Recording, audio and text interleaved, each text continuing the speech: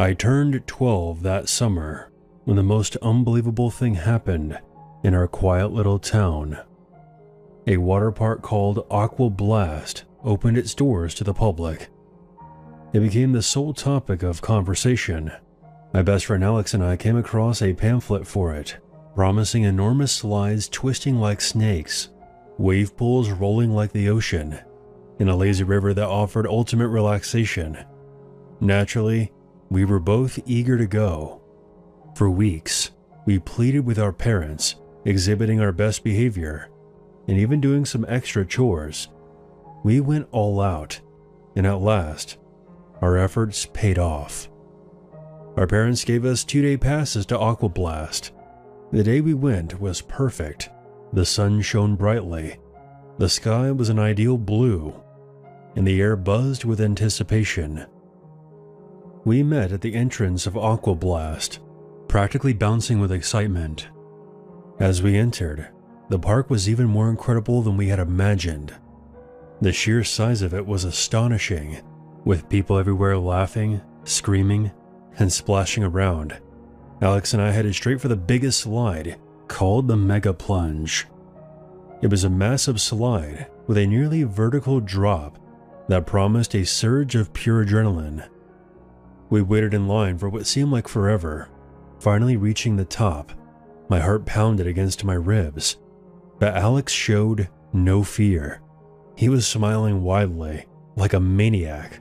We climbed into the inflatable raft provided by the attendant, and then he gave us a push. For the next few seconds, we were a whirlwind of wind and water. The ground vanished beneath us as we rushed down the slide. I felt a blend of terror and excitement, and when we got to the bottom, the rush of water was momentarily blinding. After recovering from our initial adventure, we spent the rest of that afternoon exploring the park. We braved the wave pool, which tossed us around like rag dolls, and leisurely floated down the lazy river, basking in the sun. As hours passed by, the crowd began to thin, but Alex and I decided to try one more slide before heading home. The Aqua Twister. Unlike the others, the Aqua Twister wasn't about speed or height. It was about disorientation. It consisted of enclosed, twisting tunnels that plunged you into darkness, spun you around, then ejected you into a pool of water. "This looks awesome. I can't wait," said Alex, his eyes shining with mischief. As for myself, I was uncertain. "Are you sure? This seems a bit intense," I told him. Alex called me a chicken and assured me that it would be fun, promising that he would be there with me. I knew if I backed out, he would tell everyone that I was a coward, and I would have to face teasing all summer long. So, I swallowed my fear and agreed to go. The line was short, and before long, we were at the entrance.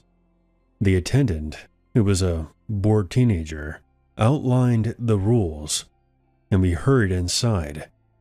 The entrance was a dim tunnel, and as we stepped in, darkness enveloped us. A chill ran down my spine. I couldn't see a damn thing. "You ready?" Alex asked, his voice echoing. "As ready as I'll ever be," I replied, trying to sound braver than I felt. Suddenly, the ground disappeared, and we fell into darkness. The tunnel twisted and turned, spinning us around. I lost all sense of direction. All I could feel was the rush of wind and the cold, damp slide against my skin. I yelled, but my voice was swallowed by the abyss. I could hear Alex shouting too. His voice was distorted and distant. The spinning made me dizzy, and nausea surged through me. Just as abruptly as it started, the ride ended, and I was ejected into a pool of water. Gasping for breath, blinking, I tried to regain my bearings. Alex was right next to me, coughing and sputtering as well. "That was intense," he said, his voice trembling. Intense is an understatement. I think I'm going to be sick, I replied, still catching my breath. We climbed out of the pool and rested on a nearby bench, trying to recover. The sun was setting, casting long shadows across the park. The air had cooled, and the sounds of laughter and splashing had faded. I decided that I had enough of water slides for one day, though we could always return tomorrow. Alex nodded in agreement as we headed toward the exit. Our excitement had been replaced by exhaustion and unease. Passing the Aqua Twister, I couldn't resist glancing back. Its dark, foreboding entrance seemed to stare at me. We were nearing the main gate when the craziest thing happened. Frantic cries and screams erupted from the pool area. Turning around, we saw people shouting for help and pointing toward the center of the pool. Curiosity overtook us as we dashed toward the chaos. When we got to the pool's edge, we saw why everyone was panicking. A group of people were struggling in the water, their faces twisted with fear. I asked a woman nearby what was happening. In a quivering voice, she said that she didn't know, only that something was dragging people beneath the water. Alex and I exchanged looks of disbelief, then moved closer to the pool. We had to help. As we waded deeper, I felt a particular sensation tugging at my feet. Looking down, I saw the water swirling around me. Before I could react, something hot and constricting wrapped around my ankle and pulled me under. I gasped, swallowing a mouthful of water. I struggled desperately, but whatever held me was too strong, dragging me deeper down. Panic set in. I couldn't breathe, and my lungs ached. I fought with all my strength, but it was futile. I was starting to lose consciousness when, suddenly, the grip released me, and I swam to the surface, emerging and gasping for air. Alex rushed over, grabbed my hand, and pulled me over to the pool's edge, where I collapsed, coughing and sputtering. "What the hell happened?" Alex asked, his face filled with concern. In a raspy voice, I told him that something had dragged me under the water, something that was unbelievably strong. We looked back at the pool. The thrashing swimmers had reached the edge, and the water was calm again. Whatever had been pulling people down, lifeguards were clearing the pool, and people were rushing toward the exits. The park was closing early, and everyone had to leave. Alex and I blended into the crowd, trembling, our thoughts in a whirl. We didn't speak until we were outside, standing in the parking lot. "Dude, what the hell was that?" Alex asked, his voice barely above a whisper. "I have no idea, but I never want to experience anything like this ever again. Let's get out of here." We walked home in silence, the day's events heavy on our minds. Once we got back, I took a hot shower, trying to wash the memory away. But that night, I couldn't sleep. Every time I closed my eyes, I saw the dark water, the swirling currents, and the shadowy figure that had grabbed my ankle. I tossed and turned. The next day, local news was filled with reports about the incident at Aqua Blast. Witnesses described seeing a bizarre whirlpool and claimed that something was dragging people under. Park officials dismissed the reports, blaming the overcrowding and panic, but Alex and I knew better. We knew that something unusual and terrifying had happened at Aqua Blast, and we vowed to never return. A few weeks later, Aqua Blast was closed indefinitely. The official reason was never clear, but I knew the truth. To this day, I still feel chills when I think back on it. It was a frightening experience that I'll never forget, and it taught me a valuable lesson. Sometimes the things that can seem the most fun can also be the most dangerous.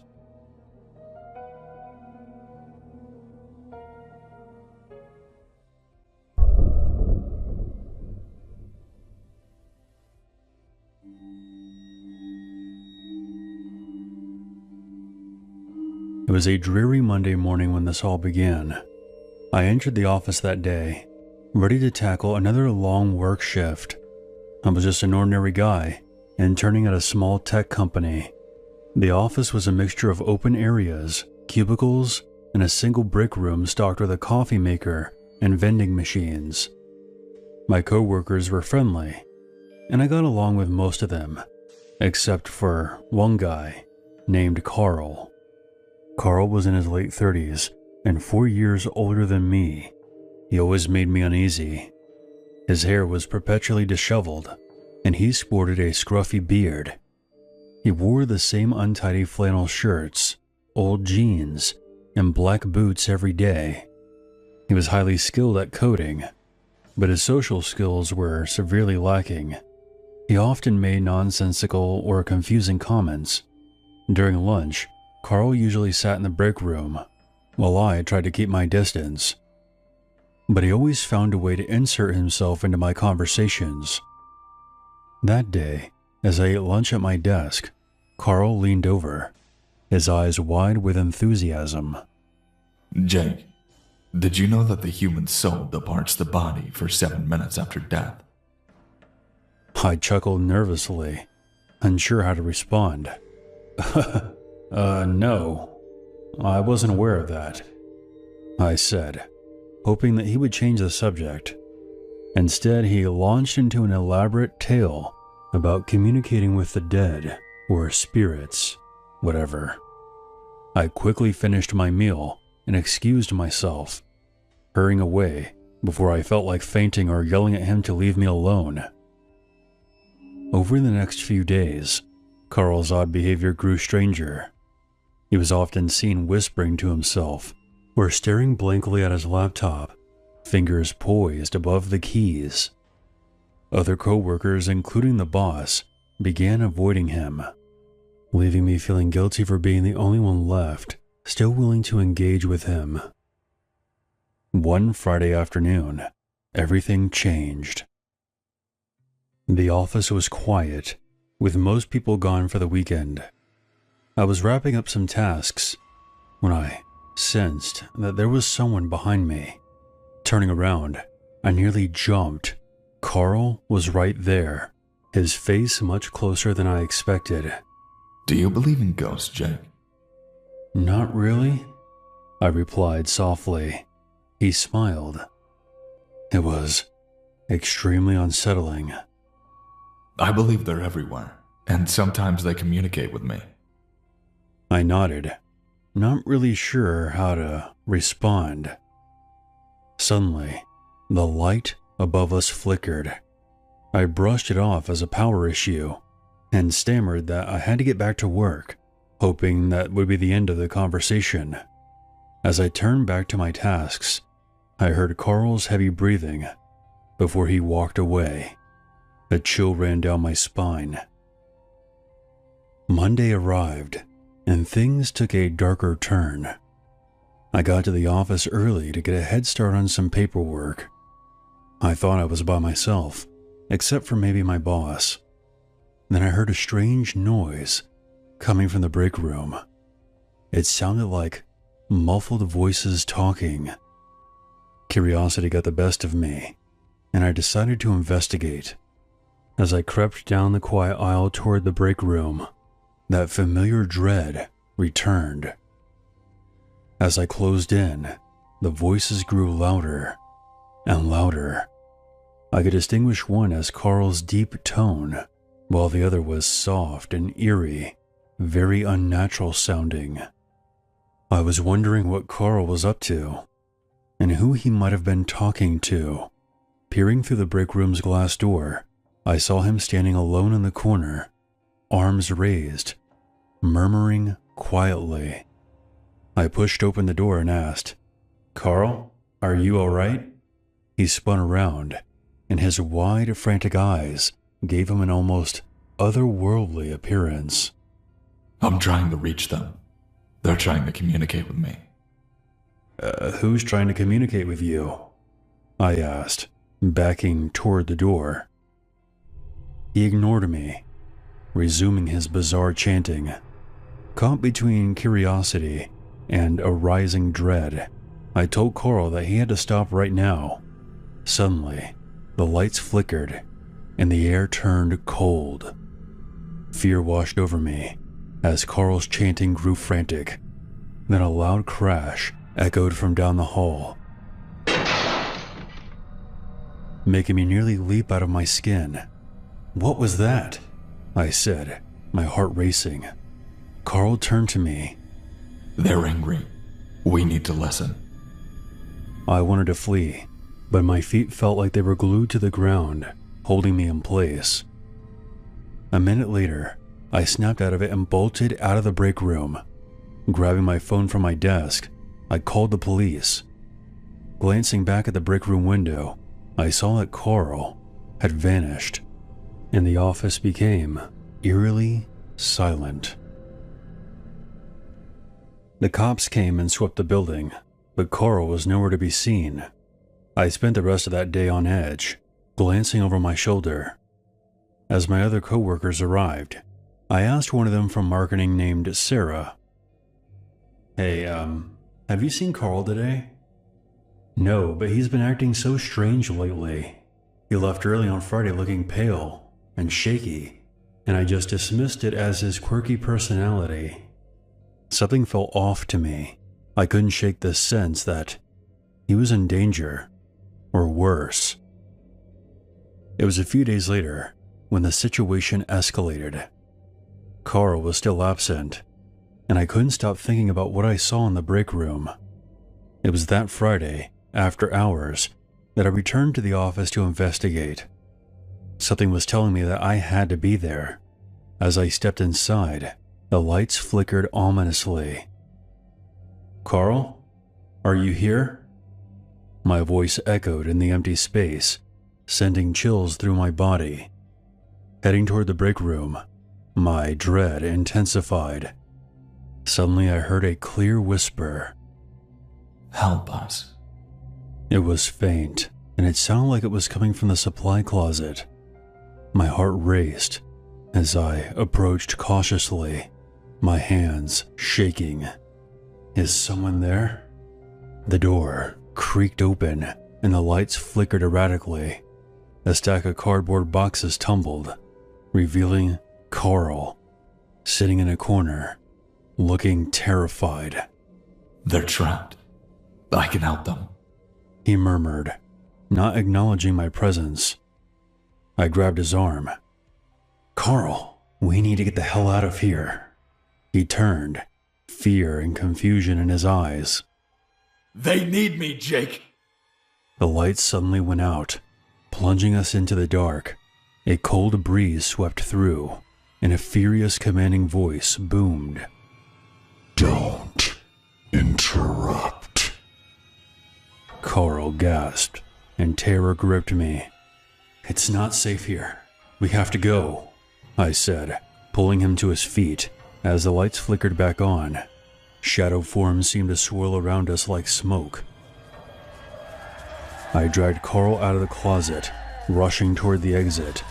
The whispers intensified, trying to pull us back. We burst out of the office, the cool night air hitting us as we sprinted back to the parking lot. Pausing to catch my breath, I glanced back. The office lights flickered one last time before going dark.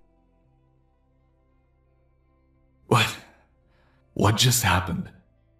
I have no idea, but we need to report this to someone. Driving home that night, I couldn't shake the feeling that these strange events were far from over. I was worried about Carl and the bizarre forces he believed in. That night taught me a very valuable lesson. Curiosity can lead to frightening places. But even so, I had a moral obligation to help Carl. I didn't want to leave him there in a state of delirium, where he would have to face these unknown horrors alone. No matter how bizarre or terrifying the situation was, I stood by my principles, and I'll do so in the future, regardless of whatever may be lurking in the shadows. There was a story on your channel some time ago about a young lady who was on vacation at a Disney resort in South Carolina, where she encountered a disturbing individual wearing a vintage Mickey Mouse mask. I want to make something perfectly clear. My experience has no connection to hers, and I'm not suggesting that it was the same person she encountered, but I have also seen someone wearing that God-forsaken mask as well. It's something that you never forget. Rumor has it that Disney discontinued that mask because it was just too terrifying for children. The fact that it was ever considered appealing to begin with remains a mystery to me. But enough pretext. Let's get into the story. I still remember this like it was yesterday, even though it happened all the way back in 2004, the year I began first grade.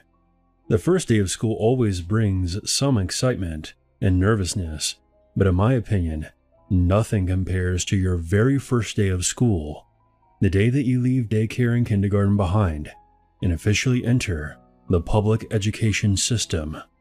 For some, that alone might sound like the start of a scary story, but for me, most of my sparse memories of that day are quite pleasant. My teacher was lovely, my classmates were mostly nice, and the classroom felt like an exciting place to learn. I'd even say my first day of elementary school was fun. Unfortunately, the same cannot be said for the bus ride home.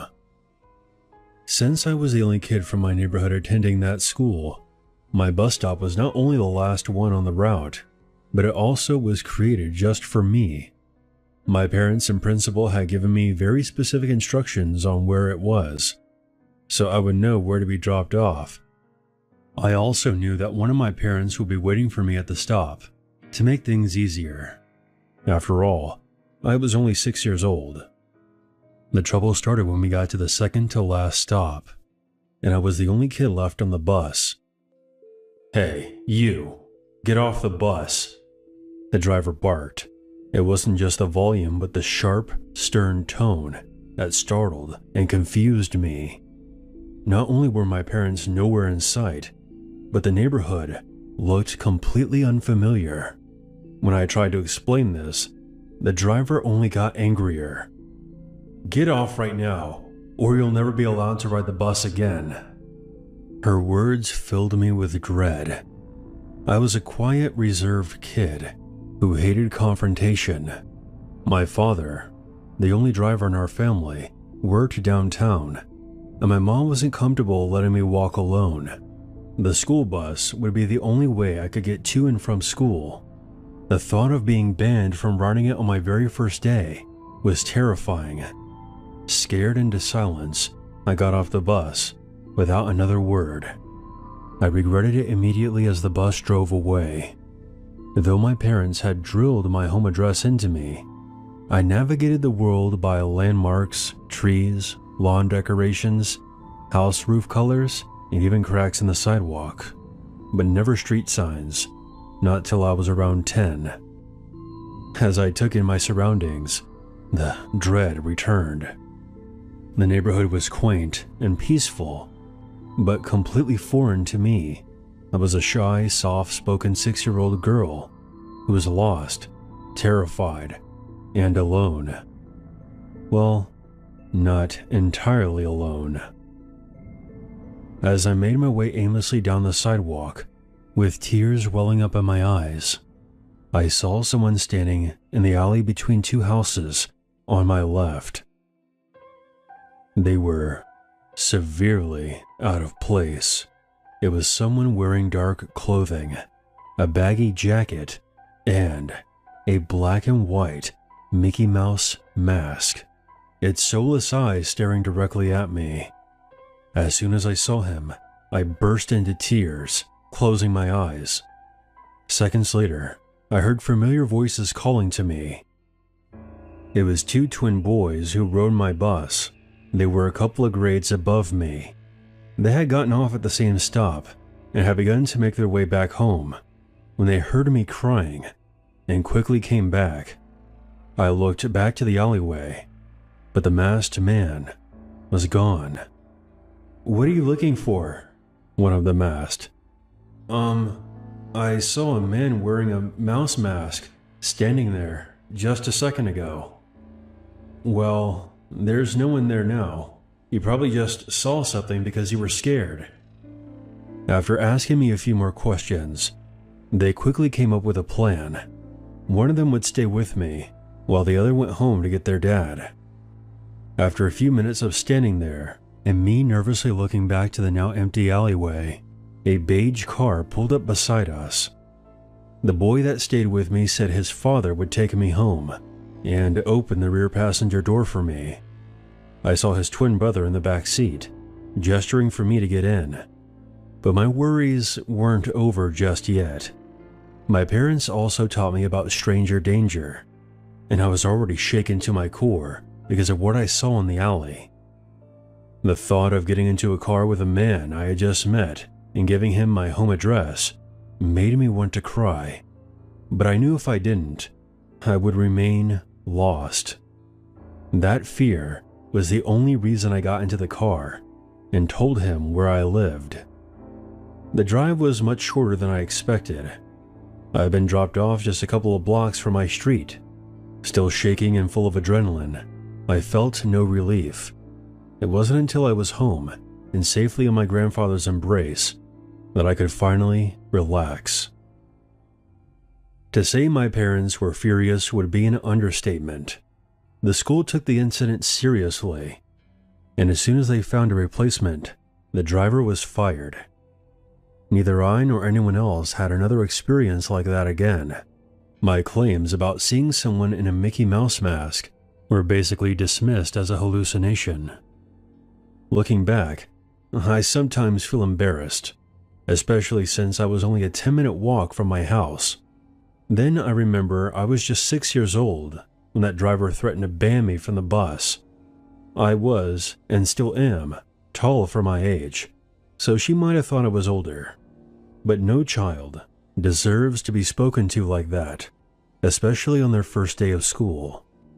I'm forever grateful to those boys for caring enough to help. Otherwise, who knows what might have happened to me that day. For years I've questioned if I actually saw a man wearing that Mickey Mouse mask that day. I suppose it's possible that it could have been my imagination, but I think it's more likely that it was someone trying to break into one of those houses. But to a lost, frightened little girl, it might as well have been the devil himself standing there.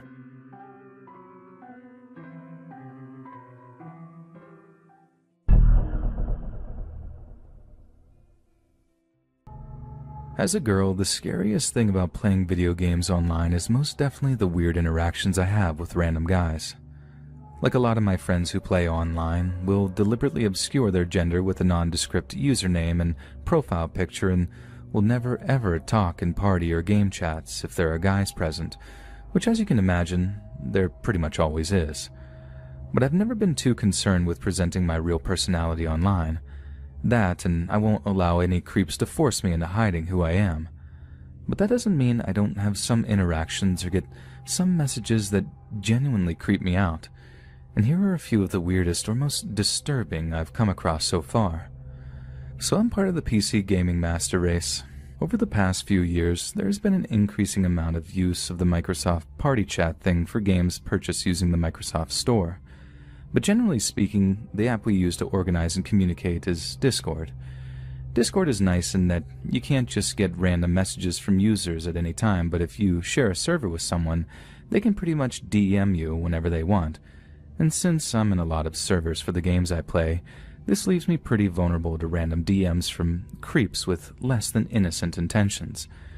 I suppose it doesn't help that one of my favorite games to play is Dead by Daylight.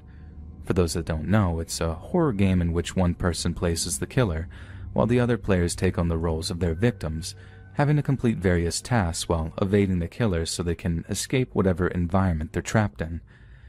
This obviously attracts its fair share of online sadists who love nothing more than to terrify and traumatize the people they're hunting. They go so far as to insist on always being the killer, never ever playing as a survivor, and naturally this means they get really good at hunting people with their characters of choice. That's how I came across one particular player who specialized as a Dead by Daylight killer known as the Clown. Now I hate clowns with a passion, to the point where I couldn't bring myself to go see that It movie, even when my Stephen King fanatic boyfriend was so excited about seeing it. They just absolutely terrify me, probably because, and my mom never gets tired of telling me this story, I had a pretty traumatizing encounter with a party clown at a kid's birthday party when I was younger. The clown in Dead by Daylight is like all of my circus nightmares come to life. It kind of looks like a combination of a clown and a ringmaster, but has allusions to other circus stuff on him too.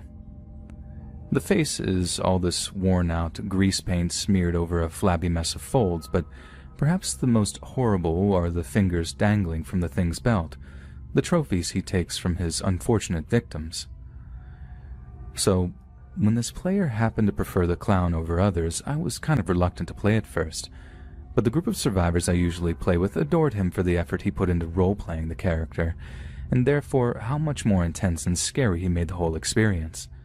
Like he kept putting this super creepy clown voice on over voice chat while he was chasing us, to the point where these big tough guys, self-confessed horror junkies, are just squealing in terror whenever he was chasing them. I think that's about the one thing that made it bearable for me, how funny it was when they were wailing like scared little girls. But let me tell you, it wasn't so fun when he was chasing me, and boy did he chase me a lot. At the end of the night, when a few of us were like, alright, that's enough terror for me, better log off before I give myself nightmares, I got a Discord DM from the guy saying, "You were really fun to chase."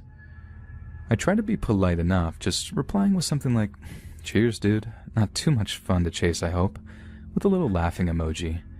Then he follows up with what seemed like was going to be a really long message, like the typing notification thing was going off for like a good few minutes, while I'm like, please don't be creepy, please don't be a creep. Then instead of some big long message, he only sends me a few words. I wish this was real. It was creepy enough sentiment on its own, but the thing that got me was that there was absolutely no way he spent so long typing out just 5 words. What else did he want to say to me that he ended up deleting and retyping over and over again for a minute straight that only ended up with 5 little words? I seriously dreaded to think what it might have been. The following night, we were all getting ready to play Dead by Daylight again, voice chatting on Discord when one of our party chat was like, "Oh, Clown Guy's online again. Should we invite him in?" My initial reaction was like, God no, but I'm not one to be a killjoy.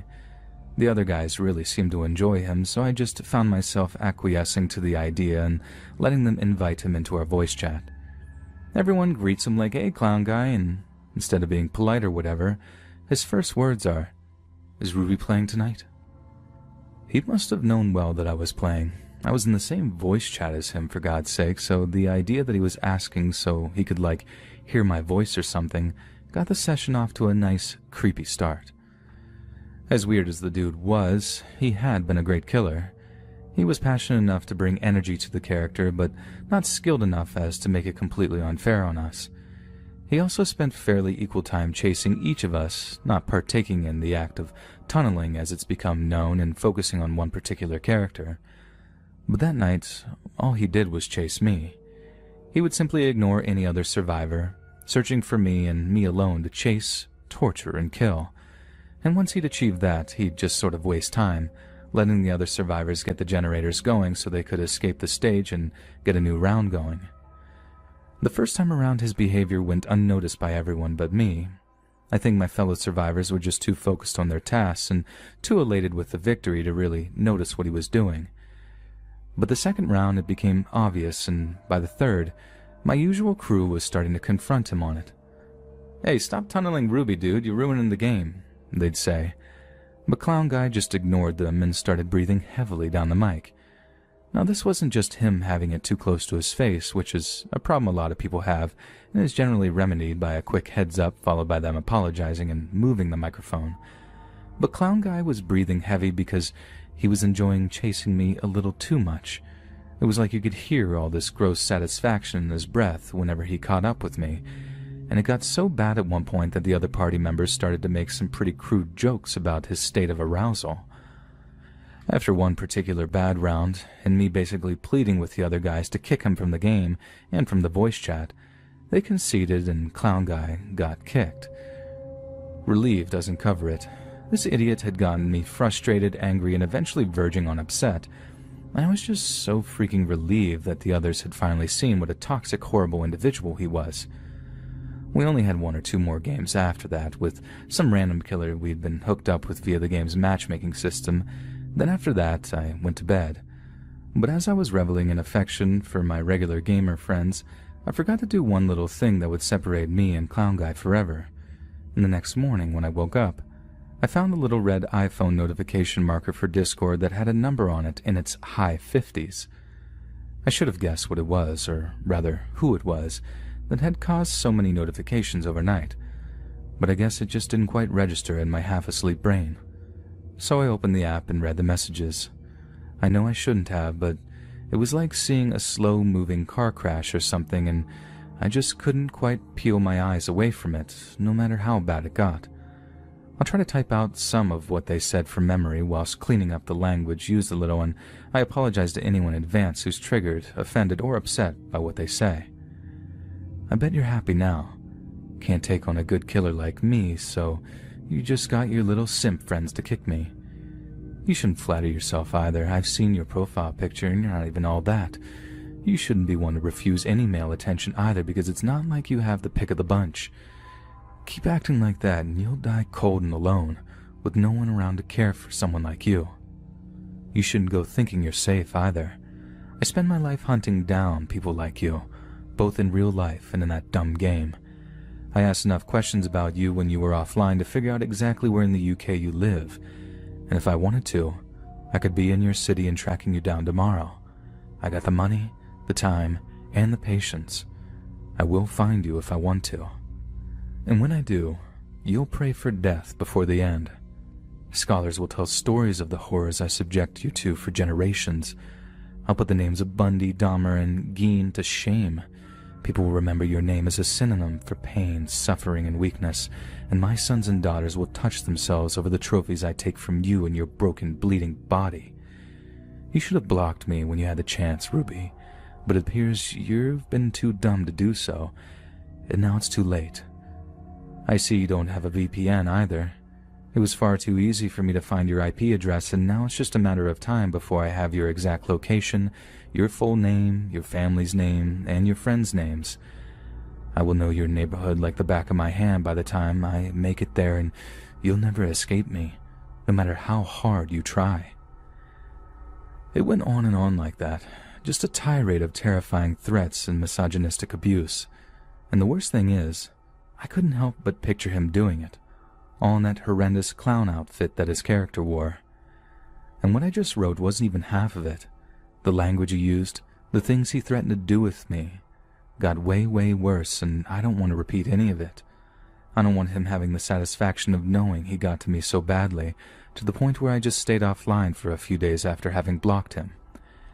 I got myself a VPN almost right away, and I'm hoping that's going to protect me, along with hoping all of his threats of hacking were just a bunch of bluster. But yeah, there it is. The most terrifying thing that ever happened to me while I was using Discord. In fact, it's probably the scariest thing that's happened to me online. Full stop. Probably the scariest thing that ever happened to me, actually. If anything, I'd like to serve as a warning to other gamers who happen to be female, and I hate the term gamer girls. As soon as a guy even shows the remotest signs of being pervy, possessive, or anything like that, hit that block button. God knows it'll save you a whole world of anxiety, like it did for me.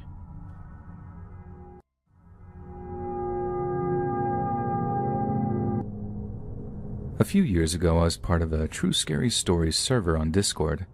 It was a place where people would share their own personal stories of scary or spooky things that happened to them in their lives, and for a while it was honestly a lot of fun.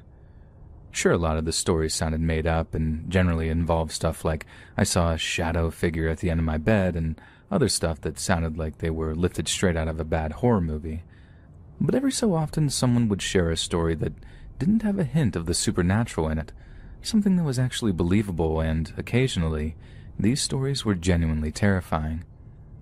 I read a lot of seriously spine-chilling stuff on that server, but a lot of it I've forgotten over the years, probably because although they were creepy, they just weren't disturbing enough to actually stick with me. But there was one story in particular that I've never forgotten, because it's genuinely made me shudder to read. I hope the user in question doesn't mind if I share their story, and if they happen to read this, I'd like to think that they could let me know in the comments and maybe correct anything I got wrong, because I'm telling this from memory. But anyway, here goes. The poster began their story by assuring us that their story wasn't just some fabrication, and although they were pretty young when it happened, just thinking or writing about it as an adult was a pretty stressful experience for them. They went on to explain that their early years were marred by tragedy, how their dad had died when they were real young from a drug overdose, so they were raised by a single mom living in a small apartment just down the street from their grandma's place. Mom did some dating, though, obviously trying to do the right thing and find them a stepdad to give them some kind of father figure in their life. The incident in question happened while she was out on a date. Usually speaking, their grandma would babysit for them anytime Mom needed to go do anything that meant she couldn't bring them along.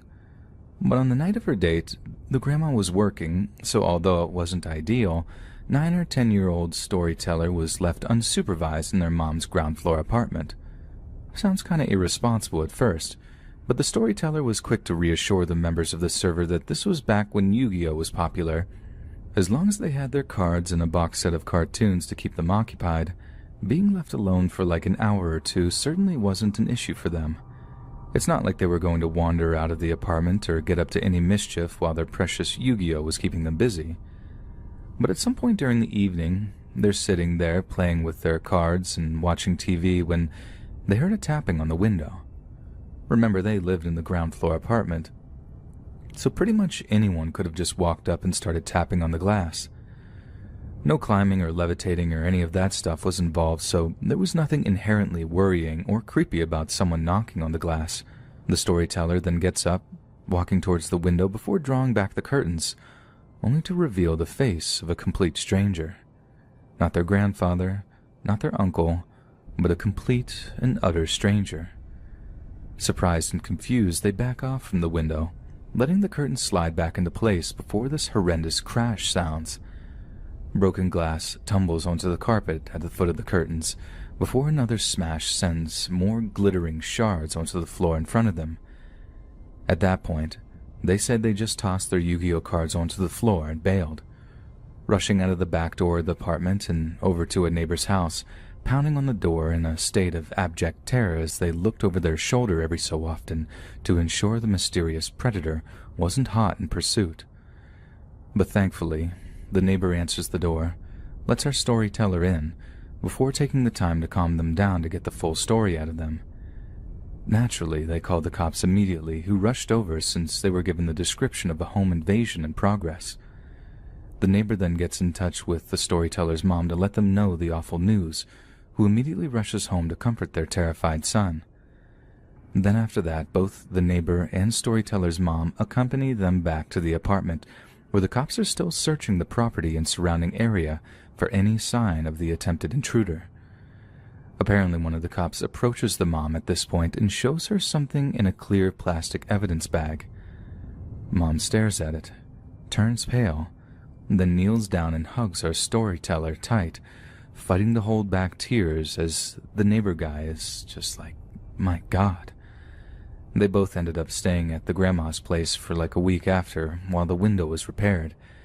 And if that seemed like a bizarre amount of time to fix a window and that something else might be behind them staying away from the apartment for a while, you'd be right in thinking that. Our storyteller had their suspicions for a little while, but they were too young to really understand the implications of what had happened. The kind of danger they'd been in wasn't clear until many years later, when their mom explained to them just what happened that evening. You see, it wasn't just the window that was being replaced. The entire apartment was being fitted with new, incredibly sturdy locks, CCTV cameras, just about everything short of a panic room, all being paid for by Grandma and Grandpa. The whole family was absolutely terrified, and it was all down to the piece of evidence that the cops showed to the mom that night, the little thing in the clear plastic evidence baggie that made her turn ashen and squeeze our storyteller in a big, trembling bear hug. What was in that plastic bag was a photograph. A photograph of a young boy curled up in bed, sleeping soundly. And that boy was our storyteller. The mom told a much older storyteller that the photo couldn't have been taken long before the attempted break-in. Something about the sheets on the bed being fairly new or something. I can't quite remember. Or maybe it was a new haircut storyteller had gotten.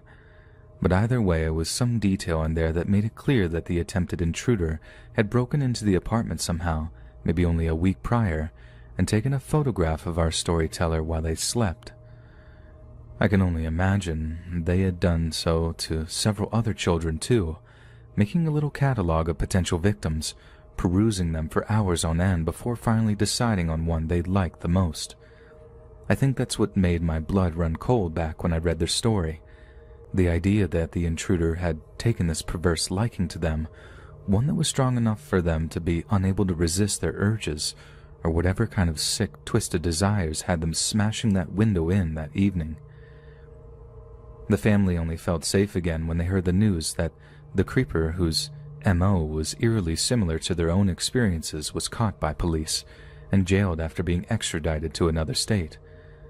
But they kept the whole thing a secret from our storyteller until he was in his late teenage years. There was no more details after that.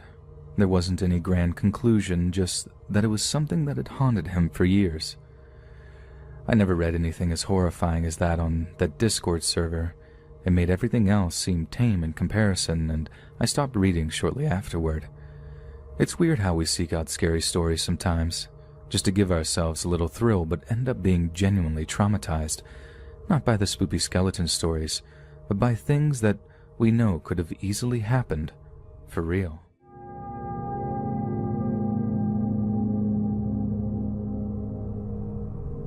I used to play a lot of Insurgency Sandstorm with a fixed set of guys and a few girls, and we used to organize using a Discord server. People came and went as time went by, but there were a couple of us that actually stayed in touch quite frequently outside of just organizing gaming sessions and became pretty good friends.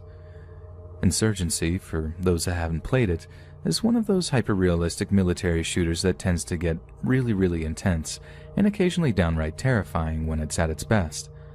I'm not saying we had this proper Band of Brothers vibe going. I know it's only a video game, but like I said, a handful of us ended up being pretty good friends and bonding over the intense level of teamwork required to win rounds, not to mention the sweaty-palmed, adrenaline-fueled firefights.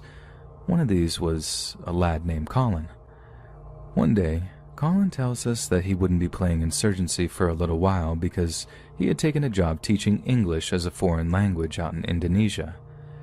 He had wanted to do some traveling for a while, but just didn't have the money available to him, and getting qualified to teach English gave him an opportunity to see some more exotic areas of the world whilst getting paid for it. We were pretty gutted to hear the news.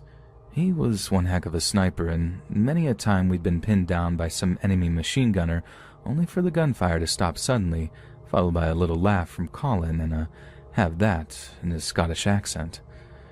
We absolutely loved him for moments like that, but we were also really happy for him, and since he promised to stay in the Discord server, we'd be able to keep in touch and hear some stories of his adventures out in the tropics. So a few months go by, and we're enjoying hearing the stories of his travels, along with being updated with photos of him exploring some pretty remote parts of Indonesia. It was the photos of him with the school kids he was teaching that really made me smile, though. He looked like he was having the time of his life, especially when we saw some videos of him teaching the kids some pretty obscure English phrases. Not only that, but occasionally we'd hear some of the kids actually repeat the phrases back kind of in a Scottish accent, and the idea of a bunch of Indonesian kids learning to speak English with an Edinburgh accent was absolutely hilarious to us. I mean, imagine it. Some American wishing an Indonesia fellow good morning or something, only to hear, "You alright, pal? Who's it going?" in response still makes me chuckle even now, to be honest. Then, in September of 2018, I woke up to the news that there had been an earthquake in the sea just off the coast of Indonesia, causing an earthquake that had resulted in a massive tsunami that had destroyed huge sections of the country. Immediately, I thought of Colin. I jumped onto Discord using the app on my phone and sent him a message asking him if everything was alright and hoping he'd not been caught up in the tsunami.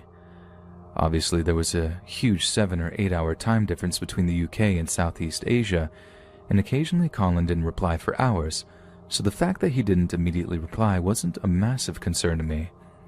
But he didn't reply all that day, to the point where I started expressing concerns to some of the other lads in the server, sharing the news of the tsunami with them and mentioning that I was worried Colin had been caught up in it.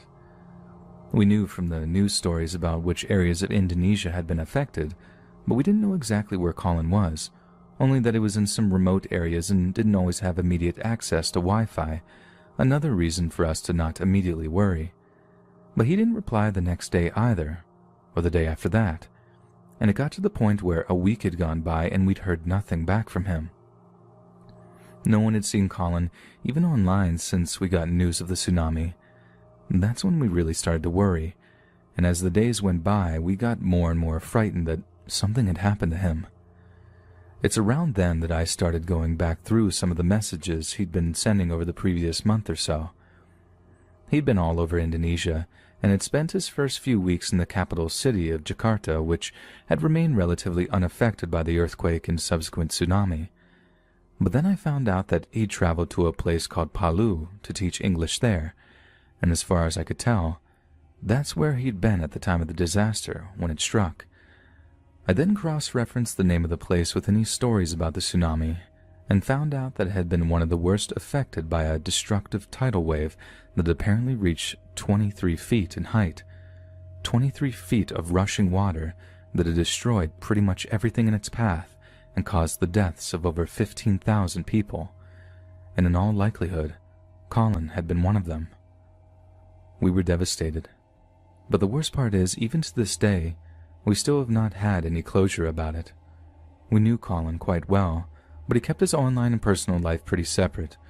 We never knew his last name or the names of any of his family, so it's not like we could get in touch with them to find out if he really had died or not, or to see about any funeral arrangements if he had indeed perished during the tsunami. But I think the fact that even now his Discord account lies inactive is evidence of the fact that he did actually lose his life out there. Maybe he's okay, and he just never bothered to get back on Discord. Maybe his close encounter with death made him realize that video games were just a waste of time or something. But I think that's just wishful thinking on my part. In my heart of hearts, I know he's probably dead. I just hope he's at peace now, and whatever family he had are okay. Rest in peace, Colin.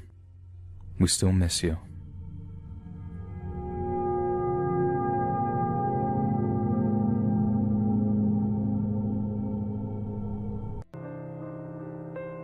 The story happened late October of 2022. It was my senior year of high school. My girlfriend Jade and I decided to go to a party that was to celebrate our football season, which had recently just ended. I had played football for 8 years at this point, and Jade had been doing cheerleading for 10 years. We felt like we should attend to give a proper send-off to our respective sports. Plus, I knew the host pretty well. We'll call him Jake, because he was also on the team and he had the house all to himself. The plan was for me to be the designated driver for Jade, my friend who we'll call Michael, and his girlfriend who we'll call Morgan, who are also coming along with us. Michael lives 2 cities away. Him and his family moved his senior year, and he decided to just finish high school in our city. Besides the main downtown area that's our state capital, our cities aren't very big, so Michael was only a 20-minute drive. This is important for later. Halloween was right around the corner, so that was the theme of the party. I went as Jack Skellington, just wearing the suit, and had Jane do my makeup to look like a skeleton while she went as Sally. Michael went as Chucky, and Morgan went as his bride. I'm like 90% sure her name is Tiffany, but if I'm wrong, I apologize. Anyways, we go to the party and a lot more people than I expected showed up. Basically the entire cheer squad, almost the entire football team, and even people from our rival high school, their football team and their cheer squad there as well. And like what you would expect from a typical high school party. People didn't know how to control their drinking, and well, things got really rowdy. I was playing a tag team beer pong game with Michael against 2 other friends when a familiar voice called my name. I turned to look, and it was a kid from our high school who we'll call Bob, wearing a Jason mask and his usual hoodie with jeans. Now, Bob was an odd specimen to say the least. I met him in my first term history class when he randomly came up to me and started talking to me. From the start, I could tell that he wasn't very good at socializing. Being on the football team, people expect me to be stuck up, but I try to be very open and nice with everyone, so I got to know him pretty well in that class. A little too well, in fact. He would openly tell me and my other friends in class about his frustrations about being single and a virgin, and how desperate he was to lose his virginity. He also didn't really know how to read a room or pick up on social cues. He also would talk like we've been buddies forever, and would make really unusual or out-of-pocket jokes. He also had really well-off parents. Both of them drove sports cars, and he lived in a huge house. Despite this though, he would wear the same clothes almost every day and had really long, greasy hair. He would also start high-fiving me in the hallway, which wasn't a big deal because it was just one more person to high-five on my way to class. Well, not long after that, I knew someone who went to junior high with him, and Jade told me how he had the biggest crush on her in junior high, and how he was only trying to be friendly with me to get closer to her. That didn't make much sense to me at the time, so I tried not to look at him differently, but the thought had always lingered in my head. Especially since when he would high-five me, Jade was always there, and he would try to stick around a little longer and always include himself in the conversation. Again, I had no problem with this, especially because he wasn't stalking me 24/7. It's just at times I found it mildly annoying and creepy. He started small talk, and I had tried to answer his questions as much as I could, but to be honest, I was way more focused on the beer pong game. He left me alone after a while. The party started to die down, and I was sitting in a circle with some teammates reminiscing over our times on the team and talking about how we'd really miss it when I decided to rally my group and head out. Jade was sitting in a circle of Rome with the cheer team maybe 5 feet away from me, probably doing the same thing, so gathering her wasn't that hard. The hard ones to find were Michael and his girlfriend. I tried calling Michael, but he didn't answer, and I didn't have his girlfriend's number. Our first assumption was that they were probably just making out or something in a bedroom. So we went about the house knocking on door to door, opening them and seeing if there was anyone there, then shutting the door. Bob saw me and Jade appear into our room and close the door when he then came up to us and said, "Whoa, what are you guys trying to do in there?" in a joking tone that just came off as creepy and awkward. I asked him if he'd seen our friend, and he just replied no, so we kept looking. Bob then started following us around, which I was starting to get annoyed with. I eventually found Michael in the bathroom puking his guts out in the toilet with his girlfriend. While he was finishing up, I went to my friend Jake and thanked him for his hospitality, and I offered to come over the next day to help him clean up. He said it was okay, that he actually had some people spending the night, including his girlfriend, who was going to help him in the morning. I still told him I would stop by if he needed help. But we're heading to my car when I had then heard Bob say, "Hey man, could you give me a ride?" I was a little annoyed because I was already pretty tired, and I already had to drive out of the way to drop off Michael, Morgan, and Jade, but I just said yes anyways because I'm nice. I also didn't mind driving up to his neighborhood because there were a lot of nice houses, and around the Halloween season they're really fun to look at. I dropped him off first and started to drive to Michael's, which was now probably going to be a 25-minute drive, and it was already around 2:30 a.m. at this point. Morgan was spending the night at his house, so after dropping them off, I had started to drive back to our city. Jade had offered spending the night because I was tired, and I thanked her profusely. We got to my house, and after I changed and washed off as much of the makeup as I could, I just about crashed in my bed. I woke up to Jade in the bathroom that connected to my room. She apologized for waking me up and then laid down next to me. After a couple of seconds, she then got up and asked if I heard that. I listened and heard footsteps right above my window well. My room is in the basement of my house, so the footsteps would be in our backyard on the west alleyway between our house and our gate and fence. It's probably just raccoons, I said. No, they sound too heavy to be a raccoon, Jade then said. It's probably just Bear, I said, referring to my 100-pound Malamute. No, we locked his doggy door, remember? She asked. He has a special doggy door that only opens when it senses this fob that we keep on our dog's collar. This keeps the raccoons out. It also had an option to completely lock, so even with the fob, the door won't open. I didn't remember locking it, but I also didn't have an answer, so I just stayed silent. She then got up. Where are you going? I asked, and she then replied that she was going to check if it really was Bear. I would really feel bad if I had let her go check it out alone. On my way up the stairs to the first floor, I saw my dog sleeping in front of the basement door, so it couldn't have been him. But now I was curious, so I go to our backyard door and opened it and then stepped out onto the porch. I looked around and couldn't really see much from on the porch with the porch light, so I stepped down and started investigating with my phone flashlight. I could see the glow of my LED lights through my window and didn't really see anything else. That's when an animatronic in my west side neighbor's backyard went off, scaring me. It was some sort of crypt keeper thing that has green glowing eyes and talks. My neighbors love Halloween, so they have decorations in their front and backyard. I jumped and this caused me to speedily walk back inside.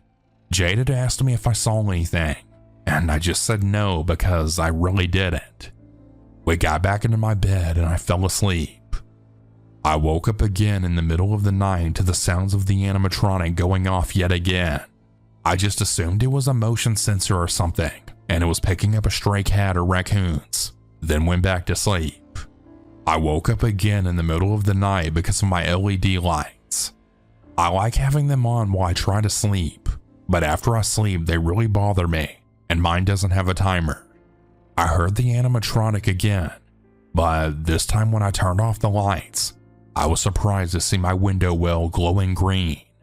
We have barred covers over them so that nothing can get down in them, but the well was glowing green and it sounded like the animatronic was right above my well. I was now freaked out. I don't know how Jade stayed asleep, but I laid there scared to move or anything. Eventually it stopped. I just sat there for a while awake, trying to calm down. I thought that it had to be someone messing with me, so after scrolling through my phone a bit to get tired again, I fell back to sleep. I woke up the next morning and saw my LED lights were still off, so I definitely wasn't dreaming about it last night. While Jade was getting ready, I called Michael to see if he was messing with me. He didn't answer. He was probably still asleep from being hammered last night. I then realized, why would Michael drive all the way over to my house drunk just to mess with me? I know his girlfriend wouldn't drive him either because she's more of a homebody type. Then it hit me. Our neighbors have a son who's my age. In fact, he played on the football team as well, and I knew him very well. I called him and I was actually surprised when he answered. I started telling him about the animatronic scaring me while I was outside, but I didn't mention the part to him about it being above my well. I wanted him to think that I just slept through it and that he went through all that work just for me to sleep through it like a baby. Well, he then told me that all of the animatronics should be unplugged because he and his family are out of town for the weekend and that they wanted to prevent an electrical fire or anything of that nature. I've known him for a while and I know that he can't lie very well, so this really caught me off guard. I also realized that I didn't see him at the party, so he really was probably out of town. I asked if I could go over and just make sure that they were unplugged. I texted Michael to call me when he was awake. Jade was finished and she said she would come along because she wanted to hang out with Jake's girlfriend. I explained how we have to go over nearby to check on all the animatronics, and she came with me. I went straight to the skeleton one to see if it was plugged in. It was unplugged. I followed the wire up and down at least 3 times just to make sure I was holding the right unplugged wire. I was. When we got there, the mess was already picked up besides a few cups. I went down to the basement to get another box of garbage bags with Jake, and I then saw a Jason mask on the floor. I picked it up and it was Bob's. the events of last night hit me. The footsteps, the skeleton. I wondered if it was Bob in my backyard. I thought there was no way. He doesn't even know where I live. He also isn't very coordinated, so seeing him carry an animatronic is just something that I couldn't even imagine. We did find it weird though how we would find his mask in the basement of the house, the one part that was off limits. Michael called me later in the day. I explained everything to him, and he was adamant that it wasn't him. I still don't know if those footsteps were connected with the animatronic, and I still don't know if Bob was even connected to those events. After that though, he had started acting even more strange. Either that or my mind really was open to how odd he was. Either way, as Halloween comes up, those neighbors have continued to put the Crypt Keeper in their front yard, and I still wonder to this day what happened on that chilly October night.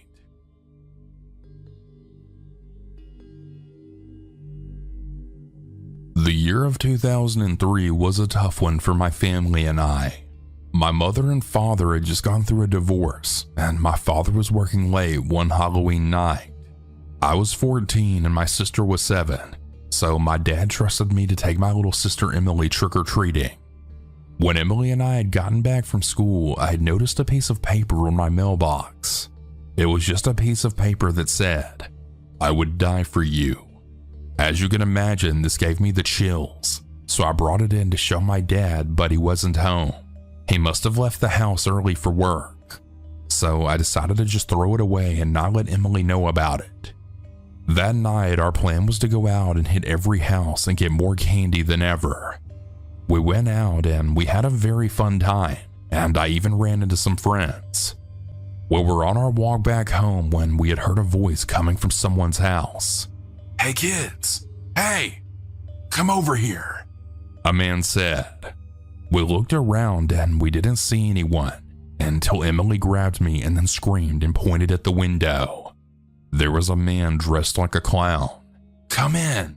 I have Play-Doh and I have any candy here you can imagine." We then ran as fast as we could down the road screaming until we finally made it home. Once I got home, I realized that our front door wasn't just unlocked, but wide open. I remember saying hello a few times until I figured that maybe the wind just blew our door open. We sat in the living room and tried to just forget all about our encounter with the strange clown in the window. We were counting our Halloween candy and watching Hocus Pocus until we had heard someone knock at the door. We knew that it couldn't be our dad and knew for a fact that it wasn't our mom. "Who's there?" I said. There was a long pause until the person responded. "I'm Jesus Christ. I'm here to save you from the evil of Halloween." Emily screamed and we then ran into our dad's room with the door locked. I tried calling our dad a few times, but he wouldn't answer. Then we saw a figure near the window of my dad's room. It was a person standing there in a suit with a pig's mask. "It's okay. I'm Jesus, and I died for the sins of the children," he said. We then hid behind our father's bed and were scared shitless. We could hear him tapping the window and humming some strange song. "Let me in or I'll slit my wrist tonight when I watch you sleep," he said. We both just laid on the floor shaking in fear. Emily had started to cry, and I had to stay strong for her. After a while, the man had left, but my sister and I still stayed in the same spot behind our dad's bed for over an hour until my dad got home. We told him what happened, and he didn't even really care or listen much. He just wanted to rest after a long day of work. The very next day, we had had a disc on our front porch. It was a blank DVD disc that had "Do not watch unless you love Jesus" written all over it with Sharpie. I went into my room and started watching it on my PlayStation 2. It was some of the scariest and disturbing imagery I had ever seen. It was just very disturbing images of a very, very tall man walking in the woods on stilts in a suit. The video would cut with a VHS static effect to a silhouette of a man in a field on a cross. It would just keep cutting to random disturbing images. One other image I remember was in black and white of an extremely overweight man in bed with a ton of white face paint eating out of a tub of ice cream with his bare hands.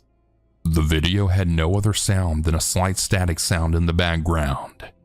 I gave the DVD to my dad and told him what had happened, and he said he would take a look. That was the last I'd ever seen of that DVD, and my dad never mentioned anything of it again. He told me that he just threw it away and didn't really get a chance to watch it. I guess if my dad didn't care, then neither should I. I wonder who that could have been and why they wanted to scare a child so damn badly.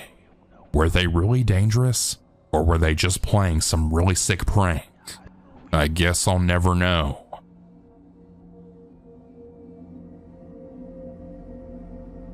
The year of 2014 was one of my favorite times in my life. I had just graduated high school, got my first job, and was ready for life to really begin.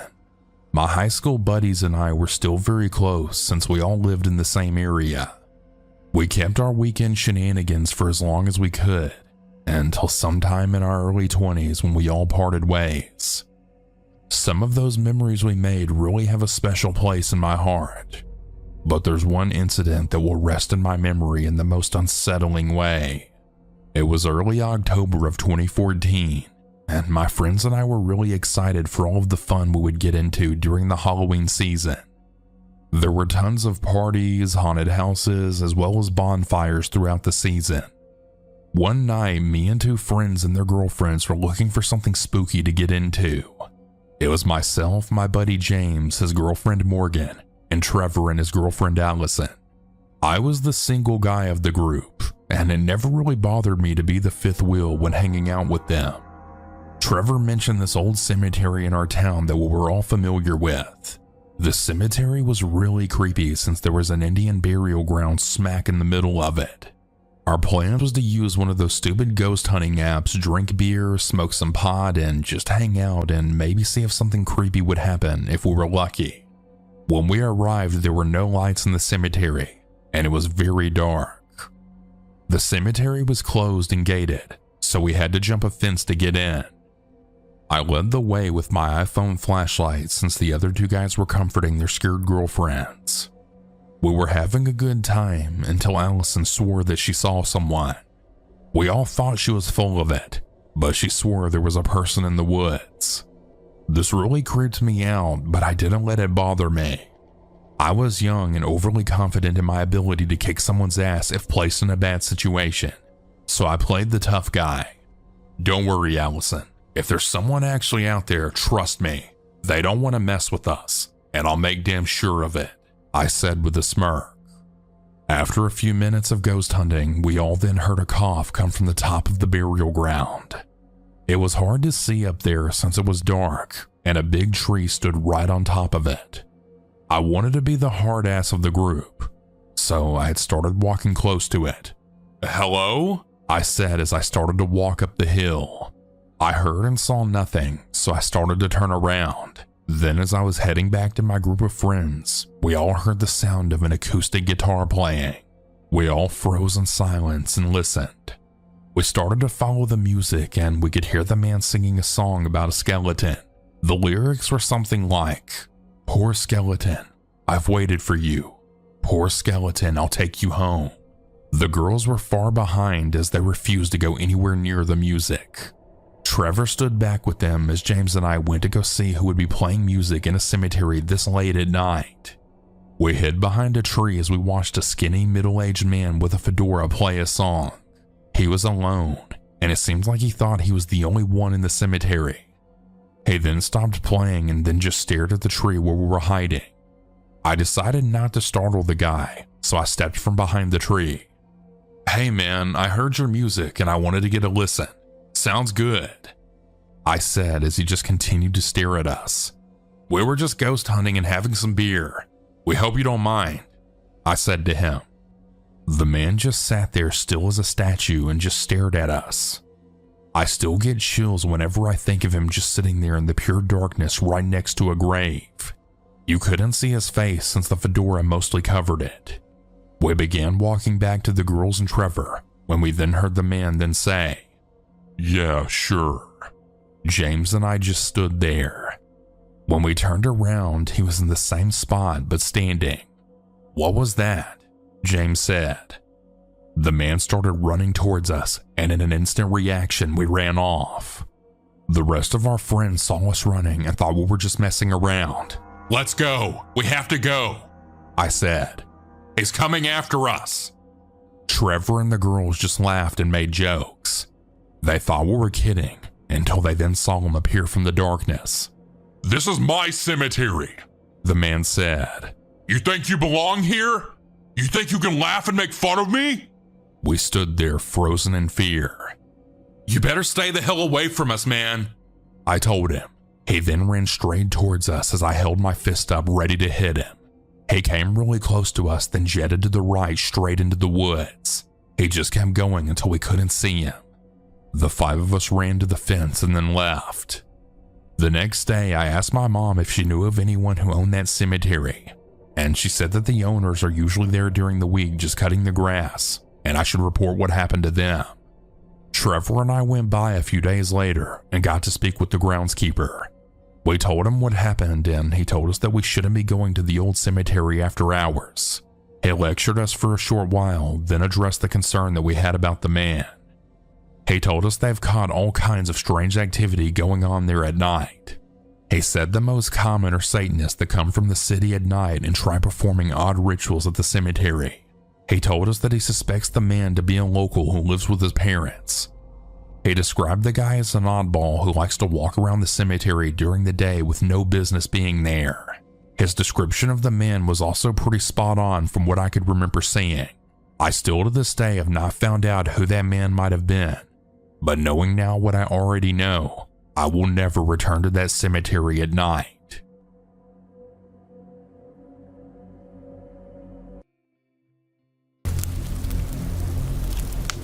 Back when I was about 6 or 7, we were visiting my aunt for Christmas. She had just divorced her husband. He was a hot-headed Czechoslovakian guy who had started to go a little off the deep end. He called the house multiple times over the past few days, threatening my aunt, but nothing had ever come from it. We'd kind of dealt with the temper and flare-ups the entire course of their relationship, so it wasn't really anything new. The only part that was difficult was that we were hearing him freak out through the phone, not in person. This was actually kind of nice compared to the normal routine. Try not to placate a middle-aged guy with a bad attitude. My parents and I had just immigrated to Canada, which is where the story was taking place, so we were spending the night at my aunt's before the house was ready. We were lounging for the holidays and just enjoying a little family time.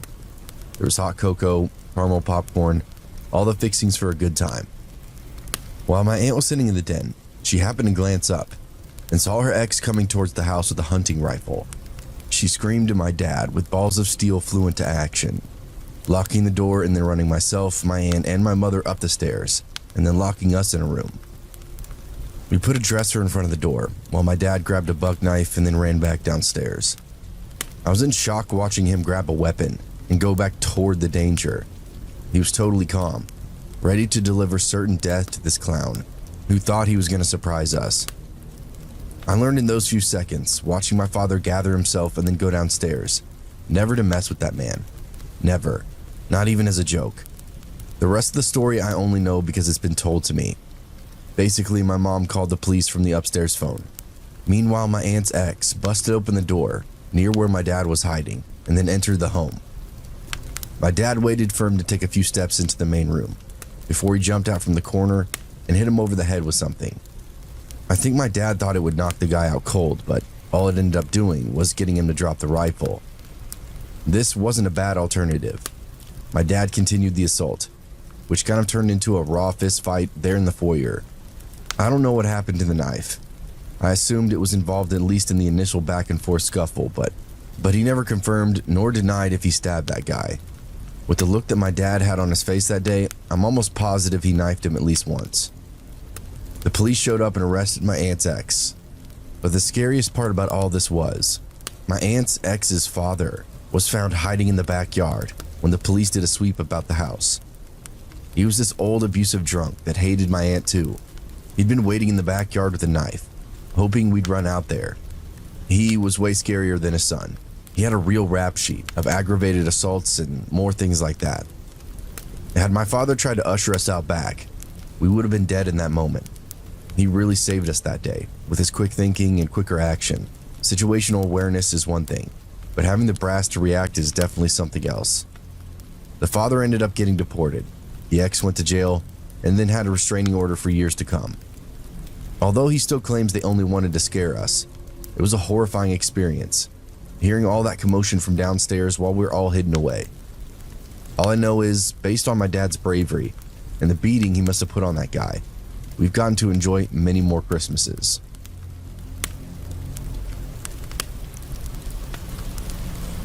On the 25th of December in 2014, 36-year-old Dustin Lee Klopp dialed 911 from his home in Lancaster County, Pennsylvania. When they asked what the nature of his emergency was, Dustin told the dispatcher that he required police assistance as a domestic disturbance had occurred at his home. He refused to elaborate any further, and when assured that the officers had been dispatched to his location, Dustin hung up the phone.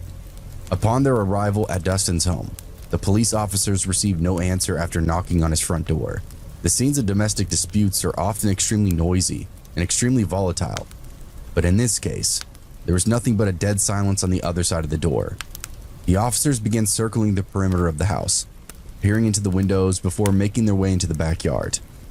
The place seemed completely deserted, and for a moment, the officers believed they may have gotten to the wrong address. Just as they were about to radio dispatch for some more clarification, one of the officers passed a small shed Dustin had kept in his backyard and detected the telltale smell of rotten flesh emanating from its interior. After fetching a pair of bolt cutters from their patrol car, the officers gained access to the shed, and after a brief search, discovered a dismembered human corpse stuffed into a gym bag.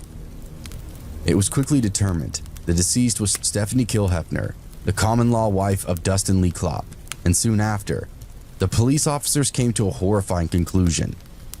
Dustin had absconded with the couple's 2 daughters, and if he'd murdered their mother, there was no telling what he had planned for them. Local law enforcement rushed into action, setting up roadblocks while requesting additional units from neighboring counties. Within just a half an hour, a gigantic web of roadblocks and police patrols sought to trap Dustin in Lancaster County, but the effort proved fruitless. Because right around the same time, the entire county was being sealed off. Dustin simply walked into a state police barracks and handed himself in. "My name is Dustin Lee Klopp," he told the officers at the front desk, "and I just killed my wife." As they escorted him into an interview room, homicide detectives were struck by how calm Dustin was and how he remained that way as he described the events of the previous night. At around 10 p.m. on Christmas Eve, Dustin and his wife began to argue. Their relationship had already been steadily unraveling, but the copious amounts of alcohol exacerbated an already tense situation until the atmosphere became downright volatile. Dustin explained how his wife had started to fiercely berate him after he attempted to walk away from the argument. Stephanie then directed so many vile insults at Dustin, he claimed to simply snap. He saw red and attacked her. With one single strike, Dustin knocked Stephanie unconscious, and as she lay before him groaning, she gradually came around. But he knew there was no turning back now. Stephanie would use this incident to financially and socially destroy him. She'd take the kids, she'd take the house, and she'd take almost half of his salary for as long as he continued to hold the job. This drunken mistake would prove nothing short of catastrophic for him, unless he committed the unthinkable. At that, Dustin walked into the family's kitchen, retrieved the sharpest knife that he could find. He kneeled next to his wife's body, brought the blade up to her throat, sliced open her jugular in a spray of fresh blood. He then walked into his home's backyard, grabbed a large axe he'd been using to chop wood for a smoker, then, in his own words, split her head open with it. He spent the remainder of the evening chopping up Stephanie's body, all while their 2 sleeping daughters slept peacefully upstairs, completely ignorant of the horror that had unfolded downstairs. By morning, Dustin had removed almost all evidence of the crime, all except his wife's corpse. After stuffing her remains into the gym bag and hiding it in the shed, he hoped the cold might mask the stench of death. He then drove his children over to his parents' house under the pretense of spending Christmas at their place. To them, it was a pleasant surprise, and neither party thought too much of it as Dustin drove back to home to place that fateful phone call. Overcome with guilt, Dustin briefly considered suicide. The idea of facing the media firestorm that would inevitably follow seemed far too much to bear. But instead of taking his own life, Dustin decided to face judgment. His courage only lasted a few months though, as in early 2015, Dustin hung himself in a cell at Lancaster County Prison. His attempt was interrupted by a prison guard, but the intervention came far too late. He was declared clinically brain dead just a week later, slipping away shortly after life support was withdrawn. Crimes like this are a prime example of why restraint and de-escalation are so important. When Dustin lost his temper with his wife, he not only lost the moral high ground, he kicked off a chain of events that would end in both of their deaths. At a time when families should be coming together, putting aside their differences to spend quality time together, Dustin Lee Klopp chose to doom his own. I was driving from Cheyenne up to Butte, Montana, and the first part is generally windy with chances of the road closing due to the wind being common. I was about half a mile behind a pickup truck, pulling a travel trailer, when I saw that it started to get loose. I myself regularly pulled a 28-foot travel trailer myself, and had spent a few days and nights sitting in Douglas, Wyoming, waiting for the winds to die down so I could finish my drive. When I say winds, I mean catastrophic air movements, sometimes upward of 75 miles per hour. The southern belt of Wyoming can actually be a record setter for winds. The average is usually over 50 miles per hour for the year. Casper held the highest rate of suicide per capita in the world, and there's barely 60,000 people living there. Many attribute this to the wind driving them crazy, day after day. Anyway, I start mumbling to myself about using the trailer brakes to straighten it out when he went sideways and into the center of the divided highway. It jackknifed and rolled, so I yelled some curses. I was a brand new dad at the time, so I'd been thinking extra about my own mortality. There's nothing like someone else on the road, not just putting themselves at risk, but everyone else around them too. I'm a former EMT, so I was preparing myself to help save some guy's life when I rounded the corner and saw it. The truck was on its side. He had landed on the driver's head partially detached outside of the vehicle, with his body inside and a small section of ligament keeping it attached. Basically, his head smashed through the driver's window of this truck as it rolled, and then the truck decapitated him as it shifted on its side along the roadway. I could see a path of blood where the open wounds had dug through the snow. At the end of this little bloody trail is a severed human head, still bleeding while the snow lands in its hair. I look in the front window and saw no one else inside, and slowly walked back to my truck, mumbling about who knows what. I called law enforcement, explained the situation and the scene, and then the location. I asked if they needed me to stay, and dispatch told me no. My information was enough. I drove a long way in silence. I even cried some thinking about my 8-month-old boy and what his life would be like without me. I saw myself driving that truck and hauling that trailer, as that's how my wife and I lived for about 8 years. We pulled that thing all over, rain or shine, any time of the year. Count your blessings.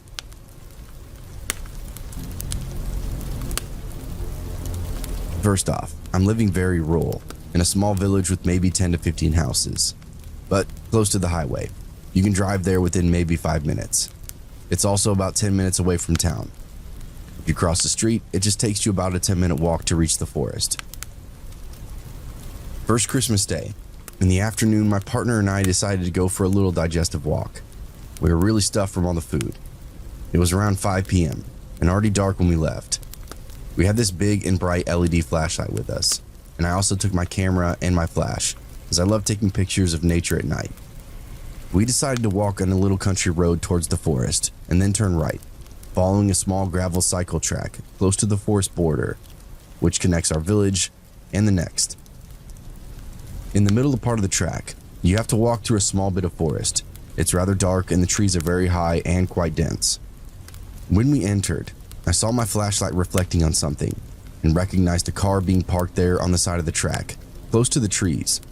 This struck me as odd. Cars are not allowed to drive there, and the path is very narrow and hidden, so I was a bit cautious. My partner pointed the light inside of the car, and it seemed to be empty. I also noticed that the windows were frozen, so it must have been parked there for quite some time. A bit in front of the car, I spotted a tree with this intriguing structure. I asked my partner to point the flashlight toward it so I could better focus and photograph it with my flash. After I took a few images, my partner told me, there's someone standing behind us in the middle of the road. He's looking at us. Nobody was following us that whole way until now. I'd looked behind me occasionally, because at this time in the evening and so close to the border of the forest, there's sometimes boars. Indeed, now there was a man standing behind us, staying just out of the flashlight's reach. He wasn't saying anything, just standing there and facing us. At first, I thought he might be startled, as it may seem a bit weird if someone's just taking photos around your car. I decided to get up and confront him from a distance, explaining to him that I was just taking photos of that tree. He didn't react, he just stood there. I then went on to ask him if he needed some light, and he replied that that wasn't necessary. It was odd, but I was still calm. Sure, there has to be a normal explanation for all this behavior. Nonetheless, my partner and I just decided to get out of there and follow the path leading to the next village. I remembered the letters on his license plate and Googled it. It turned out he was from a city about 6 hours away from us. Mind you, the country that I live in is in a very strict lockdown right now, so you're only allowed to travel even by car if you have very urgent reasons. After we reached the first lantern in the next village, we looked back and observed the car driving a bit out of the forest, turning around and then going back inside. I was able to see that he parked there again and turned the lights off. He didn't leave the forest. We went home on a much longer way than initially intended, and I didn't want to go back there for obvious reasons. Our flashlight battery died on the way, and my phone battery was low, so I didn't want to call the police back then, but I called them as soon as I arrived home and gave them all the details that I can remember. I think I was very lucky to have my partner and that camera, as well as that bright light with me. I don't want to imagine what could have happened if I was all alone. About 5 years ago, my mom started dating a guy that she'd met on a dating site. The online dating is fine. I had recently started dating a woman who would later become my wife, and we'd met online as well. Both my girlfriend, who would later become my wife, and myself never liked this guy. We thought he was a weirdo literally from day one. We didn't think he was mean or anything like that, just creepy. He was quiet. He kept his eyes closed a lot, occasionally saying odd things, like offering my wife a chocolate, then popping one in his mouth and closing his eyes, then moaning as he let it melt in his mouth. It was all stuff that just teetered on inappropriate, but also kind of reminded me of special needs individuals I personally known as well in my life. I don't mean that in a disparaging way in the slightest, just in a sense that I wondered how much control this guy had over his thoughts and his words. One time my wife and I were visiting my mom, but she got called into work, so we waited at her house. Her boyfriend was over, and he spent the entire several hours that night just hanging out in her bedroom with the door closed. We could hear noises every now and again, but for the most part, it sounded like he was just lying totally still in there. Really creeped us out because we didn't know what to do. We ended up just waiting it out, but maybe be a little bit more of a host next time. Just before Christmas, my mom and this guy start having some difficulties. My wife and I were visiting for the holidays. She dropped all of her problems on us, and we listened carefully, gave our opinions, and suggested that she might be better off without him. She had already made her mind up, though, and decided to break up with him on Christmas Eve. I couldn't help but smile. Of course, she'd been lying out this entire plan, down to the day of when to do it, and then explained it to us purely for confirmation. What I was smiling about was that she'd already lured us into the house for the holiday weekend. We're going to be stuck in the crossfire after she dumps this guy. All I can imagine is him quietly collecting his belongings before murdering us in our sleep. Thanks, Mom. We spent the night at my mom's and got up early on Christmas morning to visit my dad at his house.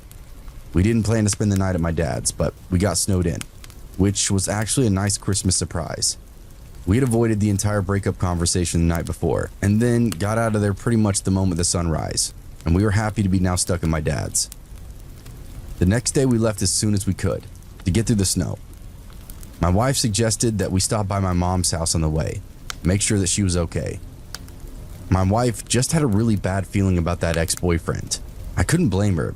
That whole weekend was like a perfect murder setup. It was a holiday weekend, fresh blankets of snow, family members coming and going, adding to the chaos. With my mom and that guy snowed in alone, the reality became more clear that there was potentially danger at hand. My mom's car was in the driveway, but that doesn't really mean much.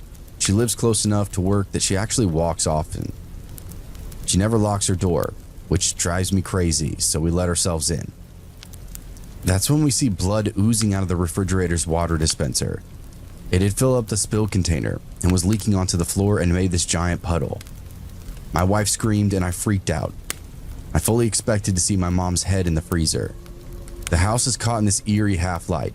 No sound or movement. There doesn't seem to be anyone around. I holler both of their names into the house and get no response. A sour pit is churning in my stomach, and I'm starting to really entertain the idea that the worst has happened. It's not hard to do when you're seeing exactly what you didn't want to see. I nervously opened the freezer to find a bag of frozen cherries that had been opened, crammed into the freezer so that it fell onto the ice dispenser and then melted. My mom turned out to be in the shower just warming up. Ex-boyfriend was nowhere to be found. We told her about the cherry incident, to which she gave us this funny look and asked us to show her. She claims she never even bought frozen cherries. Didn't have any. Those weren't hers. We think the ex-boyfriend bought them, opened them, and then arranged them in the freezer so they'd thaw and drip, like a weird, ominous power move.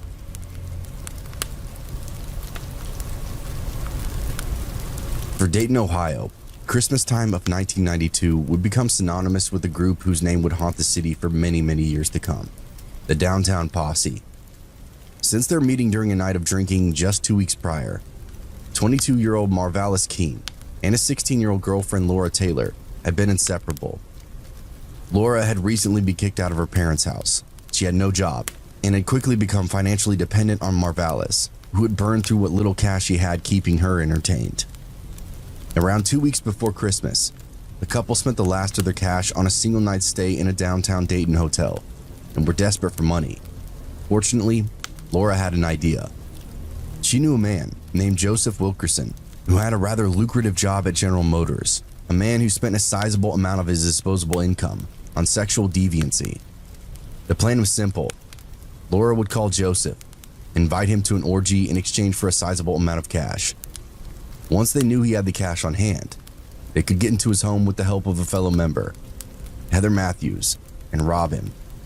But the raid turned into something far more horrific than a simple smash and grab. On Christmas Eve, once Marvalis, Heather, and Laura had forced their way into Joseph's home at 3321 Prescott Avenue, they tied him to a bed with electrical cord, torturing him until he gave up the cash. But once the money was secured, Marvalis used a .32 caliber Derringer to execute their victim, so he couldn't report them to the police. After the murder, the trio made themselves at home, raiding Joseph's fridge and playing loud music before stealing his car, which now facilitated their killing spree. What came next can only be described as a frenzy of violence. The next victim was Danita Gillette, who was shot multiple times while using a payphone at 517 Neal Avenue. There was no plan this time. It seemed like they just shot a totally random person in the middle of the street before jumping out of a stolen car and taking her shoes, jacket, and a backpack. After they were apprehended by the police, the surviving members of the Downtown Posse would admit that the sole motivation for Danita's cold-blooded murder was to steal her brand new sneakers. The third victim that night was a man named Jeffrey Wright, who was shot 4 times while standing outside of 157 Yuma Place. Thankfully, he was lucky enough to survive the attack, but as it turned out, Jeffrey had a personal connection to the group. He was the ex-boyfriend of Heather Matthews, who was, by that time, in a relationship with another Downtown Posse member, DeMarcus Smith, and it was he who pulled the trigger 4 times, hitting Jeffrey in both legs. Fortunately, he was able to escape to a neighbor's house and get himself some medical assistance. The Downtown Posse then rested for the night, but planned on resuming their spree the very next day. As the sun set on Christmas Day 1992, the group had decided on their next victim, a man named Richard Maddox, and he too had a connection to the posse. He was Laura Taylor's ex-boyfriend, who was lured from his parents' house with the promise of reconciliation. He picked her up in his car, and the pair then drove around discussing their past relationship. But unbeknownst to Richard, the rest of the downtown posse followed close behind. Richard soon figured out that he was being tailed. He grew nervous and attempted to make a quick getaway. And that's when Laura put the Derringer pistol to his head and pulled the trigger, killing him instantly. Then, as the car was about to crash, Laura threw herself out of the moving vehicle and was then picked up by the fellow gang members. On the following day, Sarah Abraham was working at the family-owned Shortstop Mini Market on West 5th Street when the posse entered the store. Once again, Laura Taylor seemed to be leading the group in selecting their victims, scouting ahead and entering the store first to ensure that they would not be overwhelmed or outnumbered. She was followed by DeMarcus and Marvalis, who shot Sarah in the face before wounding a customer who was just picking up groceries. Sarah would survive for 5 days in the hospital, but eventually, she would succumb to the complications stemming from those wounds. Immediately following that Shortstop shooting, the posse made their way to Salem Avenue, where they found a woman airing up her tires at a gas station. As soon as the woman saw them approaching with guns drawn, she fled. But it wasn't this that saved her life. It later came to light that Laura Taylor had demanded that Marvalis shoot her as soon as she ran. But he hesitated, and the woman was able to make her escape. It's a highly disturbing detail that the youngest and seemingly most innocent of the four was evidently the most bloodthirsty. The posse then stole the woman's black Dodge Shadow, the same car that was pulled over in a traffic stop that led to their arrest. In the aftermath of them being apprehended, the group told the police where to find 2 more bodies, those of Wendy Cottrell and Marvin Washington. Their bodies were at the city-owned gravel dump, located at 1654 Richley Drive. These 2 were members of the posse that Laura Taylor ordered the execution of, because she believed they knew too much and would break under police pressure. They told the 2 soon-to-be victims they all wanted to party and told them to get in the car.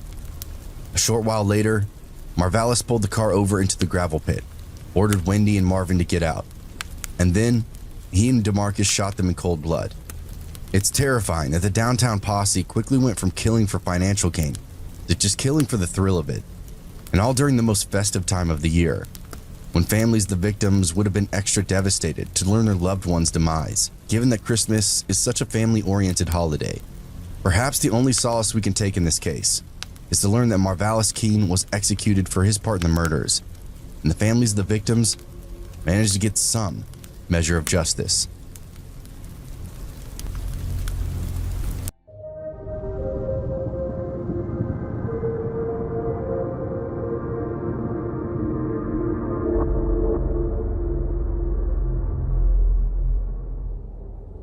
My name is Honey. I'm almost 30 and I use Instagram to share pictures of my art. Okay, I know what you're thinking. Honey is a weird name, so please don't tell me what I already know. No, it's not a nickname. My parents are from California and they're like uber hippies, so go figure. As you can probably guess, I grew up in this overly loving, peacenik environment, which I'm sure sounds cool at first, but let's just say it left me wholly unprepared to deal with some of the darker things in life. Needless to say, I really struggled with my mental health in my mid to late 20s. I don't want to totally blame my parents for that. I think they did the best that they could, but they seriously didn't help with their just fill your heart with love nonsense, when what I needed was actual therapy and antidepressants. I got access to professional help in the end, but what really helped me keep it together in the meantime was my art. Before I started to suffer with depression and stuff, I used to paint and draw some pretty basic stuff. Landscapes, portraits, floral displays, stuff like that. But when I started to really suffer, I let out all my stress, anxiety, and sadness on the paper, and as weird as it sounds, that's when my art really started to flourish. It was probably the only silver lining to ever come out of my poor mental health. The more I posted my newer, darker art on Instagram, the more attention it got. My follower count shot up, I got offers for commissions, I actually managed to hook up with a t-shirt merch company and make a few sales that way too. Like I drew this pizza demon thing one time and that made me a few $100 from people wanting that thing on a t-shirt too. So when I say dark, I really do mean I started drawing some really messed up stuff. The pizza demon thing was probably the lightest hearted thing I put out there in that time, and Even then, people said it was super messed up. So as you might imagine, my new followers included some pretty messed up people. I don't say that to be like I'm complaining or mean or anything. I say that because one of them in particular made my life pretty difficult. So I get a direct message off of this guy who says he really loved my work and wanted a piece commissioned. Of course I say yes. So he follows up by asking what my rates are. I had no idea what I was doing in terms of dollar amounts at that time, so when I quoted him like $80 for a picture, he started explaining that I needed to value my art more, how my work was just as valuable as any other, and how I should be charging a whole bunch more for my art. I had no idea what to up my amount to, so I kind of threw out a few ballpark figures before the guy makes my jaw hit the floor when he offers me a straight $1,000 for an A3 size picture of whatever I wanted to draw or paint. I couldn't believe it. $1,000 for a picture? Which was more money than I'd ever made in my whole life. I got to work straight away, and within a week I'd poured my heart and soul out onto paper and sent it off, and got my money via PayPal. Having that kind of affirmation actually lifted my mood to the highest it had been in months. I felt valued, like I could contribute something to the world. I was still dealing with my demons, but when I learned that I could actually profit from them, that I could make use of something that plagued me, it was a great feeling. I stayed in touch with the guy. I'd never been so grateful to anyone in my life until that point, and I'd be lying if I said I didn't think I'd be able to get more money out of him if he wanted something else commissioning. We used to talk back and forth a fair bit, and he shared that he too was an artist. I asked him what kind of artist he was, and he told me that he worked in some very unusual mediums. Naturally, this only got me all the more curious, as I got super dark with my art too, but he seemed pretty timid to talk about it. I get that people can be shy about showing off their artwork. I was pretty shy too at one point, but this guy needed some serious coaxing in order to show me anything. When he finally agreed to show me anything, he told me that he'd do it via one of those self-destructing messages that InstaNow does. I didn't question anything. Like I knew he'd send one of those self-destructing pictures, maybe so he could protect his intellectual property or something. I was a little confused as to why he didn't seem to trust me, but hey, I pretty much adored this guy, so like I said, I didn't ask too many questions. I waited patiently for him to send me a picture of some of his work. It took a minute or two, but he sends me this 3-second self-destructing picture that I was honestly super excited to see by that point. But when I actually saw what it was, even if it was for a real brief time, I really, really wish I hadn't. It looked like a goat's head in a jar of some kind, and the fluid it was floating in looked sort of greenish black, and I'm pretty sure it was formaldehyde. But it wasn't just that. The guy had opted to make a few little additions to the goat head, additions that I couldn't all catch because of how quick the picture flashed before my eyes, but the ones that I saw were horrible. It looked like he carved the lips away so that all the creature's teeth were showing, and on each one was carved or written a little symbol. I'm also pretty sure he either chemically changed the creature's eyes or replaced them entirely with a kind of metal or semi-precious stone. They had this weird glint to them. Like I said, there wasn't enough time for me to drink the whole thing in, but there was plenty more about the creature's head that had been messed with. It wasn't the details which really got to me. It was the idea that the corpse of an animal had been so horribly disrespected just so he could try to make some kind of art out of it. I had questions, a lot of questions, but the first thing I had to ask him was if it was really real or just some kind of mock-up of a skull. He told me it was real, very real, and that he'd gotten hold of a goat's head from a butcher, preserved it, and then basically surgically edited the thing over time, mostly using dental tools, apparently for the sake of precision. I personally thought the whole thing was a disgrace. I'm vegan, and I try to stay as ethical as possible, but at the same time, I didn't want to go imposing my own worldview on the guy, especially since I liked him so much. I also didn't want to offend him, so I told him his work was interesting and jaw-dropping, then asked if he worked with ink and paper or any variation on that. He told me no, that he only worked with skulls, how they were the capsule that held all the hopes and dreams and fears and needs of the once living creature they belonged to, and that working with him was kind of sacred. I didn't really know what to say to that. He was right in a way. He sounded absolutely crazy for saying it out loud, but I couldn't entirely refute his point. It was like talking to some kind of insane genius almost. Not long after, he asked me if he thought he was cruel to work in such a medium.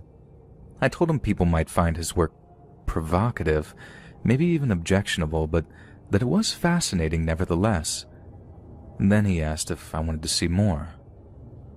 Unlike the first time, there was no doubt in me that I most definitely did not want to see any more of this guy's work. But like I said before, I also really didn't want to offend him. So what could I do? It took me much longer to reply to his message that time, but in the end, I told him sure. And he replied saying that he'd use another self-destructing message.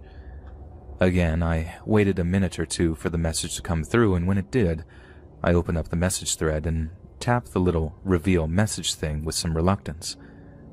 The first time around, for that goat heads thing, I at least had some degree of curiosity. But at that time, I was just plain horrified by what I saw. It was a monkey's head, or at least it looked like it was some kind of primate. And if I thought the goat's head had received some disturbing additions, this latest one turned out to be 1,000 times worse. It was so bad I only caught the briefest glimpse of it and just had to look away and lock my phone screen to get it away from me. I was a little more confrontational with him after that, telling him that one was considerably more disturbing than the first, and I thought it was maybe a little too sensitive to see any more of his work.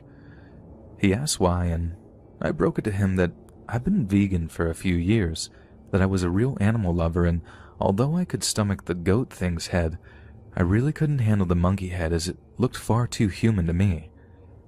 That's when he replies to me all like, it's interesting you should say that, and goes on to explain that it's his dream to work with a human skull, how he's put up a few ads on 4chan and stuff asking if anyone would be willing to donate their head should they die, but hadn't gotten any replies. And then he told me that he was getting really impatient, and that he was worried he wouldn't get a chance to realize his dream. The whole exchange had reached peak creepiness by that point, as you can imagine, and it was fast getting to the point when I was reaching for that block option, as I just didn't feel safe talking to him anymore. So by the time he actually messaged me another self-destructing message asking if I'd be willing to help him get hold of a human head, I just noped out of there and stopped replying to him.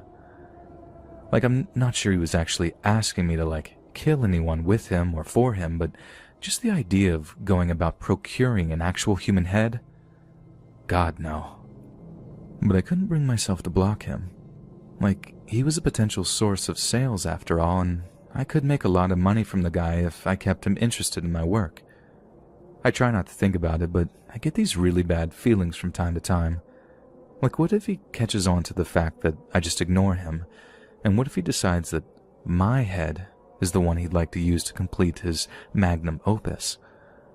I try very careful with what I post now, making sure it's only ever pictures of my art, and that the handful of landscape photos I'd posted on my profile had been deleted, just so whoever it is can't get an idea of where I live. Because if they do work out where I'm at, there's just no way I'd be able to go around feeling safe, not with someone whose ambition is to work with severed human heads, knowing where I lay mine at night.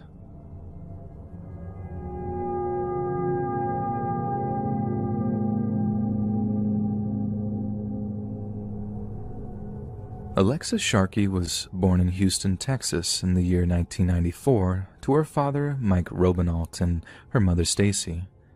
After graduating high school, Alexis initially studied biology education at a university in Pittsburgh, Pennsylvania, but after gaining her diploma, she seemed to be in no rush to get a teaching job and found work at a premium hair and skincare company named Monat. She was still working for Monat when she began to gain a great number of followers on the photography-based social media app, Instagram. A combination of her natural beauty and her champagne lifestyle had users hooked.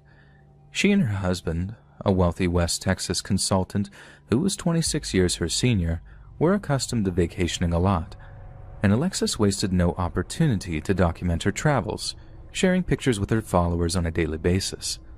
Not to mention sharing images of the couple's extravagant life around Houston, the place that they'd made their home.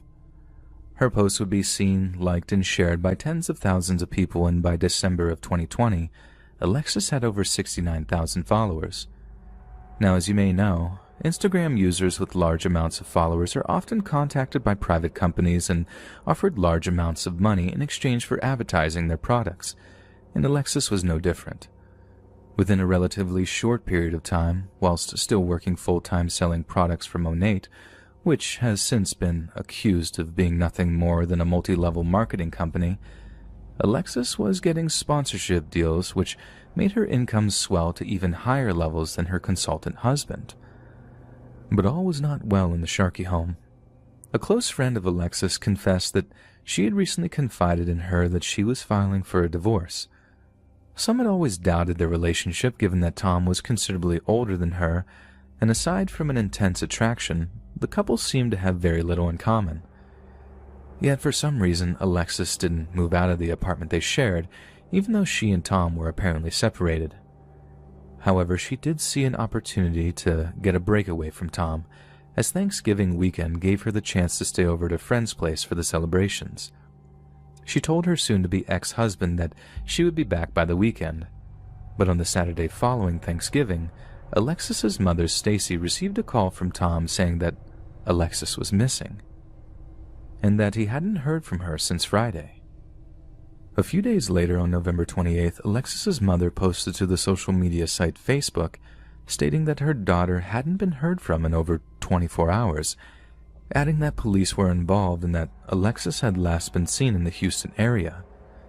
This was especially concerning for Stacy, as she hadn't seen her daughter since the previous Christmas due to travel restrictions caused by the pandemic. Alexis had planned to return home to her parents back in Pennsylvania for Thanksgiving, but as the number of cases continued to rise all over the United States, the family decided it was much safer for Alexis to stay in Texas. But that very same morning that Stacy posted her plea on Facebook, a sanitation worker employed by the city of Houston saw something unusual lying on the side of the road. At first, he simply believed it was some kind of mannequin, due to the lack of clothes and the stiff positioning of the thing's limbs.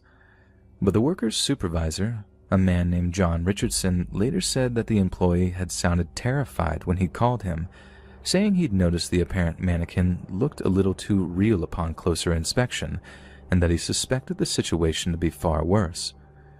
John drove down to where the supposed mannequin was lying at the side of the road, then rushed to call 911 when he saw that it was no mannequin at all. That it was in fact a lifeless human body. The moment of realization traumatized him, and he later told a local radio station that the sight of the body had been playing in his head every day since he discovered it. 2 days later, on November 30th, Houston Police Department held a press conference in which they announced that they had identified the body as belonging to none other than Alexis Sharkey. Her soon-to-be ex-husband got a call from a local coroner's office, asking him to drive over to identify the body of a potential loved one. He knew immediately that it was going to be Alexis, but somehow found the strength to head on over, where he found her lying on a mortician's table, dead but with no obvious signs of injury.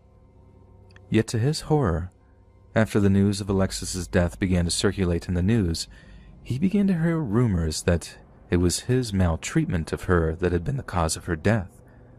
Anonymous accounts from people claiming to be friends of Alexis had told a number of online news publications that the separation from her husband had caused a huge amount of tension in their home, a tension that had soured into hatred. These anonymous friends claimed that Alexis herself had told them that some intense arguments had descended into violence more than once, and that her husband had been putting his hands on her. Suddenly, Tom Sharkey found himself bathed in the media spotlight, and for entirely negative reasons. In what became a lightning-quick trial by media, one which was fueled by social media speculation, tens of thousands of furious people assumed that it was Tom that was the murderer, and he began to receive a slew of death threats. It certainly didn't help that initially Tom had refused to comment on his wife's death, but as the threats against him became more and more tangible, he reached out to give a statement to a local ABC affiliate. She understood me. I understood her. We didn't fight when she left. I just told her she shouldn't drive under the influence," he said, overtly implying that Alexis had been drunk the night that she left her friend's Thanksgiving celebrations. He also seemed to insist that there was no trouble in their marriage, and that they weren't filing for divorce at all. This was something that was backed up by Alexis's mother, who said her daughter would have told her if she was suffering marital problems. When the Harris County Institute of Forensic Sciences conducted an autopsy on Alexis's body, they told reporters that they couldn't rule out the possibility of foul play. This only cemented her mother's suspicions that she met a violent end. "I believe solely that she was murdered because of the manner in which her body was left," Stacy said. "It just drives deep into the soul that something very malicious happened here, and I want to get to the bottom of it." Friends said she confided in them on a recent trip to Mexico that she feared for her life, although she apparently did not say why she held such suspicions. But if this was the case, just who exactly killed Alexis?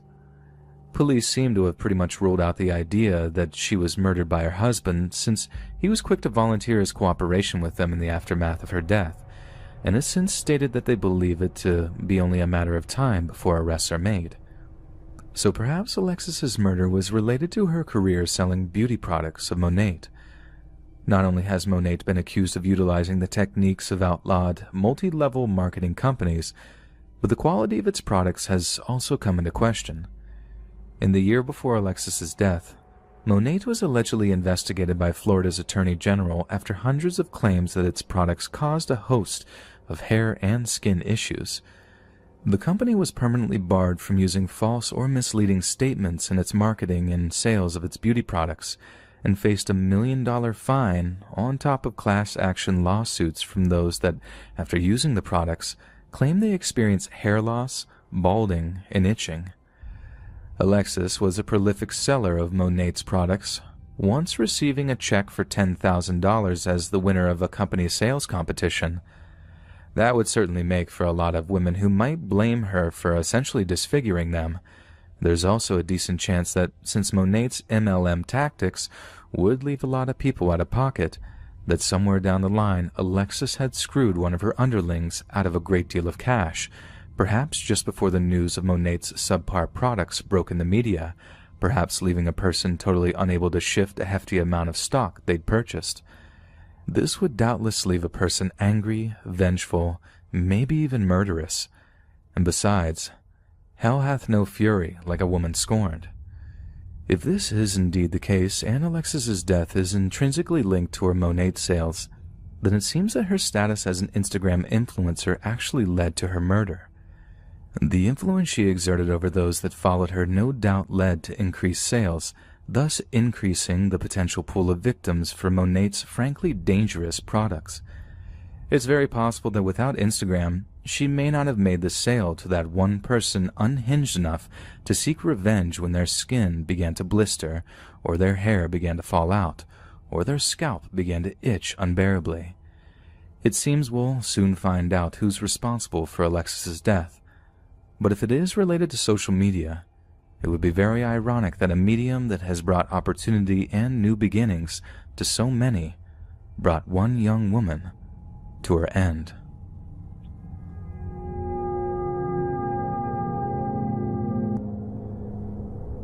A few years ago, I started getting into this Italian crime show called Gomorrah. I must have watched every series of The Sopranos like a zillion times, and a friend of mine recommended Gomorrah to me, selling it to me as being like the Italian Sopranos, only 100 times more brutal and bleak. And needless to say, I was hooked, and I binge-watched the first 2 series in like a week, usually with my phone nearby so I could text my buddy like, "Oh God, this show's so amazing," every so often, and thanking him to turning me on to it. Then not long after, I'm scrolling through Instagram and I notice I'm getting Italian language sponsored ads. I figured it was just a glitch in the app's algorithm, something like that, and didn't think anything of it. But it kept happening, over and over again. I get all kinds of ads for different products and services that were only available in Italy. I'm a little embarrassed that it took me as long as it did to make the connection between the Italian advertisements and the fact that I've been watching Gomorrah. But when I finally did, it seriously gave me the creeps. My phone was listening to me. My phone had been broadcasting the sound of the TV series to somewhere that was then tailoring the promoted posts in my Insta feed to stuff it was assumed that I might buy. But then if it was listening to me and sending whatever I was saying off to some advertising company or whatever, there's legit nothing to say that the government can't access with that same technology. For years we worried about the possibility of George Orwell's 1984 becoming a reality, fretting over a totalitarian government that would put cameras or microphones in our homes that they could then use to listen to us. But do you think Orwell could have predicted that we'd do it all voluntarily? That all you had to do was package the telescreen in a tiny, shiny package, couple it with social media, and we'd basically hand over our collective privacy on a silver platter.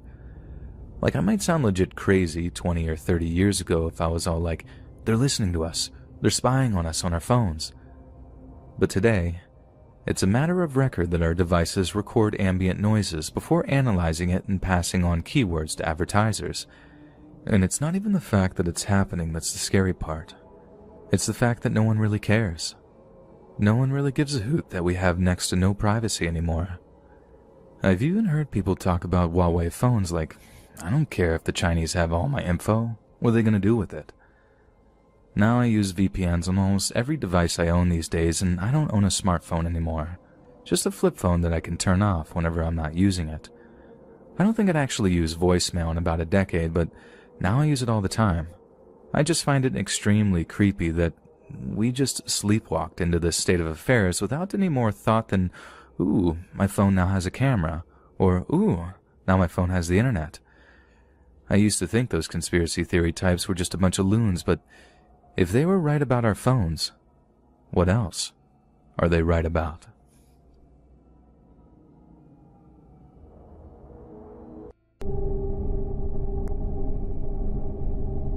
My name is Josh, and I'm currently 20 as I'm writing this. This happened almost 4 months ago when I moved out of state to start my first semester of college. My financial aid would not cover housing, so I found myself scrambling to find off-campus housing. Fortunately, with the help of my parents, I was able to rent out a house for 2 semesters. It was this small one-storied home that was just a hop, skip, and a jump from campus. It wasn't the nicest house, but it was what I could afford at the time.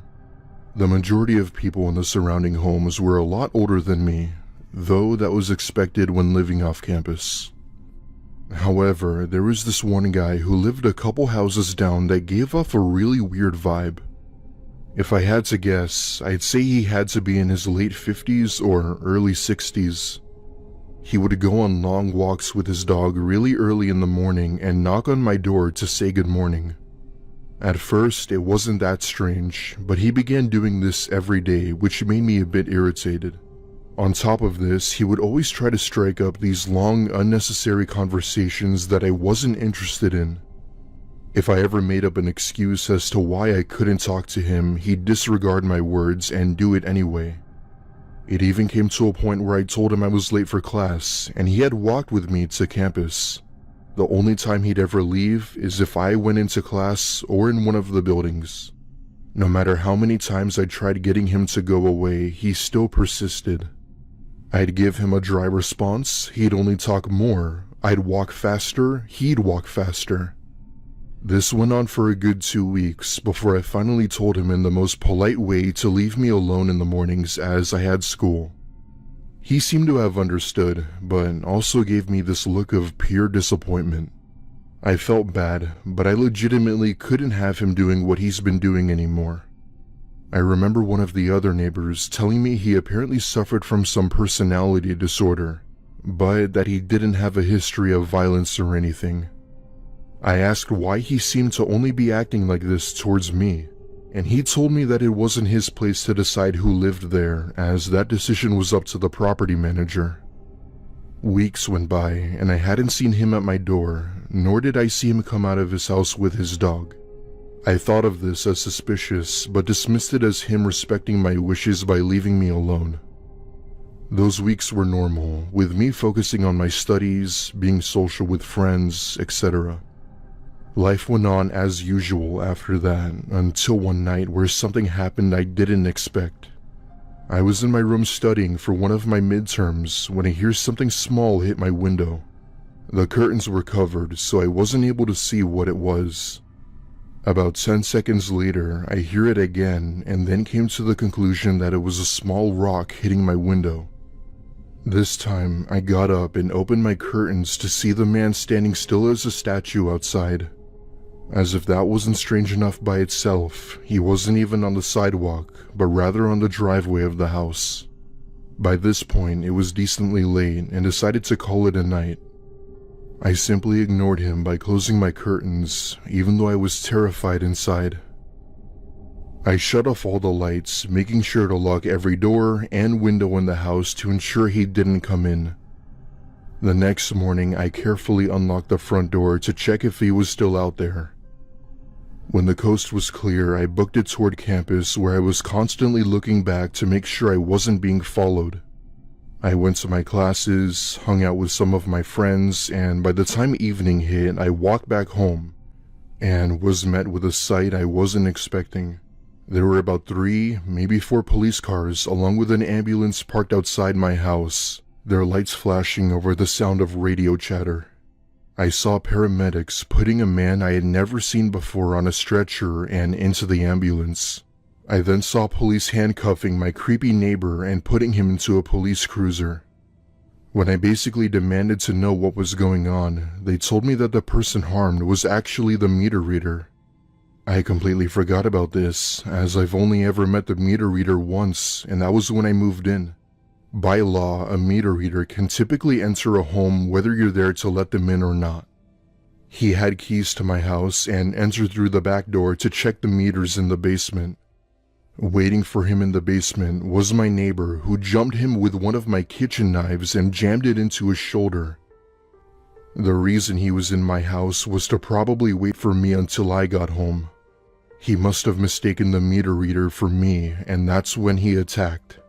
To my surprise, someone in the area had spotted the man entering the house through a window before the reader got there and called the police. A couple days later, I was moved to a different location off campus and was actually reimbursed for what my family paid.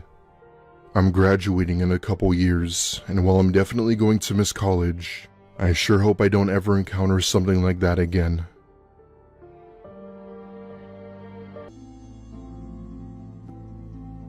About 2 years ago, I bought a house for the first time ever at only 28 years old. It was my first ever real investment, you can say, and I couldn't be prouder of myself. I worked in the entertainment industry for big celebrities / social media influencers and stuff like that, so I made decent money. Most of my neighbors were nice. Some had kids, some didn't, and sort of just kept to themselves. It was just me and my dog Milo. Milo was a pure white Dogo Argentino with the height of a small horse and a bite so powerful it could tear a limb off. All I have to say is, good luck breaking into my house with him around. My first week of moving in, I met one of my neighbors who gave me the all too familiar greeting followed by a batch of sugar cookies. The usual welcoming you'd commonly see when someone moves into a new neighborhood. She introduced herself as Brenda and told me she had lived just up the street and that it was nice to meet me. She was the sweet little old lady who had the heart of gold and was a joy to anyone. Brenda had went on to explain that her cookies were homemade and that it was her very own recipe. Surprisingly enough, I was actually allergic to wheat flour, but I wasn't going to be rude and decline them. I just put them on the kitchen counter, wondering if I should throw them away or give them to someone in need. By this point, I had successfully moved everything in and decided to call some of my childhood friends over to come and celebrate with some beer. It was already 9 and I had to get to bed early for work the next morning, so I knew my friends couldn't stay long. When they arrived, we had seen a football game on TV, had some dinner, and just enjoyed ourselves. At one point, we're all talking amongst ourselves, having a blast with beers in our hands, when I see Milo staring at me in this weird position. I playfully asked him what was up, and he responded with faint whimpers as he laid back down. It was then when I immediately knew something was wrong. I had Milo for almost 5 years now, and not once did I ever see him behave like this. Now, I'm obviously no expert or anything, but it was almost as if his attitude kept changing every few minutes. One minute he'd be happy, the next he'd be sad, and the next minute just flat out angry. His demeanor completely altered. One of my friends had a girlfriend who was a vet, and he was able to FaceTime her where I was able to tell her what was going on. She immediately started asking if I fed him something he shouldn't have eaten or if he were on medication. I was about to say no when I remembered about the cookies I had left on the table. Sure enough, I found a chewed up plastic plate along with half a dozen of those cookies devoured scattered across the hallway. Milo must have helped himself to my special treat when I wasn't looking, and I guess I didn't notice until now. 2 of my friends had to leave while the other one had decided to help me rush Milo to the vet. Turns out he was just on the verge of death when we got there, as the vet explained he was displaying unusual symptoms. They ran a few tests on him, and what they found shocked them to their core. High traces of brodifacoum were found in Milo's system. It's a seriously dangerous poison used for killing larger rodents like possums and other pests. When ingested or consumed by humans, it causes your body to shut down your organs to the point where your body doesn't even know how to fight it off. It starts off mild, but gradually develops over a few hours. We later found out that it had been embedded inside of the cookies. Law enforcement had taken down my information about the woman who gave me those cookies, and after a whole search of the neighborhood, she was never found. To be completely honest with you, I wasn't even sure if she even lived in the neighborhood. Why she targeted me and why she laced the cookies with rodent poison is still unclear. Milo thankfully ended up living and is still the happiest companion I know. My wife and I got married and just had our first kid who absolutely adores Milo. I'll protect them all with my life. I lived in that apartment for just under a year. It was a ground floor, 1 bedroom on the east side of the complex, a really old building with cheap carpet. That kind of place where your neighbors are close enough to hear you sneeze through that drywall. Still, I guess it was peaceful enough. Most of the tenants were middle-aged or older, quiet folks with too much debt and not enough ambition. You'd hear the occasional shouting match through the vents or catch a late-night party teetering towards chaos, but it was rare. The cops would come maybe twice that whole first 6 months, and neither time did it seem like anything major. For me, I just kept to myself, worked really long hours, came home, ate dinner, watched some TV, and then went to bed. I didn't need noise. I'd had my time in louder and messier places. At this point in my life, this apartment was supposed to be my safe haven, my first real grown-up place, and for a while that's exactly what it was. And things didn't start to get weird until Flynn moved in. He showed up on a Wednesday morning, and I remember it because his moving van was blocking my car in. I had to bang on the cab just to get out to work. He didn't apologize, just gave me this blank stare like he hadn't heard a word that I just said to him. Thin guy, probably in his 40s, but somehow ageless in this way that made it hard to pin him down. Black hoodie, gloves in June, old army boots with the laces triple knotted. Not the kind of look you expect from somebody moving into a low-income housing. I couldn't tell if he was crazy or just eccentric. I introduced myself, got his first name, and that was as much as he was willing to share, at least in the moment. He moved in fast, and within 2 hours the van was gone and Flynn was holed up behind his door and just disappeared. That first week was really quiet, but something about the air near his place started to feel charged, like standing far too close to a buzzing transformer. At night, I'd hear the faint click of metal or the low scratch of something being dragged across concrete out on his patio. Nothing dramatic or nothing you'd call the cops over, but I just noticed it, and it was always after midnight. By week 2, I knew the guy was a complete weirdo. The first time I saw the fire, I thought maybe he was just grilling. I stepped out onto my patio and smelled the burning paper almost immediately. Not charcoal, not meat, just scorched papers and something that smelled like melted plastic. I peered around the divider and there he was. Flynn crouched over this big metal coffee can, feeding papers into the flame like he was praying to it. The way he stared into it, it wasn't normal. It wasn't boredom, but almost devotion. I grew up Baptist. I've seen that same kind of look on people's faces during prayer and sermon. This guy moved in next door to me and he was out of his damn mind. I stood there watching until he glanced my way, not moving, just locking eyes. He didn't say a word, just reached out slowly and placed a lid over the fire, snuffing it out instantly. Then he went back inside. I didn't really sleep that much that night. Just the whole thing kind of put me off.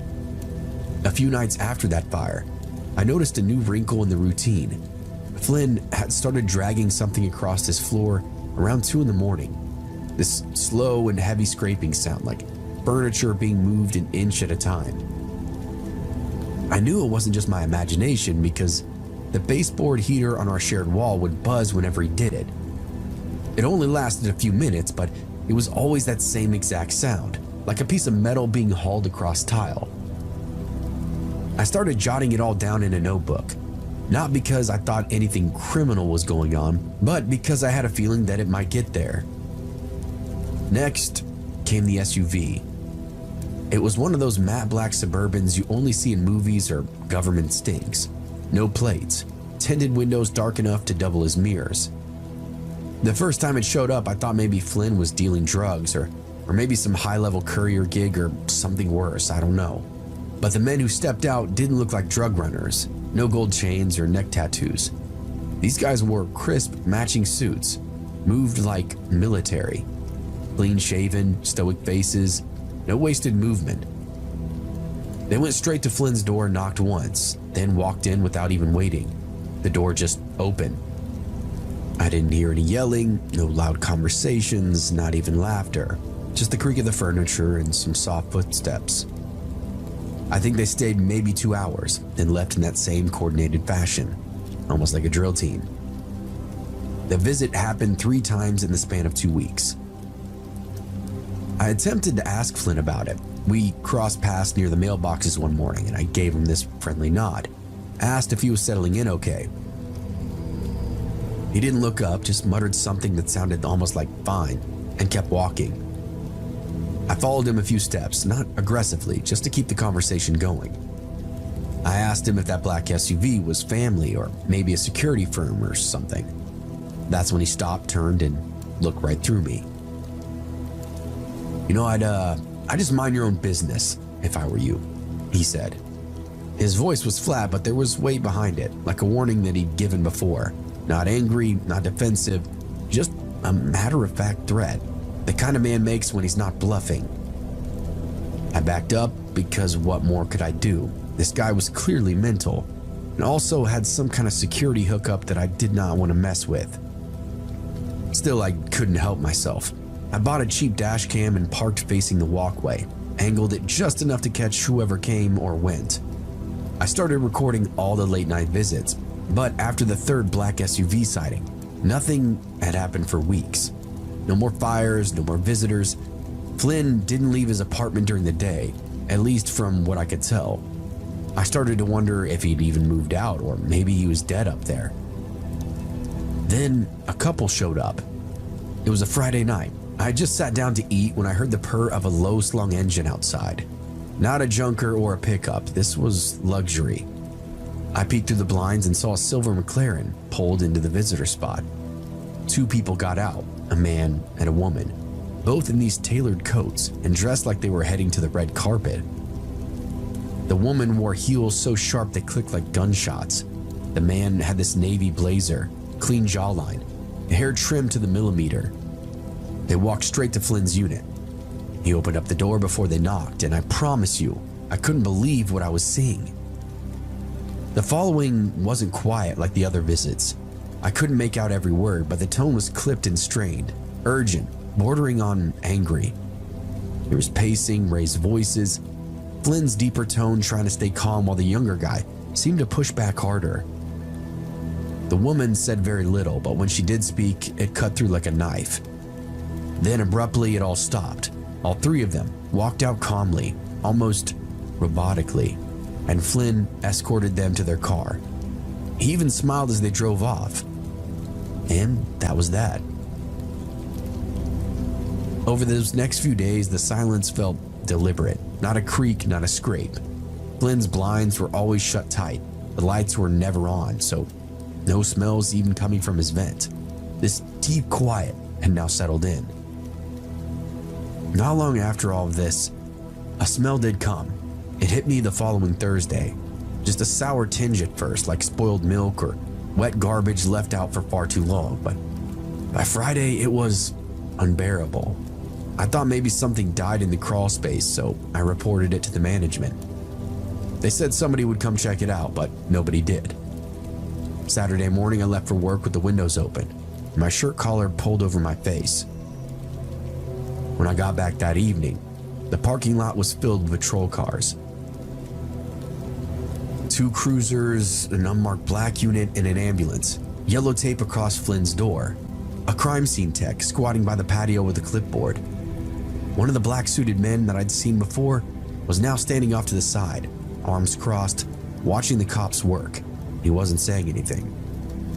I stood at the far edge of the lot until one of the officers noticed me.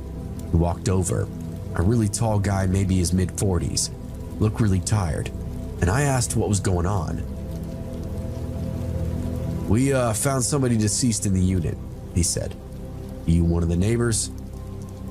Yeah, he lived next door to me. I've been smelling something awful all week. Well, that was probably him, the officer said flatly.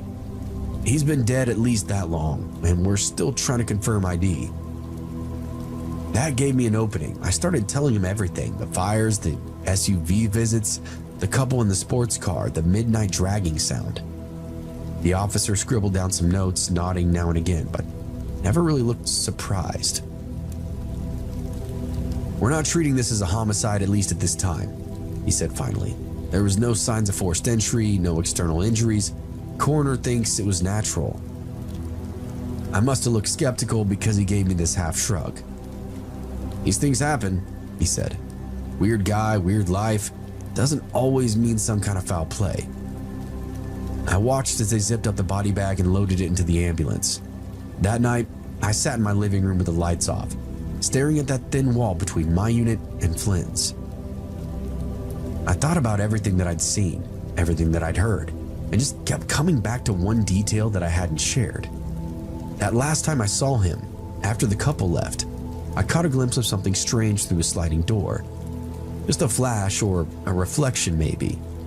But it looked like a metal table bolted to the floor with heavy leather straps hanging off the sides.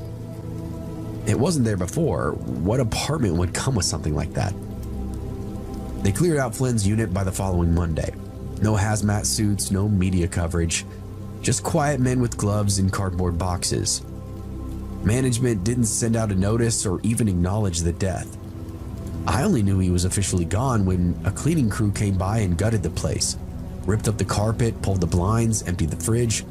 I watched from behind my own curtains that entire time. Nobody took that metal table though, or at least I never saw it come out. It stayed there, square in the center of the room, covered with a tarp. When the crew left for lunch, I slipped out and peeked through the patio door. The straps that I'd seen weren't leather, they were thick canvas, army surplus style, stained with something dark around the buckles. There was a groove in the floor beneath it, almost like scoring from repeated dragging, the kind that you don't get from just one piece of furniture. Flynn had indeed died in that apartment, that much I knew, but nothing about it felt natural at all to me. I'd say a week later, I saw the black SUV again. No police on site this time, no lights, no noise. It pulled up around 5 in the morning and stayed parked for nearly an hour. Nobody went in, nobody came out. Then it just drove off, slow and casual, like it had all the time in the world. I tried looking up Flynn on the internet, but I had no last name to go on. I checked the public records, scanned some arrest reports, even pulled some county death records. Nothing. It was like this guy never existed. The unit stayed empty for months, then eventually a young couple ended up moving in. They hung these fairy lights on the patio, brought a baby home from the hospital, watered plants. Nice people, friendly. But occasionally on warm nights, when they leave the patio door cracked open, I could swear that I hear the same dragging sound through the wall. And I ask myself, what that unsuspecting family might be living on top of.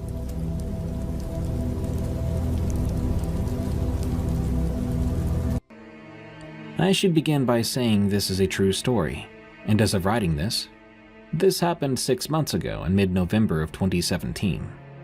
I was working at Chick-fil-A in my hometown in New Mexico. It's only a small town, with 5,000 people at the most, but that's enough background. It all started when I was called in to cover the night shift for a new employee who had not shown up for work. This was the third shift in a row, and my manager called me. I didn't mind going in because money is money, and I knew the other fellow employees I'd been friends with for a while were working, so I thought the time would go by pretty quick. Beyond them, there were 3 other staff members working as well, but I didn't know them very well. They'd only started in the last few months. I hadn't really worked up the courage to interact with them just yet. I'll assign them names for this story: Alex, Luke, and Eric. My 2 friends are Lucy and Sam. To be clear, Alex was the manager. That night in particular, things were a little strange. We didn't see anywhere near as many customers as we usually did, but I didn't mind. Maybe the workload would be a bit lighter that way, although the shift would be longer because of it. At around 11 o'clock, Luke and Alex walked out and went home, leaving Eric, Sam, Lucy, and myself to hold down the fort during the last hour of the night shift. Then, to our surprise, there was an influx of customers. In the span of 10 minutes, we'd served 20 customers, and it got a bit rushed. During the rush, Eric accidentally hurt himself, burning his hand on the grill.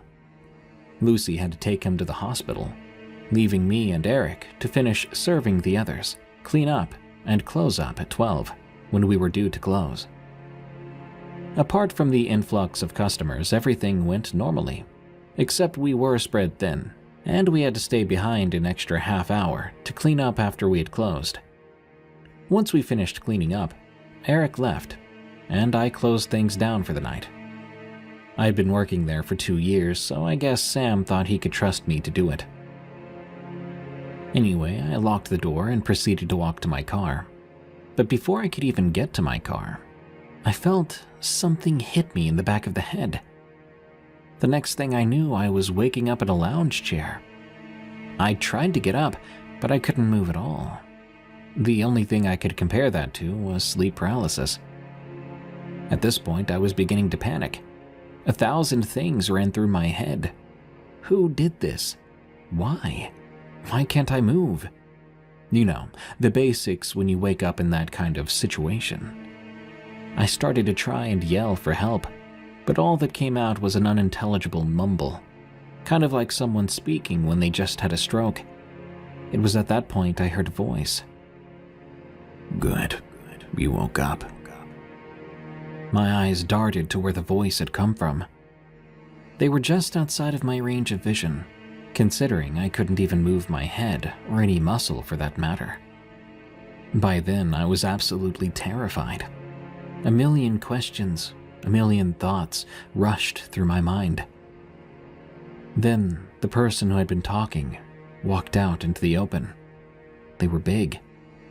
It was Eric, standing there with a surgical face mask. His eyes looked sinister, and he had a scalpel in his hand. I started to freak out. He proceeded to say, "Been wanting to do this for months." Without a second thought, he took the scalpel to my arm and started to slice, and it looked as if he had done it before.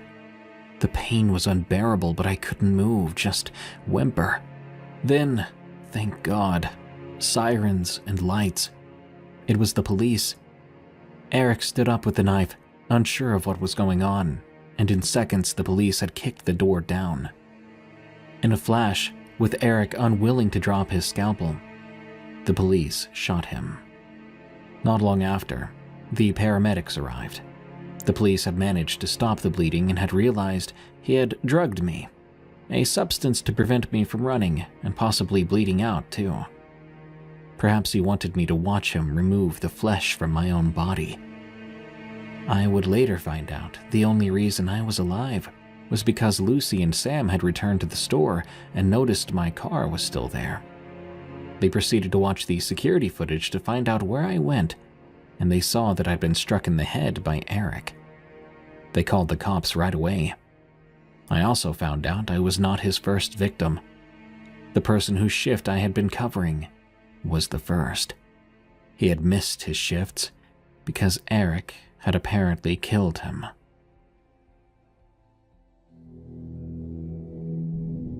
Creep in my living room. From Anonymous. About 5 years ago, I was living in a small rural town in an apartment building that really had no business being where it was. It was about 3 miles out of town, down a country road with not a lot of houses on it.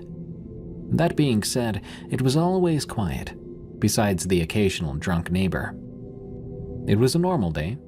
I'd worked third shift, so I slept when I got off work, unless I didn't have work the following night. On August 7th, a day I'll remember forever, I got off work, came home, and decided to just take a short nap because I had to run some errands that day.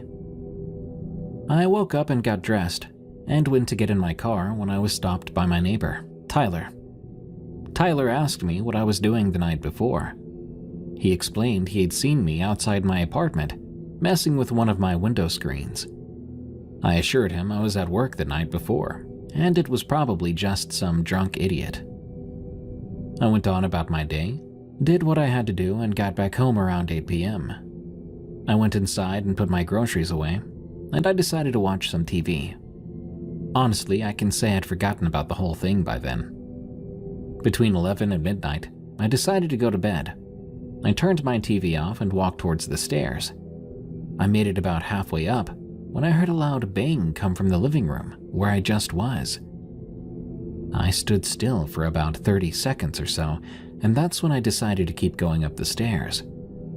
Not 5 seconds after that, I heard the sound of my living room window practically exploding. Now, I'm a big guy, 6'4" and 280 pounds. That being said, I have zero tolerance for someone coming into my home. In my mind, they would take one look at me and run away. That wasn't the case. I ran down the stairs to see what was going on, and sure enough, there was a man about halfway through my window. I froze simply because I'd heard stories 100 times like this, but now it was happening to me. He hit the floor, stood up, and we locked eyes. The only thing that came out of my mouth was, "Get the hell out of my house." He had other plans. We stood there for what felt like hours just staring at each other. He had this paralyzing smile on his face. That's when I noticed the knife in his hand. I said out loud, "You take one step towards me, I'll kill you." He stayed still and said back, "If you were at work tonight, this wouldn't have happened." Right then, I knew this man was going to kill me, or at least try. I turned, ran up the stairs, made it to my bedroom, and slammed the door. My door doesn't lock, unfortunately, but I decided I'd be safe in here with my Smith & Wesson .45 that stays on my nightstand beside me. I dialed 911, telling the dispatcher what was going on. I can still hear her response to this day. "If your bedroom door opens before officers get to your house, you're within your legal rights to protect yourself." So now in my mind, it's game time. I thought to myself, open that door. I dare you. You're done. I couldn't hear anything downstairs, so I sat there in silence. About 5 minutes went by and I hear the police arrive. I opened my window and yelled out, I didn't know if he was still downstairs or not. They told me to stay put until they got to me. I threw my keys out the window so they could enter. Then I heard my front door open, and the police yelled, "Drop the knife!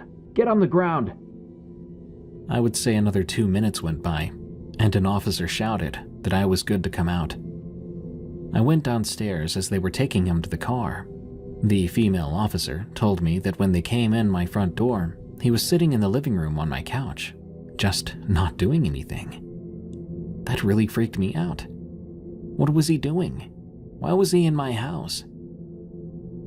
I now live about 40 miles away and haven't had any problems since, but this event still gives me chills. I guess all I can say is to arm yourself. You never know what might happen. In the case of this guy, it seemed he knew when I worked and thought I was gone that day. But why he just waited downstairs with a knife, I guess I don't know. Maybe he wasn't coming to rob me.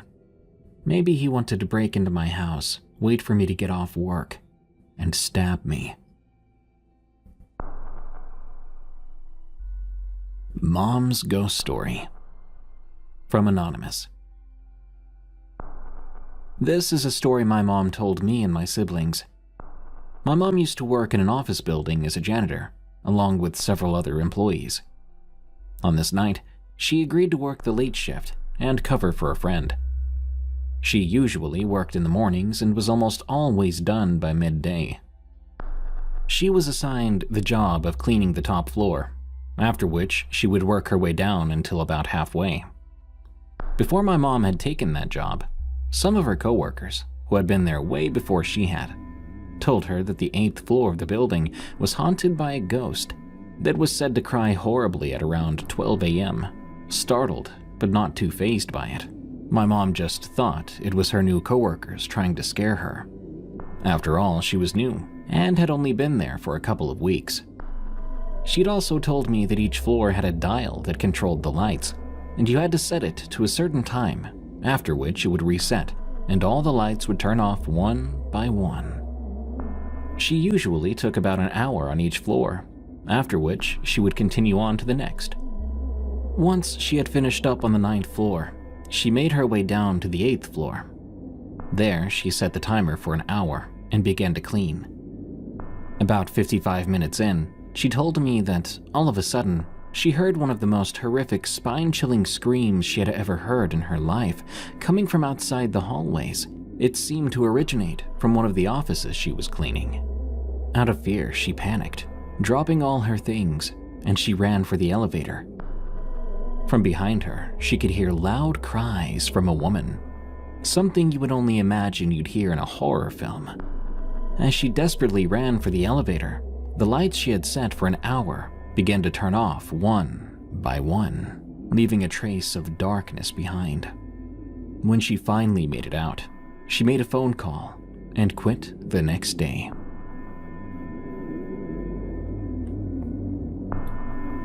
I see dead people. From Anonymous. I live in a small town in Kentucky where nothing really happens. I'm a 22-year-old volunteer 911 operator, and I also have a sort of gift for seeing and hearing spirits. This happened around 4 years ago, and it's still going on today. I was working a late shift and decided to clock out a little early. I packed up my stuff and told my supervisor I was heading home. But then, one of the other volunteers came running in, telling us that a woman's car had been found abandoned, and the lady was nowhere in sight. The police went from place to place looking for this woman. Let's call her Krista. Krista had apparently been driving home on the BG, and the police say that her car must have broken down. Now, fast forward a year later, no one had seen or heard from Krista since that night she went missing. People in our town began to talk about how she must be dead, or maybe she ran away. The police did a full investigation and came up with nothing. Everyone suspected that her boyfriend Beau had something to do with her disappearance, but the police couldn't prove it. Now, all that happened about 4 or 5 years ago, And you're probably wondering what that has to do with me. Well, a few months back, I started to have these nightmares of a woman whose car broke down. She went to go look for help, but was abducted. Sound familiar? Well, it should. Because at the time, I had no idea that Krista's car was broken down and that they believed she went to find help. I only knew that a woman's car was found on the side of the road. As time went on, the nightmares grew worse and worse. I kept having them, and each one had more and more details. The last one I had was of two men burying a body in the woods. I believe that Krista was murdered, and she's showing me where her killers buried her body. The Clown in the Elevator, from Alexis D. I now live in a big city after moving from a small town a few months ago. I attend college, and I'm working to get my bachelor's degree in criminal justice. I live with my mother and 2-year-old son in an old apartment building we just moved into. I thought the apartment building looked safe, but what happened to me about a week ago has changed my mind. I work the graveyard shift, going to work at 5:30 p.m. and usually getting off at 4 a.m.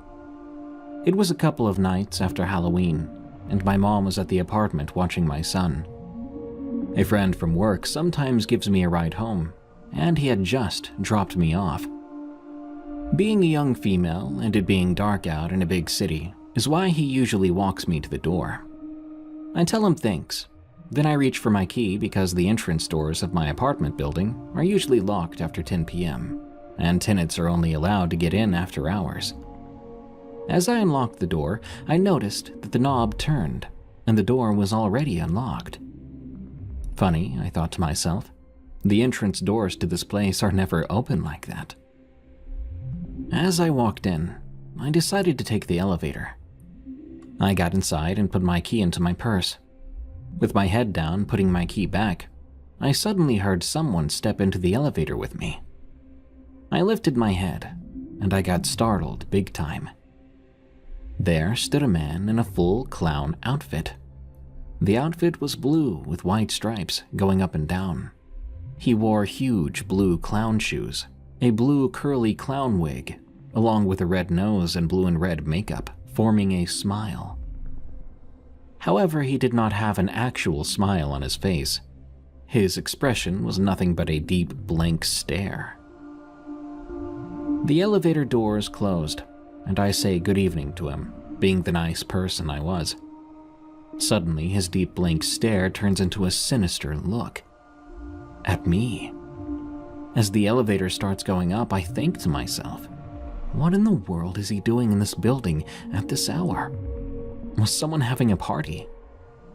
But birthday parties usually don't go until 5 a.m., especially if it's a kid's birthday party, where clowns would often be present.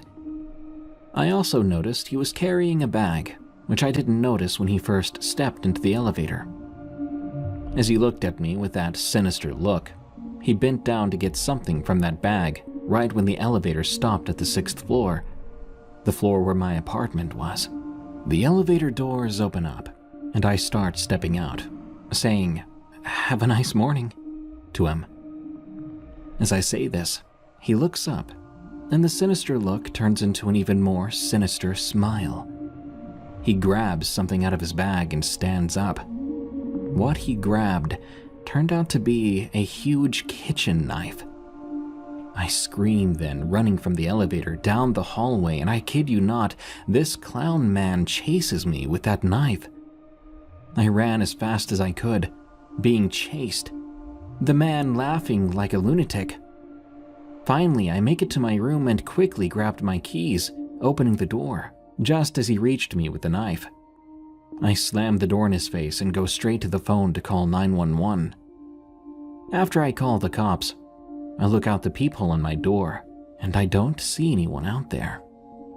My mom wakes up, and I tell her what happened and why I called the cops. When they arrive, the sinister clown is nowhere to be found in the building. The cops don't think I'm lying, though, because in the building right next to ours, a man had been spotted with the same kind of clown suit He fit my description. A few nights ago, in the same neighborhood I live in, there was a murder in one of the houses. A woman was strangled to death, and a witness even said a clown was spotted in the area.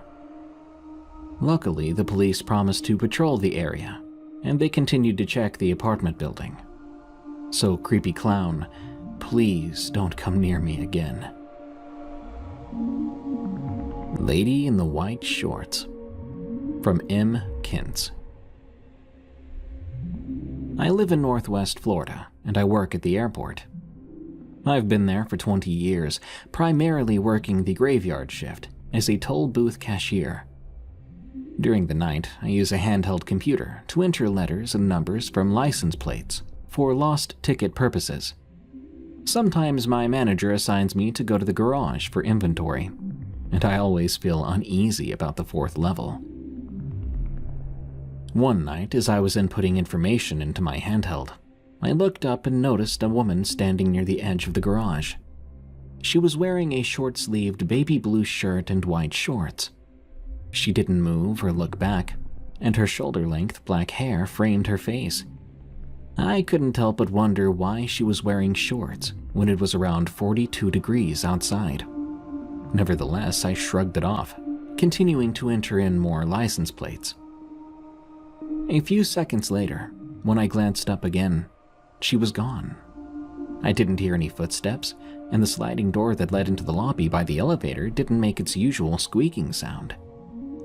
I immediately informed my managers and coworkers about what I'd seen, but they looked at me as if I was crazy.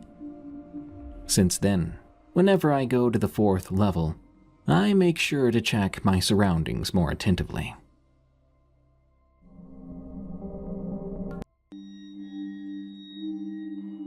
I'll be the first to admit that this all could have taken place in my head. The mind is a freaky thing and can play some pretty trippy tricks on you.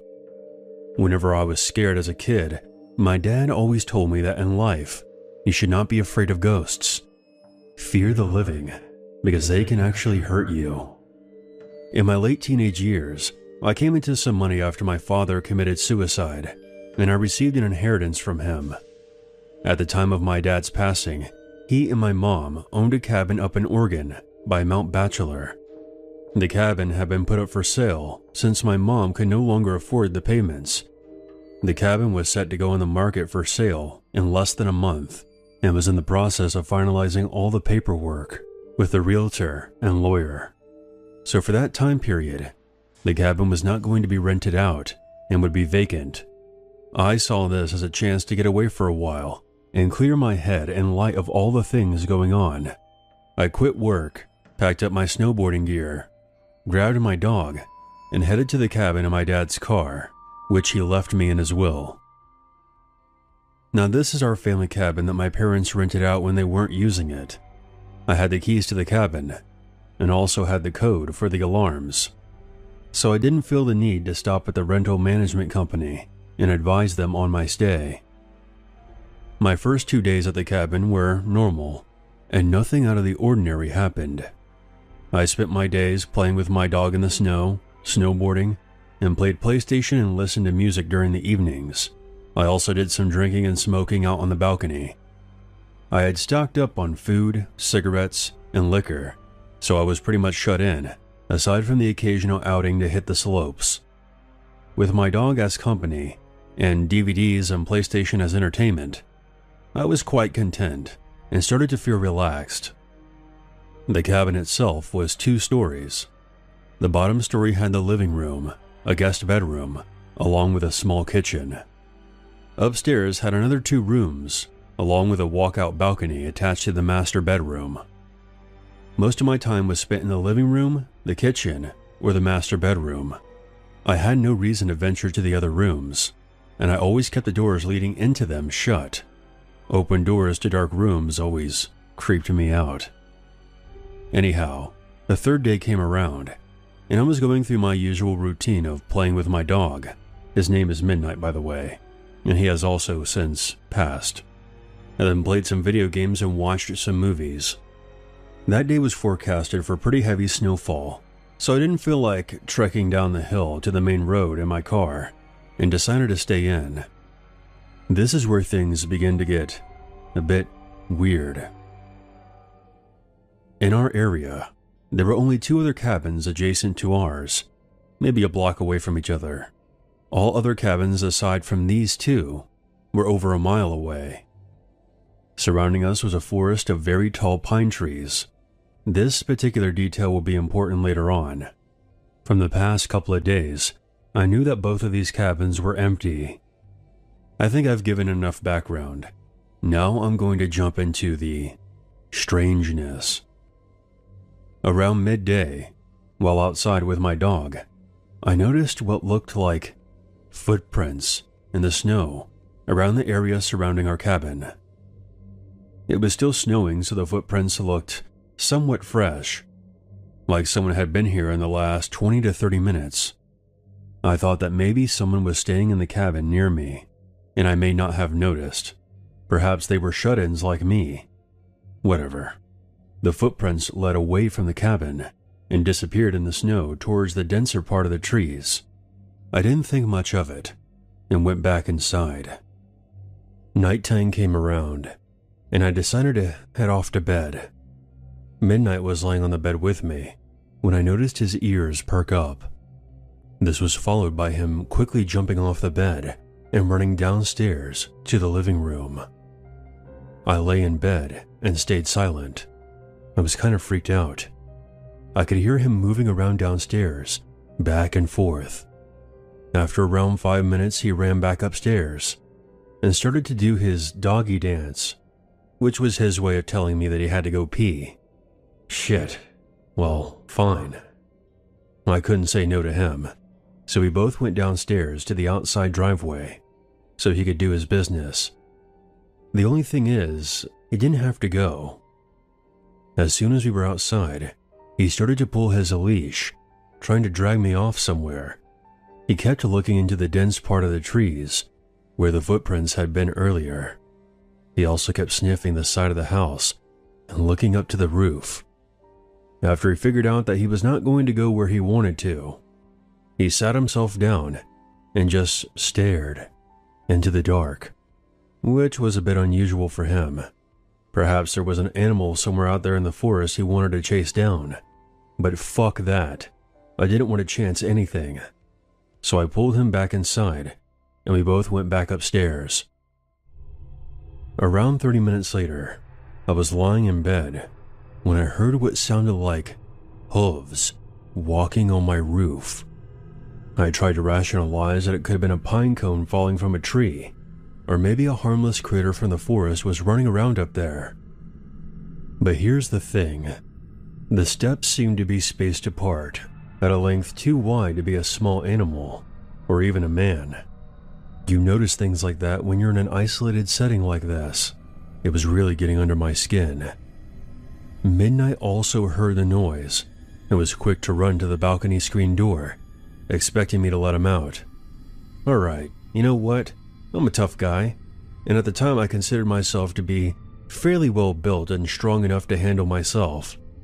So I grabbed my coat and my shoes, along with my cigarettes and flashlight, and went out to the balcony. As soon as I was outside, I lit up my cigarette and started canvassing the roof with my flashlight. Nothing was there, and the snow on top looked undisturbed. Must have all just been in my head, right? But what about Midnight hearing the noise as well? Maybe he was feeding off my fear and paranoia. I started to calm down and relax again. I turned off the flashlight and allowed my eyes to adjust to the darkness. I was just staring at the forest next to our cabin. That's when I saw it. In a tree that was a bit taller than our cabin and around 20 feet from the balcony, I saw what looked like a man crouched in a squatting position between two branches. He looked very tall, maybe 8 or 9 feet, and was extremely thin. It was squatted on one branch, and its abnormally long, white arms were extended above its head, holding on to another branch above it. Its mouth was wide open, with no expression. What the fuck is that? I wasn't sure if I was really seeing this thing or not, and I stood there just staring, motionless. I noticed Midnight stand up and started pacing behind me, lightly barking at the same time. Still, the thing did not move. I put my cigarette out and was debating on shining the light in the thing's direction, but something in my head told me that that was not a good idea. So I carefully backed up to inside the room, called Midnight back in, and shut the door. Once I locked up, I shined the light in the thing's direction, but nothing was there. I then closed the curtains and retreated back to bed. Later on in the night, I heard some light tapping at the screen door, like someone was strumming on the glass with their fingers. It was consistent and did not stop for nearly an hour. Midnight seemed to stare at the door, but wouldn't go anywhere near it.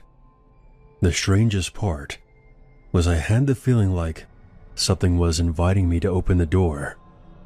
But at the same time, I kept hearing my dad's voice inside my head, telling me to stay where I was. I eventually passed out. When I woke up the next morning, it didn't take me long to pack everything up and get the hell out of there.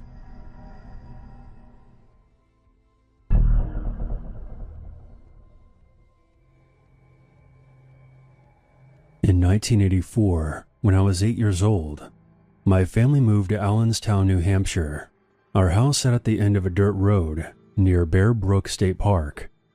In front of our house was an open field that had small tree patches here and there.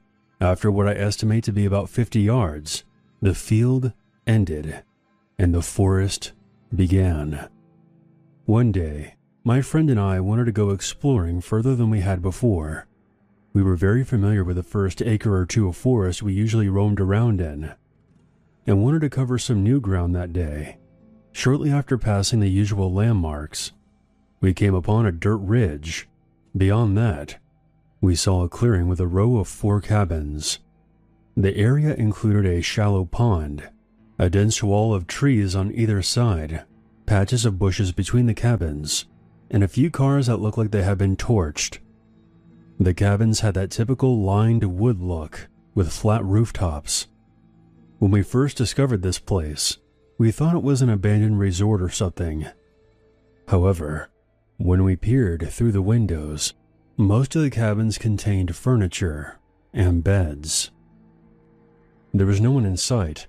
I remember feeling creeped out as we moved from cabin to cabin, and I would soon discover why.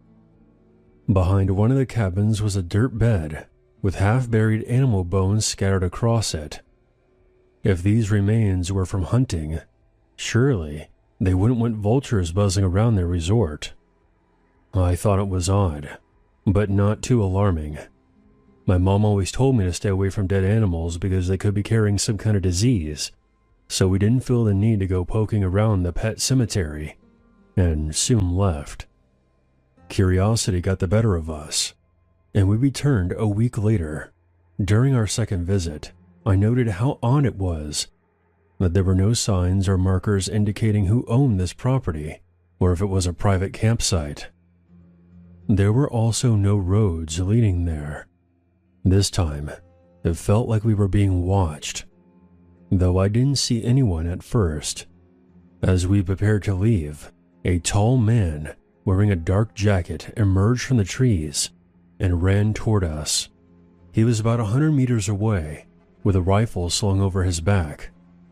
"Hey, what are you doing here?" he shouted. My friend and I started running away. The man followed us, unslinging his rifle and shouldering it as if he meant to fire at us. We climbed over the dirt ridge and ran without stopping until we got back to my house. We never told my parents or anyone else about the incident. We didn't want to be restricted on future explorations, but I don't remember ever going back there. What happened to us could be chalked up to a couple of kids trespassing on private property. But a year later, hunters found a 55-gallon metal drum in a wooded area close to where those cabins were.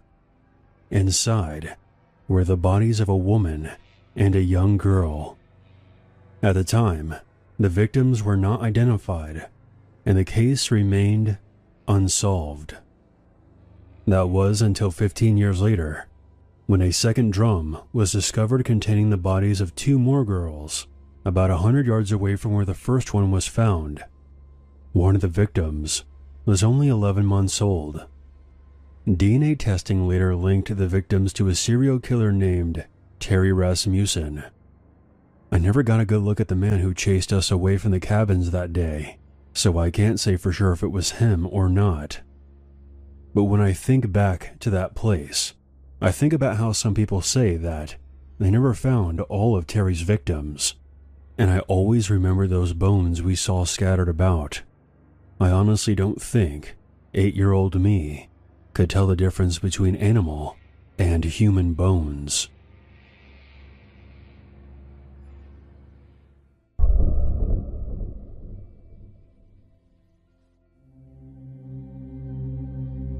I heard a story on your channel about the 1977 Oklahoma Girl Scout murders, and it brought to the surface a story from my own family's history. These events happened before I was born. Had things played out differently, I wouldn't be here today. The year was 1981.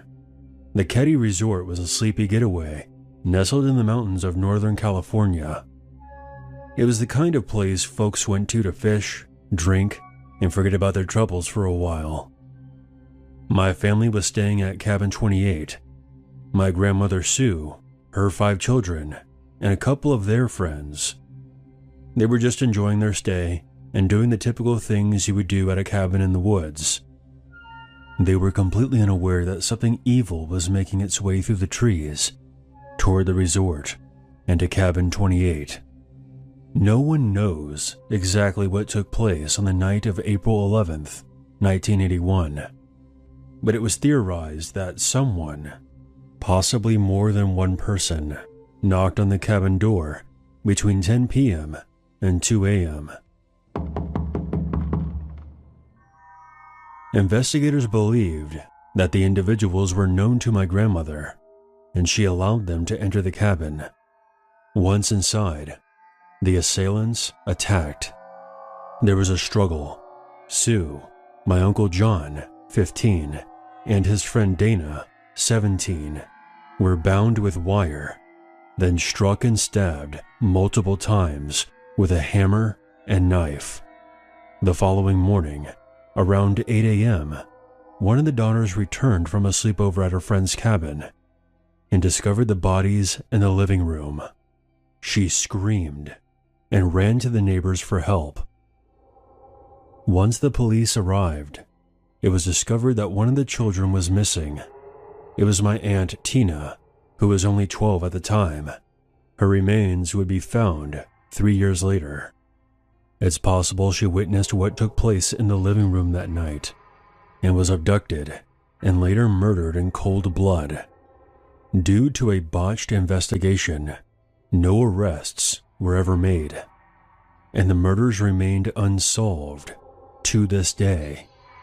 Bear in mind that there is much more to this story, and many questions surrounding this case have never been answered. I've summarized things a bit because these are my family members we're talking about, and I can't bring myself to go into further detail about their horrifying deaths. I will tell you that the girl who discovered the bodies the morning after is my mother, Sheila Sharp. People that I've shared this story with have made comparisons to the Friday the 13th movies, and I can definitely see why.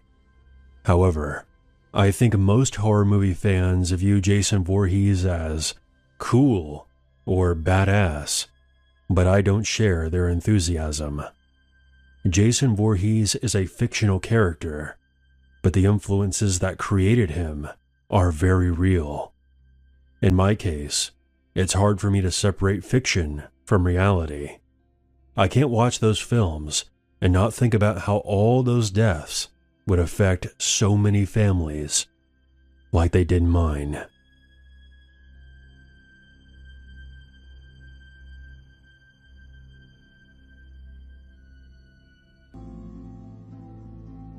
I'm a father of 4, and man, do I have a story to tell you.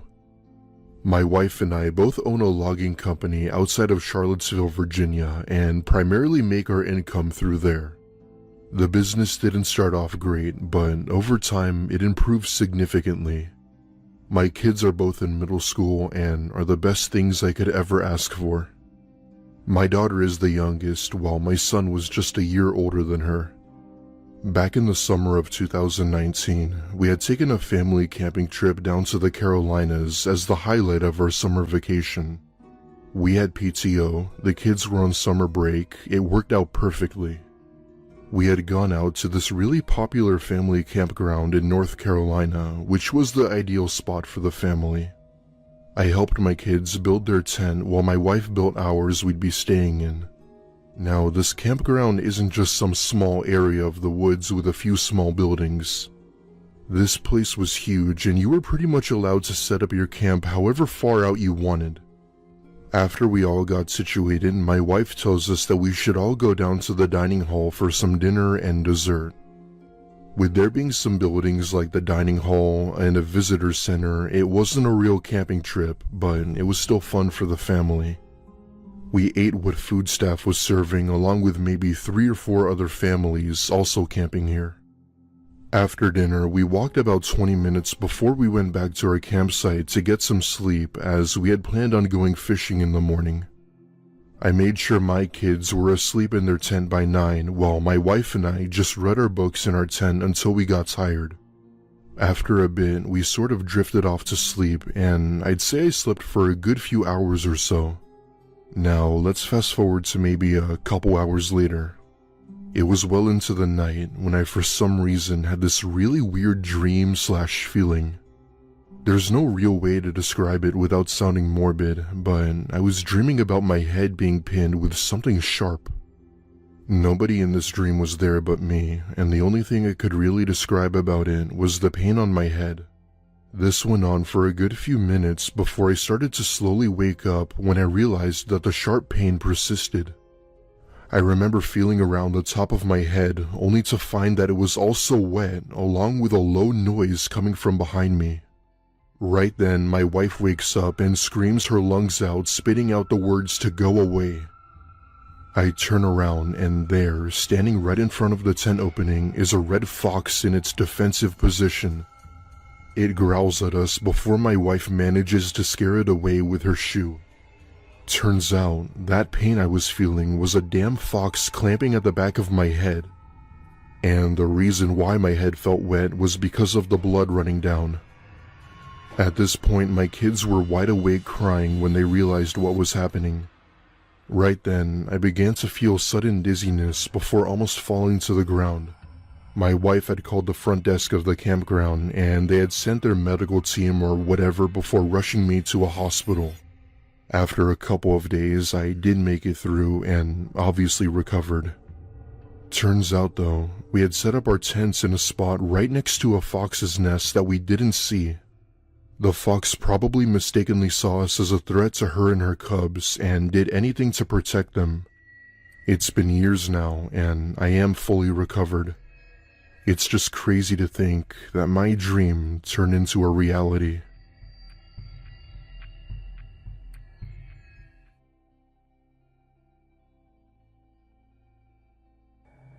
Iowa is one of those places I can feel a bit cut off from society.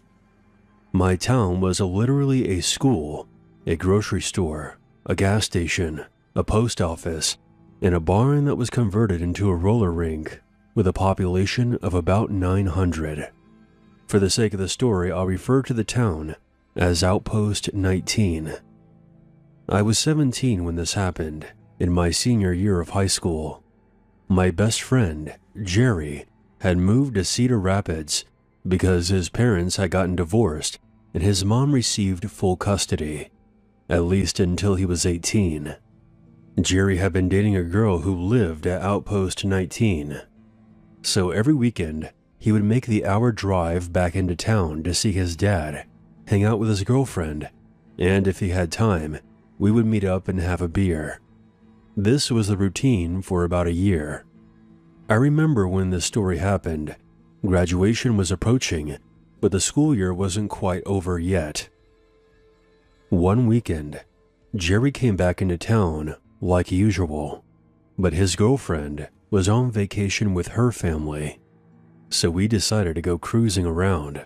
We considered making a stop at the roller rink, but quickly dismissed that idea. Since it was a Saturday night, a bunch of kids would be there, so we literally end up just driving around and throwing empty beer bottles at road signs. Around this time period, I'd picked up some part-time work at the local grocery store, restocking inventory on weeknights. Point being, I would listen to crime podcasts and creepypastas during my shifts. There was one story called The Showers that really stuck with me. The story was about a guy who went on a witch hunt through the back roads of Nebraska, searching for a mysterious building that his teacher told him about, only to discover something truly horrifying lurking within the structure. Nebraska and Iowa share very similar landscapes, and the way the author described the setting reminded me a lot of the prairies and farmlands surrounding Outpost 19.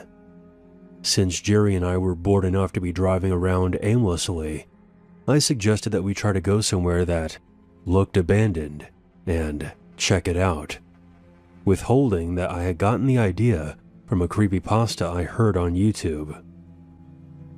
Truth be told, we had never really done too much exploring outside of our hometown. Sure, we had gone fishing in the nearby rivers, and as kids, would play manhunt in the cornfields, but we never went snooping around someone else's property. I guess we were bored enough to take the risks that night. So we drove around a bit, until we came upon a dirt road that was situated between two cornfields, which led up to what looked like a two-story barn. There were absolutely no lights on anywhere, just the moon and the headlights on Jerry's truck, which I suggested he shut off before turning onto the dirt road. We moved slowly and carefully along the dirt road until we reached the barn house at the end. I was geeking out on the inside because this was literally just like the story, but we had no idea if this barn house was actually abandoned. We could have been shot at by some angry farmer for trespassing, but there wasn't a soul in sight. So Jerry turned his truck around to face the dirt road and killed the engine. If we had to make a quick getaway, at least the truck would be facing in the right direction. We then got out of the truck and made our way toward the barn. As I said before, there were no lights anywhere on this property, but in the moonlight, I saw one of those galvanized windmills, a couple of water troughs that were dumped over, and a silo next to the barn. This place looked like it was a cattle ranch, but where were all the animals? I guess there was only one way to find out. There were a few wooden doors on the side of the barn that we tried to open, but each one was locked.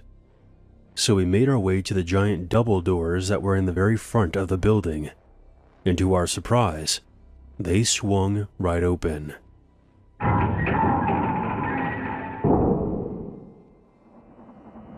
We immediately noticed that there was a faint glow coming from several areas within the building. I quickly realized that it was candlelight. Jerry had brought along a flashlight, but said that he wouldn't turn it on unless he absolutely needed to, as to not give away our position to the aforementioned angry farmer with a gun. But even with the candlelight, it was impossible to see inside this building. That's when I got this sinking feeling, telling me that we should leave right away. Jerry turned on his flashlight and shined it into the building.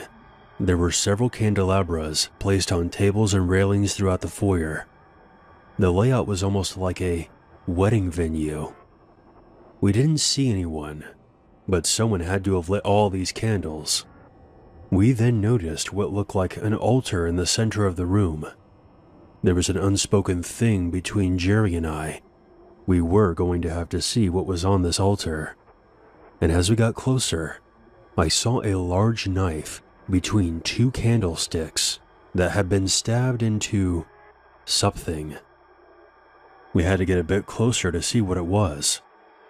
And we soon discovered what looked like a dead lamb. Jerry, I think it's time to leave. Now. We booked it back to the truck, got in, and started it up. I took one last look behind us before we sped off back down the dirt road. I shit you not, I could see several figures standing outside the barn, and we even heard something hitting the tailgate of the truck before we peeled out of there.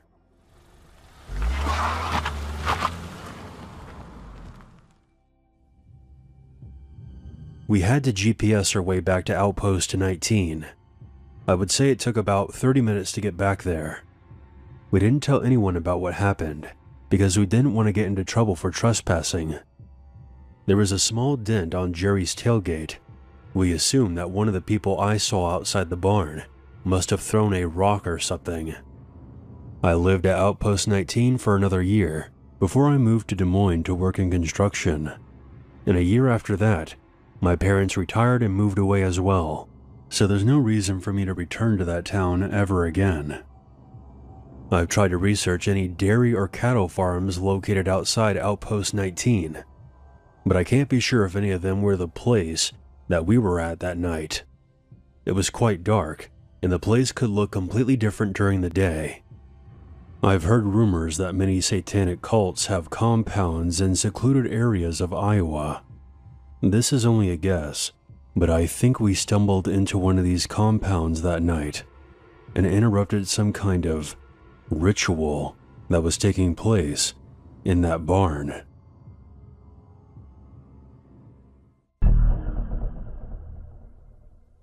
During my early 20s, I worked as a meter reader in Iowa City. A meter reader is someone who records how much electricity, gas, or water you've used each month. If your meters are on the inside and you want an accurate bill, a meter reader must enter your home, whether you're there or not, to let them in. As a side note, we only enter houses if consent was given when the customer first signs up for the service.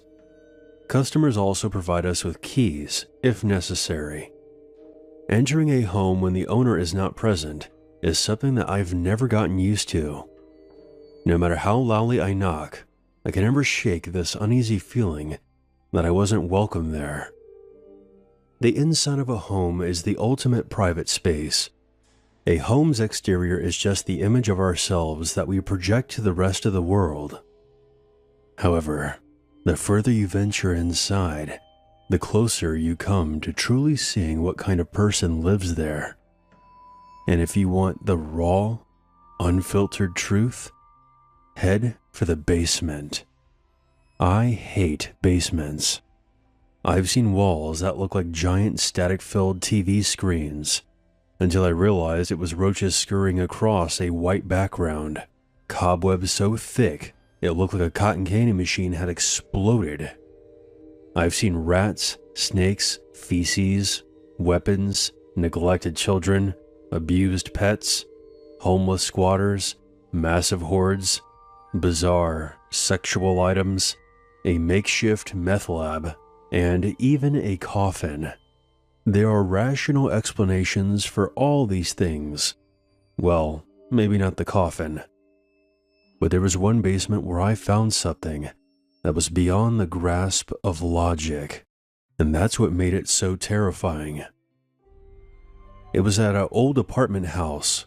From the outside, it looked like any other home on the block. I entered the back door and found myself at the top of a staircase. I ran my hand along the wall until I grazed a light switch.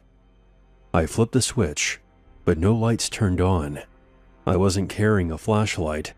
A typical route for me involved 5 or 6 hours of walking, so I tried to carry as little as possible.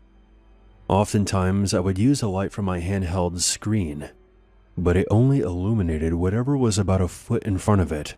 It was essentially the world's worst lantern. I aimed it and made my way down into the darkness. Once at the bottom, I blindly shuffled across the room, one baby step at a time. With arms outstretched and head down, I eventually made it to the far side of the basement. I shined the dim light from my handheld along the wall and discovered 2 doors. Each door led into its own small room. I chose the one on the right and found the meters in the far corner. As I entered the data, I began hearing noises coming from the other room. Something was moving around in there, and there was some whimpering that grew louder the longer I listened. I eventually realized it was a dog. It sounded weak and distressed. I tried to open the door, but it was locked. At this point, the dog was scratching on the other side. I felt helpless. I reported it when I got back to the office, but I couldn't shake the thought of that dog being trapped down there in that basement. It stuck with me over the next month until it was time to return. So there I was, in the same place a month later, back inside that dark basement. At least this time, I knew where the meters were located. I shuffled back to those small rooms and entered the one on the right, while carefully listening for any sounds that may come from the other room. This time I heard nothing. I read the meters and started making my way back, but I couldn't shake that memory of the dog. Was it still trapped inside that room? Curiosity got the best of me. I stood outside the door for a few moments, just listening, but heard nothing. That's when I made a huge mistake. I tried to open the door. I had barely jiggled the doorknob when I first heard it. It was a blood-curdling scream, unlike anything I have ever heard. It was a sound that I didn't think a human was capable of producing. Short, piercing, high-pitched shrieks, followed by abruptly low, drawn-out, guttural moans.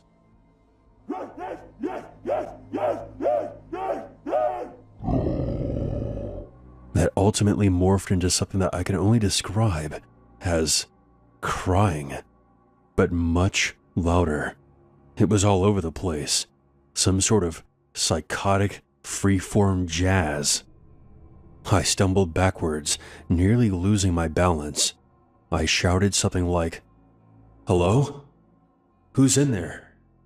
But there was no response, just more screaming. "Are you okay? Do you need help?" Still no response. The screaming continued. There was no doubt that whoever was in there heard me. Apparently they didn't want my help at all. They just wanted me gone. So I fumbled my way through the dark room toward the exit. When I got to the top of the stairs, I just stood there, listening. I was trying to wrap my mind around what I was hearing. I waited for the screaming to stop, but it never did. When I finally left, it was still as loud and demented as it was when it began. I felt relieved, but that quickly vanished when I realized I had to do it all over again next month.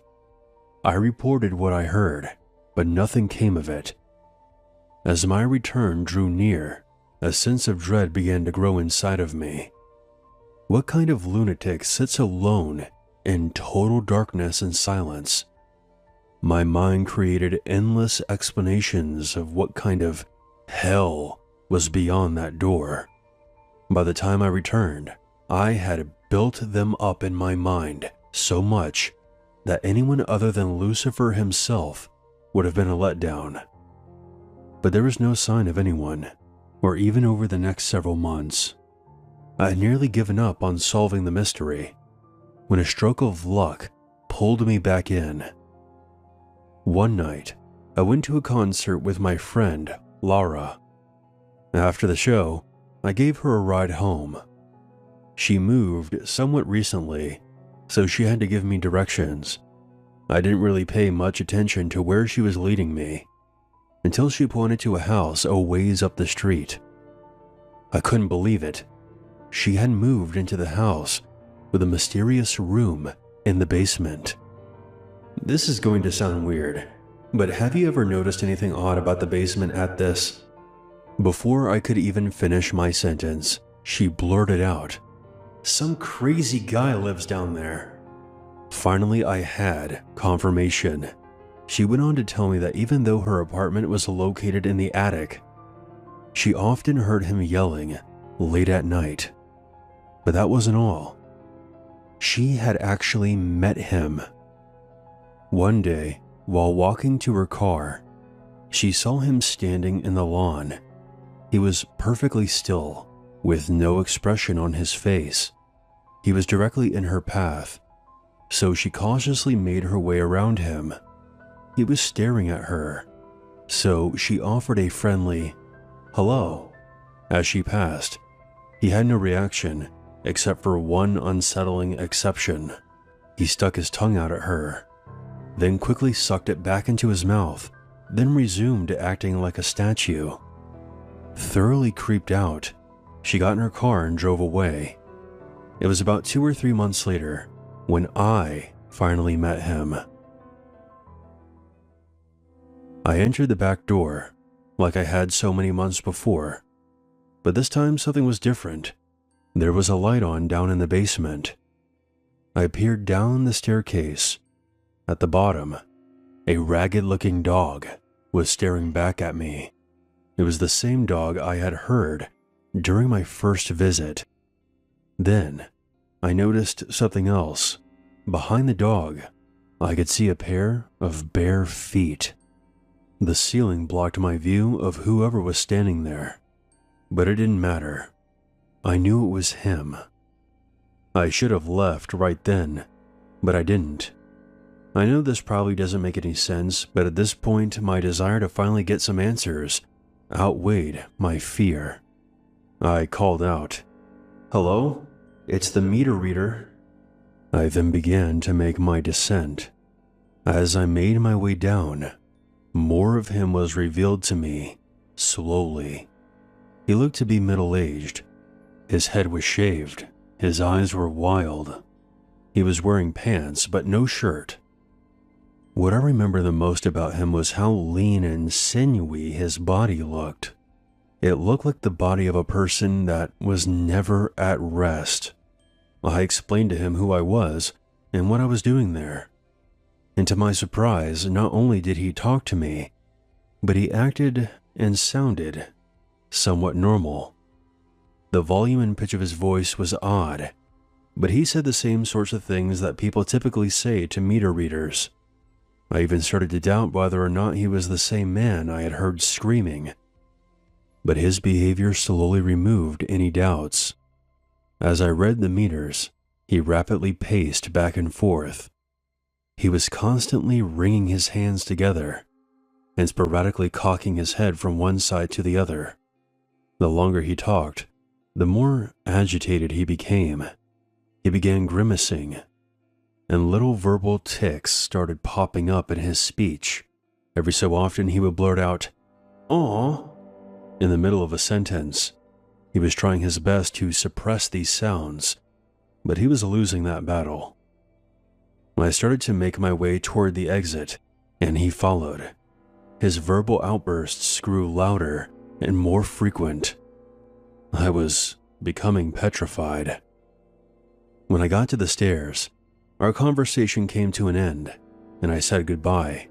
As I turned to head up the staircase, he could no longer hold back, and he began screaming.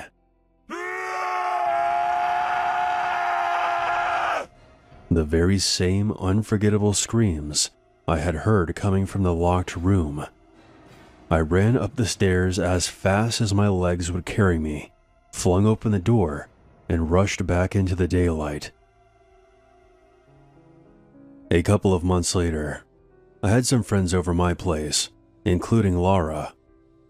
I was excited to tell her about my encounter, but as I was relaying what happened, I could tell that something else was on her mind. When I finished telling my story, she told me about something that she had seen a couple of weeks earlier. One day, she noticed flashing lights outside her window. When she looked outside, she saw a couple of police officers placing the man from the basement in the back seat of a squad car. She later found out from another tenant that he had attacked someone with a knife. That was the last we ever saw of him. I don't know what became of the man in the basement.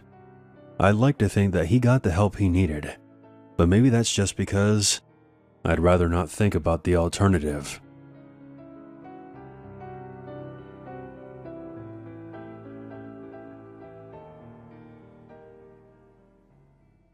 There's always a reason to be afraid.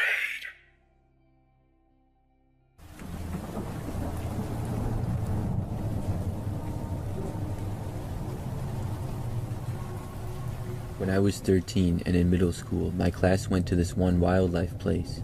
It was the first field trip of the year, so it was still very warm outside and there was pretty nice weather. We boarded the bus from school and it took us to this park that had lots of trails. There was also a lot of different types of plants and flowers, which is part of what we were there for. They also had a building and some tour guides who talked to us for a while. I don't remember a ton of details because it was a really long time ago, but I do know that at one point we went outside towards some of the trails. The tour guide was speaking, but taking forever to move from one place to another. We were sort of allowed to walk around and go on our own, but we were supposed to stay in the general area. There were a ton of kids though, so I remember that my friend Austin and I kind of wandered off together. Austin and I were pretty good friends, and we would talk all the time during class. I remember that we went down this trail and it kind of went around the corner.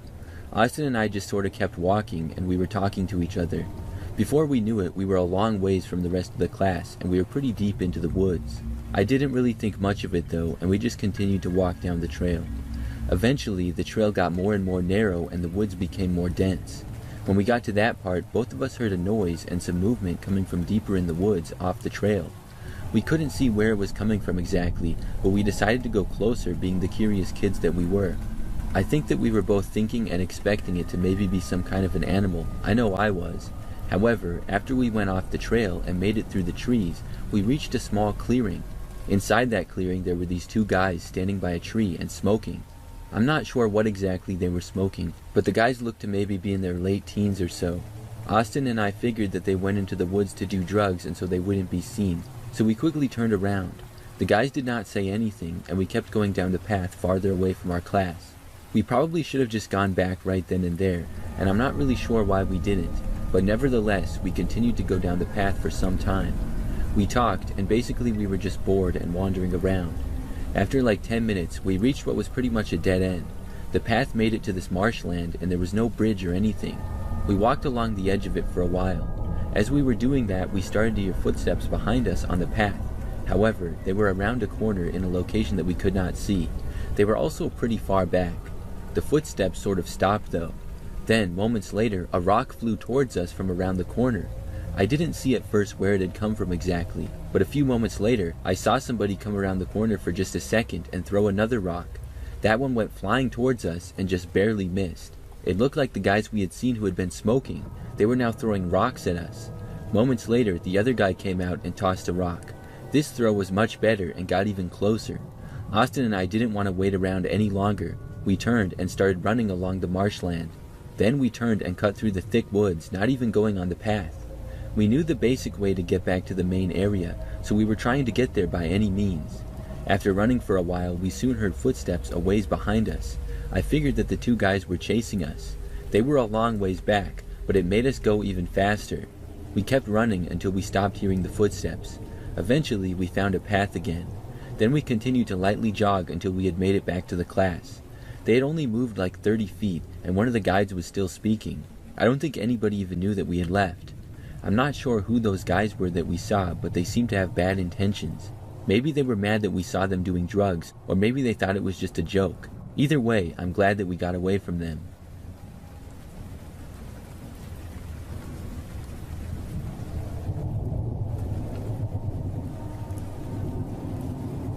One time back when I was in high school, One of my classes went on a field trip to a history museum. It was a history class and there were about 30 kids in it. One of those kids in particular was a guy who I really didn't like at all, and he didn't like me either. For this story, I'm just going to call him John. So John was always kind of a jerk. He was a bully and a troublemaker. When he was in class, he would always sit in the back and usually sleep for the whole hour, or secretly vape by sticking his head in his shirt. During my freshman year, I had to be his partner on a class project, and he was rude to me and unfair the whole time. That's kind of what led to us being sort of enemies, and for some reason, we always seemed to have classes together. In this history class, I would just try to avoid him. I know that he had gotten suspended at one point for actually punching another kid in the school. I didn't think that it was worth my time to fight him though. I was a member of the high school baseball team and I didn't want to get in trouble. John wasn't involved in any activities, so he had nothing to lose, I guess. Anyways, we went on this field trip to the history museum. There were lots of exhibits and things to look at. It was pretty much what you would expect from a history museum, and at one point we were free to roam around the museum how we wanted to. So I remember that there was this one exhibit in particular of like an old town. There was a glass wall with railing a little more than waist high. I was looking at the town and sort of leaning over to see better because it was a very cool exhibit. It was kind of like those train cities that people build, but this was of an old-fashioned town, so there was a lot of things to look at. I remember that in the middle of this, all of a sudden, I felt someone sort of grab me from behind and push me over. As I was falling, I saw that it was John who had pushed me. I fell over the railing and right next to the city. By extreme luck, I didn't break anything. I had mostly landed next to the city, however, I knocked over a few of the buildings and stuff on the edge of it, but mostly things were fine. When I looked up, John was far off, like 15 feet away now, and sort of laughing. As I started to get up, I saw that everyone in the room was now looking at me. It was very embarrassing. The lady who worked at the museum got mad and started to yell at me. I started to pick up the things that fell over and was told to stop and not touch anything. She told me to get out of there, so I did. The lady seemed to not see that I had been pushed, and it appeared as though she had the impression that I had just jumped in to be funny or something. She scolded me and I told her that I had been pushed, but for some reason she didn't seem to believe me. I looked over to John and said that he had pushed me over. By now, John was on the complete other side of the room and he was walking away even farther. I was so mad and I went over to find John, but by that point he had left the room. I found another kid who I knew and I told him how John had pushed me over. The kid said that he didn't see it, but at least he seemed to actually believe me. Apparently nobody else in the room had seen me get pushed and didn't really know what had happened. As the day went on at the History Museum, I didn't see John for almost the entire rest of the time. I was kind of glad that I didn't see him, but I also wanted to give him a piece of my mind. So finally, when the field trip was over and we were about to leave, I saw John again. By that time, I had cooled down, and I decided to just ignore him and not confront him or anything. So we all boarded the bus back and went back to school. When we arrived back, it was just in time for our final classes of the day. I remember that I got to my class, which was some type of a science class, I think. I sat next to one of my good friends, and when I got there, he asked me about the field trip. Then he showed me this Snapchat story that he had seen. It was a story that John had posted on his Snapchat. I hadn't seen it because I wasn't friends with John on Snapchat. Anyways, the post was of him sitting in the back of the bus, taking a selfie holding this old hat that he had stolen from the museum. The hat was in one of the exhibits, I remember, because one of the tour guides told a story about how it's really old and authentic. I couldn't believe that John had stolen it, but it also didn't surprise me knowing him. I talked with my friend about how John had pushed me into the exhibit and stuff. The next day at history class, our teacher had found out that somebody had stole the hat, but he didn't know who. Apparently nobody else knew who did it either, besides me. When class started, our teacher told us how the museum told him somebody stole the hat, and they didn't know who. Our teacher then said that somebody had to step up and confess, but everyone was silent. Of course, I wasn't going to rat out John in front of everyone. I was planning to after class though. After the teacher's speech, we resumed, and unfortunately in the long class period, I forgot about telling the teacher how John had stolen it. I just moved on with my day and went to my next class. I'm not sure how many people had John on Snapchat, if anybody in the class even did at all. So I remember that later on in the school day, I was at my locker putting my books away. Some other kid who I barely knew started calling my name.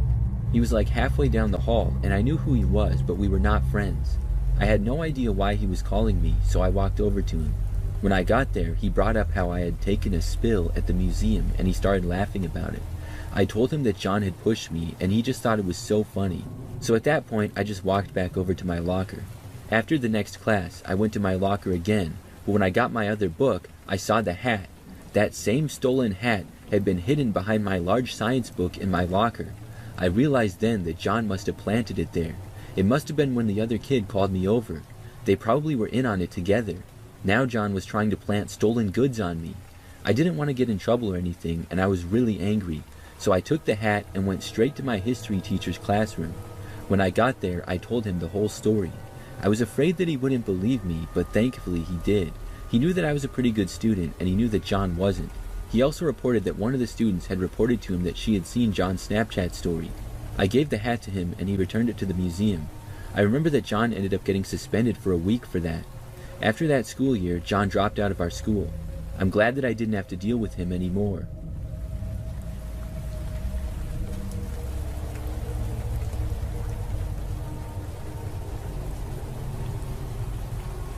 For some background, I'm a female, and this took place when I was in college. When I was a freshman, I remember that for one of my classes we went on a field trip at night. We were going to be looking at the stars, and we're going at 9 p.m.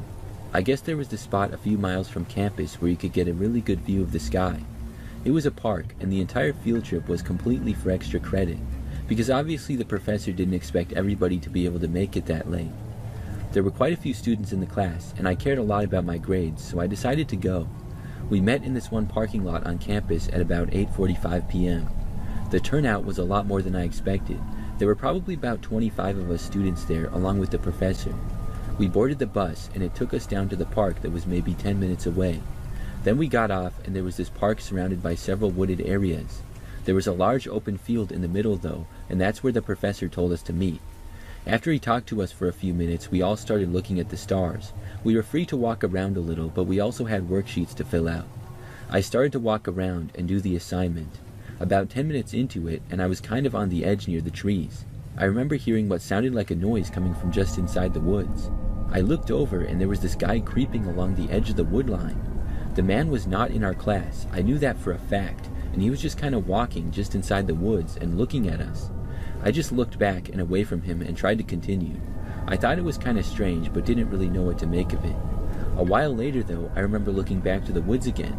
The man was just standing there, just barely inside the woods, and facing me.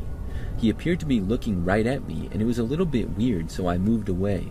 I went closer to some other people and continued with the assignment. Things went on, but maybe 15 minutes or so after that, I saw the guy yet again. He was kind of standing just inside the grass, no longer in the woods. Once more, he appeared to be looking at me, which sort of creeped me out a little. However, I really wasn't that scared or anything, because I was with all these other people that were in my class. After a while longer, we were done for the day with the field trip. The professor gathered everybody around and then said that we were leaving. So we all walked back to the front of the park and to the parking lot. Then we boarded the bus. Except, as I was in line to get on the bus, I saw up ahead the man from the park who had been in the woods. He was like the second or third person on the bus, and I was wondering why he was getting on. I had been completely sure that he wasn't in the class. I started to second guess myself, thinking maybe the man was in our class, or maybe he did belong there. Perhaps he was in another class with the professor, or maybe he was with the group in some way. Nobody seemed to say anything to him though, and why was he in the woods and staring at me so weird? I went and sat down on a seat pretty close to the front. I looked back, and it appeared as though the man had got on a seat in the complete back row. We took the ride back, and when we got to campus, we all got off the bus. Then all the students started to disperse. I was a freshman, so I lived in one of the freshman dorms and had walked there. It was about halfway across campus on the other side, so I began to walk back.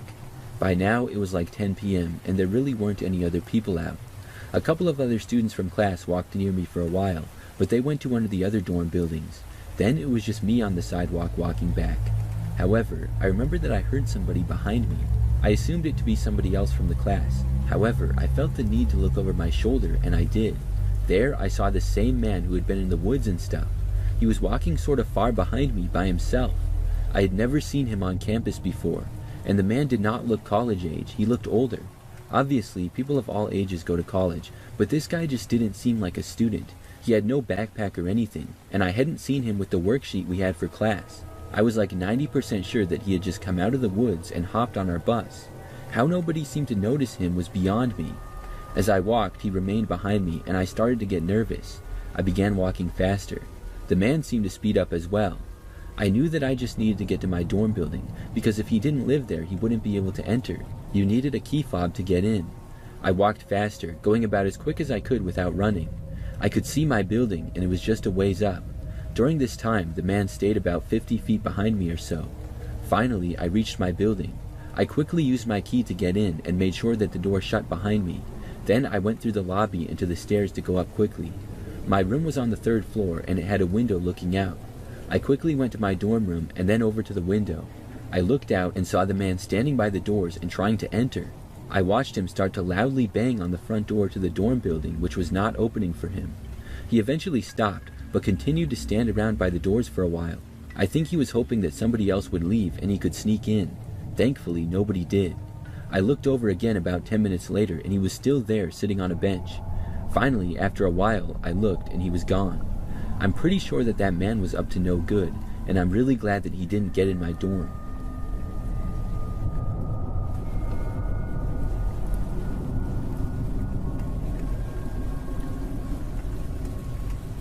This story happened many years ago when I was in high school. I lived near Detroit, Michigan, and one day for my art class we had a field trip. We went to the Cranbrook Art Museum, which is a good destination for field trips around here. The art museum is really nice, and it's a cool area from what I remember. That was the only time that I went there, but when we arrived there was a school and a museum and some other buildings. Around them was some other stuff, and it seemed like a campus almost. There were these winding roads with woods beside them, and a few walking trails as well. So for my art class, we were going with a group of about 20 kids.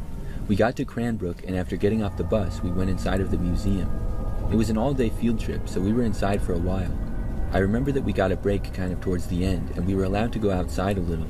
I didn't have any really good friends in the class, so I went outside sort of by myself. I was just looking around at what was nearby, and I walked on a path a little ways. I was curious to see where it would go, so I crossed this street, and then the path sort of entered the woods. Nobody else was over there, and it seemed very quiet. I was planning to walk for maybe 5 minutes and then head back. Pretty much, I was just wandering around. However, as I walked through the woods, I heard this sound coming from off the path somewhere. It was a man's voice calling for help. It was weird because it was like he could hear me approaching, but he was off the path and in the woods. I couldn't see him from where I was, but when I came around the corner, I saw this guy emerging from the trees. When I saw him, he said that he needed help. The guy did not appear to work at the museum or be a teacher or anything, and he was much too old to be a student. He was just wearing a camouflage jacket and jeans. He told me to follow him, and he started to go into the woods. I didn't want to though, and I asked why. He stopped and seemed annoyed, and he told me to just follow him. He then added that he had hurt his foot. I was confused. What did him hurting his foot have to do with me going into the woods? He told me to follow him again, and I walked a little bit closer. Then, suddenly, the man turned around and started to sprint towards me. My only reaction was to run away. I turned and started sprinting down the path back towards the street to get out of the woods. It wasn't that long of a ways, thankfully, and I was able to make it out. When I did, I heard the man laughing behind me. He did not leave the wooded area of the path, though. After that, I went back inside the building with the rest of my class, and stayed with them for the rest of the field trip.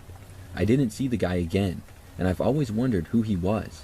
Was he trying to be funny, or could it have been a possible abduction or robbery attempt or something like that?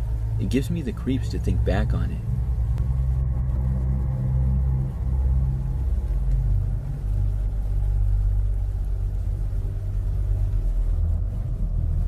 This happened a really long time ago. I was in high school, and for some class we took a field trip to go hiking. I really don't remember what class that would have been, or why we took a field trip to go hiking. Maybe some gym class? I really don't know. I just know that I remember the actual field trip really well.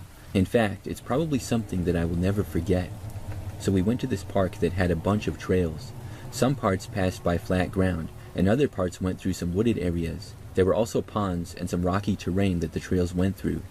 I'm pretty sure that there were like 10 miles of trails in that park. So when we got there, my class started out together. People ended up splitting up though. I have no idea how the teacher was planning to find everyone and not lose a student in the massive park, but I know that I was kind of hiking on my own. I started out with a few kids in class that I was kind of friends with. However, at one point, for some reason, I stopped. I don't remember why, but they went one way and I went another. So I started hiking by myself, and I do remember that our teacher gave us these step counters. They were the kind that you just shake them and it counts your steps, and you clip them to your pants or something. I don't work nights anymore. but for years I worked the night shift in a residential care facility. On weekends, I was the only person in charge of a dementia facility. It was sometimes spooky, consisting of 15 residents and only me to keep an eye on them all throughout the night. Around 3 a.m. in the morning, after doing an intentional round where I checked on all the residents and they were safe and well, I heard the doorbell ring. I got a sudden wave of goosebumps because this was a secure facility and it was the middle of the night. I went and looked out of the window, but there was nobody there. I blew it off as being a hallucination because I was exhausted most of the nights. About 10 minutes later, the doorbell rang again, so I went back to the window and checked again. Nobody was there, but I looked across the street and a strange car was parked there. I took a photo of it just in case, and then I went back to my station where I had been playing a game of cards with a delightful but very demented lady. I sat down and she looked at me and said, "What did the gentleman want, dearie?" Chills went down my spine, but I brushed it off because hallucinations are common with dementia, and this lady is particularly prone to not being oriented to time and place. However, the doorbell rang again less than 5 minutes later, and this time I was getting scared. Another one of my residents was awake and walking in the hallway, painting with a clean paintbrush to keep him occupied. I passed him on the way to the front window, and he turned to me and said, "Don't answer the door alone, he might hurt you," before continuing to pretend to paint. I looked out of the window to see the same car as before, and as I was looking around, I saw a shadow moving in front of the door. A person walked around the corner and then looked straight into the window next to me. We made direct eye contact, and it was essentially a jump scare for me, so I was startled and screamed. My residents started freaking out, and the guy on the other side of the door ran away. I called the police, and they showed up shortly after. It was straight chaos at that point, because I had 15 residents who all had been woken by the commotion, and 2 police officers in the building now also. Eventually, with the help of the 2 kind officers, I was able to get everybody settled down, but it took a while. I eventually learned from the cops that there was a woman down the road whose house was broken into. She was attacked in bed by someone who ransacked her house looking for drugs. I can't help but wonder if it was the same person from earlier that night intentionally trying to get into my facility for the drugs that are kept there. I'm grateful that our whole facility was so secure, and apparently the culprit just took the next best option. A strange part of the story that I'll never understand is how 2 of my patients knew that there was a man out there who wanted to enter and potentially hurt me. They were never close enough to the door to look out of the window and see anyone. It feels like one of those eerie guardian angel moments, or just a strange coincidence. I left that job not long after because they refused to hire a second person to work the nights, despite being understaffed according to best practice guidelines.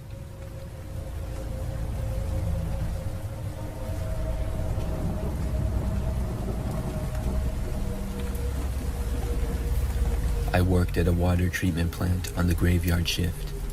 The place was isolated, situated next to a highway that connected 2 cities about an hour apart. Nothing but some empty fields and trees were in between. It would just be me there during the night shift. My job and why I had to be there was to check the levels, adjust equipment every now and then, and basically just make sure that everything was working and it wasn't going to blow up. During my shift, I would be inside an 8-foot-tall barbed wire fence which was locked, but the access door to the rest of the facility were always open. One night at about 2:30 or 3 a.m., I was sitting in my control room area killing time on my Nintendo DS. The sound of the game was the only thing breaking the silence, and I was halfway zoning out when I heard a voice from behind me. The voice shouted out to get on the ground. I turned around and saw a guy standing there behind me holding a gun. He must have climbed the barbed wire fence to get to me, because I could see he was bleeding from several locations on his body. I must have been taking a while to comprehend what was happening, because the man yelled to get on the ground again. I didn't hesitate this time, and I dropped to my knees.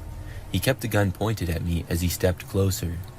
I remember that he kept apologizing to me, saying that he was sorry, but he had to do this. I thought that maybe he had been hired to kill me by someone, and what could I have possibly done to deserve this? He began asking for my truck keys, my wallet, and my phone. I didn't argue, and I handed everything over. Next, he tied me up. He used some duct tape that was near my desk, wrapping it around my wrists and my ankles. I still had no idea if I was going to die soon, or maybe I was being kidnapped and that's why he was tying me up. After a few minutes, the guy backed away. He apologized again, and then he turned and walked out of the room. I heard the sound of my truck starting up, and then the tires crunching the gravel as he drove away. For a moment, I just sat there, totally in shock, trying to calm myself down. The duct tape wrapped around my wrists and ankles wasn't the greatest, and I was able to free myself after a while. I used the emergency phone at the water treatment facility and called the police, and they said they would send someone right away. When the cops came, they asked me a bunch of questions, wrote down everything I could remember, and arranged for a way home for me. The next day, I found out the guy was arrested in the town over. He'd apparently escaped from an inmate custody transport a few days before and had been on the run ever since. The police said he was desperate, probably running out of options, and that he had likely walked a long way to get to the water plant. That made sense considering how far in the middle of nowhere the plant was. I even got all my stuff back besides the cash in my wallet, because he had been caught trying to pawn off my stuff in the next town over. I think about that night often and have had to go to some therapy for it. The man was obviously desperate, and maybe he had thought about killing me, since it would likely have given him more time to escape, as the cops would have been called much later. There have been some other strange occurrences that happened while I was working the night shift job, but this one was easily the scariest thing that I ever experienced there.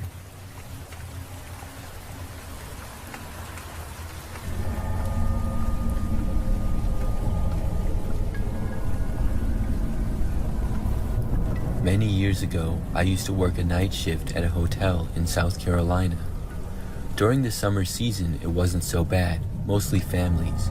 We had on-site security during the summer also. However, the winter months were different. The cheap weekly rates we'd offer attracted a lot of creepy people. The idea was to make money in the off-season by renting to what is known as snowbirds, older retired people who come to the beach for a month or so through the winter. It did not always work out that way, though. The cheap rates made it possible for less than desirable people to become long-term residents. I've discovered more than my fair share of meth labs, broken up physical assaults, and more during the winter months. Working the night shift, I would meet some interesting people. I have a lot of stories from the night shift, but this one is the one that stands out because it did not end well for me. I began working at midnight and hung out with my friend Andrew. Andrew worked late-night maintenance shifts at this hotel and 2 other hotels that our company owned. He would regularly stop by after work and go grab us some food, and we'd hang out and talk since business was so slow. We had just ordered food, and he was getting ready to leave and go pick it up. I was just walking into the office to grab some money from my wallet to give it to Andrew when I heard the doorbell indicating a customer had entered. I had just come back and reached the doorway back to the lobby area when I saw Andrew just fall down in front of me. Next thing I knew, a guy walked around the corner and punched me in the head with a short steel pipe in his hand. It staggered me and I went on one knee. He hit me in the head with the pipe, and the only thing I remember was his partner saying that Andrew got away and found a cop, so they had to go now. I was finally able to get to my feet from the blow I received. I tried to call the police from the phone in the back office, but it was having issues. I slammed it in frustration. I was hurt, scared, and really freaking out. I realized they could come back, so I ran to lock the door. I don't know where Andrew had gone, and that worried me. I finally got the phone to work, and I told the 911 operator that I had been attacked, and I needed an officer and an ambulance. I didn't unlock the front door until the cops and ambulance pulled up. It was at this time, after I found out they punched and knocked him down, that Andrew had been able to amazingly jump over the desk and escape. He luckily ran outside as a cop was driving by, which he ran to flag down for help. I ended up in the hospital ER where I had to have 10 staples in my head, and they gave me morphine for pain. I thought I had only been hit in the head once after being punched, but I was later shown the video from the hotel cameras, and the video showed a different story. After I went to one knee, the guy hit me not just one time, but 10 total times. I kept trying to grab the pipe and get up for some reason. I do not remember any of this happening. He kept punching me and hitting me with the pipe until his accomplice told me that Andrew got away and flagged down a cop. We never found out why they chose to attack me. The police thought it might be a failed robbery attempt due to Andrew getting away and me not just going down. The only other explanation I could think of was someone was getting revenge on me for one of the many incidents I had to deal with while working the night shift. For example, maybe someone was getting back at me for a physical assault that I broke up in a room, or the meth labs I had discovered. Once I recovered, I came back to work the night shift for a bit, but I had PTSD and was very nervous it might happen again, so I ended up finding a different job. They never caught the guys who did it as far as I know.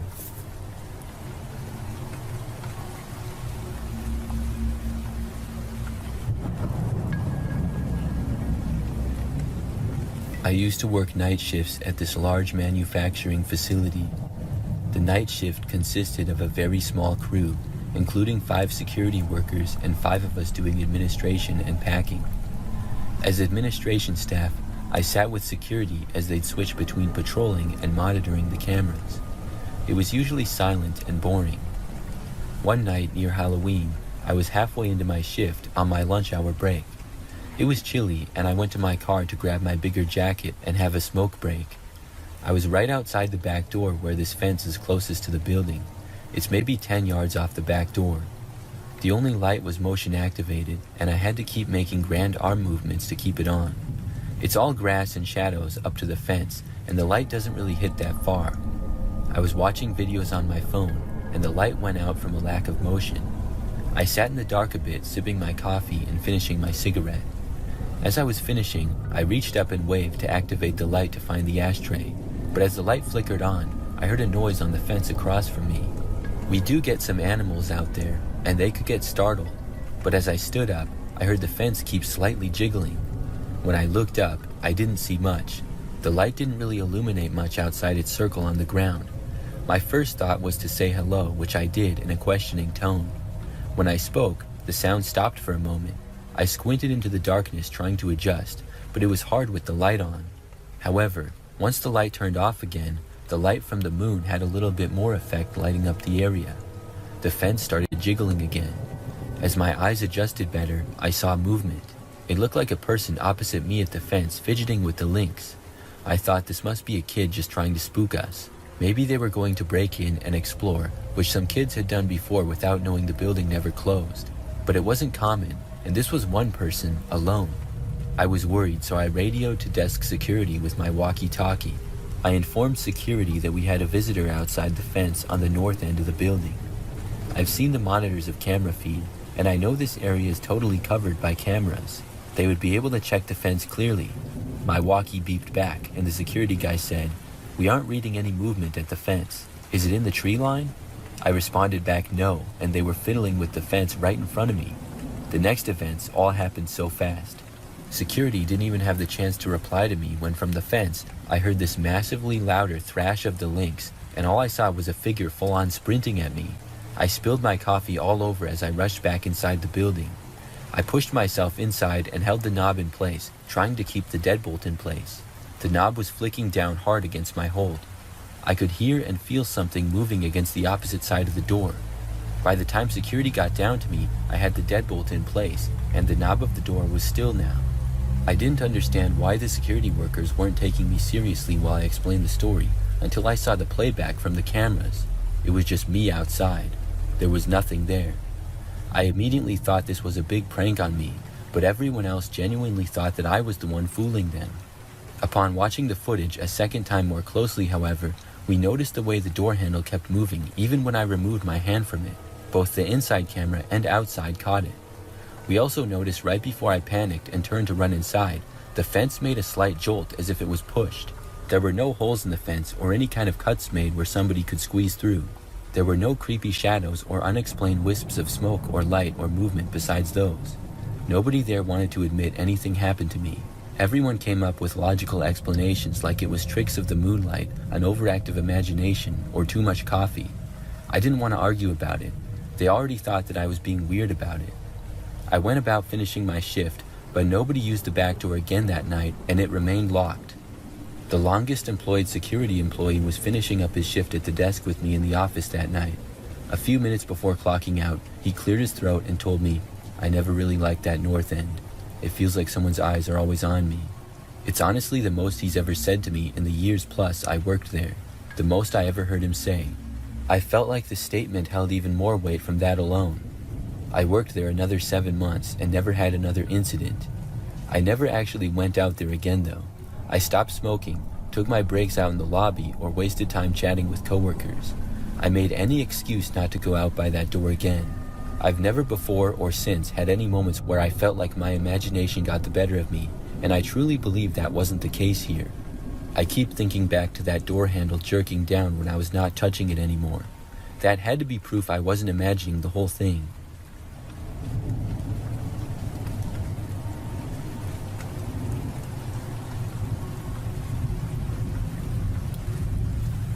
I worked overnight at a Subway inside a 24-hour truck stop, which wasn't the most glamorous job, but it kept the bills paid.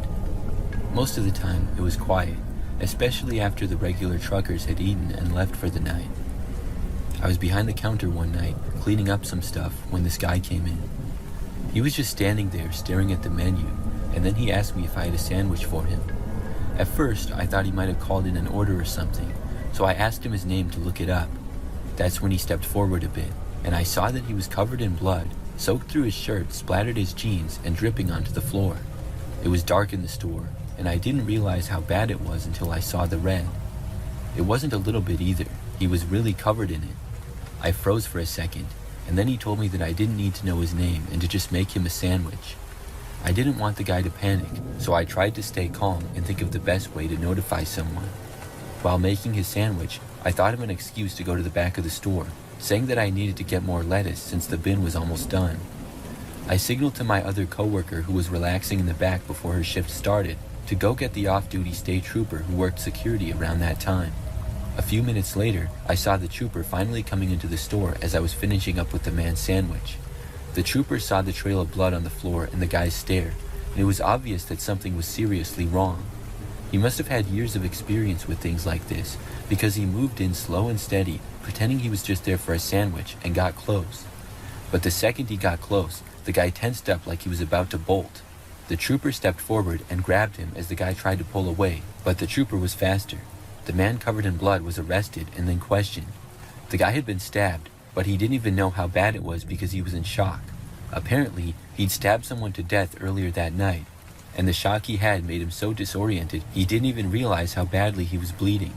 He'd been driving around, gassing up his car at the pump just a few feet away, and getting food to go on the run. He was just some guy who walked in wanting a sandwich, acting like it was no big deal while covered in blood after a murder. It was a chilling experience for me having to deal with something like that while working a night shift job.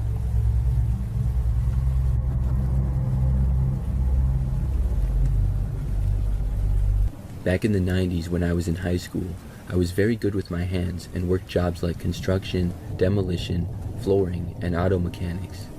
One of the jobs I did was working for a guy doing remodeling projects, like at restaurants, bars, retail shops, and typical commercial projects. I went to school during the day, of course, and would sometimes work after school or weekends. For the guy I worked for, it wasn't uncommon for him to leave me alone at a site and have a list of things for me to do alone, mostly demolition work. He picked me up one Saturday morning as I didn't have a car or license yet, so he would pick me up and drive me to sites for work and then leave me alone there.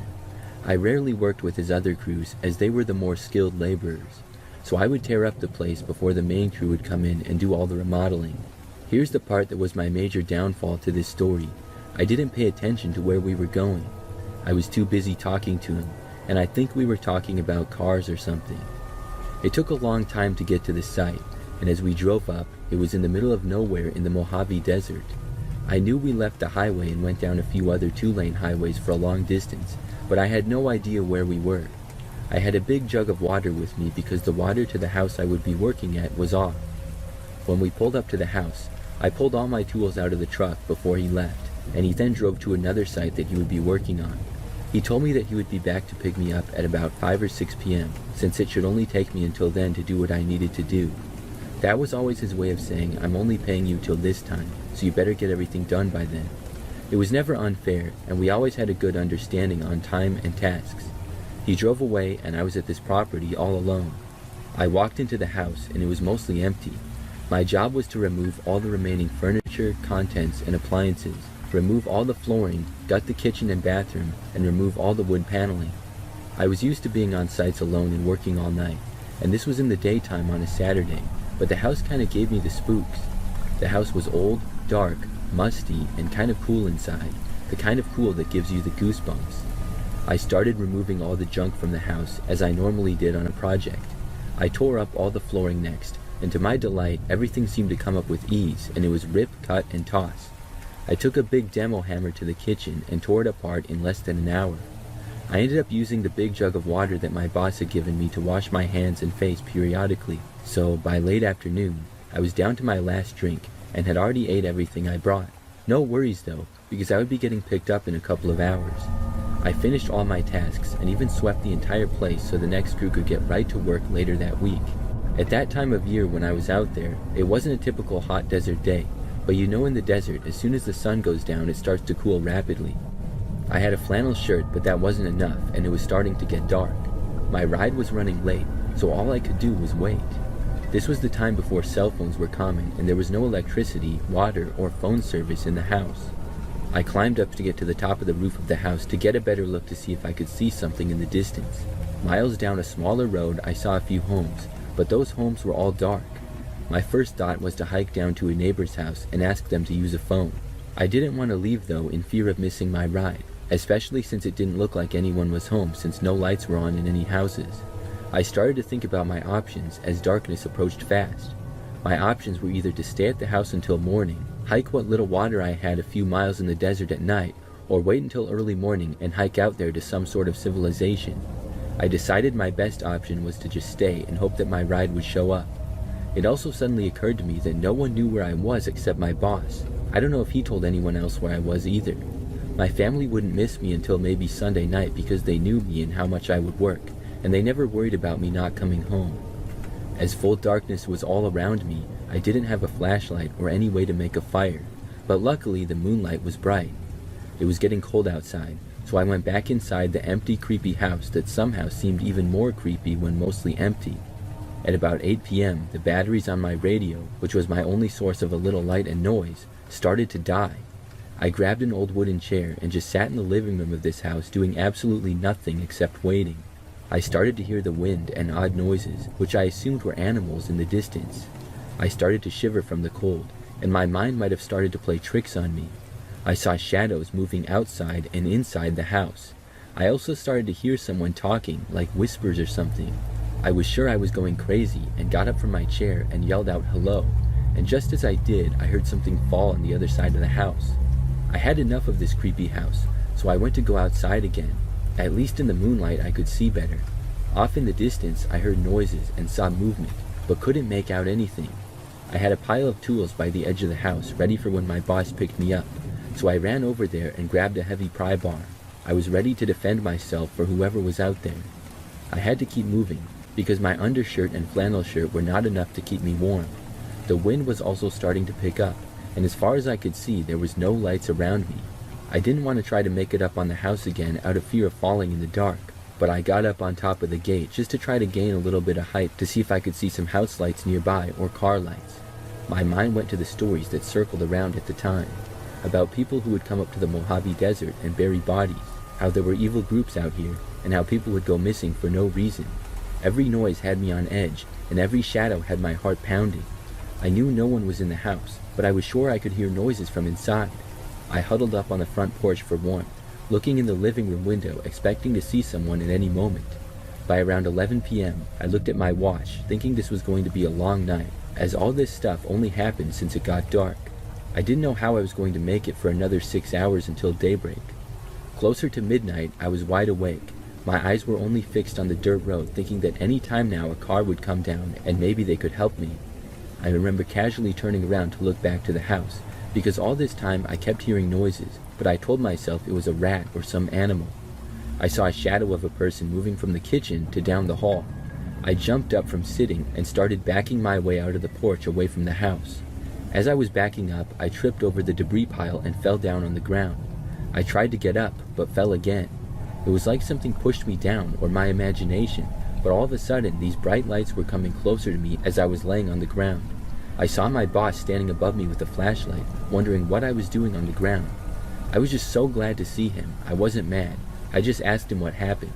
He said that he was sorry, but he thought the other crew was coming to get me, and they thought he was coming, so no one actually came. He said it wasn't until later in the evening he asked the other crew leader about how far along the house I had got, and that's when they realized I was still out there. My boss felt really bad and told me he was going to pay me for the entire time I was out there. As he was driving me home, I asked about the house and told him how creepy it was. He said he didn't have any information on the house and only just knew what we were supposed to do. I don't know if I was going delusional or something, but that time I spent out there by myself, lost in the middle of the desert at night, was the scariest night of my life. What was so weird is I never saw any headlights of a car approaching. My only memory of being rescued was seeing my boss standing over me with his flashlight. I'm not exactly sure what happened that night, but it was so creepy. After that, I made sure to always keep extra batteries, a flashlight, and double the amount of liquid with me.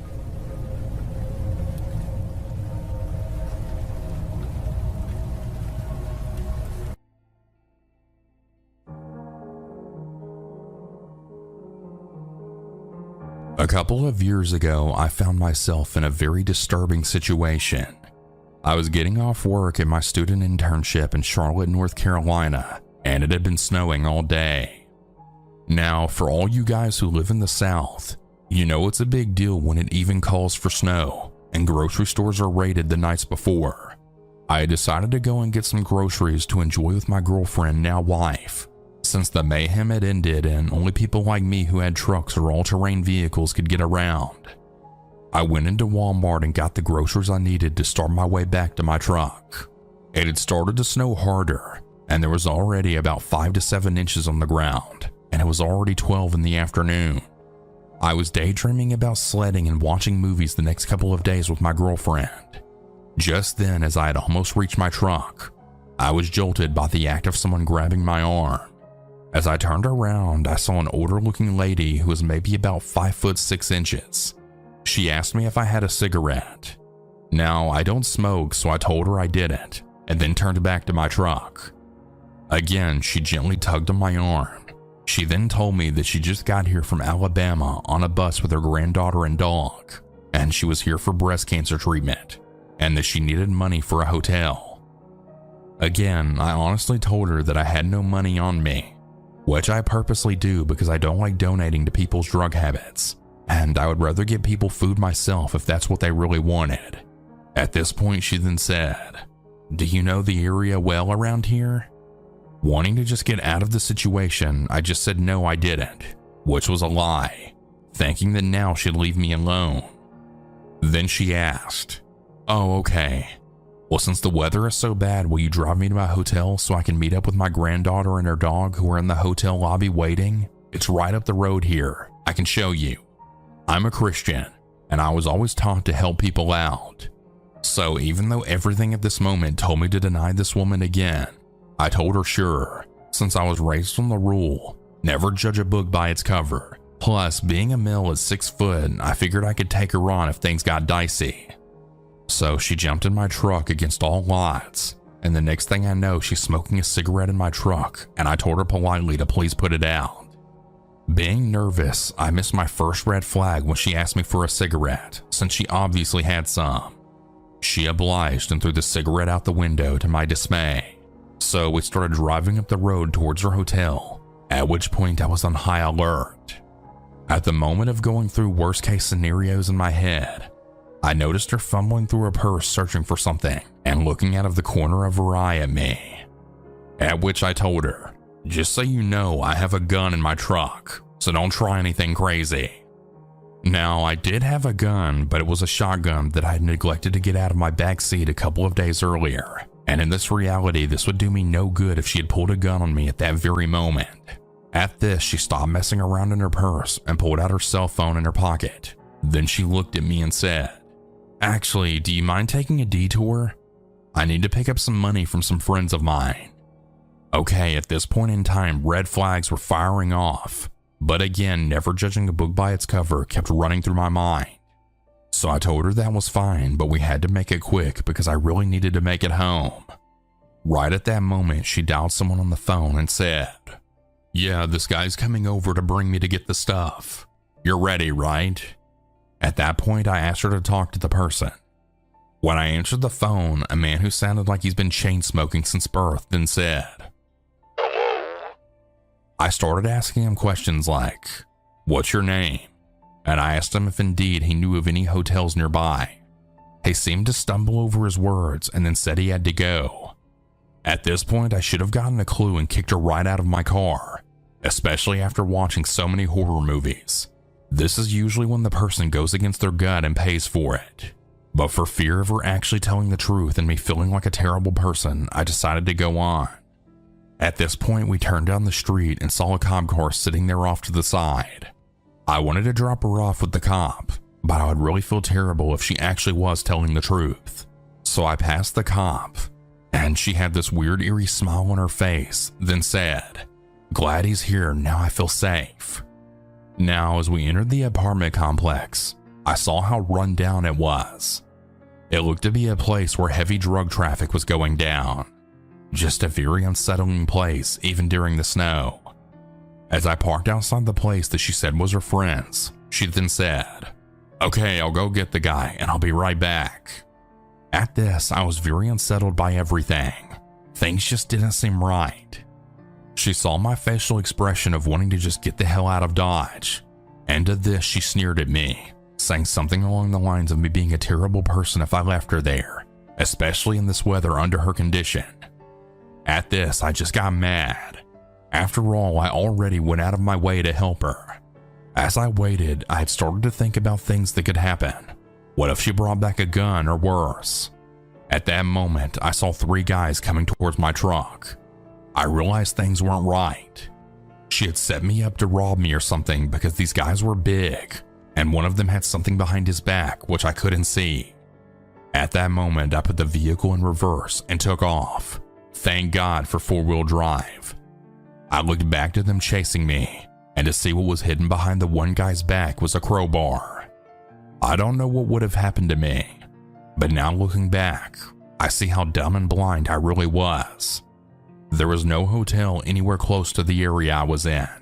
The nearest hotel or motel was 20 minutes away.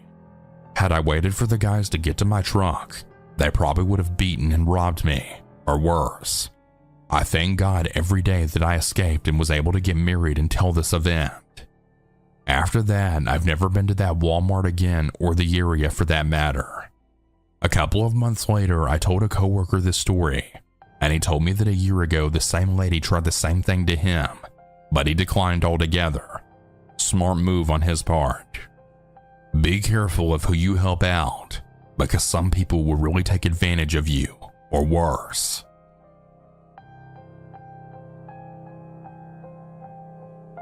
A few years ago, when I still lived in upstate New York, something really freaky happened to me.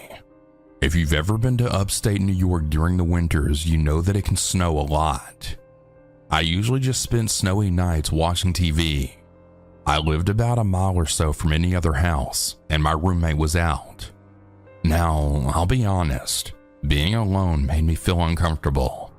I've always had an overactive imagination, and random small noises really freak me out. Like I was saying, my roommate was out of the house and it was snowing heavily. It was probably like 9 or 10 at night if I can remember correctly, and I was watching TV just like normal. All of a sudden, I heard a crunch outside like someone was stepping on ice. This is night and heavy snow, miles away from any other house. I mean, who could possibly be outside? The footsteps just stopped at some point. I eventually fell asleep, and when I woke up, my roommate was now back. I went outside to see if I could find any evidence of who was outside, and what I found still haunts me. I saw footprints in the snow coming out of the woods and circling around my house. The footprints were filled in for the most part, so it was a bit hard to figure out where they were going. The scariest part of all this, though, is that the footprints stop right outside my bedroom window. The other footprints were filled in, but these were fresh, as if someone had been standing there all night since the snow stopped early in the morning. To this day, it still scares me. I don't know what kind of person would be out in those woods. The fact that while I was in my room, they were standing outside my window still just freaks me out. I moved out of that house a few months later. So, just over 10 years ago, I was fresh out of college and had moved back to my parents' house for the free rent and food for 9 months or so before I was leaving the state for graduate school. Now, my parents are super chill and gave me my own space in the house, but being a 22-year-old single guy and living at a house in the sticks is certainly not ideal. But I didn't have any other options, so I started looking for some work more to pass the time than to save up some money. Also, as a side note, my parents had just recently moved about 40 miles south of a major Midwest city, Anyway, so summer turned to winter, and I still hadn't found anything solid. But by then, I desperately needed to spend some more time out of my parents' house, so I took a part-time gig doing some light bookkeeping for a small business owner guy that my dad knew. I didn't really want to do it since it didn't pay that much, was short-term, and wasn't even a real office setup. But again, since my parents lived in the middle of nowhere Midwest, think acres and acres of farms, I knew that I had limited opportunities to make some cash, and this guy was going to pay me under the table as well. About that same time, a friend of mine in the city said that if I just paid him $200 a month and helped him clean up, he'd basically let me crash in his living room until I was ready to move out of state. That was all I needed to hear. I took the job. So my dad's friend's family had a construction type business. They helped out with building stuff a little, but it was ultimately more focused on renting out a few bobcats and large augers that they owned. Also other various drills, and then odds and ends like generators and other low-level construction or farming equipment that someone in that area couldn't afford to purchase but needed to use from time to time. This was a small mom and pop type thing where everyone knew everyone, and the office only opened on days that when someone was coming by, and was just generally a mutual beneficial situation for the business owners and the locals. Since I mitered in a business adjacent area and my dad recommended me, they trusted me to go there for about 15 to 20 hours a week and check and file the rental forms, make sure nobody missed the payment date if there was a payment plan in place, answer an email or two discussing prices and availability, etc. Super easy gig. The old building where I worked was about 90 years old and at the top of this little hill. The downstairs used to be an old country bar until the 1970s when this family bought it cheap, cleared out the bar, and fenced in the property to use its parking lot area to store all their rental equipment and gear.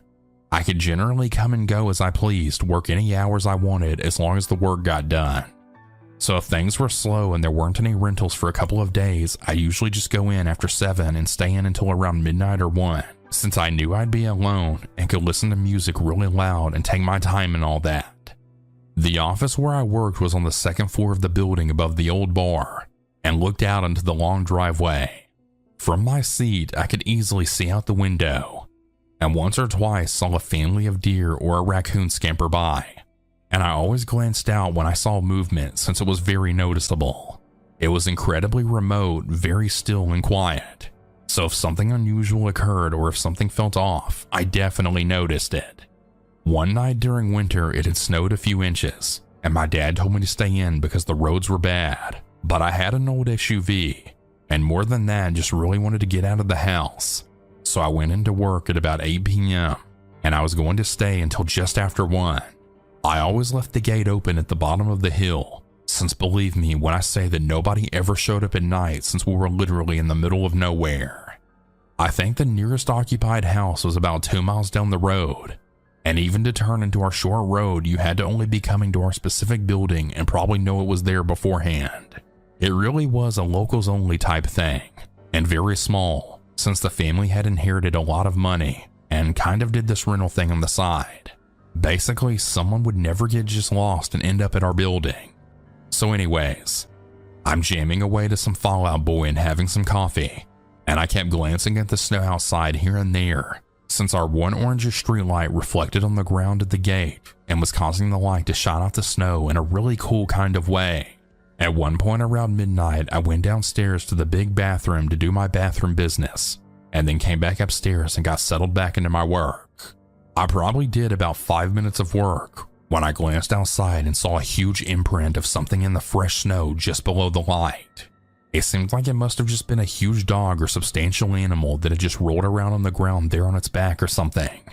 Since I didn't notice it just 15 minutes before, it had to have happened while I was in the bathroom or maybe when my back was turned, since I would have seen that type of movement for sure. I shook it off and assumed it was a dog or maybe even a farm animal had gotten loose and maybe it was attracted to the light or something, as this was common as it was that kind of area. Who knows? At around 2 in the morning, I was leaving, and as always got out of my car to lock up the gate.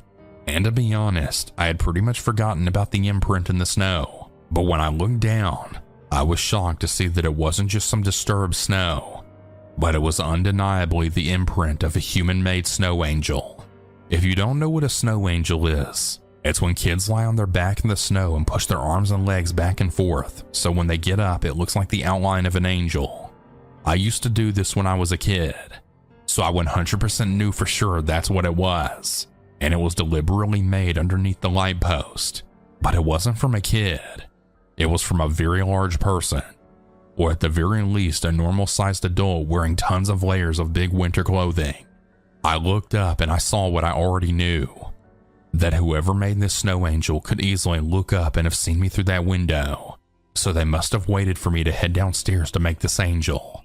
Now, I definitely would have seen or heard if someone drove up to our building, even if I was in the bathroom. So I knew someone had to have walked deep into the freezing and cold snow for a few miles, stopped in front of our building, and then do a snow angel in the small amount of time I wasn't sitting in the front of my desk window. I glanced around for tracks in the snow and saw that there was one set that led to the nearby woods to the right of the building, so it was clear the person didn't use the road, but instead came from the opposite side, which made me feel instantly uneasy, since that side was just trees and darkness for miles and miles. I was definitely a little freaked out now, since I realized that someone had just been this close to me secretly in the middle of the woods, and I looked around but didn't see anything amiss at all, and now I just wanted to get the hell out of there. When I got back in my car and drove a few feet, I realized that my boss would be there in like 4 hours and might see that same snow angel, and then assume I did it, since he probably assumed I kept the gate locked when I was there. It wouldn't have been that big of a deal at all, but I was young, and I felt like I might be made fun of by him if nothing else. They were all very manly men. I liked books. So I opened the gate back up real quick, ran over, then kicked the snow around so it hid the angel, then locked it up again and went back to my car. Also, I should note this is really what happened at this moment, but I almost lied here and said something else since it seems fake, since I assume the average person wouldn't actually get back out of their SUV and not just flee in their car because they're embarrassed about a snow angel. But at the same time, I was insecure and cared a lot about what others thought, so unfortunately this is what I did. Also, I wasn't exactly fully terrified at this point, even though it was certainly unsettling. I just thought it was really weird and could have been an illegal hunter, even though hunting at night in the cold didn't really make much sense. Either way, the imprint was made 2 hours earlier, and I assumed they were long gone at this point. But that's when I heard it. When I was getting into my SUV, there was the loudest high-pitched laughing coming from the woods. It almost sounded like a fake laugh, like the witch in Wizard of Oz or something. Like someone was doing it fake on purpose to show how they weren't scared of me, or how I'd react at all once I knew they were laughing at me on our property. It was close enough that I knew they could probably see me, but I couldn't see them at all since other than the streetlight I was under, there was no illumination. After a few seconds of laughing, they stopped, and then it was just silence everywhere, except for my heart beating through my ears. Then the laughing started up again, though louder this time, more like screaming and laughing combined. I sort of froze for just like 5 seconds, listening in panic. Now, I spend a lot of time in that area, and I know what coyotes and foxes sound like at night with their high-pitched screeches during mating season, so I can't completely logically rule that out. But to me, it honestly felt like it was an adult man trying to emulate a woman laughing, like someone was deliberately trying to make a fake scary shriek laugh in order to scare someone. Well, it worked. After those 5 seconds, I immediately filled with adrenaline, got in my car, and drove the hell away from there as fast as I could without sliding off the road. Back at home, I was up all night trying to figure it out, and I even told my parents the story when they woke up. After talking it out, we all decided it was one of two things. It was either my brain somehow convinced itself that the snow formation was angel-shaped, when it was really just caused by some animal, and then the snow tracks and laughing was just a coyote or red fox. Though I don't think that's what it was. What I truly believe, the second thing, which is that some local was walking around for some reason and decided to mess with me. I didn't have any close friends left in that area that would do this, and if they did, they would have certainly brought it up to make fun of me for speeding away in terror. I found out later that the nearest house was a super old couple, so I highly doubt that it was one of them, which means that whoever went out in the woods at night in the freezing cold did it just to mess with a stranger. I don't have any mental issues or a family history of them. I didn't do drugs, and I drank socially at that time, but certainly didn't that night. I also don't believe in the paranormal, so I never once gave that a thought. In my heart, I know someone was out there. I worked there another 6 weeks or so and never had a single issue, though I knew where my boss kept his gun and I always made sure it was there when I started my shift. I certainly always locked the gate from then on. Thinking about this experience that night, the part that freaked me out the most was that he had to have waited around for me to leave for about 2 hours just to do that laugh. He didn't know me. I could have been crazy and the type of person to get mad and try and find and attack him. Yet he didn't seem scared or to care while he tried to mess with me. For some random dude, this is probably a story that he tells from his point of view to make all his friends giggle hysterically. But for me, that dude, the one I call Angel in the Snow guy, the one with the laugh that I'll never forget, well, hopefully I never encounter him or anything like this again.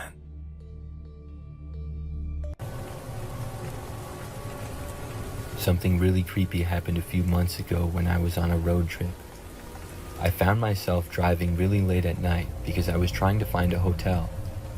I had stopped at a gas station, but I had no service, so I started driving to hopefully get service in the next town. However, I must have really been in a dead zone because as I continued driving, I just didn't have any service. After driving for like 20 more minutes, I took the next exit to try to find a gas station again. I still didn't have service, and at that point, I was just going to buy a map or see if the worker at the gas station knew of any nearby hotels. So after taking the exit, I did not immediately see any gas stations or anything really. I kept driving and then took another road, hoping that it would be more promising, but it wasn't.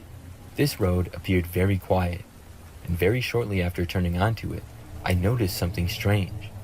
There appeared to be 2 men just sort of standing in the middle of the road. This was confusing. They did not appear to be construction workers right off the bat because they weren't wearing reflective vests or anything, and they also did not appear to be police.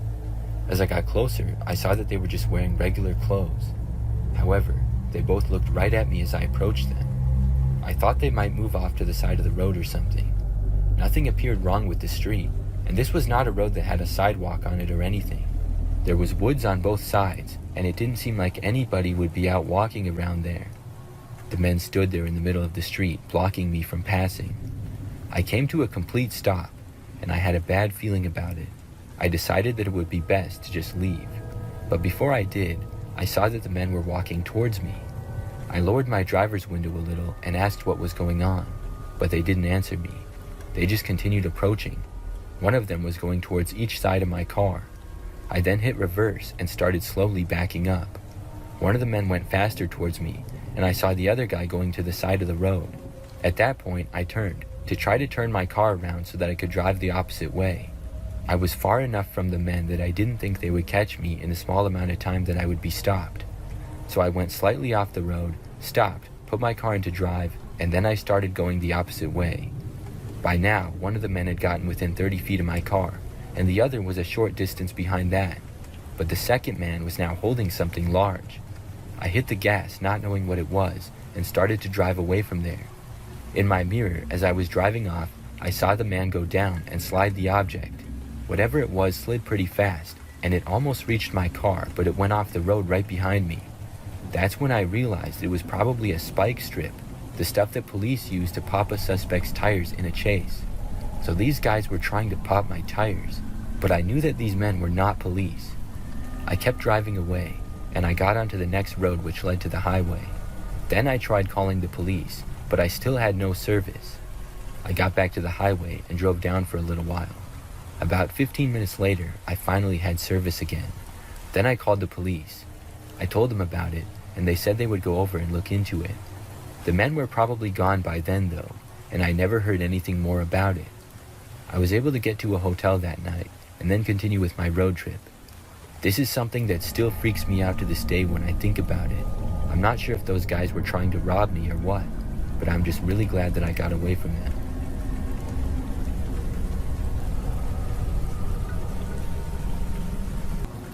One night in the middle of nowhere, I had a freaky situation happen to me. I was visiting my grandma, who lived out in the middle of nowhere. She had a house on the lake, and to get there required driving down a long dirt road for many miles. It wasn't a very popular lake, so she didn't have any neighbors, the closest houses being at least a mile or two away. Because it was such a long drive, whenever I visited, I would just naturally stay the night in her guest bedroom so that I wouldn't have to drive long, tiring hours in the darkness. One night when I was visiting my grandma, I was sitting out on her back patio just hanging out listening to music.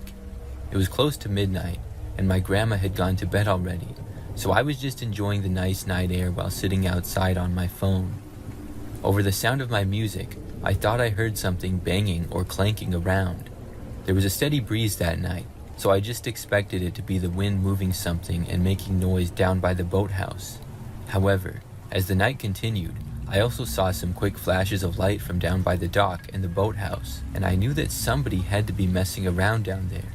I was nervous because I was out in the middle of nowhere and isolated enough that there shouldn't be anybody nearby, let alone looking around down by my grandma's boathouse. I thought about calling the cops, but decided against it because it would take over an hour for them to arrive most likely. Instead, I turned off the music and went inside to grab my grandma's revolver, which I knew she kept loaded. Upon coming back outside the patio, I saw occasional movements of light down by the boathouse, so I decided to confront whoever it was now that I had a weapon. I called out to stop messing around by the dock and to reveal themselves and leave the property. I assumed that whoever it was would simply just leave without revealing who they were, but to my surprise, the figure of a tall, skinny man stepped out onto the dock. Illuminated by the moonlight, all I could see was his figure at first, but as he approached, I saw that it was an older gentleman. He casually began walking up the dock and towards where I was standing on the back patio, as if he had been doing nothing wrong. He didn't say anything as he slowly kept approaching, so I yelled out to stop and leave the property or else I'd shoot. I thought for sure that would be enough warning for him, but he just kept coming up the lawn towards me. I finally took a warning shot right above his head to stop him from advancing. After I had fired the shot, he put up his hands and spoke to me for the first time, saying to take it easy and relax. Fully creeped out by the demeanor of this old skinny man, I told him to leave immediately or I would shoot him. The man stood still for a couple seconds, and I thought that he might start walking towards me again and I'd have to shoot him.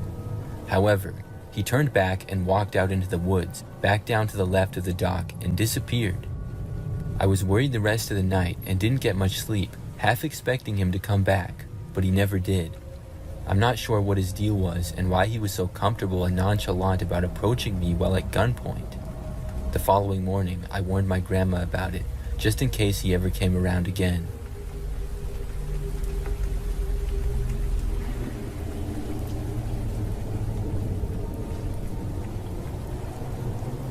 This happened to me 2 years ago, and I still remember it like it was yesterday. I live in the countryside of Ireland, far from the nearest town, out in the middle of nowhere. It's usually pretty quiet, which is nice. Most nights, the only sounds I hear are the occasional cow escaping the field next door or my dog barking at someone walking by. But about 2 years ago, I heard something really strange. It was late spring, and the night sky was clear. I remember stepping into the kitchen around midnight for a snack. As I rummaged through the cupboards, I began to hear noises outside. At first, I thought it was just an animal, but the sounds only grew louder. I opened up the window to listen better, and I saw my dog standing by the back door. She wasn't barking, which was strange because she usually barks at anything, especially animals. Instead, she was focused on the forest behind our house. The noise was hard to describe, but it was like metal being scraped, but it had a croaky quality to it.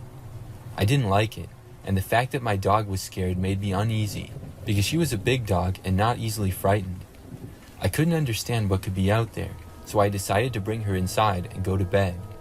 But as I lay in my room, the sound seemed to follow me.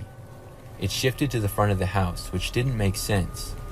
I shut my curtains, hoping to block out whatever was outside.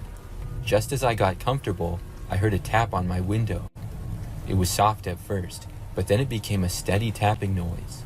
It sounded like stones being thrown against the glass. I stayed under the covers, just listening and hoping that it would stop. It went on for what felt like an eternity, but eventually I fell asleep. The next morning, I mentioned the night to my neighbors. That's when I found out a man had moved into a house just around the corner.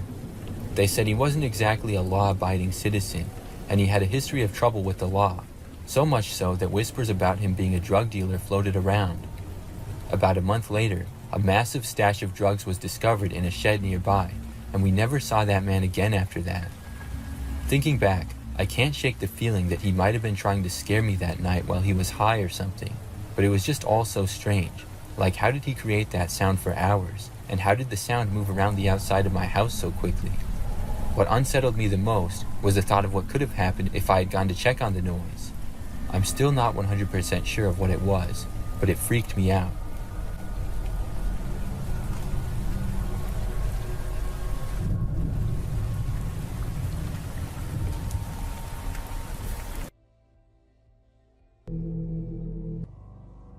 A long time ago, my job had an office near the Canadian border in Washington State. I often had to travel up there to help train staff. Being a bachelor in my late 20s and liked getting away for a few days, I was always up to making some extra cash by volunteering to go whenever help was needed up there. I would usually fly up there, but there were a few occasions where I would have to bring some equipment with me and would drive. This one particular time was about 17 years ago. We had bought a bunch of equipment wholesale and would have to be delivered, along with some other odds and ends, to our office in upstate Washington. Of course, everyone knew that I would volunteer for the drive. I would be driving a box truck up there and would have to fly back. Prior to this, I would always drive a company car or an SUV, but I wasn't too worried. The box truck wasn't that big. I always preferred to start my journey toward the end of the day because I'm one of those people who like driving at night. For the majority of my drive, it was uneventful. I only stopped at gas stations and the occasional rest stop whenever nature called.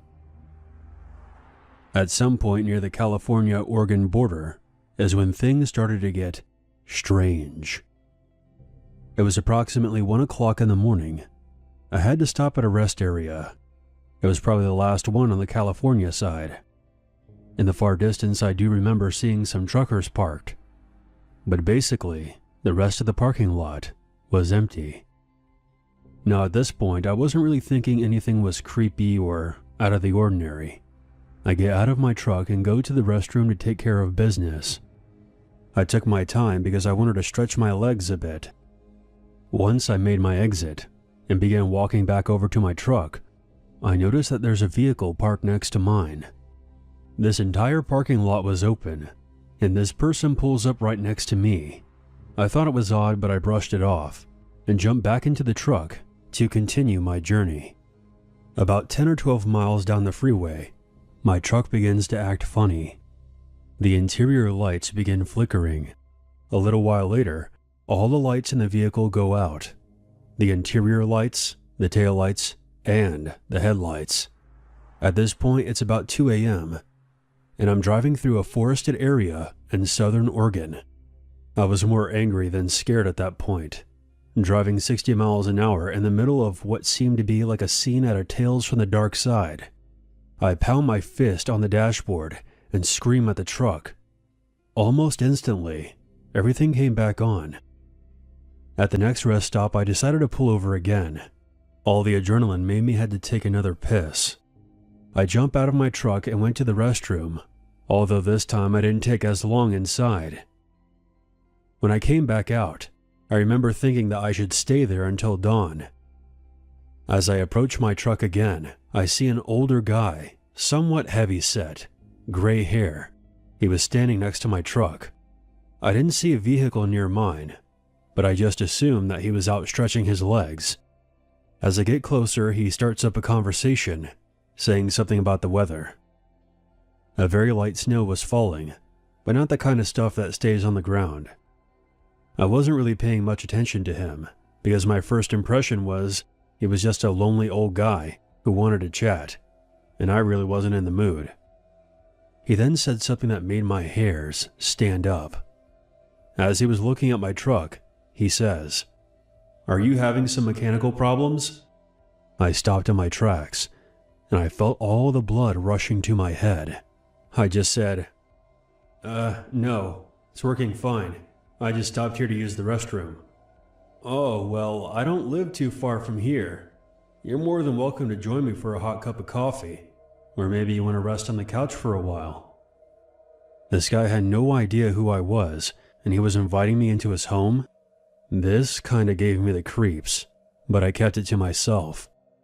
So I basically ended the conversation with, "No thanks, I better get back on the road before the snow gets worse." As I was driving away, I see that he's walking behind the restrooms, so I think to myself, what the heck was that all about? My mind is racing and retracing my last few stops. How did this guy know that I was having mechanical problems with my truck? I suddenly thought back to the rest stop in California and remembering that car that was parked next to me. Could he have done something to the wiring of my truck while I was in the restroom? A few more miles down the road, I wasn't having any new problems with my lights, but I did have to stop at a gas station to fill up. In the state of Oregon, they don't let you pump your own gas, so while I was waiting for the attendant, I decided to go in and grab a drink. As I was waiting for my fueling, I walk around my truck and look for any signs of tampering, and then noticed up near the front fender of the truck, I could see some smears that I wasn't really sure of. I just told myself, "You're just freaking yourself out." As soon as the attendant filled up my tank, I jumped back into the truck, and just as I was pulling out of the gas station, I see a car parked in the corner of the gas station's parking lot. Someone was inside, staring at me. I tell myself that I'm just being paranoid, but this car looked a lot like the one that I had seen in California. Was that old man following me? Was he waiting for the right time and place to sabotage my vehicle? As I continued driving, the snow became a bit more concerning. I didn't grow up in an area that had heavy snowfall, but I did have a little bit of experience driving in the snow, but not enough to know when things became too hazardous. I looked out my rearview mirror and see a pair of headlights trailing behind me, which was odd because most drivers just passed me up, but this person was tailing me. I was already going well under the speed limit, and I slowed down a bit more, but still, the driver was not passing me. I was approaching Portland, Oregon. It was still dark out, and the snow was still lightly falling. I decided that I would pull over again, and maybe the car that was behind me would pass.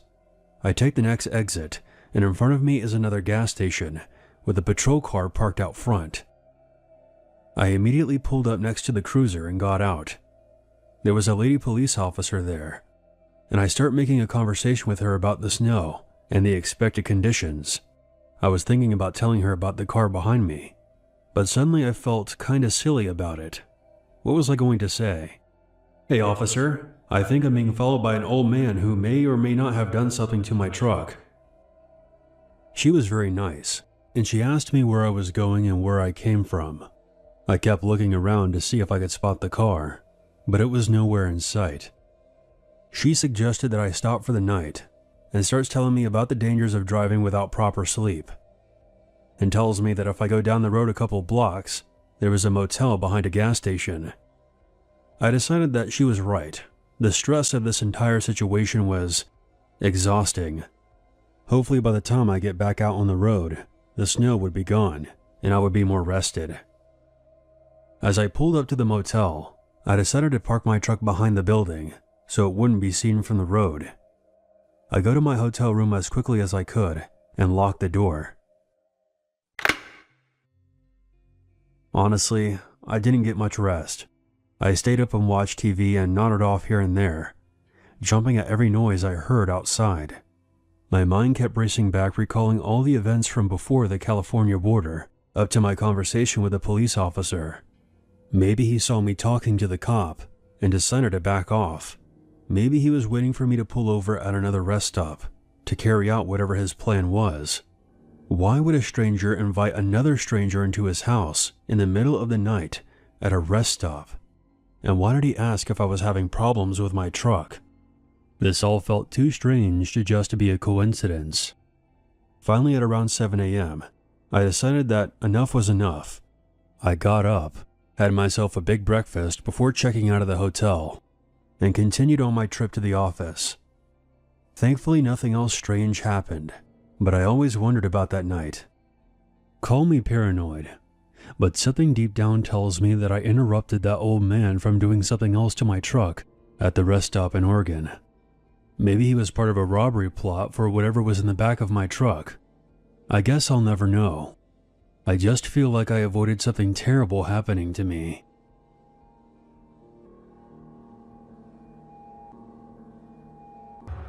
This happened back when I was 8 years old.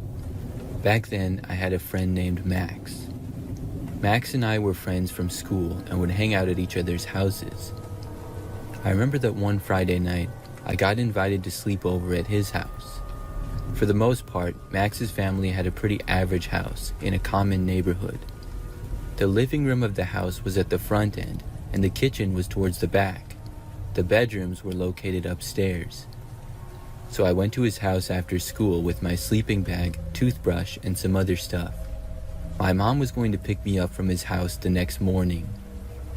When I got there, I remember I had pizza with Max and his family and we hung out. Later on in the night, I don't remember exactly why, but for some reason we were going to sleep in the living room.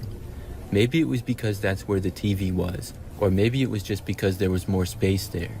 But both Max and I put our sleeping bags on the floor down in the living room. When it got late, Max's parents and sister went up to bed, and the two of us hung out in the living room. We didn't stay up that much longer though, because Max got tired pretty quickly. I remember that he got into his sleeping bag and was soon out. I, on the other hand, was not that tired. I remember laying down, getting under my covers, and closing my eyes, but for some reason, I just couldn't sleep. I really didn't feel tired at all. I didn't have a cell phone or anything way back then, so I was pretty bored. I was just laying there in the dark, looking around the living room, or trying to sleep. This went on for what felt like a really long time. I would say that it was at least 30 minutes to an hour. The house was very dark, and also completely silent. Then, suddenly, out of nowhere, I heard the sound of the garage door open. It was the door that led from the garage to the pantry, which was next to the dining room. When I heard it, I was really surprised. I had no idea who that would be. For a moment, I thought maybe it was Max's father, but I had literally seen everybody in his family go up to bed in the other direction. I also could not see the garage door from where I was. You see, the living room was completely closed off from that part of the house. You had to go around a corner and enter the kitchen. Then you would have a view of the dining room and pantry area. I could only see a small part of the kitchen from where I was, and it was the opposite direction. After I heard the door open, I briefly heard footsteps, which were really quiet, but then things were pretty much silent again. I quickly became really nervous, fearing that it might be an intruder. I was expecting whoever it was to probably walk through the kitchen and either go into the living room or go upstairs. Either way, that would be walking by me if they did. I laid in my sleeping bag and did not make a sound at all, but I did look over to the corner. I didn't see anything, but I was half expecting to see somebody walk around the corner at any moment. But as I continued to watch, I didn't see anyone. I did not hear anything more either. I definitely was not tired now. I just kept laying there, not knowing what to do or what was going on for the longest time. Maybe 10 or 15 minutes later, I still hadn't heard or seen anything, and I decided to wake Max up. I went over to him and tapped his shoulder. After a few tries, he awoke, and he asked me what was going on. I told him that I heard the garage door to the house open, and I thought that somebody had entered. He asked me if I was joking, and when I said no, he seemed to wake up. After whispering to each other and discussing it for a few moments, we decided to go and look. I was pretty nervous, but Max and I got up and walked over to the corner to go and see. We walked over, and right before we reached the wall and entrance of the kitchen, we heard the sound of the door opening again.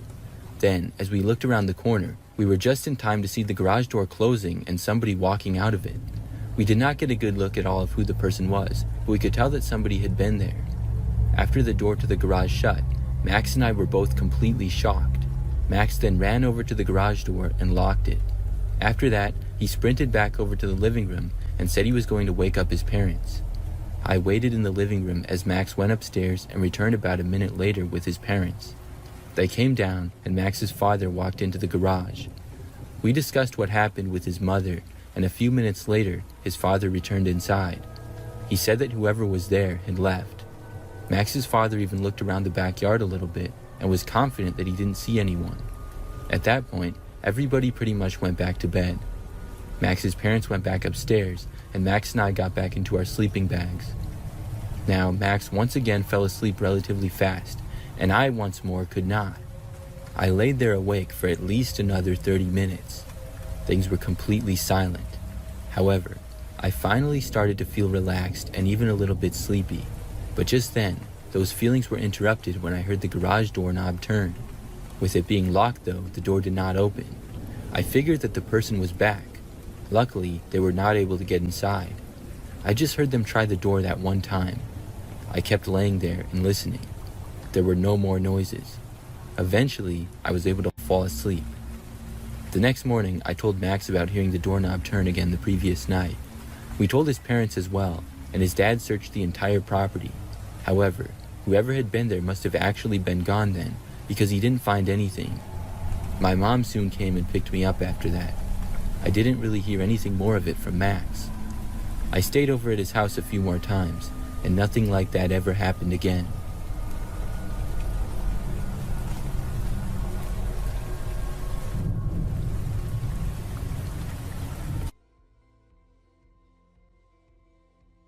Mother of 3, currently in my 30s, and this happened on Christmas Eve of last year.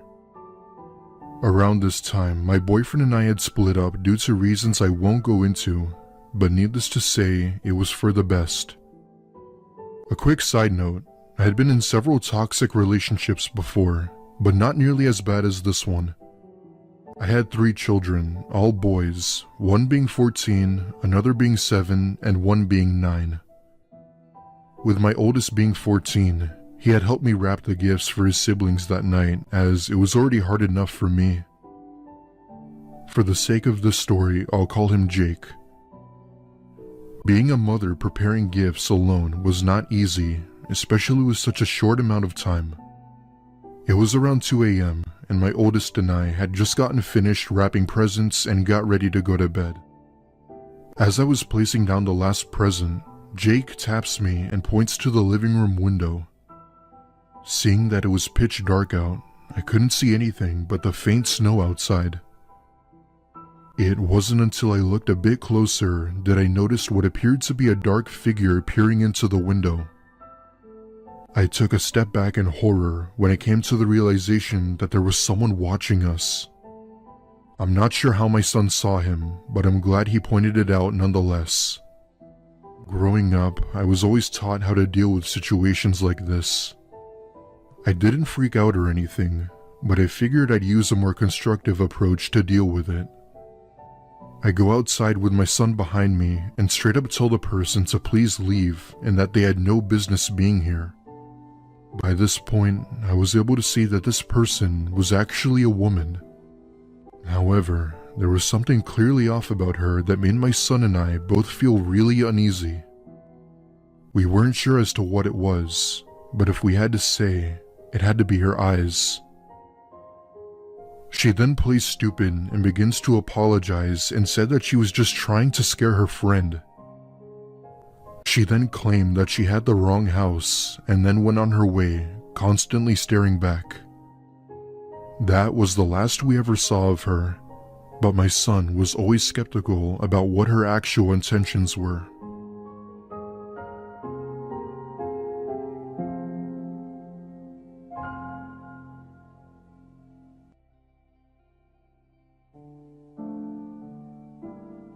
Just to give a little background information, I grew up in the deep rural South, where almost all of labor was seasonal. There was always many Hispanic families blowing through the town during the seasons, usually harvesting related. They would get to town and fill absolutely every rental and open every property in town. The economy would literally boom for 3 months straight, maybe even 4. Then the cycle would shift once again. These families would pass through generally 2 or 3 times a year before the winter hit, and then they all moved on.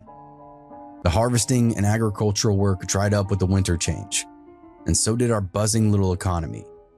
So around Christmas time in the late 80s and early 90s, Me, my cousins, and all my friends are having a sleepover at one of my friends' house during one of our rare snowstorms. This particular friend's dad was ex-military, had a pretty cool collection of surplus gear, namely a pair of night vision goggles. This was one of the reasons we like to conglomerate at his house. There's just always cool shit to play with. As I explained before, this is the deep south in the middle of winter, so as you can imagine, there's even less to do than normal, especially for a bunch of kids that can't even drive. We went and manned the windows so one could look out at the snowfall. I think we were playing something akin to Army Base, so we were pretending to be scouts or lookouts and would call for an approaching enemy. Then someone would hand the goggles over to us. It was a fun way to share the coolest toy we were allowed to play with, and also keep us entertained. It felt like we were on a special mission, and every movement counted.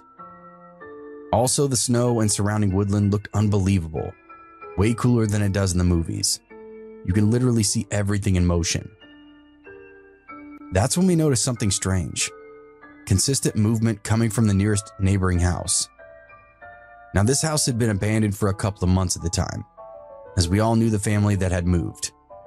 We don't know exactly what happened, but suddenly they were getting out of town ASAP. Probably something to do with the wishy-washy economy. Either way, even the kids of the family that went to school just disappeared one day, and that was that.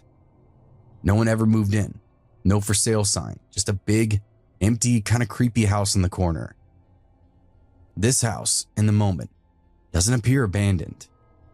Faintly, and only with the help of the night vision goggles, we could see a light on in the attic.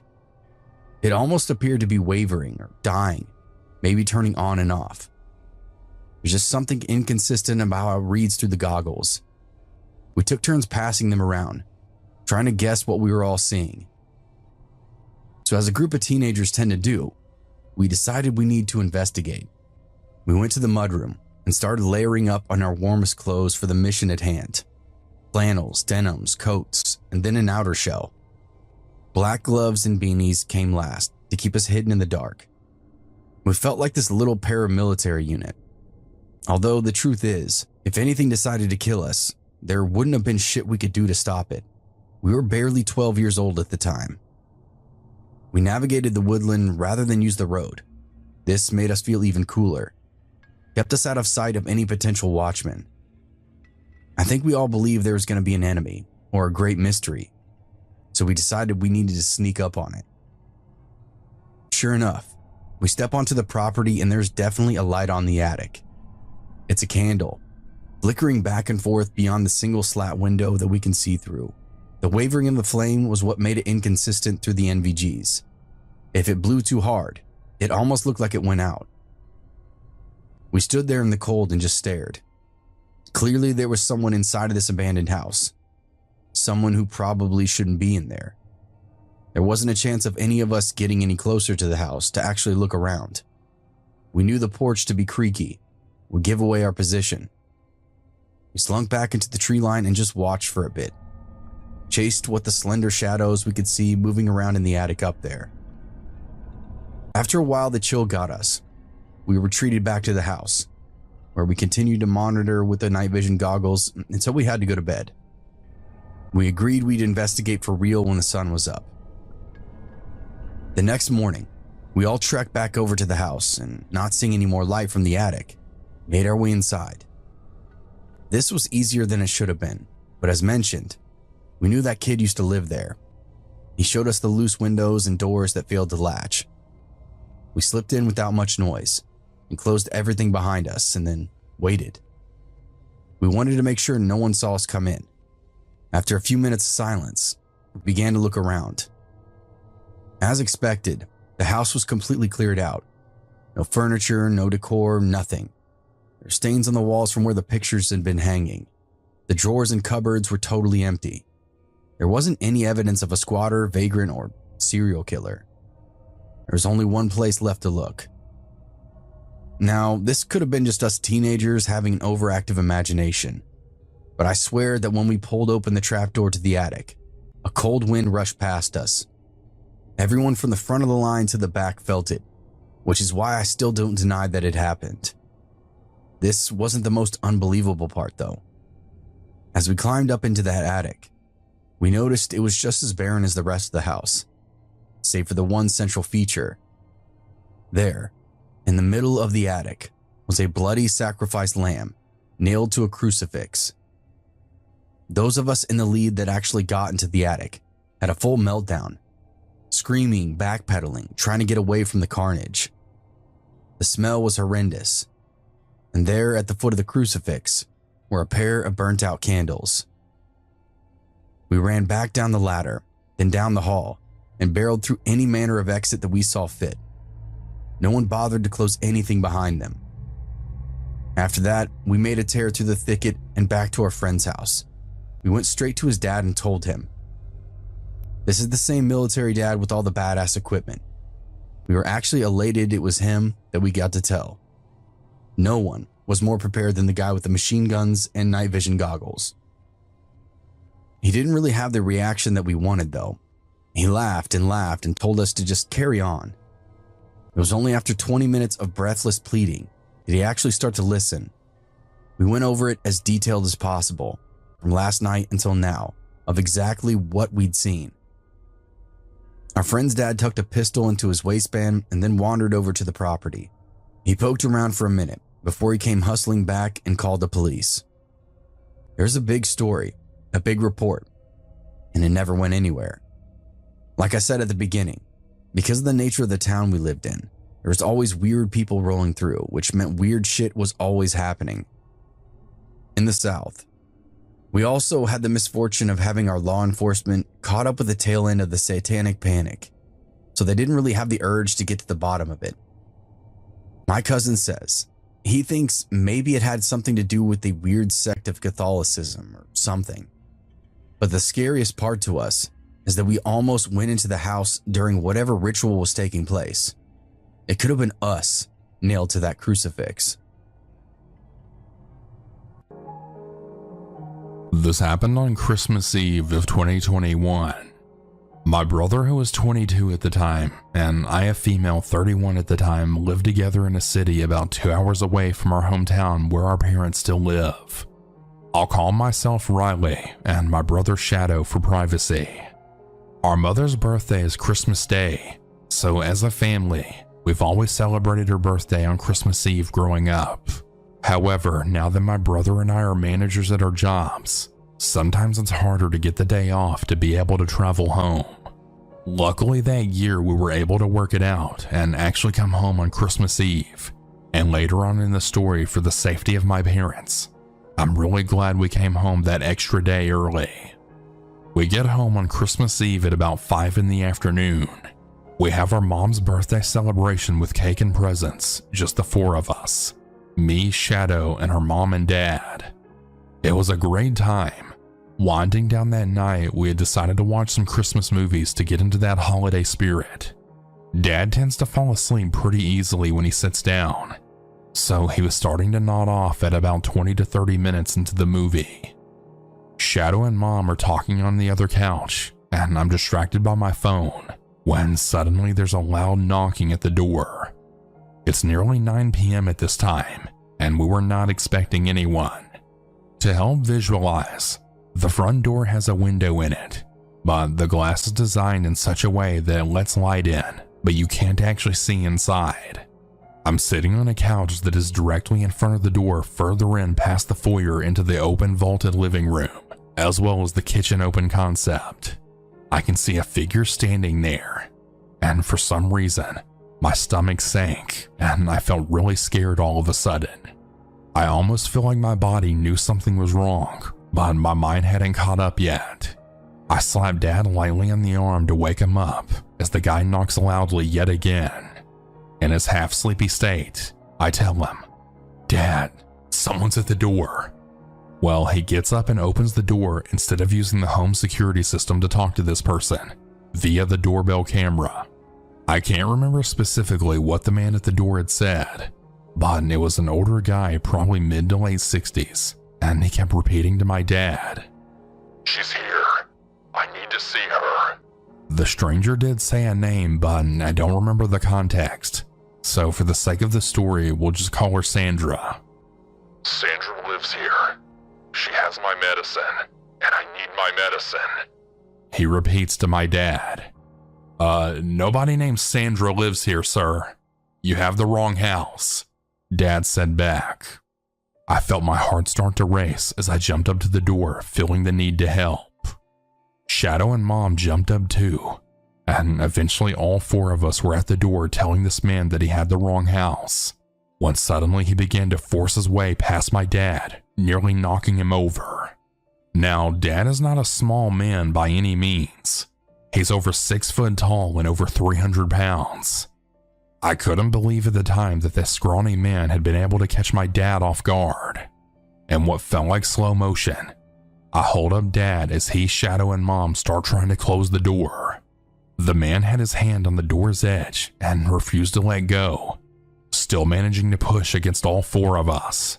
Shadow begins to punch the man's hand on the door repeatedly to get him to let go, taking about 6 or 7 punches before the man lets go in pain, and as he falls back, the door slams shut. We'll lock the deadbolt quickly before the man has a chance to try and open it again. The stranger immediately begins banging on the door so hard that it feels like he's trying to break it, and all the while screaming for this Sandra woman. I immediately decide to call 911 while my mom tries to go find something to defend us. We've always lived in this city, and my parents never owned guns, so the only thing my mom found was a rather large sturdy rolling pin. Better than nothing at the time. Right next to the door on the wall was the security camera pin pad, where we could see the man pacing back and forth from his car to the door to bang on it some more, still calling and screaming for Sandra. Sandra, I know you're in there, so come out. Give me my medicine. I had gone to my childhood bedroom, which was also at the front of the house, to see if I could see the guy while on the phone with dispatch. It took about 15 minutes for the police to finally show up. In that time, the guy had walked all around the front of the house. It felt like he was looking for a place to get in, but my parents had a privacy fence all the way around, so we got really lucky with that. He also randomly had a bag in his hand at one point, which he didn't have initially. I thought that was strange. The cops pull up behind the man's truck, which was in our driveway. One starts talking to him near our front door, while the other stands closer to the guy's vehicle. I don't remember all of the conversation, but they ask him why he's here and what he wants. The man tells them again about Sandra and his medicine. The taller cop starts walking to our door, as the other cop convinces the man to walk back towards his truck. My parents open the door to the cop as I then rejoin them from the bedroom. We explain to the cop what had happened, and we tell him how the guy tried to force his way inside the house. Dad also tells him that they've lived here for over 10 years and have never heard of this Sandra. Dad goes outside with the cop, and eventually we find out that Sandra is my parents' new next-door neighbor who had moved in less than a month prior. The man was her ex-husband. They had only been separated for less than half a year and were still doing things for one another, and that included Sandra picking up his medications for him. She also explained that during the time he was banging on our door, when I had seen him going to the side of the house, he had actually gone and got the medicine from her at the house next door, and yet came back to our house and continued to bang and yell on our door for her for some reason. That was the bag that I'd seen in his hand. The cops took down our information, and he let the guy go on the grounds that he wouldn't come back, and he agreed. I don't know what was going on with him mentally, and the cops never got back to us on anything, so I guess it was just forgotten about. All I know is Christmas Eve will never be the same for us, and I'm really glad Shadow and I were able to come the day early, because if we hadn't, I don't know what would have happened if our parents had to go through that all alone. Stay safe this holiday season, everyone, and don't forget to always check the door before opening it, whether that's through the peephole or your doorbell camera. Don't risk it, and be safe.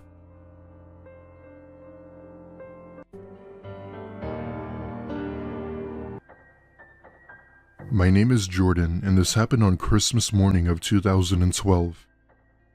Seeing as this was about 12 years ago, I can't remember every detail, but I'll try my best to explain everything that happened. Ever since I was very young, I lived with my aunt and uncle throughout my childhood.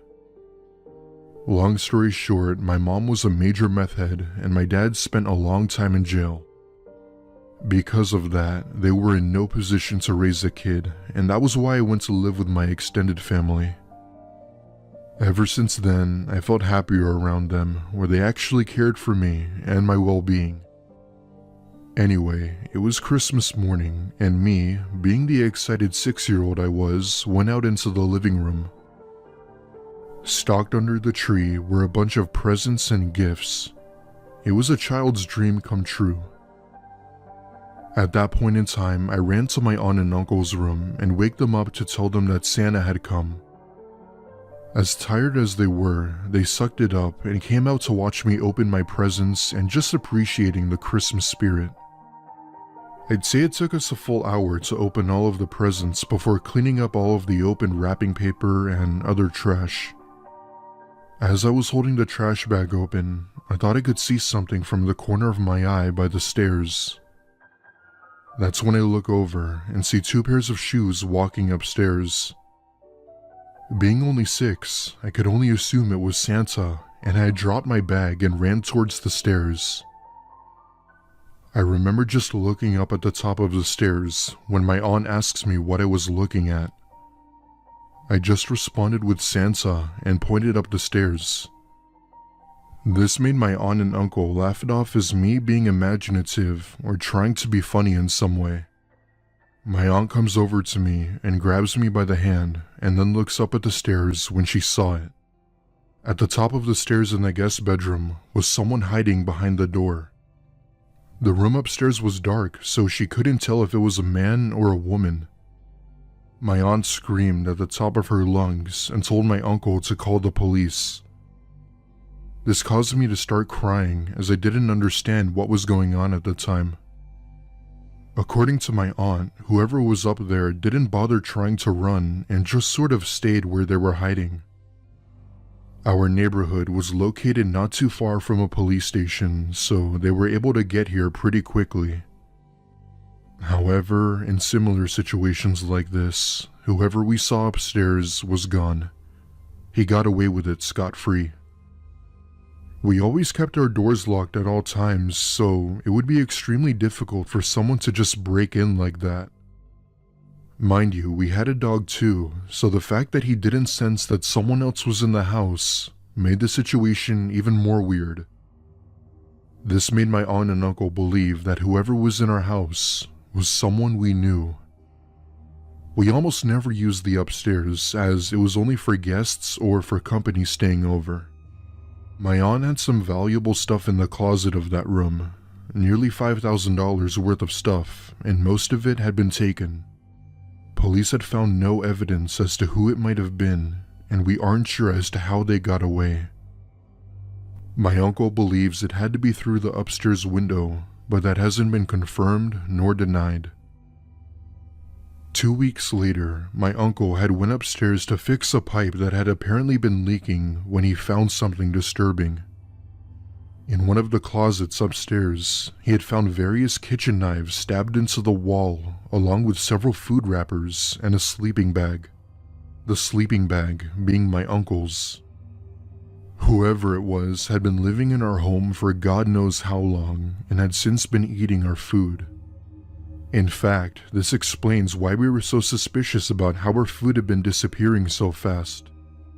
While my aunt and uncle believe it could have been someone we knew, I believe it had possibly been a squatter seeking shelter. This would explain why they were eating our food and why they had stayed in the house. We haven't seen that person since, and I'll always remember what happened that one Christmas.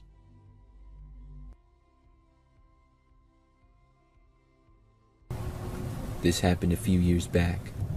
I was 11 years old at the time, with my family driving in the middle of nowhere, Montana. It was also the middle of the night in the dead of winter. We used to own this place in the literal middle of nowhere, and every once in a while we'd drive out and spend a week fishing, camping, and hiking. So we were driving back towards civilization, and everyone was tired.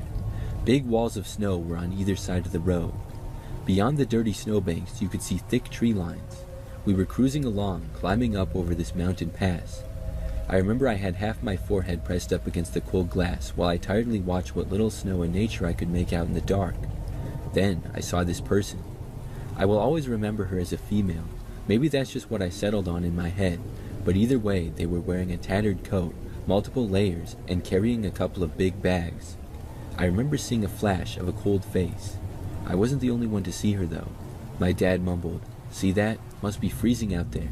And my mom said something like, "Maybe we should give them a ride." But we were already a half-mile away. So we got to the top of this mountain. I could tell because I got that feeling in my ears, and we began the descent down to the other side. The driving conditions were not great, but the old family car was doing just fine.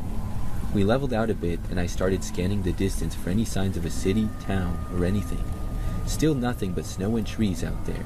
We were totally alone. We began the real descent, and we started winding down this mountain pass. I was staring out the window at the snow and trees as the drive got scary. We hadn't passed a car for what seemed like hours. I remember my dad started talking about something, and that's when I saw her again, standing out in the snow. I got a brief glimpse when they were illuminated by the headlights, but then gone. This time I got a better look at her face, and I wish I hadn't. A really strange smile in the middle of a very disfigured face. Maybe she was a horrible burn victim. In that brief second, I couldn't get the image out of my head, but it felt like she was staring right at me, smiling, some messed up kind of understanding in her small black eyes. So we drove on for a bit, and I remember just staring out the window. It immediately struck me. How did she get there? How did she travel miles and miles and miles in front of us? We didn't pass a car, truck, or anything, and there wasn't really any other road out there. We eventually got to the bottom of that mountain and made it to some roadside motel where we stayed for the night. The next morning, we found this little diner right outside the town that we stayed in. It was a classic trucker stop type of diner. We ate and played I Spy. After the bill was paid and we zipped up our coats, I heard the doors chime. We were all heading out when I looked up and saw her again. The same coat, the dozens of hooded sweaters, the big bags filled with what looked like damp clothing. I was walking out behind my dad, and I remember that she gave this look at me as she passed. She really looked like she hated me, like she knew things I didn't, looking at me with that huge, disfigured smile. She stopped beside me, but I stayed behind my dad until we got in the car. I don't know what really was going on. I couldn't help but feel bad for her if she was truly lost out there walking for miles in the cold, or maybe someone had hurt her. Probably a dozen of explanations for the whole experience, but I can't shake the weird feeling like she was following us.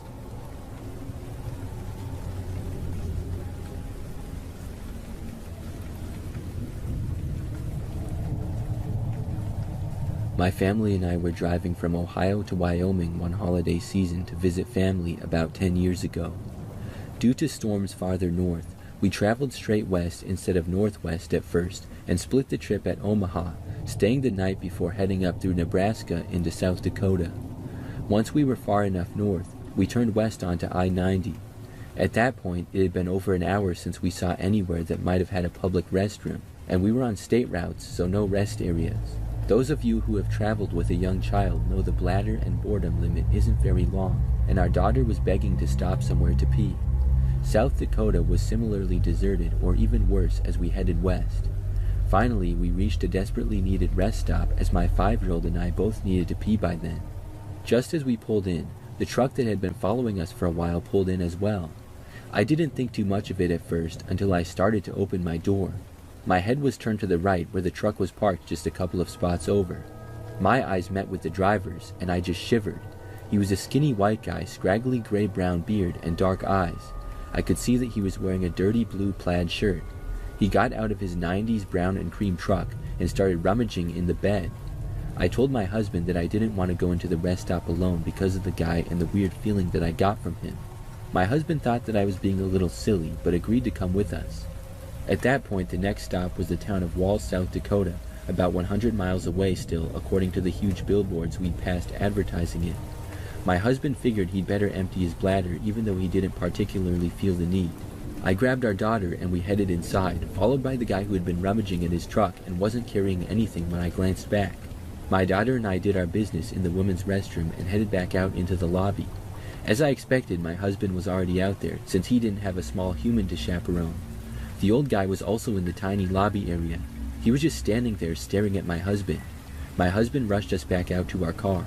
As we were buckling in, he locked the doors. Then he told me that the guy hadn't even gone to the restroom and was just standing in the lobby the whole time. He agreed with me that we might have just had a close call, and he was glad that it hadn't just been me and our daughter to go in there. However, that's not the end of the story. That 100-mile drive to Wall was pretty easy with empty landscaping, but a decent number of turnoffs from the interstate. We didn't see the truck following us and thought that the whole episode was behind us, except when we stopped in Wall to grab lunch and some road snacks, plus look at this fun little tourist trap in the middle of nowhere. We saw the guy in the store not even 20 feet away from us. Same face, beard, and dirty plaid shirt. Thankfully, we'd already eaten, so since he was staring at us again, we quickly paid for our snacks and trinkets and got out of there. We didn't see him again, but I was seriously creeped out until we reached our relatives in Wyoming safely with no other sight of that man or his truck.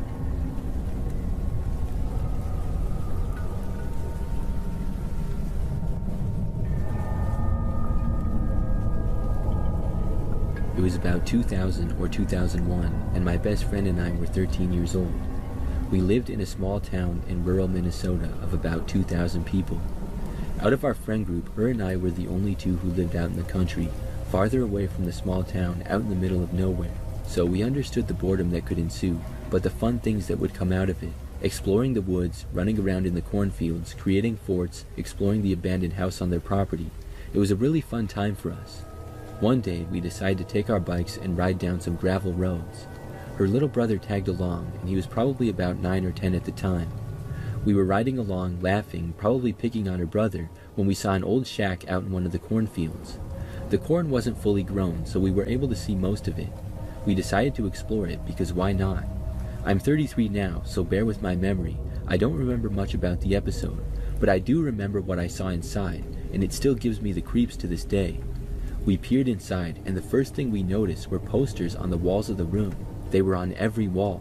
There was a different person on every poster, and they looked angry. Some held guns pointed right at you. Some were pointing their finger, and it felt like they were pointing right at us with their eyes trained on us.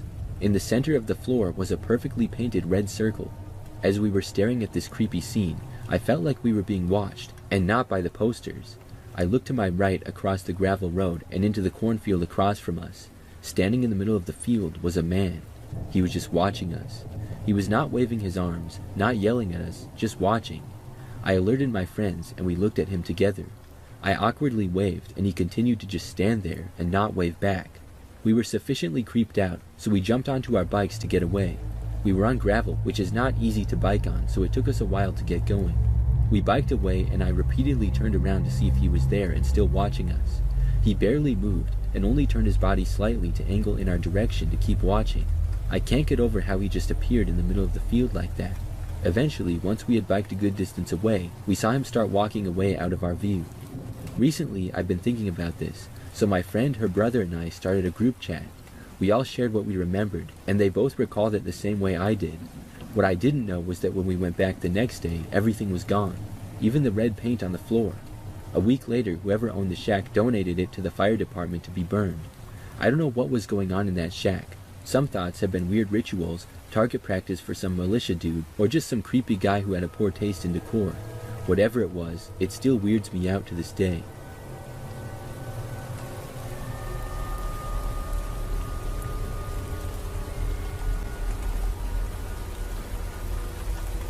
This happened at night in the middle of nowhere about 8 years ago. It was after 11 p.m. and I was taking my dogs out for their last bathroom walk before bed. At the time, I was living in a rural area. Houses far apart, lots of wooded lots around, with wild pigs often crossing our path. I would often take long walks, because one of the dogs had a problem with having accidents in the morning if he didn't have an adequate walk to do all his business. It was dark, so I had the flashlight, and I was not expecting to meet anyone out in the middle of nowhere so late at night. But ahead of me appeared on the opposite side of the road another flashlight. We had a few neighbors, but of the homes around, I knew most all of them from over the years. On rare occasions, someone else may be walking a dog, but I could count the times that happened on my fingers. As I passed by the other flashlight at night, I noticed a tall, pale man who I had never seen before cross the street to my side and began to follow behind me. He yelled out, "Hey, I like your dogs. Can I pet them?" I stayed calm, walking briskly and ignoring him. My house was close, and I was almost home at the end of my walk.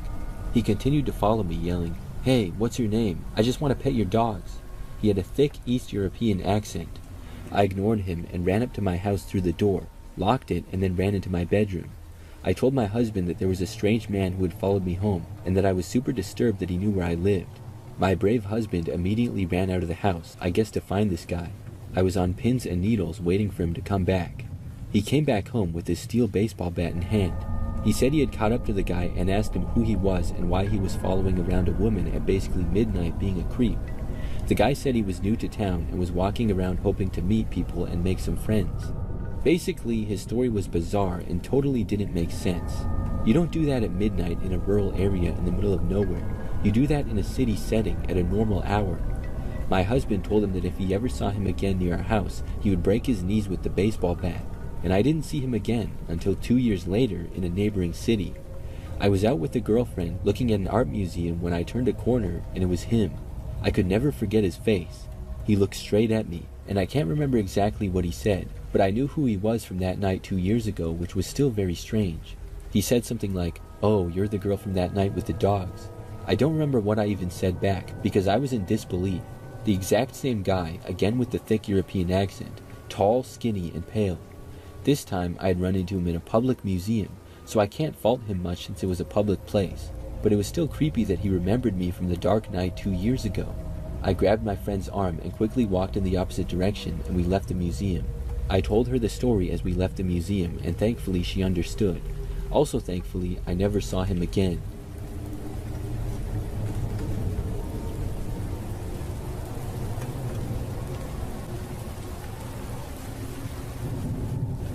Back when I was in college in Texas, my roommates and I decided to drive to Boulder, Colorado for spring break. It was another girl and I, along with our 2 male roommates. To maximize our time in Boulder, we decided to take shifts driving and go all the way through the night rather than stopping for overnight stays. It was roughly an 18-hour trip. So I was driving my shift when we reached the Texas Panhandle in the early morning hours. We were out in the middle of nowhere and had not seen a single car in either direction for ages when we noticed headlights behind us. The car came up on us quickly, then followed behind for some time. Oddly, it would get really close to us, then back off real far, then get close again. This pattern continued for several miles. Suddenly, the headlights were joined by red and blue police lights. It was so dark out there that we had not seen the light bar on the hood and had not realized we were being followed by a cop. I checked my speedometer and I was not speeding, so we were all wondering why we were getting pulled over, but I went ahead and pulled over to the shoulder. Up came a cop wearing a cowboy hat to my window. He shined his light in the car and looked us over, then asked me to get out of the car. I hesitated at first, but there were 3 other people in the car, so I wasn't feeling particularly unsafe at this point. I grabbed my wallet, got out, and stood against the driver's door. The cop looked at my license and insurance, then told me that he was going to do a sobriety test. I was thinking, why would I need to do that? But I haven't had anything to drink, so I did it anyways. The way the cop directed me for the walking in a straight line test had me ending my walk right by his car. When I finished, he reached over to open his back passenger's door and told me to get in. I said, "What? Why?" He said that I should sit in his car while he looked up my license. Now, I had heard how doors on the back of cop cars can only open from the outside, so I knew if I got into his car and he closed the door, I wouldn't be able to get out. It was like 3 a.m. in the morning, pitch black darkness, on a road dozens of miles from any civilization, and I decided I was not getting in that car. My exact words were, "I'm sorry, sir, with all respect and for my own safety, I do not want to get into the back of your car." He angrily responded with, "What did you say to me?" I repeated my statement again, being as nice as possible about it, and I stayed calm the whole time. He went back and forth like this for several minutes, with him being really angry and threatening to arrest my friends and I and hold us overnight. Finally, he gave up trying to get me into the back of his car, and he said to me, "What are you afraid of, being kidnapped?" Personally, I thought that was a really strange and messed up thing to say. I glanced towards my car and saw my friends piled to the back window watching, with the 2 guys looking ready to jump out. The cop turned to look at them too. I don't know what went through his mind, but after being completely aggressive with me for what seemed like forever, he finally gave me a creepy smile. He handed me back my license and insurance, tipped his hat, and then got into his car and drove off. He didn't give me a ticket or even mention what I had done wrong or why he had pulled me over. At that point, I was shaking so badly that my friends had to help me get back in the car.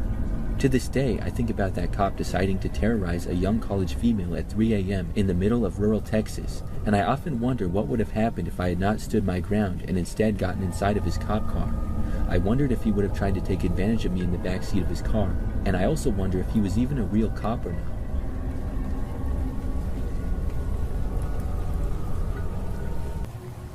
When I was a 15-year-old girl and my best friend, who I will call Ari, was 14, we had a scary encounter. We were huge stoners back then.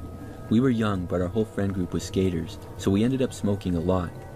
It had been raining all day, and it was going to be a rainy night as well, and as our friends were all skaters, it wasn't shocking that nobody wanted to hang out that night. Wet ground means no skating normally. Well, Ari and I still wanted to hang out, so we went out that night to smoke together. I can't recall if we left our homes and met up, or if we were already together in one of our homes and went out together. Either way, we went out and figured which of the many spots for smoking would be the driest. We settled on this one at the handball courts of my elementary school. I'm going to try to describe this spot as best I can. So, it was a yard to my elementary school with handball courts, and we sat on a bench under a massive tree. In front of us was a large concrete slope going down for the teachers to drive up and park. We would have to stand up and then walk down the slope in order to exit. At the bottom of the slope was a bunch of basketball courts, like 10 of them, and behind that was a large playground. It was public park property stuff, but somewhat connected to the school. This night was very quiet, and we hadn't seen anybody outside because of the wet weather. It was our summer break, so adults were likely asleep preparing for work the next day. We were sitting on this bench smoking and playing music. I noticed from far away, at the end of the basketball courts and just before the playground, a huge man was sitting there on a bench. I could tell from his silhouette that it was a big dude. I told Ari, and her being the more reckless of the two told me to relax and that we were fine. But me being the really on-guard type of person, I could not chill out. I kept telling her that something wasn't right, and I made her turn off the music. What was this clearly grown man doing in the wet, rainy park at midnight, totally alone? He himself wasn't smoking, he wasn't on his phone, and he was stiffly facing us directly. He didn't turn his head once our entire session. I mentioned this all to Ari towards the end of our session, and she finally agreed that something was really off. We were ready to leave though, so we didn't think it was a big deal and would just go. We kept an eye on the person down the bench as we left. Now, if you recall and understood my description, we had to walk down that slope to exit the area. This also meant getting closer to that guy. We would still be far from him, but closer than we were now, and he would obviously see the direction we were going for a minute as it was a big slope. We started heading down the concrete slope, and the whole time Ari and I were holding each other's hands tightly. My eyes didn't leave the guy for even a hair of a second. I was so focused, but also freaked the heck out. I kept telling Ari not to run away and to walk calmly, and I was probably trying to convince myself at the same time, to be honest. I just felt like if we started running, he would know we were scared.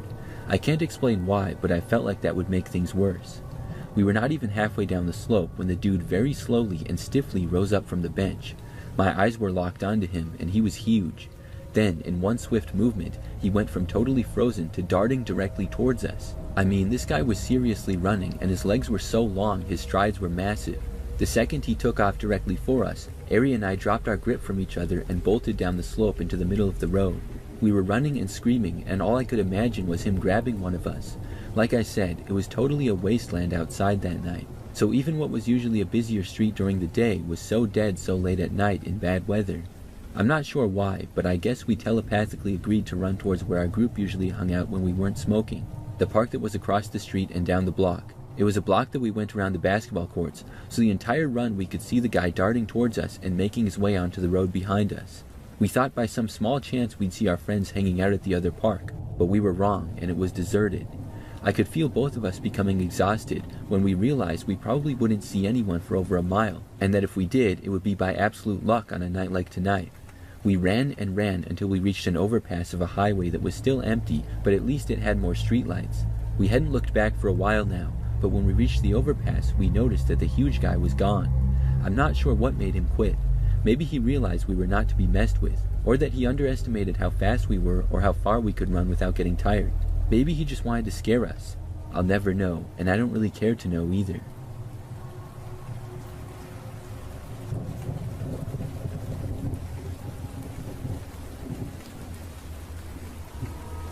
I live in northern British Columbia, Canada. A couple of years ago, my friend had invited me to come with him, his mom, and his sister to a resort by a lake an hour and a half or so out of town. This was the end of June and beginning of July. The place is called a resort, but it's more like a cabin in the woods type of place. There's a main log building where you check in, and it has a restaurant, a few log cabins, and some spots down by the lake for RVs to park in. There's a highway that you turn off up to the lot where the check-in building is, and to the right of the highway is forest for miles, as well as everywhere else around that area. Around the lake there's some houses and whatnot, but if it isn't a long weekend, there's not too many people out there. The cabins and RV area is separate, and the main building is about a 5 to 8 minute walk away from the cabins up a spiral road. A little bit past the main building, there's a clearing where you can sit at a couple of tables, and about 50 feet into the woods past those tables are 2 small lagoons surrounded by an old wire fence. When we got in for the evening, we unloaded the car, got acquainted with the log cabin, which was nice, and then we went out to explore around. Not too much interesting stuff happened the first day, as we didn't explore a whole lot before dark. Skip to the next day, and it was cloudy and raining, which we were hoping for, as that meant that there were very few people at the resort, and we'd get free rain over it. We explored down by the lake and around the cabin areas more thoroughly, and eventually we made our way up to the clearing where the tables are located. We looked at the tables to see that they hadn't been touched in what looked like a very long time from the amount of grass and weeds that was built up around them. While investigating, I took notice that around 50 feet or so back into the woods, there was what looked to be a clear area. We slid down into this ditch-like area, which was probably around an 8-foot difference in elevation from the table area, and trampled through the brush. We eventually came to this spot, which we were pretty sure were lagoons due to the way they were constructed, and we noticed that there was a wire fence around it.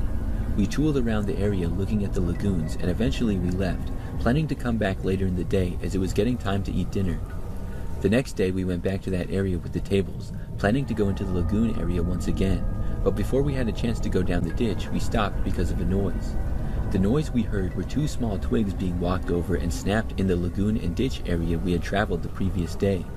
We stuck around for about 10 minutes or so until we got hit with an intense feeling of dread at being attacked by a bear or some other animal that could be walking around in the lagoon area.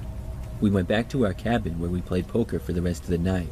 While playing, we discussed the events that had taken place and eventually laughed it off, saying it was probably just a bear passing through or rabbits in the area.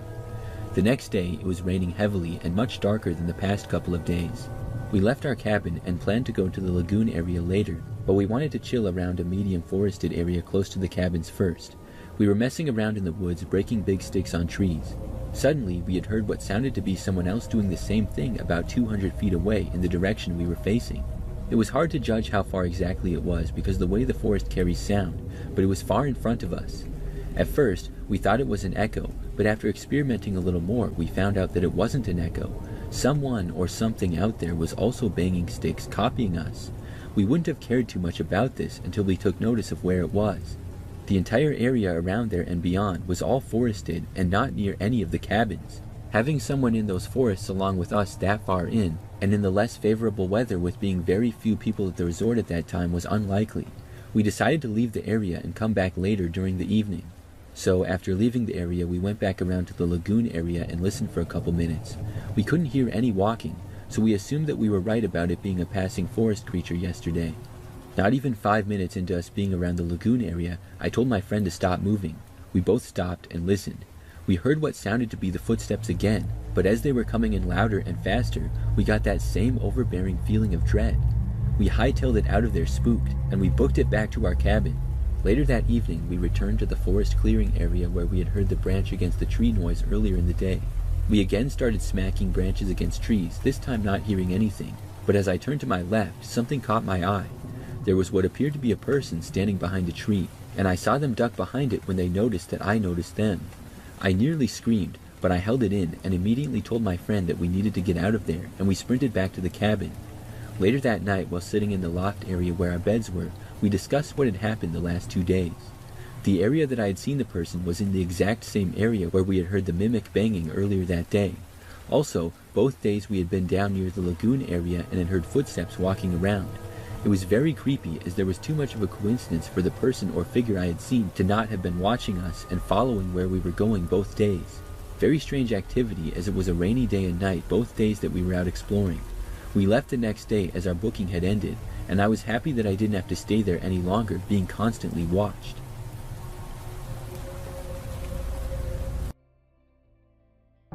When I was around 22 years old, I had a scary encounter while staying at a hotel for a job. Around 2010, I was working for a traveling photography group that took church directory photos. Each photographer drove separately from all over the place. So I was in Harlan, Iowa at the time. I was staying at a hotel along with other photographers who joined me.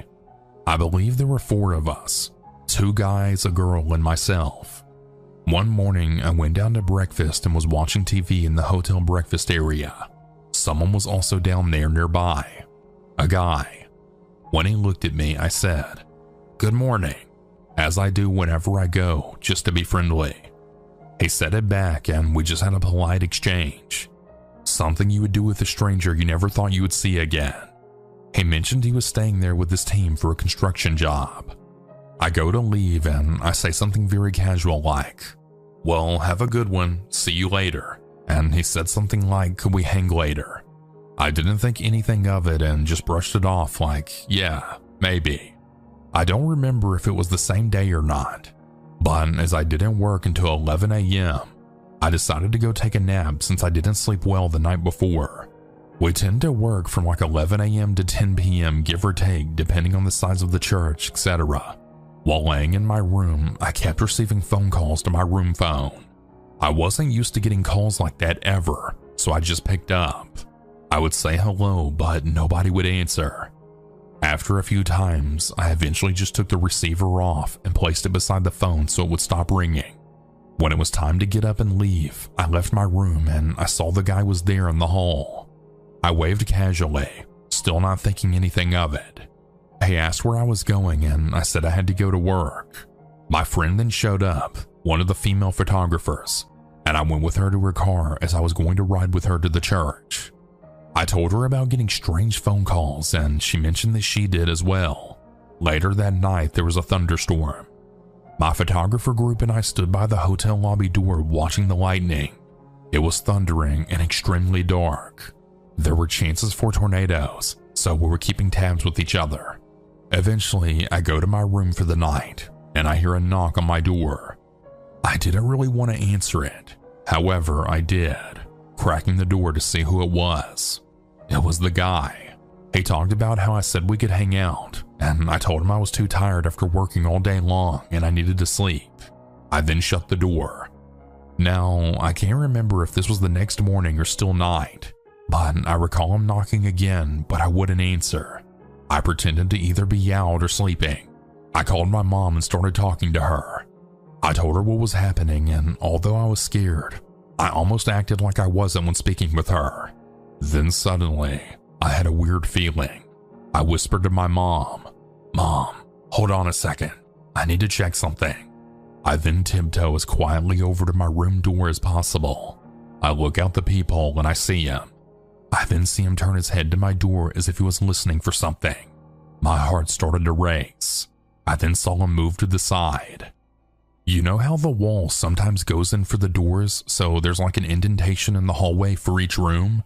Well, he goes to the wall away from the room that juts out. I think he thought he was hiding because he tried to lean his head around the corner of the jut out portion as if he was listening for something. I walked to the furthest side of my room quietly and whispered to my mom about how I'm scared. I called the front desk to complain like my mom suggested. I can't remember if I also texted my friend or called her, but she also complained to the front desk about the various phone calls she received. Eventually, we were given new rooms, and the construction group manager was told by the hotel about one of his guys, and that creepy guy was told to stay away from us. I even told some of the church people about that situation, and they all said if we needed to stay with them, we could. All very nice, but still strangers to me, and I didn't trust anyone at that point. I'm not sure what happened to him, as I didn't see him after that. I was a little jealous of my friend because she ended up with a hot tub in her room, and I didn't, but it was fine. However, after that, I was way more aware and careful with who I talked to and what I said.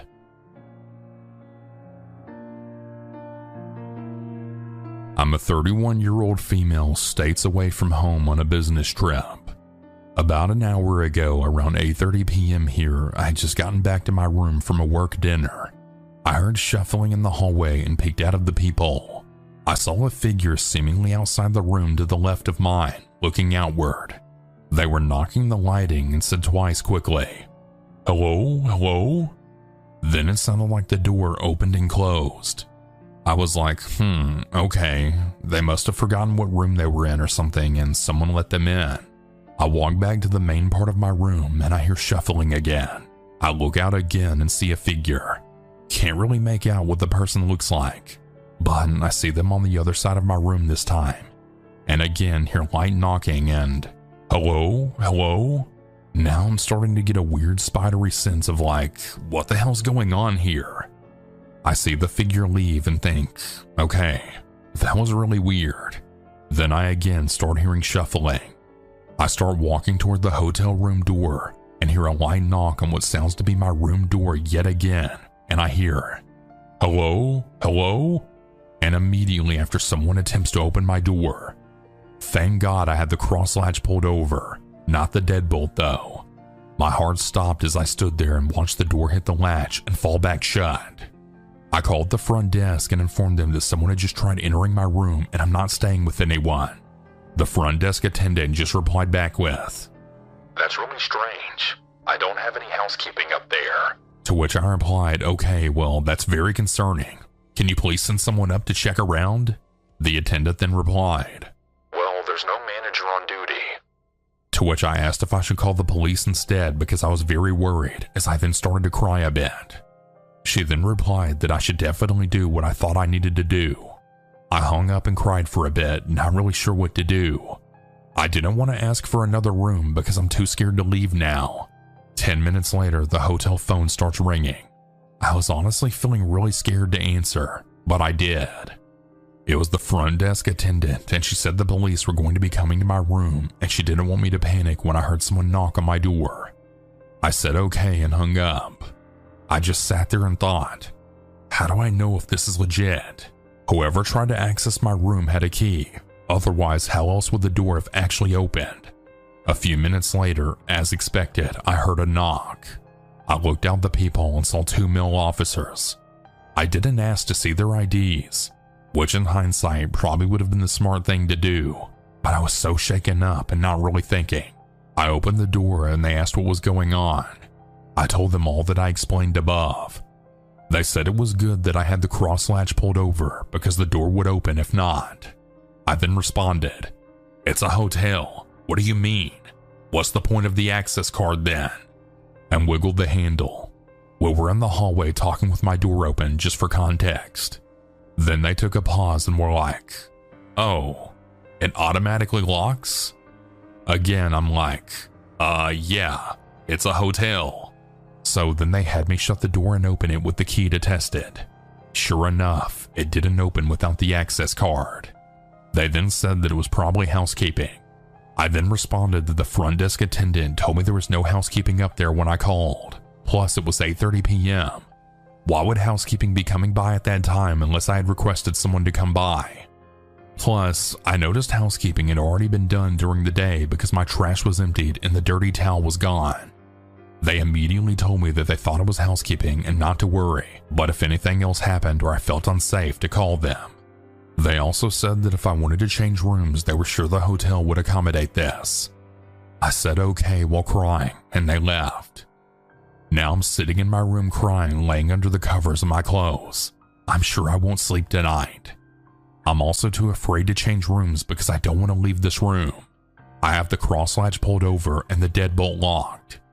I mean, I think I'm safe. Am I being paranoid? Was it probably really just housekeeping? Should I be doing something different?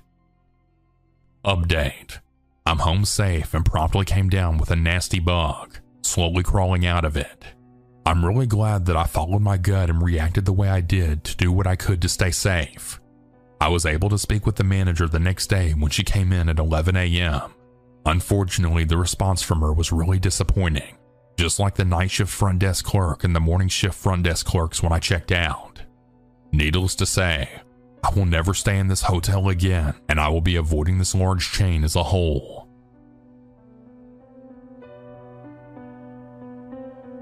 So this happened about 7 months ago. I was visiting San Diego for job interviews and staying in my favorite hotel in Sorrento Mesa. For a background, I'm a 40-year-old man and a pretty big guy. I'm 6'1" and a former strip club bouncer. Now, on to the weirdness. On my third night, I was up pretty late after hanging out with some old friends after my interviews.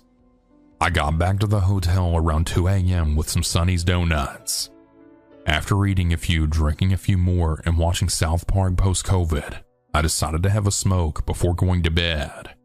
This made it now around 3 a.m. So I go downstairs, walk out front to the smoking area by the fountain, but there's another couple who are also staying at the hotel already there. I didn't want to impose, so I decided to just walk around the outside parts of the hotel while I smoked. I walked around the pool, the barbecue area, the basketball courts, and then started back for the side door. As I did, a black sedan drove up alongside me and stopped. The window rolled down and a tiny Asian woman asked if I knew how to get out of the parking lot and back to the street. Now from there, when she asked me, this was literally in a straight line about 150 feet in front of her, so I thought she was either drunk or just blind. So I just politely said yes, just keep going straight, and then turn left at the tree. She then asked me if I could get in the car and show her. Now again, I'm a former strip club bouncer, and this woman looked very much like the Walmart alley Wonk. There was absolutely no intimidation factor whatsoever, but for some reason, I instantly felt uneasy. Again, it was literally right in front of her. She could see the road.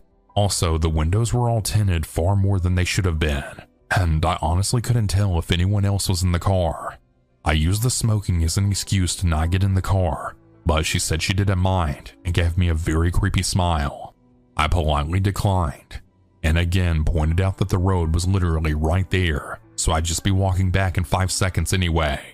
She again asked me if I would get in and show her. This was feeling like a weird kid/ice cream truck situation. I mean, guys, really, how often do decently good-looking women just drive up and ask you to get in their car at 3 a.m. in a hotel parking lot?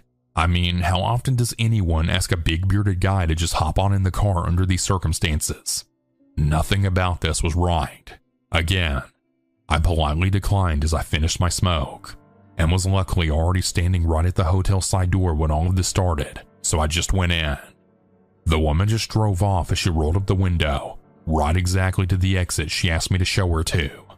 So I told the front desk about it, and they said they'd keep an eye out, but I'm quite sure nothing was ever done or came of it. Just one of those things that really makes me wonder, what the hell did she want me in the car for so badly? A pretty man I'm not, so it had to just be some kind of scam. I just wonder exactly how much danger I was really in.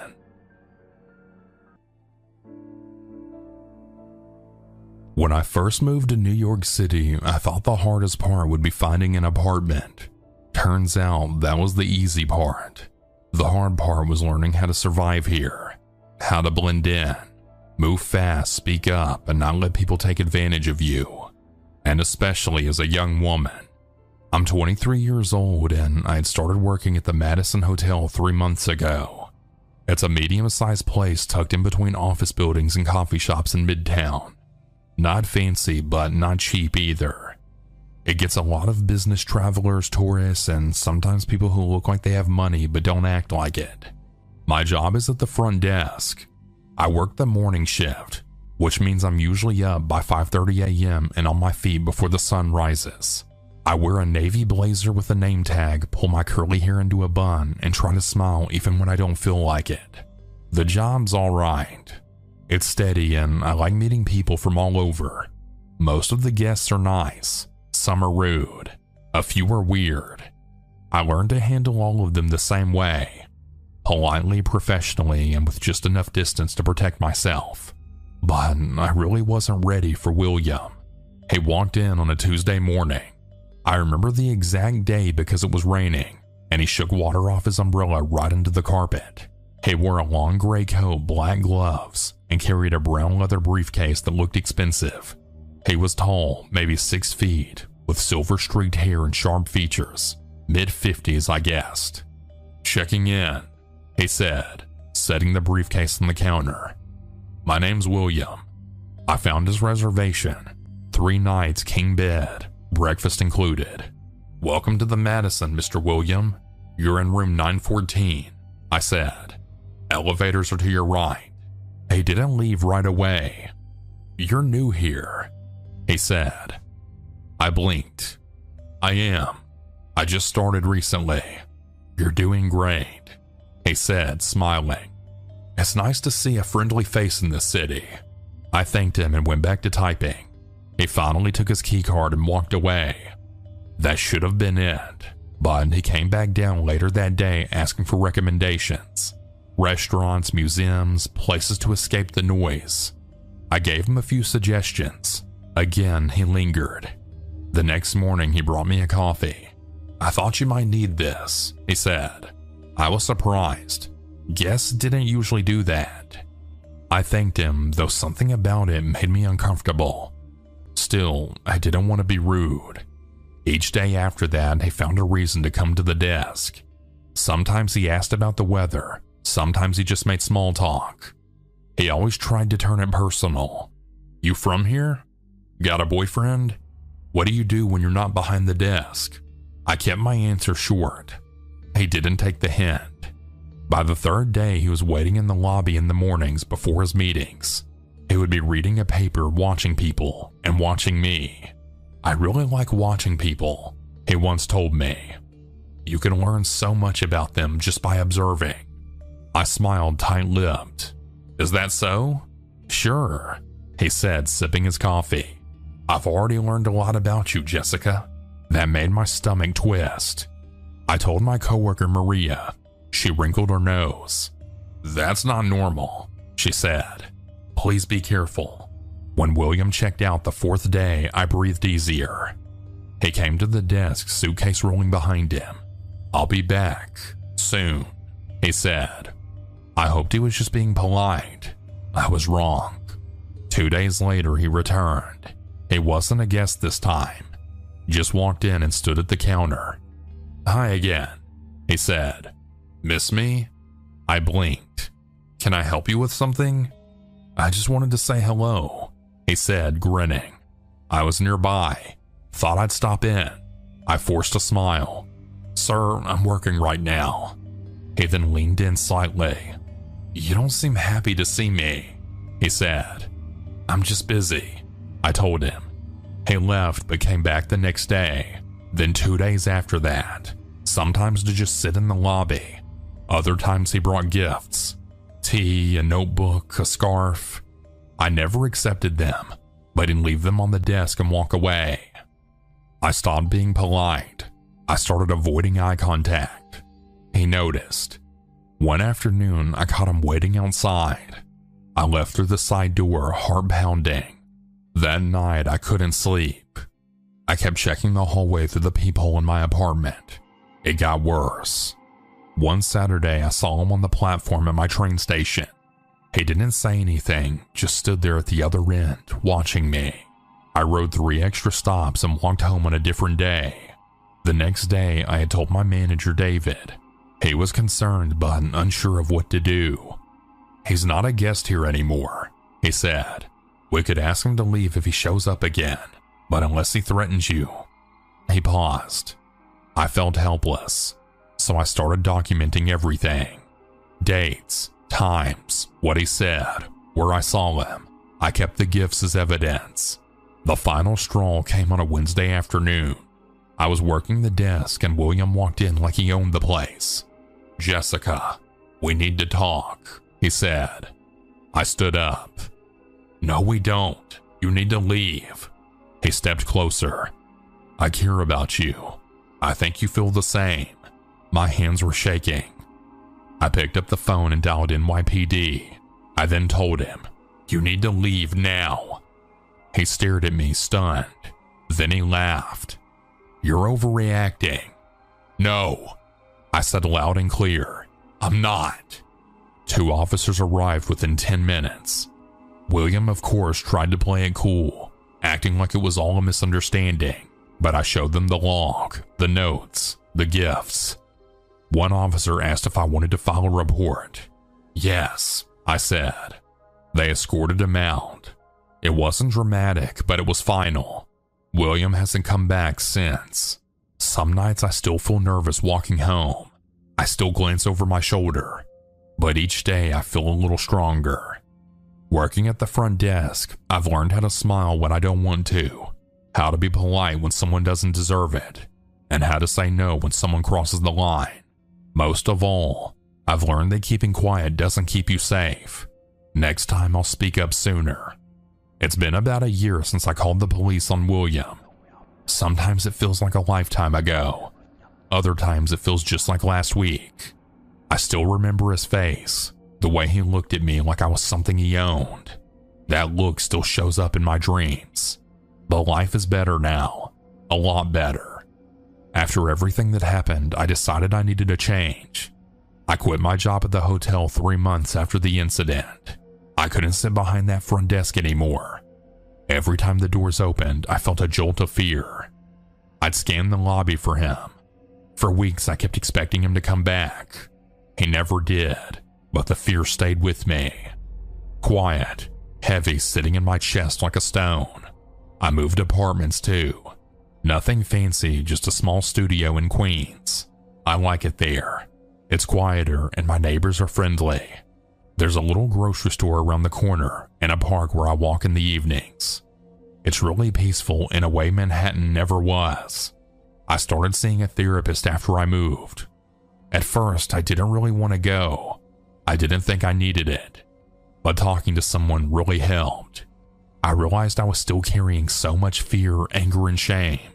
She told me that none of it was my fault, and I think finally I believe her. I now work at a bookstore.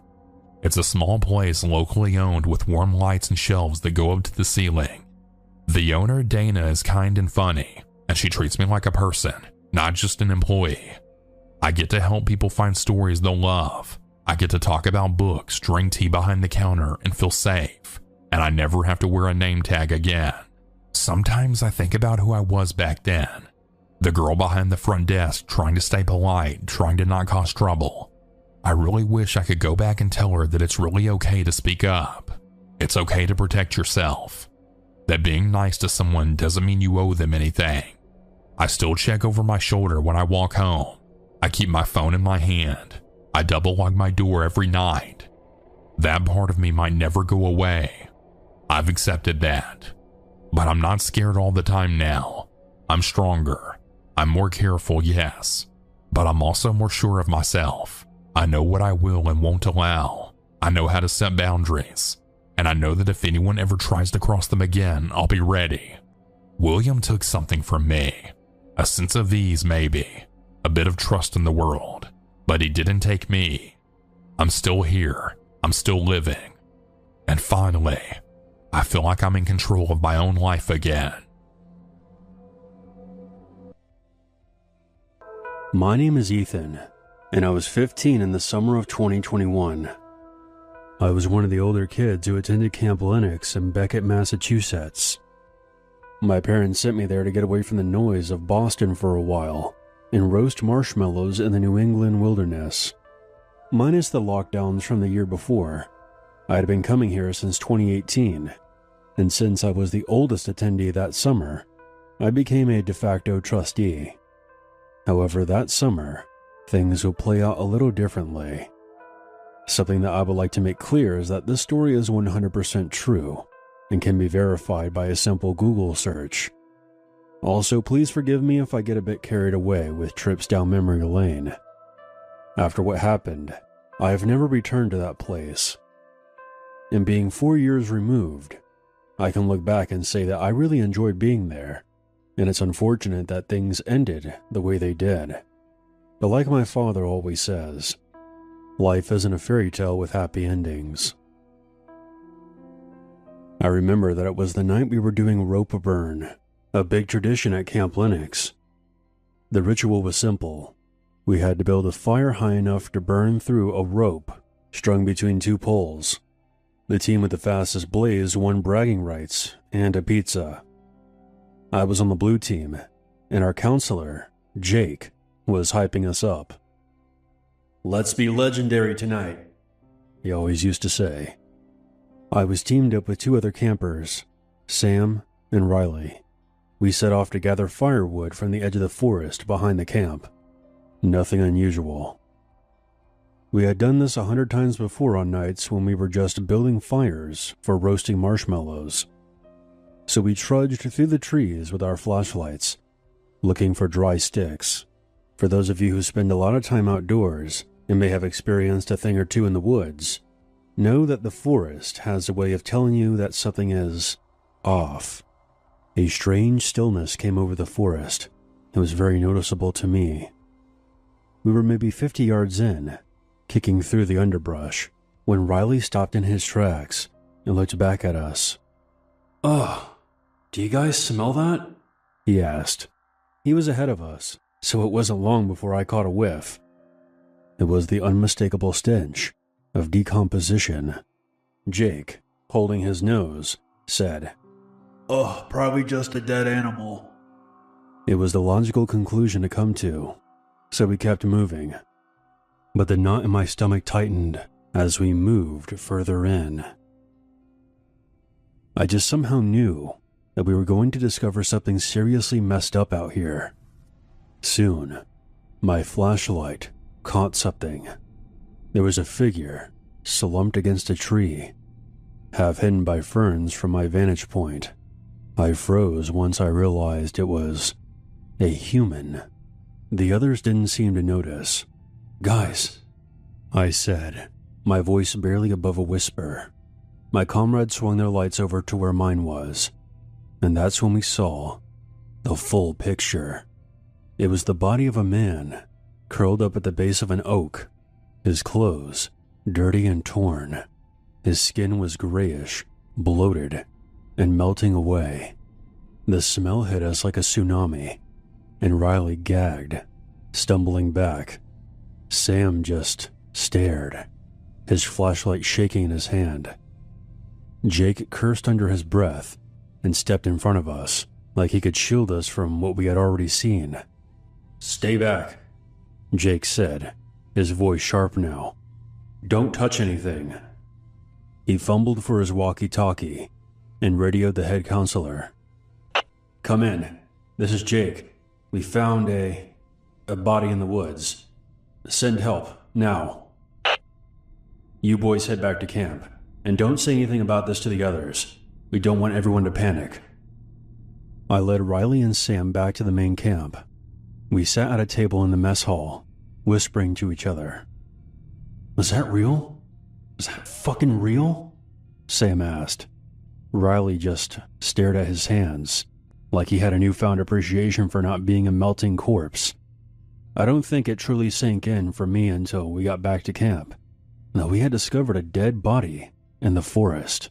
My mind kept replaying the way the man's head was tilted, like a zombie taking a nap against a tree. The police eventually came and cordoned off the area. The rope burn was obviously canceled that night, and the staff did their best to keep things normal the following day. We played capture the flag and had s'mores by the lake, but it wasn't the same. Sam had broken the silence, and the rest of the campers were whispering in their bunks at night, making up stories about how there was a serial killer in the forest. I didn't join in because I had my own problems to deal with, like how every time I closed my eyes, I would see that body against the tree. Jake checked on us the following night. His usual goofy demeanor was gone.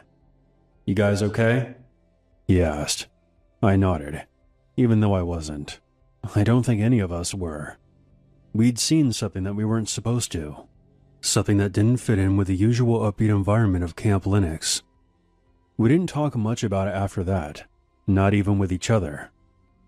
When my parents eventually picked me up, I did my best to assure them that I was fine. But looking back, I think I was just depressed, because I would never view Camp Linux in the same light ever again. This place was once a childhood sanctuary in my mind, and was now tainted by the stench of a rotting corpse. The identity of the man in the woods was never publicly disclosed, but the police believed that it was a 35-year-old man who died by suicide.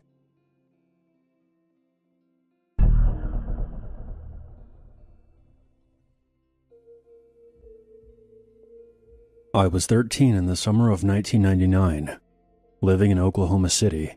One night, I was at a sleepover at my friend Lila's house. It was our end of summer sleepover, a tradition we had kept since second grade, except this time we were joined by a girl named Emma. Emma's parents were good friends with Lila's parents, and this was my first time meeting her, but we got along fine. Soon, the time came to tell scary stories in our little makeshift tent we had set up in the living room. We made it a game, passing around a flashlight and placing it under our chins while we told our stories. Lila and I recycled the last year's tales, only tweaking certain details from the year before, which we teased each other about.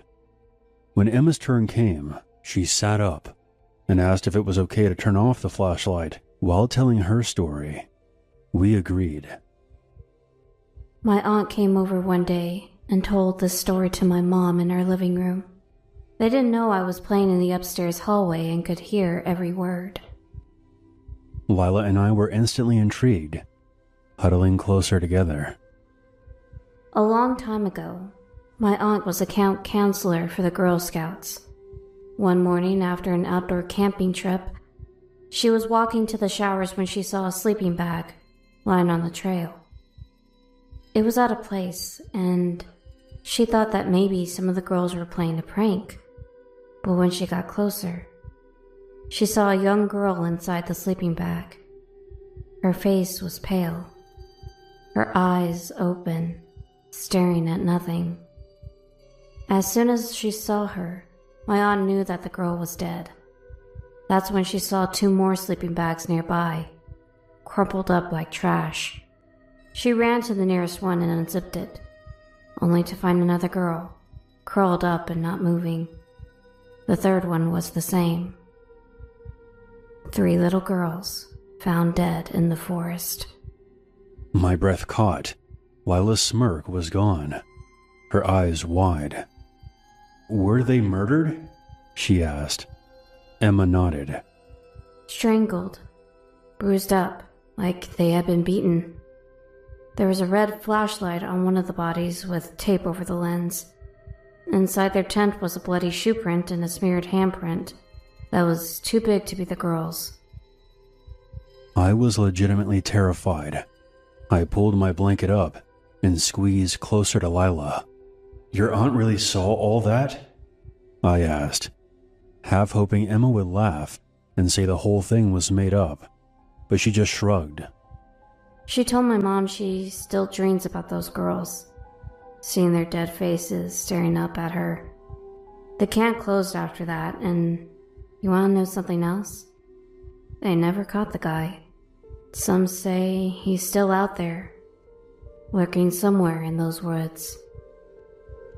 Lila tried to laugh it off, but I could tell she was freaked out as well. The stories we told were nowhere close to this level of fucked up. We eventually moved on to talking about boys and music.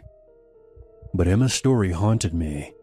It was so graphic, so detailed for a preteen girl to just make up.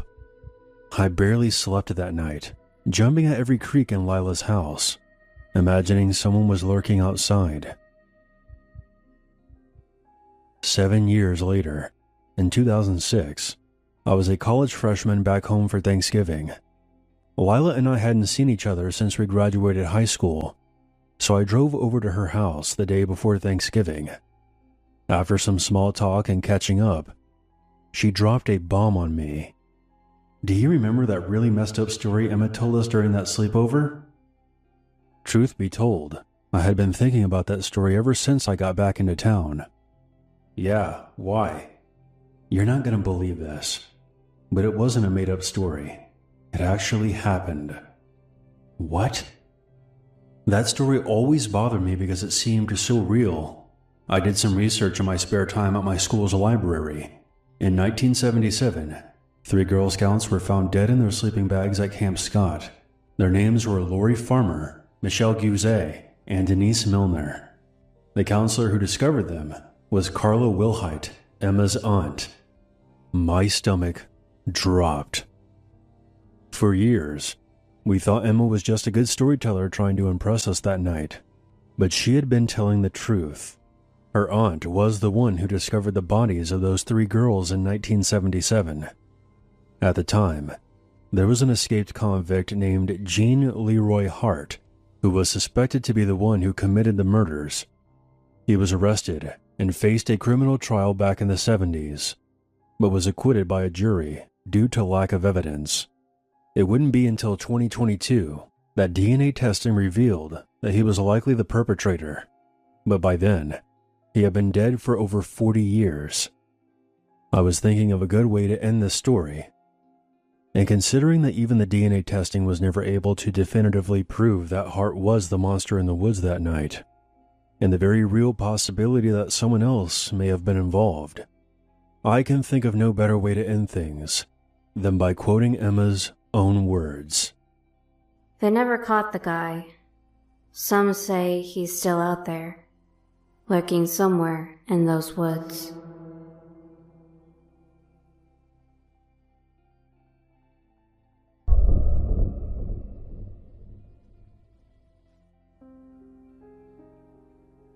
It has been 31 years total since I've worked as a counselor at Camp Valley Way.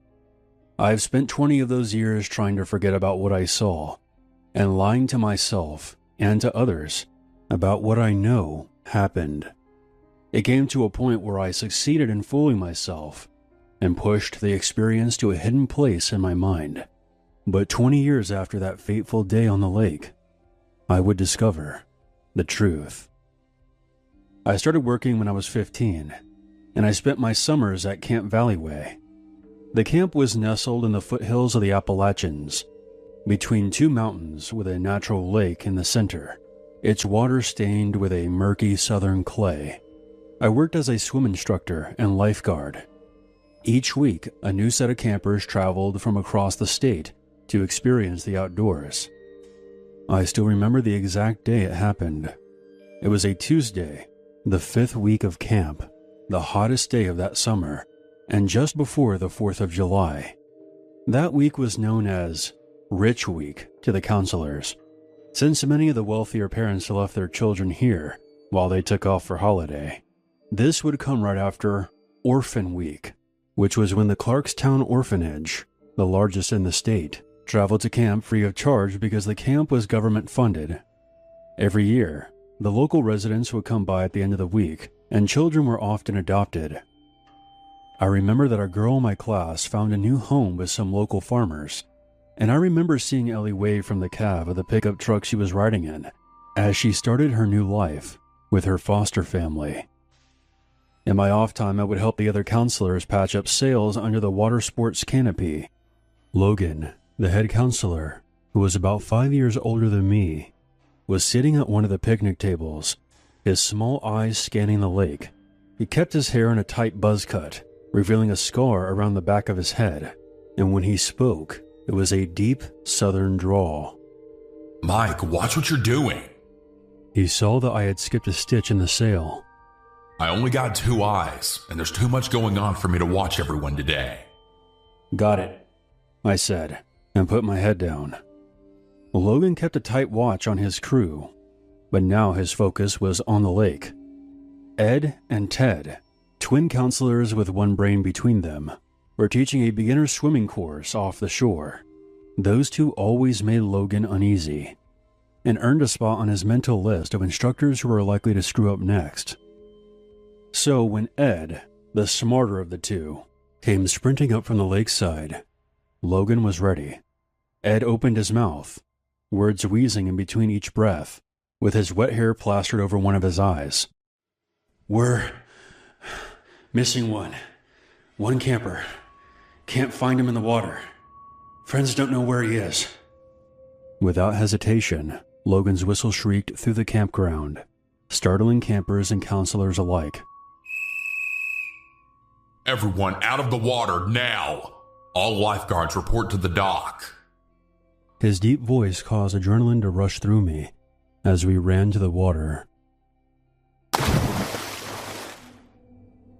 I was the first to dive in, followed by the other lifeguards.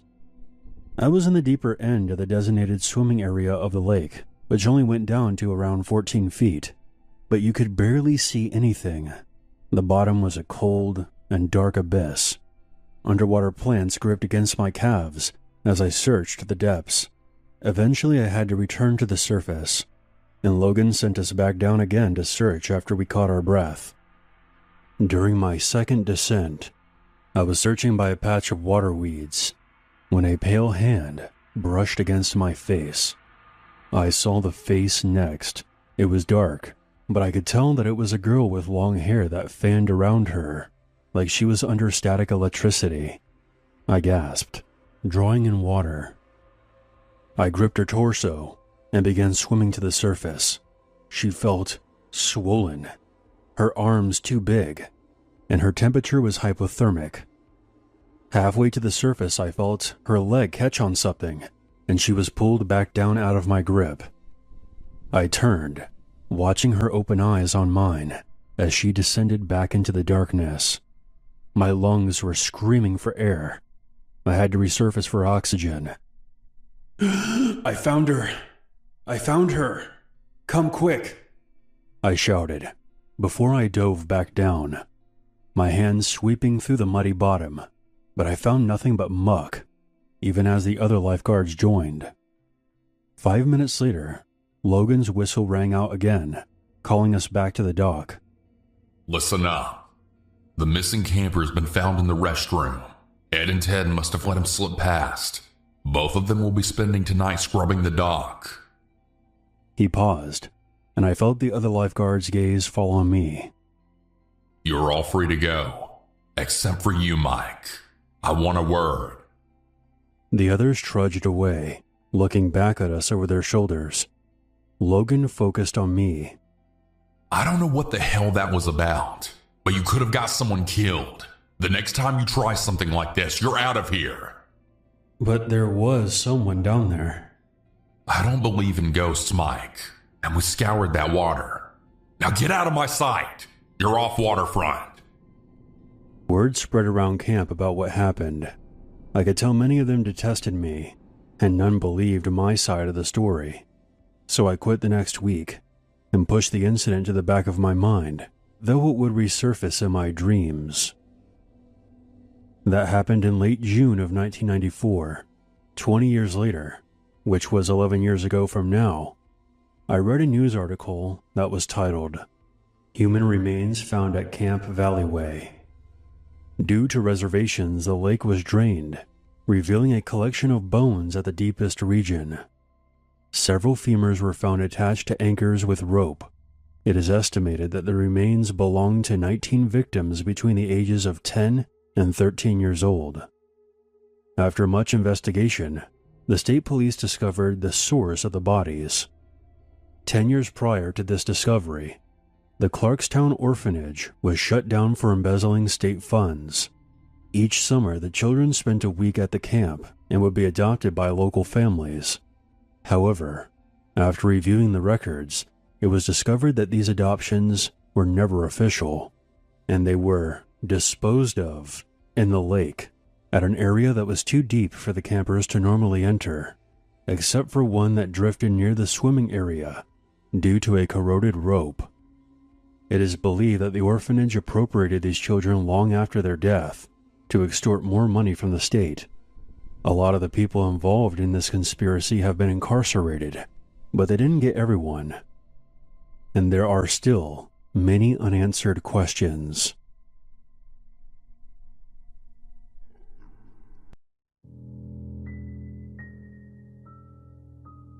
I've been an avid fisherman for over 6 years now, and have worked at several different companies as a commercial fisherman, catching snapper, dolphin, whatever is biting and paying, I guess. I was 26 when this happened. I attended grad school in marine biology and had been granted a week off for our spring break. Many graduate programs don't typically offer spring break for students, but I guess I was lucky. During my trip, a buddy and I decided to take a fishing trip off the coast of Hawaii to find the many different species of fish, primarily the ones that were native to the Pacific. We had rented this fishing boat for a few days so we could have a better chance of getting a decent catch. One night during our stay, my friend and I decided to take the boat out at around 1 a.m. to catch a specific type of fish in the area.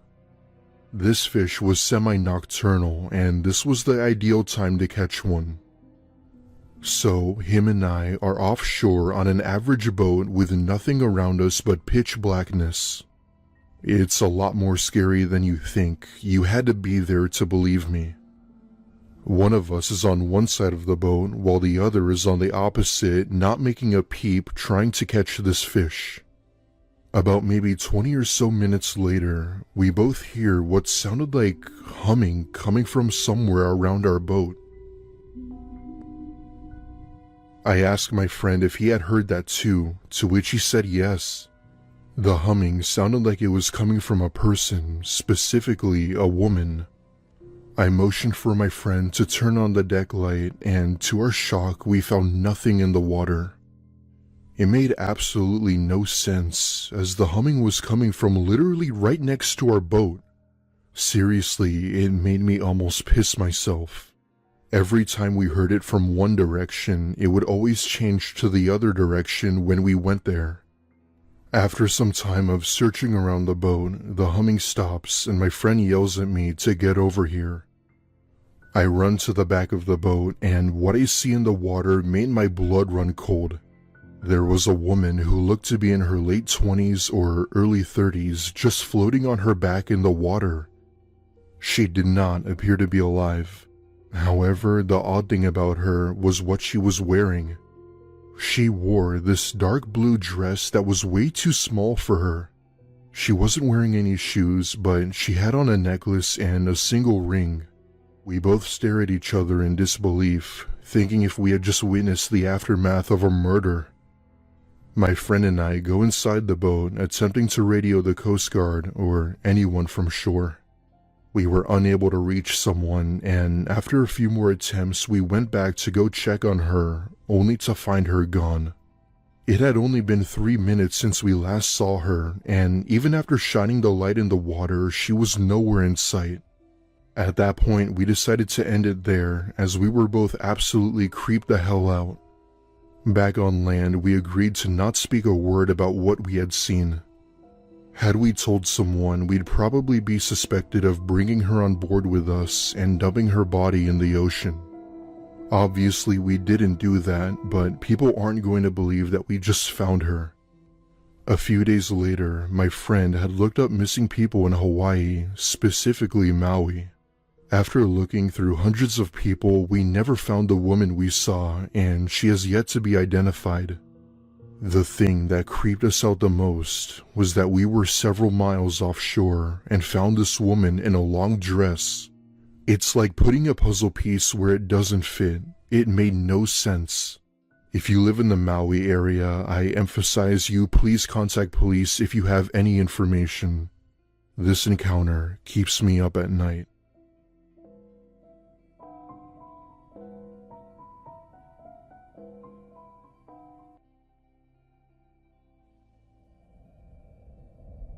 So to give some explanation and background knowledge for this whole encounter, I was around 15 at the time that this occurred. I was camping out in the middle of nowhere with my family and part of my extended family, my aunt, uncle and cousins. I was the oldest kid there in the RV, so you can probably understand how it felt to have no one else to do the stupid stuff that I did back then with. With a good 2-year gap between me and the inferiors, it was almost like Nirvana when I got to the campground and met the other teenagers. These were all people that we knew fairly well from previous camping trips, so it was considered normal to hit it off with them from the start and act like that we'd known each other from like forever within the hour. And with that out of the way, now to the story. So my parents trusted me a lot, not a lie as well, and while I liked my fun, I also liked getting home in time for dinner equally as much. So when I was gone most of the day with other people from the camp, they didn't think too much about it. The only rule was that I had to be back at the RV to eat dinner, and before 8:30 in the evening. So, picture this, a group of 6 teenagers, 15 to 16, out in the middle of the woods with no adult supervision for the vast majority of the day. Just a recipe for success right there, right? But this particular day, we found a neat little deer trail that we hadn't found in the 2 years that we'd been here before. On second thought, though, it didn't really seem like a deer trail, I guess. It sort of snaked through a really thick part of the underbrush, maybe a foot or 30 centimeters of clear ground, 3.5 feet or 1 meter clear of branches going upwards. It's a really hard thing to pick out from the brush unless you're either really looking or know where it is. But it was promptly explored, marked with a broken branch outside of the entrance, and quickly forgotten. Except, I remembered this little special tunnel there. That night, while we were all eating dinner, one of the adults proposed that we played manhunt out in the woods, at night. Not everyone was totally on board with this idea, but in the grand scheme of the plan, they were squashed down like autumn leaves. Everyone got a flashlight, and everyone was assigned to a team. For those of you who aren't sure what manhunt is, here's a brief explanation. So everyone playing is given a flashlight, and they're divided into 2 groups. It's basically like glorified flash tag, but there's a catch, you see. As you catch people, you have to correctly identify who they are, and if you can, they join forces with the hunters. The last man standing gets a candy bar or something, or whatever is being offered as a prize. This is how we played it. So, for the first round, I get lumped with the runners, those who are getting chased by the hunters. We get a 5-minute head start to run, climb a tree, whatever we want, to evade the hunters. Usually I'm the one up the tree, but that never really worked out as being the winning spot, so to try and score a win for once, I decided to play the cat and use one surefire method of escape. And the hiding spot was that rude little path through the thicket. It took most of the head start time to find the thing, because it was so well hidden and out of the way. As I passed hiding spots, I heard hushed, smothered whispering between siblings who were questioning my actions, like a bird's wings rustling when it's fluffing itself. It should be noted that I have bat hearing. My ears are possibly my greatest asset in the game. But when I'm just reaching the destination, I hear the short blast of the air horn announcing that the 5 minutes are up. I swan dove into this minute little path in the undergrowth, shuffling on my hands and knees until I'm about halfway in, crouching down like some huge malformed quail. The hunters are doing an initial sweep through the trails, looking for obvious hiders and people caught out trying to change spots and stuff like that. But when they finally reach me, they reach the dead end and go straight back. I try to readjust myself and crawl further down the tunnel, and I honestly don't know how it happened, but I found an even more hidden path within that one. And accidentally, I dragged my stupid body down the rabbit hole. Except, instead of ending in a dead end, this one ended in a sort of slight hollow. I don't ever want to describe exactly what I found there, but I'm sorry, I just can't. But what I will say is that it was a younger looking woman, naked, covered in lacerations and wounds, in the fetal position. Her glassy glazed eyes seemed to look straight through me. I won't go any further than that, but I was too scared to scream, and I froze there while dark burgundy stains formed on my jeans.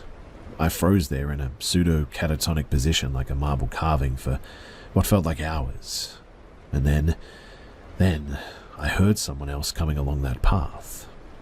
Have you ever been so scared that for one moment, one insane moment, you truly consider something incredibly stupid as a viable option to escape? That was one of those times. I let out a short, trembling whimper and started moving. Whoever was on that path, they stopped, and then eagerly started moving forward again. I could hear their panting, uneven breaths of a man, a horrible marker of whoever was getting closer and closer to me by the second. And, by some wondrous, beautiful miracle, he missed the path leading to the brushy hollow. I heard him moving down past the entrance, dragging something clunky and awkward behind him. I heard clinking noises and the occasional effort to silence the small, sharp noises. I heard a low curse, somewhere towards the end of the tunnel, and I blasted out of the undergrowth tunnel like a bullet, forcing its way out of a barrel. Cracks, crashes, and obnoxious rustling all around me as I heard the man sharply intake a breath and begin to move towards me. The hoarse, deep panting was getting closer and closer to me, a testament to how I was too slow at exiting. Somehow, I exploded out of the entrance, got onto my wobbly, half-asleep legs, and started booking it down the trail. The unknown pursuer was close behind me for a bit, but it seemed like he was too exhausted to chase me at the same speed for long. I know everyone loves to rip on the fact that people always trip in horror movies, but in all honesty, tripping is something that I am amazed I didn't do that day. With adrenaline coursing through me at the speed of Usain Bolt, trying to make my jello-like unsteady walking appendages work to move me away from whoever was behind me was like trying to run on water. It felt like an eternity, but I finally reached the main trail running back to the camp and sprinted down it screaming bloody murder. Confused faces looked out from the trees, and I think someone called after me. Reaching the camp was easy, but trying to explain why I woke up half the people in the camp and bolted out of the woods at breakneck speed was much harder. When I finally choked the words out to explain, I remember a profound, insidious silence throughout the group of adults waiting at the mouth of the trail, and I really don't remember a whole lot from that point on. I know the cops were called, and my mother and aunt ran shrieking and wailing along the trail, calling for the other kids to come back to safety. When someone's yelling like that, you don't ignore it too. They rounded everyone up in like 30 seconds flat and barreled back into the camp. The police, they found a man out in the woods, creeping along the trail clutching a knife. A black garbage bag with a plethora of sharp instruments was found, and a saw was found abandoned on the trail, some speckled and smeared with dry blood. To be honest too, I just really don't think that there's any getting over this. I still have nightmares sometimes of the man chasing me, breathing heavily down the back of my neck, trying to catch me. But sometimes in my dreams, he succeeds.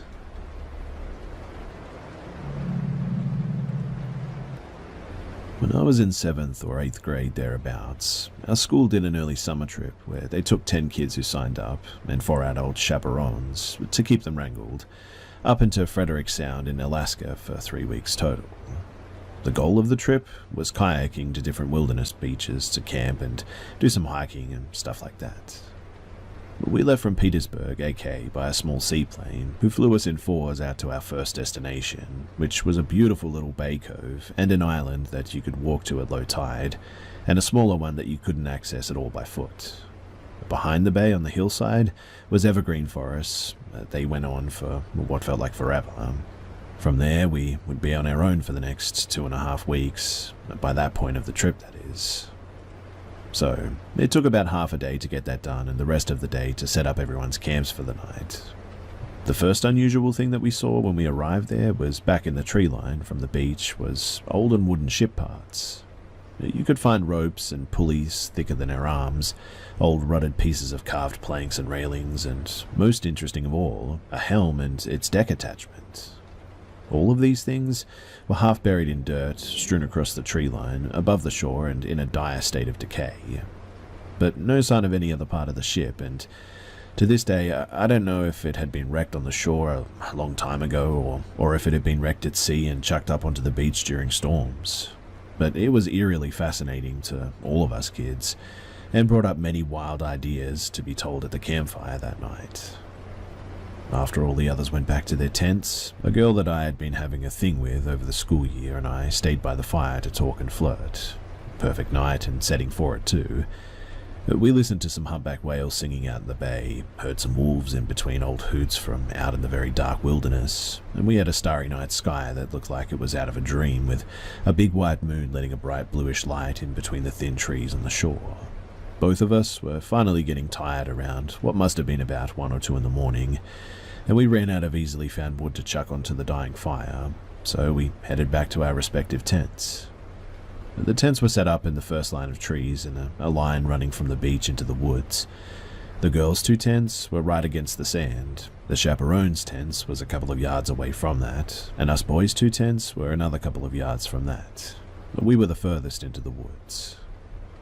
The moonlight made it easy for me to find my way back to my tent, but once I entered the tent, I didn't see where my new friend Alex was sleeping, and I accidentally woke him up by stepping on him. Now, Alex and I had just become friends on that trip. We knew each other from some classes and in the hallways and whatnot. And while we always were friendly with each other, we definitely came from different social groups, and we didn't hang out before this trip.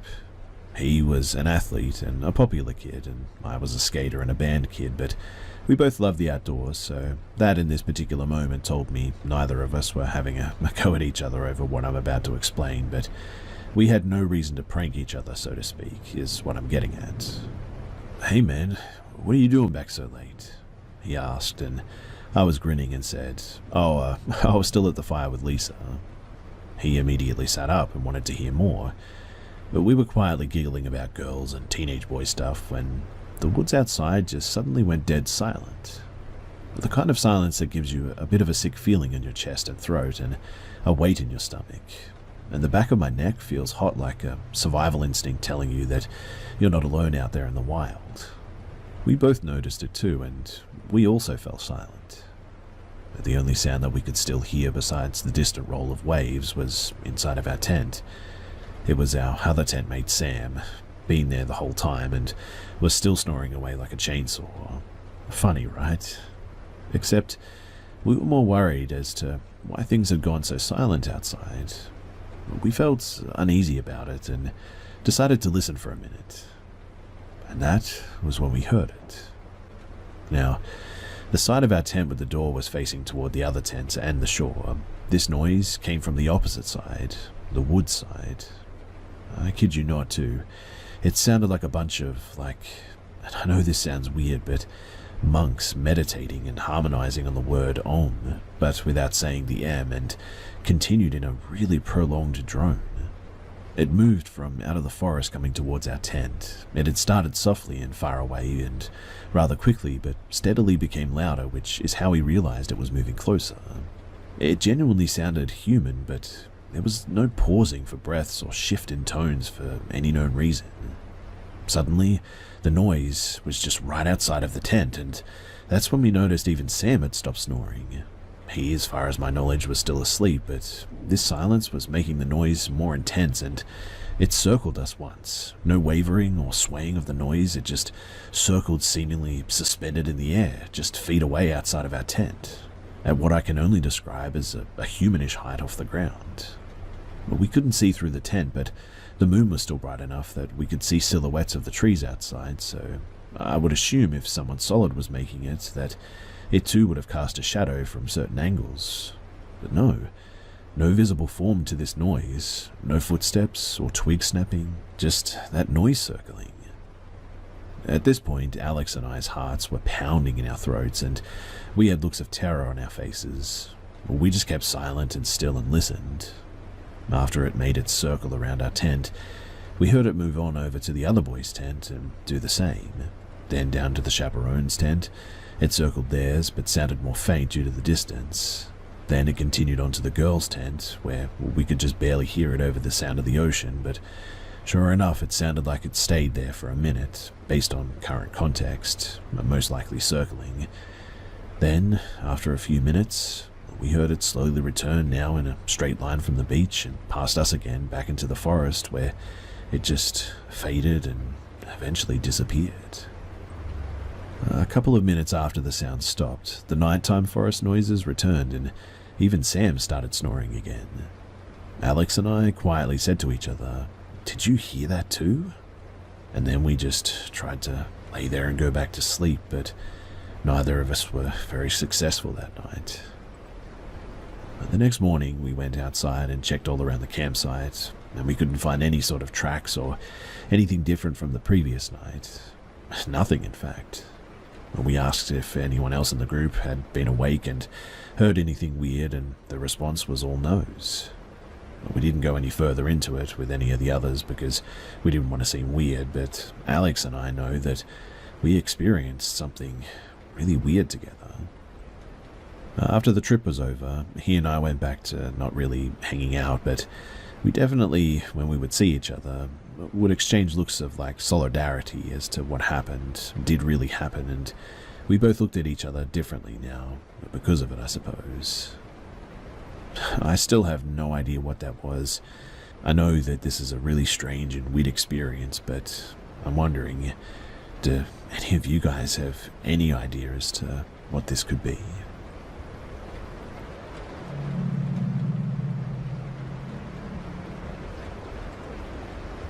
While taking a walk to the newsstand around the corner during the afternoon, unfortunately, my neighbor died.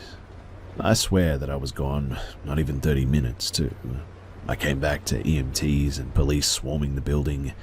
It was kind of surreal how quickly it happened. I didn't know him super well, but I'd helped him carry in groceries, and he'd helped with my cat once, then told me in his super sassy old man way that he preferred dogs. After it happened, a bunch of residents were gathered into the common room, including the guy's roommate who had earbuds in listening to classical music, just staring into space with a blank look on his face. I assumed that he was traumatized. One of the neighbors, who's kind of a jerk, was joking about how the guy probably killed him. He started to walk over to ask him what happened, and I grabbed him, telling him not to be mean because the guy was clearly listening to classical music to calm down. We all agreed how horrific it'd be to lose a roommate and kind of scattered. The roommate was left in the common room until 11 PM while police waited for the body to be collected. They wouldn't let anyone back in. It's been somber since then, even though most of us didn't really know this guy. We see his roommate in the elevator and hall. He always has his headphones in. He doesn't acknowledge us, but just walks past. I've asked how he is, and he said fine. Which, okay, maybe he didn't want to talk to a total stranger, right? A few of the rest of us have chatted about the neighbor who passed and fun memories and stuff like that, but then yesterday I heard building staff talking about when they found him.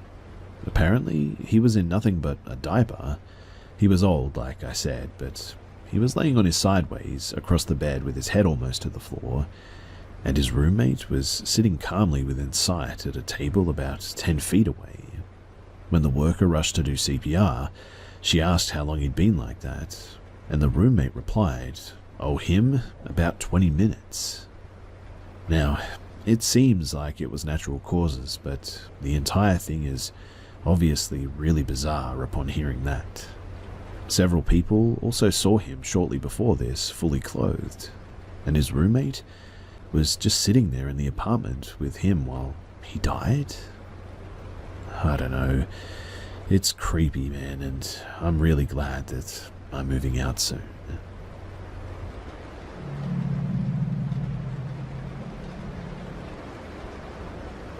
So this morning at around 5 AM, I woke up to my boyfriend nudging me in the back, trying to wake me up. I remembered him sort of seeming panicked, but don't remember what he was saying, and we ended up just going back to sleep. Well, we hadn't really talked about what had happened because we were at work and uni, but he just told me about it. What he said was that this morning he was woken up by me having a full-on conversation with something whilst leaning on my elbow. Apparently I was facing the corner of the room where the closed door was. The room was completely black, and the corner was the darkest place in the room. He couldn't make out what I was saying, but he said that it was like I was speaking to something. He said that he turned around and looked at me, and I then turned over and went back to sleep. That was when he started nudging me, and he said that he woke me up because it really scared him. Now, I've never spoken in my sleep before or done anything like this. We've slept in the same bed for 2 years, and I've never done anything like this. We've slept in the same bed for 2 years, and this has never happened before.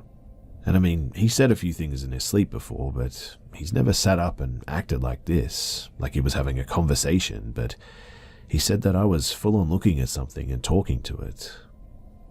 Obviously, I have no memory of this at all, but in the past year, I have experienced some sleep paralysis and saw figures standing in the doorway, so adding this to all of that, I must admit that it does scare me a bit. So this happened a few days ago while I was on my way home from visiting my friend's house. I was driving on a back road late at night in my Tesla Model 3 while it was on auto drive. I'll admit that I was not paying attention to the road, and I was on my phone while I had my music in the car playing. The ride was okay and pretty chill for a while, but I'm not really sure because I wasn't really paying attention to the time, like I said. When out of nowhere, my car immediately braked and made an alarming sound. I was pretty scared and immediately took control of the wheel and looked through the windshield. When I looked, I saw a figure standing inches from my car, barely avoiding being hit. My heart was racing from the impact and now seeing what I could only assume to be a person. They didn't even flinch though from the sight of almost being hit. I looked at them for a good 10 seconds before I put my car in park and turned on the megaphone to ask them if they're okay. They didn't respond and proceeded to walk near my window. I locked my doors while they were approaching because I was terrified. They asked me if I could roll the window down to speak to them, but I refused and told them that I could hear them from the other side. I then asked why they were out here all alone in the cold, and they told me that their car had broken down and that they were hoping somebody would stop to help them. As they were talking, I got a good look at their face, and they appeared to be somewhere between the ages of 25 to 30. They also asked me my name, and I told them, and they said that their name was Ashton. After that initial small talk, I told them that I would be calling someone to come and assist them with their situation, and they were not happy with that, and insisted that I drop them off to a friend's house who lived nearby. That's when I became really freaked out and obviously suspicious. They had told me that they were waiting for someone, and now they needed to be dropped off. It just didn't make sense. I then put my car into drive and told them again, from the window since the megaphone is not available in park, that I would call someone to come and help them. But then, they tried to reach for the door handle, but I guess that they forgot that Tesla handles are embedded into the car. But when they did that, I immediately stepped on the pedal and went flying down the road. I didn't even look into my rearview mirror or put the car back into autopilot. The whole ride back, I was just completely terrified. I did get back onto the main road where I would hope to see cars, and I just floored it home after that. I couldn't get my mind off of it for the rest of the night though, and obviously I have my suspicions that the guy wasn't alone and that there were other people with them. I pray that they didn't get somebody else who wasn't as lucky as me, and I will never in my life stop to help some random person ever again.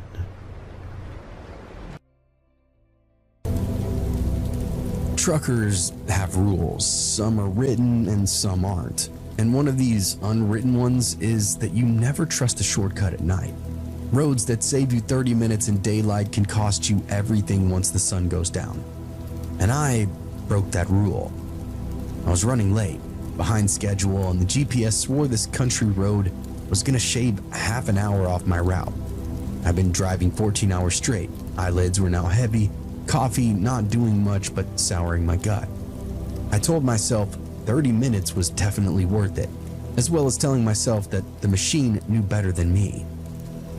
The turnoff was easy to miss, just this sagging sign for a farm-to-market road, half buried in the weeds.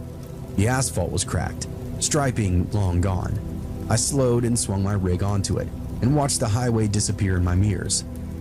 In those first few miles, it was absolutely fine. Empty, but fine. Fields of corn leaning in like they wanted to listen. Half-lit farmhouses here and there, a rusted barn occasionally as well. Then the road began to narrow. Asphalt gave way to dirt. My headlights bounced over ruts, dust curling up in the beams. Trees were crowding closer, blotting out the sky. I gripped my wheel tighter, telling myself that I'd be back on the main highway soon enough. The GPS still showed that blue line ahead, urging me forward. And that's when I saw the first one, this old Buick, stripped down to its frame, sunk in the ditch with weeds growing through the windows. A mile later, a pickup with no doors, its cab peppered with bullet holes.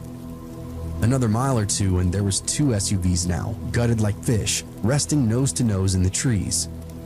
Okay, it's a vehicle dumping ground. Rural folks leave junk everywhere. But my throat was dry and my stomach was telling me that this wasn't just junk. These were leftovers. The dirt track dipped off into the hollow, and that's when I saw the first glow, orange flickering like a campfire. As I came around the bend, the beams of my headlights caught them. 3 figures standing around a barrel fire in the middle of the road. Shadows were stretched long and sharp across the dirt. They didn't scatter like deer, they didn't wave at me like farmers or hunters. They just stood there, watching, hands at their sides, fire lighting up their faces that didn't really look surprised to see me at all. I downshifted and slowed my rig, and one of them stepped forward. He had something long in his hand. It was metal and caught the firelight. A crowbar maybe, or maybe a rifle. It was hard to tell. My heart began slamming in my chest, and the GPS line still said continue straight, but I knew damn well this wasn't a road anymore. This was a trap. I kept the rig crawling, engine primed, headlights washing over the three of them like they were part of the road itself. None of them flinched, didn't move either, just stared at me. One with the metal rod, shifting in his weight, and then lifted it slightly, and I finally saw what it actually was. A length of pipe, capped on one end. Not a tool, but definitely a weapon. Every instinct screamed at me to swing wide, gun it, blast past them. But the road was far too narrow, the ditch was extremely deep, and the trees were pressing in tightly. If I tried to swerve, I'd jackknife the trailer and that would be the end of me. The guy in the middle raised his hand like a cop signaling to stop. My headlights painted his face. He wasn't old, maybe mid-20s. His eyes were flat and greasy, like he wasn't fully there. That kind of stare that tells you he's already decided what's about to happen. I braked slowly, praying this was just some kind of local screwing with me. My hand slipped on the wheel, my palms were sweating. It was almost so bad that it felt like oil. And that's when the others began to move as well, from the tree line. More shadows peeled off, 4, maybe 5 of them. They slipped into the ditches and then climbed the berms, boots crunching, all moving toward my rig now. Trap confirmed. I shifted back up, revving the engine hard. The guy with the pipe stepped closer, right into the glow of my brights. He pointed the pipe at my windshield like he was sighting me in. Then I saw him smirk. And that smirk absolutely broke me. I stomped the accelerator and the rig screamed, diesel roaring as I barreled forward. He didn't jump clear, he actually braced, like he was gonna stop 40 tons of steel with his own body. I didn't have time to consider his insanity. I watched him vanish underneath my grill, felt the sickening bump of impact rattle through the cab, and then I was past the fire. The barrel rolled, sparks spilling across the dirt, but it wasn't over yet. The figures scrambled on both sides. One leapt at the steps of the cab, hand slapping the metal, another smashing something against my trailer. The sound of breaking glass was exploding behind me. The rear marker lights had now shattered. I kept the pedal buried though, the dirt road twisted, my rig bouncing hard, but I still didn't lift my foot. The branches clawed at either side of the trailer, snapping like gunfire. The mirrors showed chaos behind me, the fire now shrinking, shadows darting, somebody running after me with arms pumping like pistons. Then headlights flared up behind me, and not just one set, 2, maybe 3. Engines gunned, tires sprayed dirt, and suddenly I was no longer the hunter, I was the prey. They were in vehicles that I had not seen parked, hidden somewhere deeper in the trees waiting. The GPS blue line was useless now, frozen, spinning, and recalculating. I didn't need it to tell me what I already knew. I had miles of dirt track ahead of me, and a pack behind me. The Crown Vic from earlier, a battered pickup, and something else low-slung with a screaming engine. They came in fast and reckless, almost like they'd done this chase 100 times before. My trailer fishtailed and mud sprayed. I fought the wheel and felt the back tires bite again. My whole world shrank into a tunnel of my headlights and vibrating wheel in my hands. And then the first shot rang out. Glass exploded on the passenger side, a spider web cracking across the lower pane. My ears rang, and somebody had fired from the pickup, very close now, headlights blinding in my mirror. I ducked low, keeping one hand on the wheel, and jerked the rig left, then right. The trailer rocked, tires screamed. One of them overcommitted. I think the Crown Vic clipped a ditch and flipped, sparks and steel tumbling in my rear view. But the others continued coming. Another shot, closer. A hole punched through the passenger mirror now, the glass raining down in shards. I swore loudly, shifted down, then redlined the engine. The road then suddenly opened up into this wide stretch, fields on either side, no trees. Moonlight turned the dirt silver. Then I spotted a sign half buried in the weeds. County road ends. Bridge out. My stomach dropped. I couldn't stop, not with them behind me. The bridge was nothing more than this rotted span across a shallow creek. I saw it in the last second. Half the planks were gone, support beams sagging. But it was too late. I hit it doing 50. My trailer shuddered, wood splintered like bone. And for a second I was airborne, stomach in my throat, and then the front tires slammed the dirt on the other side. Metal screamed, sparks lit up, but somehow, by some miracle, the trailer didn't shear off. Behind me, that pickup wasn't so lucky.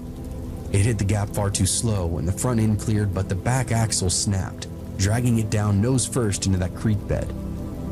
One engine still screamed. The low-slung car had made it across, fishtailing wildly, still chasing.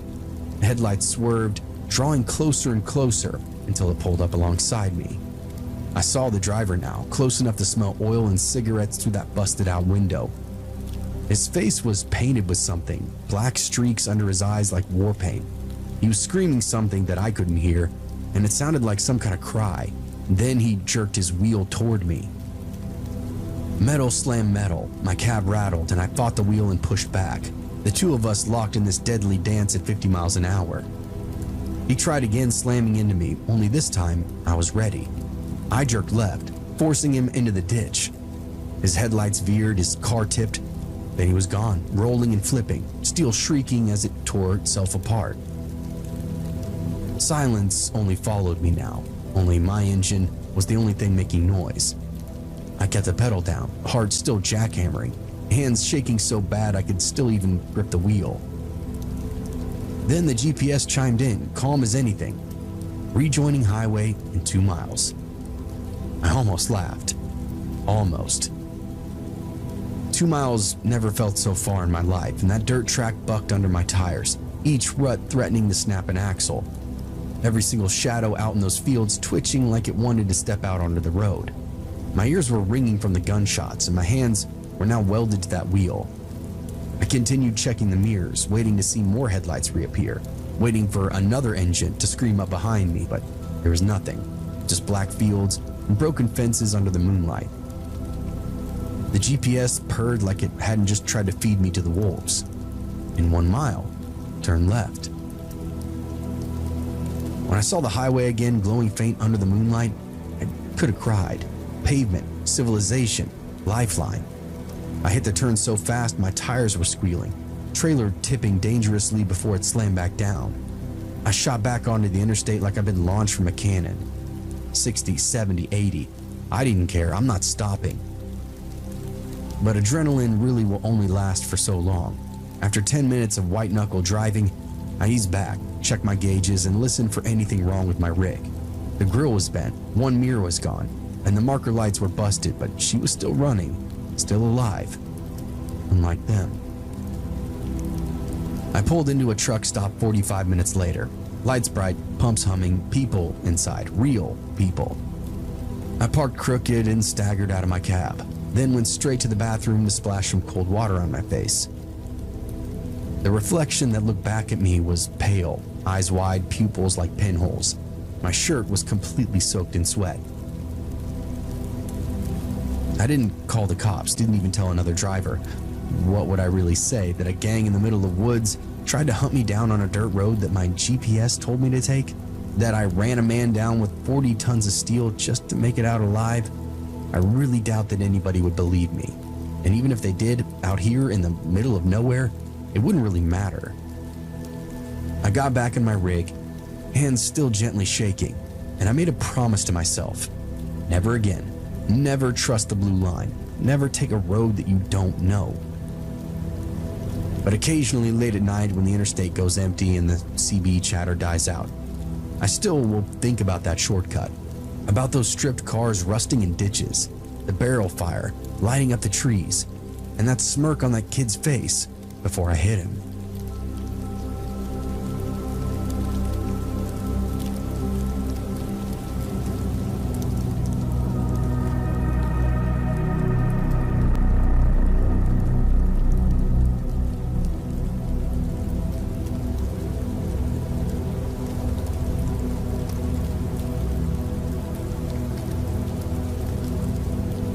Gravel crunches under the tires as I ease down that last stretch of a dirt road.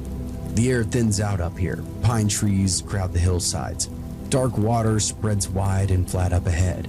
The reservoir, nobody else around. That's good. I kill the engine and my daughter kicks her door open before I've even unbuckled my seatbelt. She's got the tackle box in one hand, the rod in the other, already marching up to the shoreline, 15 years old and impatient as hell. I grab the cooler and the net and then follow her down the slope.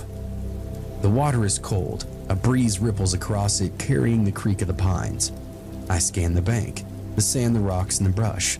Quiet. Too quiet maybe, but I guess that's really what we came for. Just us, no crowds, no phones, no other buzzing. I glance over and see a tent, half collapsed, staked right at the edge of the water, maybe about 15 yards down. No car, no boots outside, just nylon sagging, door flap open, shadows inside it. Somebody else beat us to it, my daughter says. She sounds annoyed. I tell her not to worry, place is big enough for two. But I feel my stomach shift. Tent looks all wrong, like it's been there for quite some time. We end up settling a little ways off, and she sets up quick, hooks her bait, and casts out into the water. The bobber plunks and drifts off. I unpack the cooler, crack open a soda, and just try to shake off the unease in the air. Then I take note of the tackle box that's near that tent. It's not ours, just sitting in the dirt, lid open, lures spilling out like teeth. Hey, I call out to my daughter, nodding toward it. You see that? She follows my gaze and then frowns. Yeah, weird. We continue fishing anyway. Time drags on, but no bites. And throughout that time, I keep glancing over at the tent, waiting for somebody to crawl out, to stretch, to wave, to do something, but nothing happens. The flap just flutters in the wind and the whole thing sags a little lower. The sun slowly slides down the back of the ridge. The air cools fast. I row us out in that inflatable dinghy. My daughter balanced in the front, line trailing in the water. Dad? She says. Her voice makes me turn quickly. She's pointing down. Beneath us, maybe 10 feet below, headlights glowing dull and green. A car, submerged doors open, weeds waving out like hair. The reflection ripples across the surface, lighting up her now pale face. I grip the oars, throat's now dry. My first thought, an accident. Somebody drove off the road. My second thought, it's been down there for a while. Where the hell is the report? Where the hell are the people? The breeze then dies and the water flattens. And that's when he steps out of the tree line. Barefoot, clothes dripping wet, sticking to his skin, moving slowly and steadily down toward that tent. He sees us. Then he starts walking straight into the reservoir. I dig the oars deep, water slapping against the dinghy, plastic flexing underneath us. My daughter twists around, eyes wide, as she watches him. He continues though, he doesn't stop. The man wades out, knees, thighs, waist, water black around him. He doesn't really swim, he doesn't break stride. He just kind of keeps walking, shoulders rolling slow. Dad, go! I yank harder, the oars bite. The dinghy skates across the surface, but I still hear him, water churning behind us. He's not fast at all, but he is steady. His face is pale, his lips pulled in tight, teeth clenched, eyes wide and fixed on us. He keeps staring at us like we're already caught. The boat drags and something snags underneath us. I look down. Weed or rope, I can't tell. I yank an oar free and jab at it. My daughter screams. He's gotten closer now, waist deep, shoulders breaking the water. He still hasn't slowed down. He actually snags my daughter's fishing line and starts yanking on her rod. Cut the line, I shout to her. Her rod's still out, line stretching taut. She fumbles, hands shaking, knife scraping out of the tackle box. She saws at it, plastic wheel whining. Snap and the line breaks. I slam both oars, dig deep, and the boat lurches free, shoots forward. I don't stop. My arms burn and my chest feels like it's about to split open. Then I glance back and he's gone. The water ripples. Empty. I spin the dinghy searching. The tent on shore sagging in black, pines hissing with the wind, but there's nothing on the bank. Where is he? My daughter whispers. And then the dinghy jolts, a hard knock from below it. We both scream and I almost lose the oars. Another thud, harder this time, shaking the boat. Water splashes over the side. He's under us. "Move," she cries to me. I row blind, wild. The boat jerks forward, then stalls again, and something scrapes the bottom. Nails on plastic. The dinghy rocks hard, and she clutches onto the side. A hand then bursts up through the water, pale and slick, fingers crawling at the rim of the boat. Nails were blue, skin wrinkled like it'd been soaking in it for weeks. I swing, and the oar smashes down, the crack of wood on bone, and the hand slips under and vanishes quickly. The boat spins, my daughter's sobbing. I row harder, every stroke sloppy and desperate. The shoreline draws closer and closer, 10 feet, then 5, and I hit gravel. She leaps out, scrambling up on the bank. I drag the dinghy halfway out, chest heaving, heart pounding in my skull. The water settles and silence follows.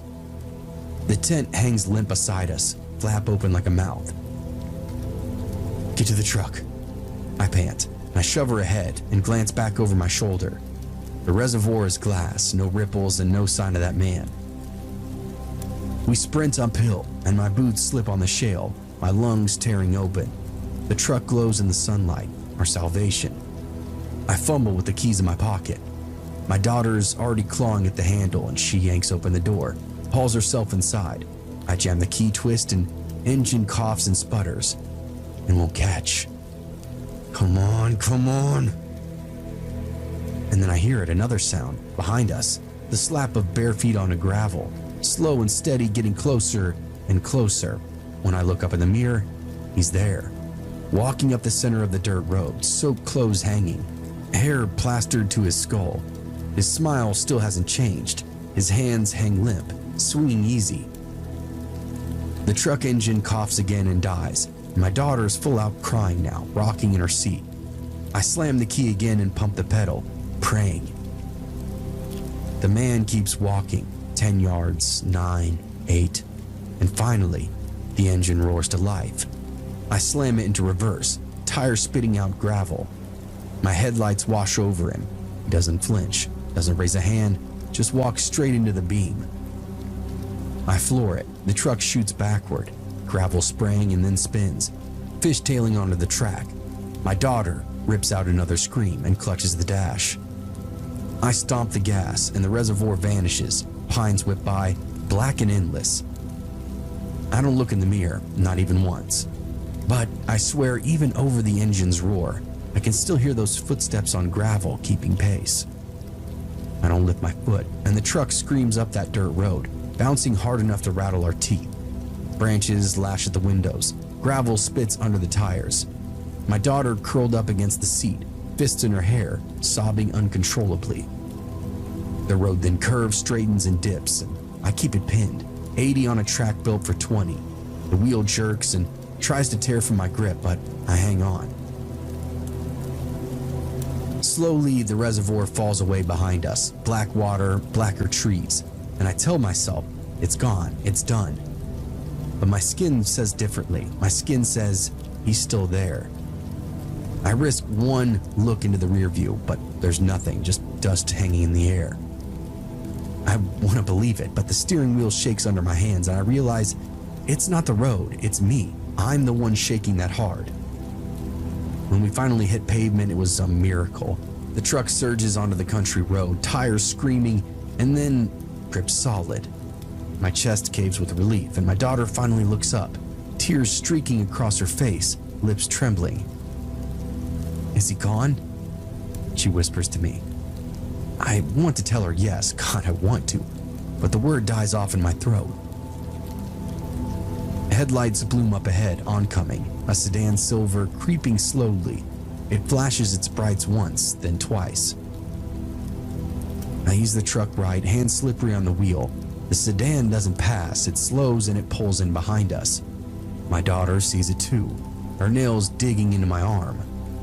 The car stays back, just far enough that the headlights blur, and just close enough that we can't forget it's there. As I press harder on the gas, the sedan matches me, and we ride like that for miles and miles, me pushing 80, it shadowing us, no closer, no further, just locked in. Then, just as suddenly as it appeared, It turns off, no signal, no brake lights, just gone off into a dirt cut, swallowed up quickly by the trees around it. Silence fills the cab, and my daughter slumps against the door, completely spent. I grip the wheel until my knuckles ache, and I'm just afraid if I let go, everything will unravel. We don't stop. Not until we hit town and file up a police report. The car is found in the water, no bodies, and no suspects.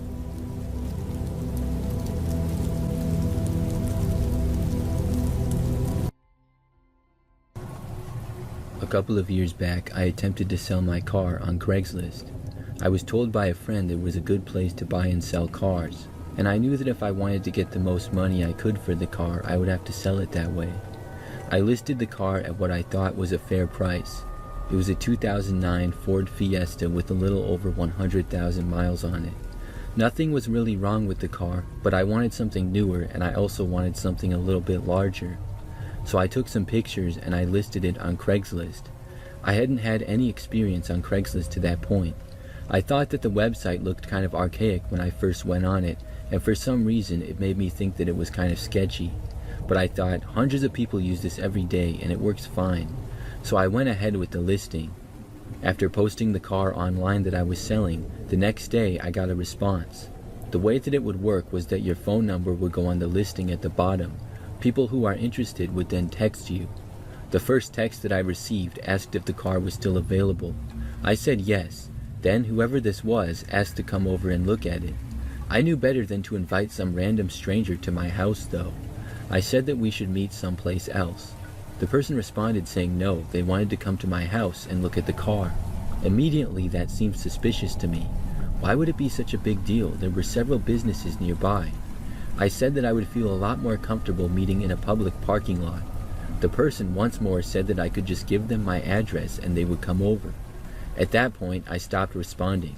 They weren't seeming to get it that I did not want them to come to my house. If somebody was that insistent on going to my house, then maybe they had bad intentions or something other than to look at my car. They texted again, but I ignored it. So I didn't get any other interest in the car that day. The next day, however, I did get another text regarding the car from a different number. This person said they were interested in the car and asked if they could look at it. I said yes, and right away suggested a local shopping center parking lot to meet at. The person said yes. We arranged for that night at 7 o'clock for them to look at the car. The person didn't really give me any information about themselves. I finally asked what they looked like and a name so I would know who I was meeting with. He said his name was John, and that was it. So when the time came, I drove the car to the local shopping center, which was about 5 minutes away. When I got there, the parking lot was mostly empty at the back, so that's where I went. I was a little nervous meeting someone from Craigslist for the first time, but I figured that we were in a very public place and the guy probably wanted to buy my car. A few minutes later, and I saw another car pull into the parking lot. It was a new-looking vehicle and it drove right over to me. After parking, a man got out. I got out of my car and I went over to meet him. I asked if he was John, and he paused for a moment before saying yes. The guy seemed sort of sketchy from the start. I thought that maybe I was just paranoid. He then walked over to the car and started looking at it. Within 2 minutes, he said to me, "I don't want this car." Then he started to walk away. I was thinking that it was really weird, but whatever. I said bye to John, and he walked back to his car and then got inside. Then I went back inside of my car. I was so confused at the whole thing. Why did he want to look at the car? He didn't test drive it or anything. He could have seen online everything that he saw in person. So at that point, I started to drive home. I noticed that John started leaving at the same time as me. He drove behind me out of the parking lot. Then, as I drove down the street, he was also driving behind me. We went in the same direction for a while, and when I turned, he turned. I got suspicious at that point. I drove around a little and paid attention to John behind me. Every time that I would turn, he would turn as well. It seemed very suspicious. Enough suspicion for me to not want to drive home anymore. Instead, I just started making random turns and going down random streets. John did everything that I did. I didn't know what to do or where to go. Then I had an idea, and I just started honking my horn constantly as I drove. I don't know why that's what I thought to do, but I did. He followed me for a good minute and then decided to stop. John turned at a random street and I kept going. Then I carefully drove all the rest of the way back home. Thankfully, I did not see John for the rest of the way back. When I got home, I felt lucky to have made it home all right. And that's when I remembered the other number that had texted me about the car, how they wanted to go to my house so badly. I realized that maybe it was the same person. Maybe John simply got a new number or phone and texted me with that. Then he would just follow me home to see where I lived. And that would also explain why he seemed sketchy and seemed to have no real interest in the car. I'm also guessing that John was not his real name. What that man's true intentions were, I don't know, but I'm glad I don't have to find out. I took my car off Craigslist after that and sold it to a dealer. I may have not made as much money as I was capable of, but at least I stayed safe.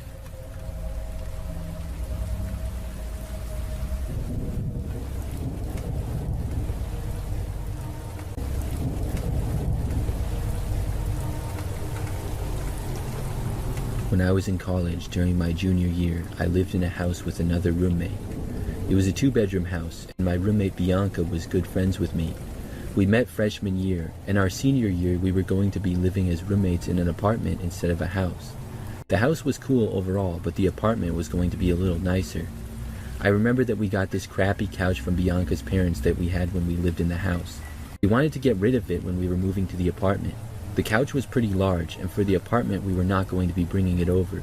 So towards the end of our lease, a few days before we were going to move into the apartment, we decided to give the couch away. It was in pretty good shape, and if someone wanted it, they could take it. If not, we would just throw it away. We listed it for free on Craigslist and took some pictures of it and stuff. A few days went by and there was no interest. Then I remembered that Bianca told me someone was coming over to take it later on in the day. I asked who, and she just said some guy. Bianca had made the listing and was kind of taking care of things, so I just said okay, and I was glad we were getting rid of it. So sometime that afternoon, I heard Bianca say that the guy was going to be there soon. I went down into the living room, and we had the couch there as well as some chairs and a coffee table and some other stuff. There were boxes around because we were preparing to move. The couch was large and would be at least a 2-person job to move it, so I was going to help. A few minutes later, the doorbell rang and a man was there on the front step. We opened the door and let him inside to see the couch. He said that he had a pickup truck, and we looked outside and saw a pretty large one. The man then started looking at the couch. He went around it to all corners and seemed to be measuring to see if it would fit in his truck. We made some basic average small talk about stuff during this time. Overall, he seemed like a pretty normal guy for the most part. Then we helped him pick up the couch and carry it out the door and to his truck. After that, he left and our couch was finally gone. Now fast forward to later that night. It was about 9 or 10 o'clock. I remember that Bianca told me that the guy who got the couch had just texted her again. He asked her if he had forgotten his wallet at our house by chance. My first reaction was, how on earth would he forget his wallet in our house? I thought there was no way. He was barely inside and didn't pay us or anything. Still, we looked around a little. The guy texted again saying he thought it might have fallen out of his pocket on the floor while he was lifting the couch or something. We looked and at first still didn't see anything. Then I moved one of the chairs in the living room to see a small black wallet. It was like directly underneath the center of the chair. I really have no idea how it could get that far underneath if it had just simply fallen out of his pocket, but nevertheless, it was there. I looked inside of it and there was no driver's license. However, there was 3 $1 bills and what appeared to be a debit card. That was it. Really not much for a wallet. So Bianca texted him that we had it, and he said that he would be there in about 10 minutes. Now, this is when things get really weird. Like just 2 or 3 minutes after that, I went to turn on the outside light to the front step. When I did, I saw what looked like the man walking sort of in our yard. He was barely in my sight and kind of walking between our yard and the neighbors. I moved to get a better look, but he had walked away. I only saw him for like a second.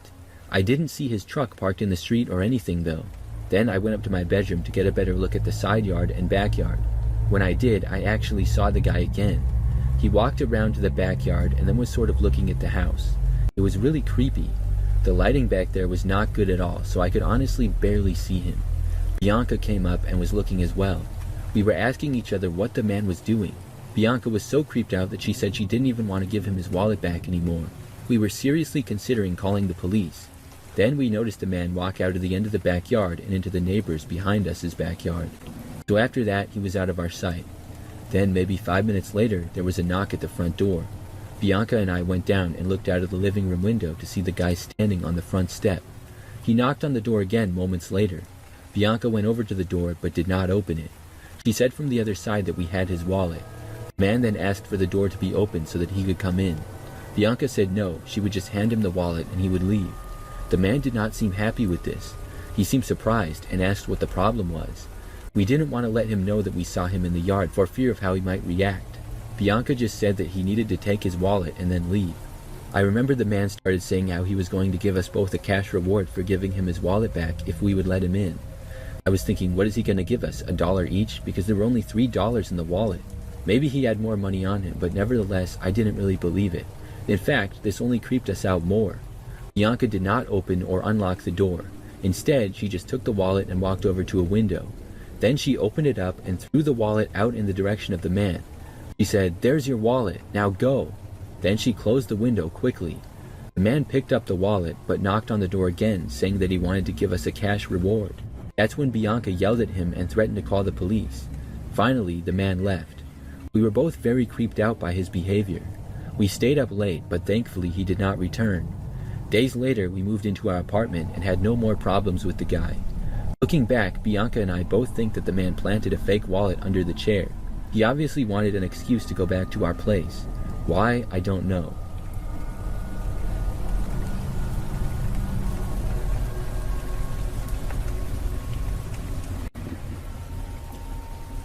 A couple of summers ago, I was looking to buy a golf cart. I live a little out in the country, and there are a lot of roads and paths nearby that would be great for it. And my yard is also pretty large as well, and I've been thinking about making a path. So I remember that I started looking for one on Craigslist. There were a few in the area, and I found one that was probably the best deal. It was a new listing, and it was looking like a good golf cart. I contacted the seller and asked if it was still available, which it was. The listing said that it worked fine and ran great. I decided that I would like to buy it, and I asked the owner if I could come over and see it. If all lined up and it was what the ad said, then I would like to buy it. So I got the address from the seller, and we agreed to meet there the next day. When I arrived, it was about 10 minutes away off an old country dirt road. In this particular area, most people have very large properties of at least 5 or 10 acres, sometimes many more. This property looked to be very large. I parked on the side of the street, and then there was a long driveway that I walked up, and I saw a guy walking towards me. This was the seller, and he said hi to me, and I said that I was there to see the golf cart. He said that he was going to take me to it, and then we walked over towards his garage. There was another golf cart there, and the man told me to hop on. The guy selling the cart appeared to be in his 50s or so and had grayish hair. He said that he would drive me to the cart that he was selling.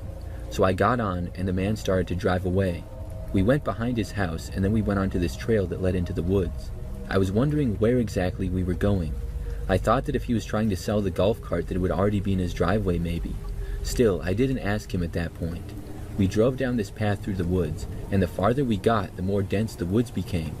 I was amazed at how large his property was, or at least how far we were driving down the trail. At one point, he turned left and went down another trail in the woods. Then he turned right at another path. I'm not even joking when I tell you we were driving on trails through the woods for at least 10 minutes. It was kind of loud, so nobody really said anything. I kept thinking that we had to be close, but we just kept going and going, deeper and deeper into the woods. And the longer we were, the more I thought that maybe I should just leave.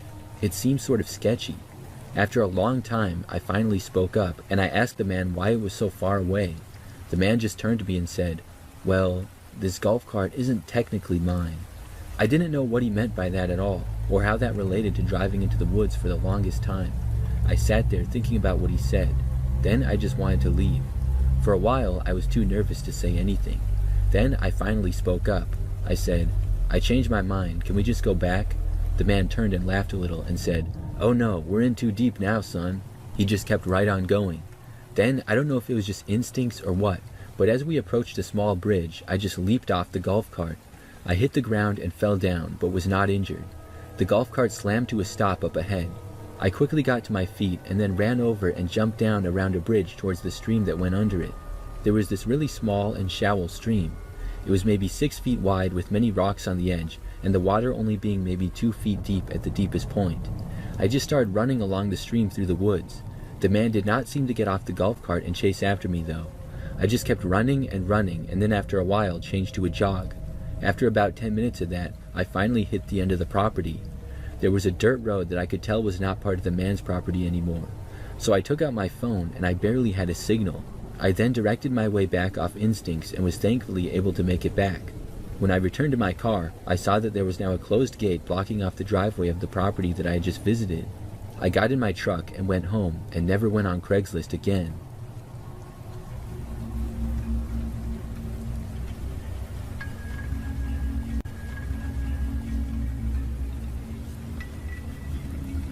This was my scariest experience using Craigslist. It takes place many years ago now. So I was looking around on the free ads, which I did kind of a lot back then. I didn't have that much money and was always looking for good deals or cool things for free. I didn't get a whole lot of things, but I had managed to buy a few cheap deals over the years. So I remember that I saw this TV that was for free. The ad didn't really say much. It just had a picture of a pretty nice looking TV that was on the floor of a room. The TV was on and the ad just said, "TV for free, works fine, no problems." That was all the information that it had. The city was pretty close by, so I decided to text the owner. I figured, why not? I mean, it was free, so what's the worst that could happen? After contacting the owner of the TV, they told me to come by and get it that night at 10 p.m. I said okay. Looking back, that was pretty late, but I didn't question it. I figured maybe they worked late or something. And with the TV being free, I didn't feel like I should be nitpicking about when I got it. I mean, if it worked like it said, the TV was worth at least $100. Now, I never really wondered why somebody would give it away for free at the time. Maybe I just wanted to believe it, even though it seemed too good to be true. So that night, I set out to pick up the TV. I had the address and I put it in on my phone. It was like 10 minutes away, and when I got to the neighborhood, I got kinda nervous. It looked pretty sketchy and not the best area. It was quiet though. Most of the houses looked small and run down. I parked my car on the side of the street and got out anyways though. I texted the owner saying that I was there and they told me to come in and get the TV. So I walked up to the front door and knocked on it to be polite. I didn't want to just walk right in. As I knocked on the door, I didn't see any lights on inside really. I waited after knocking and nobody seemed to be coming to the door. This only made me feel even more nervous. Then, finally, I heard a woman's voice yell from inside the house, "Come on in." I could tell that she was not by the door, and I wasn't sure why she didn't answer it, but I did what she said and I walked in. The house was mostly dark, but there were a few dim lights on. To the left there was a living room, and to the right there was a small pantry. Straight ahead was a hallway and the kitchen and a dining room area. The woman was standing in the kitchen. I barely saw her, and she said, "You're here for the TV?" I said, "Yes, ma'am." She said, "It's up in the attic, you'll have to go get it." There was a ladder coming down from the ceiling with the door slightly open on the right side of the hallway just in front of the kitchen. The woman did not give any reason at all as to why she didn't bring the TV down herself or why she couldn't go up and get it. Even though everything in my mind and body was telling me not to go up there, I did anyways. I think it was just so awkward that I didn't know what else to do. I got to the ladder and started to take a few steps up. The woman then went around the corner and out of my sight. Meanwhile, the attic was pitch dark with no lights on inside of it at all. When I made it to the point where my head was now in the attic, but my feet were still on the ladder, I heard something. I couldn't really see anything, but it was definitely the sound of somebody walking in the attic closer to me. It really freaked me out. In an instant, and out of pure reaction, I zipped back down the ladder. Then, without stopping or anything, I ran to the front door and left the house. I did not stop running until I had made it all the way back to my car. Then I went home. I felt so glad to be back and was grateful that I did not have anything bad happen to me. When I looked online, the listing was now gone.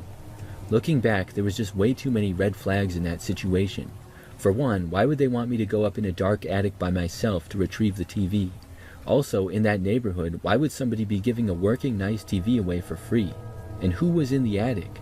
I hope I'm wrong and that was just some crazy, bizarre, random coincidence, but I don't think I am.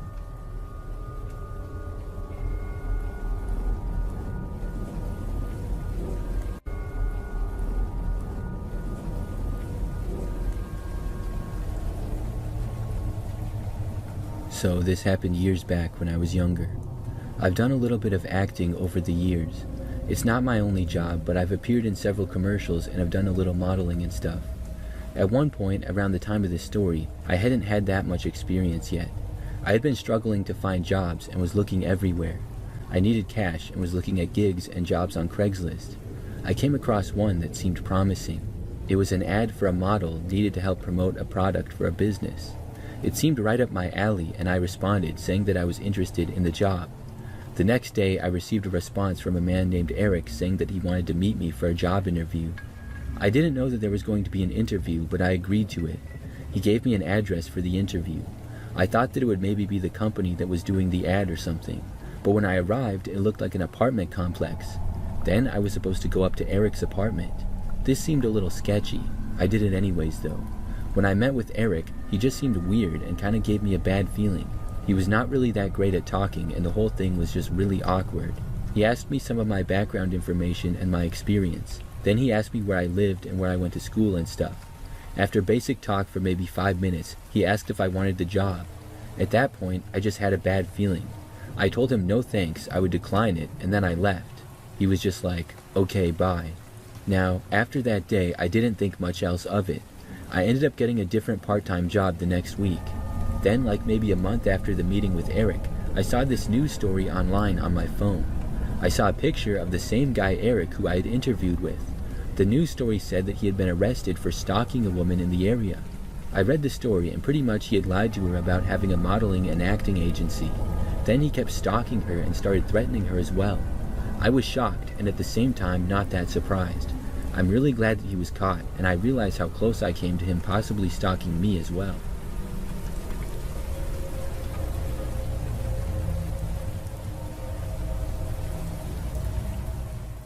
Halloween night had a strange energy that year, even before anything actually went wrong. It was almost the way the air carried that sharp bite of fall, the way every porch light seemed dead, making more shadows than actual light. My little brother and sister were thrilled, faces painted, plastic pumpkins swinging from their arms, darting up the driveways with that sugar rush excitement only kids can muster up. Me, I was 19, way too old to be out here, and yet here I was, carrying the mantle of the responsible one. My mom had asked me to tag along since Dad was working late, and she didn't trust the neighborhood enough to send the kids off alone. I graduated that year, supposed to be figuring college or a job out, something. Instead, I was walking 2 kids in costumes down the streets that I'd trick-or-treated myself a decade earlier. Now, don't get me wrong, I love them. I'd do anything for them. But being 19 and stuck babysitting on Halloween night felt like one more reminder that I hadn't gotten my own life together yet. I felt my phone buzz in my pocket. A buddy of mine was close by, down one of the side streets. He had this little baggie for me, nothing major. I'd been looking forward to it all week. Just a quick handoff, maybe share a joint, nothing crazy, 5 minutes tops. The kids, they'll be fine. They had friends in their group, and every house on the street has a porch light glowing. It couldn't be any safer in my mind. All right, you two stick to this block, okay? I said, crouching down to look them eye to eye. My sister's vampire fangs had slipped down to where she grinned, and my brother was busy adjusting the mask on his cheap Batman costume. Both of them nodded back at me. Don't go past that corner. I'll be right back. They didn't question it. Candy was calling. So they bolted off toward the next house, already comparing loot from their pumpkins. I slid down that side street, my steps quick to get this over with. I wanted nothing more than to just get baked. The noise of kids laughing, the porch chimes rattling would grow quieter with each yard that I passed. The street lights thinned out here. The glow of jack-o'-lanterns gave way to more shadows. It was amazing how fast the atmosphere would shift when you left that main drag. Just 1 block over and it felt like another world completely. That itch in me, the need for something reckless, something just mine, pulled me along though. I felt guilty, sure, but I told myself again and again it's not that big of a deal. I'll be back before the kids will even notice. My mom will never know. Nobody would except me, my buddy, and the weed. I spotted my friend near the end of the lane, leaning up against a half-busted picket fence with his hoodie pulled up. The street was quiet. The sounds of crickets were filling in the gaps between our words. If I'd known what was waiting in the dark, just beyond that fence, I never would have gone there. He handed me that little baggie like it was nothing. We barely had enough time to laugh about sneaking it past my folks before the brush beside us erupted. We never really stood a chance. Something exploded out of the shadows. He came fast, really fast, like he'd been coiled there waiting for the moment to strike. 1 second it was just us, leaves rustling. The next there was a full-grown man barreling right into us. He didn't yell words, he screamed, an animal shriek that ripped through me worse than the impact of his actual body, and the man sounded absolutely terrified. My friend hit the dirt, the baggie flying. I staggered back, arms up instinctively, and then his weight slammed into me again. His face was now inches from mine. eyes glassy, wild, pupils blown out wide. I couldn't even see the color around him. His mouth was foaming. Spit sprang across my cheek as he clawed at my jacket. I shoved him, but he came back twice as strong. His fists weren't controlled punches, they were frantic. He scratched, he bit at the air like a rabid dog. My buddy scrambled up and grabbed the guy by the shoulders, trying to drag him back. For a second, I thought we'd actually get him off of me, but then the man twisted, swinging his elbows and catching my friend across the jaw, so hard that I heard his teeth clack. "What the fuck, man?" my buddy yelled, holding his face. I didn't waste time. I ran my shoulder into that guy's chest, shoving with everything I had. He stumbled backward into the brush, legs tangling up in the branches, and then just like that, he was gone. He disappeared so quickly it was as if it never even happened. I stood there trying to catch my breath. My hands shook as I looked over at my friend. Blood was trickling from his split lip, his hoodie ripped at the shoulder. "What the hell was that?" he said. I couldn't answer because there wasn't an answer. Then, more sounds hit us, screams. Not the wild animal screaming of the man, but the terrified broken sound of children crying out. Shit, my brother, my sister. Every ounce of blood in me immediately turned to ice. "Shit," I whispered, then I was running. We tore down the lane, shoes pounding the asphalt. I could hear my buddy behind me swearing under his breath, but all I could think about was those screams. Every second counted. Every step felt like I wasn't fast enough. My friend and I were pretty decent-sized dudes, even at 19. It took both of us, everything we had to get that dude off of us. My kids' siblings, they didn't stand a chance, and in my mind, they were already dead. We rounded the corner and I saw them, my siblings struggling in the man's grip. He had them both, arms like iron bands around their small bodies, dragging them toward a ditch that ran alongside the road. Their candy bags were overturned, chocolate bars and lollipops littering the ground. I screamed at him to let go, and the man didn't even turn his head. He snarled some kind of weird, awful sound, tightening his grip on my brother, dragging him down into the weeds. My sister clawed at his arms, her fangs clattering out of her mouth as he screamed out for me. I didn't think anymore, I just threw myself at him. We crashed into the ditch together. My shoulders screamed with pain as it hit the dirt, but adrenaline kept me moving. I grabbed fistfuls of filthy shirts, yanking him off my siblings, punching wildly. My friend was there too, swinging a rock that he picked up, smacking the guy across the back of the head. The man didn't stop. If anything, he got worse. He clawed at me, fingernails raking against my cheek. I felt the sting of blood, but I still didn't stop. I scrambled free, sobbing while my brother kicked the man in the ribs with the force of sheer panic. I told them to run, to get back, go. But they didn't. They hovered close, too terrified to leave me. The guy lunged again, teeth bared now, like he was gonna bite me. I ducked and drilled him in the ribs. It wasn't a lights-out hit or anything, but it was enough to check him. He stopped and actually gasped out loud, grabbing his stomach, acting human for a brief moment. For a brief moment, he stood there, chest heaving, eyes bulging, drool and blood slicking his chin. His body trembled like he couldn't contain the madness within it. And just like that, he bolted, tore off into the woods, crashing through the branches, his screams echoing long after he was gone. The silence that followed was worse than the actual fight. My siblings were clinging to me, both sobbing, their costumes torn, faces streaked with tears and dirt. My brother's voice cracked when he said, "He was gonna take us, he was gonna..." "Don't." I cut him off, pulling them both close. "He's gone, okay? I promise you're okay now, you're okay." But the truth hit me. They weren't okay. I wasn't okay. None of us were. But I guess we were alive.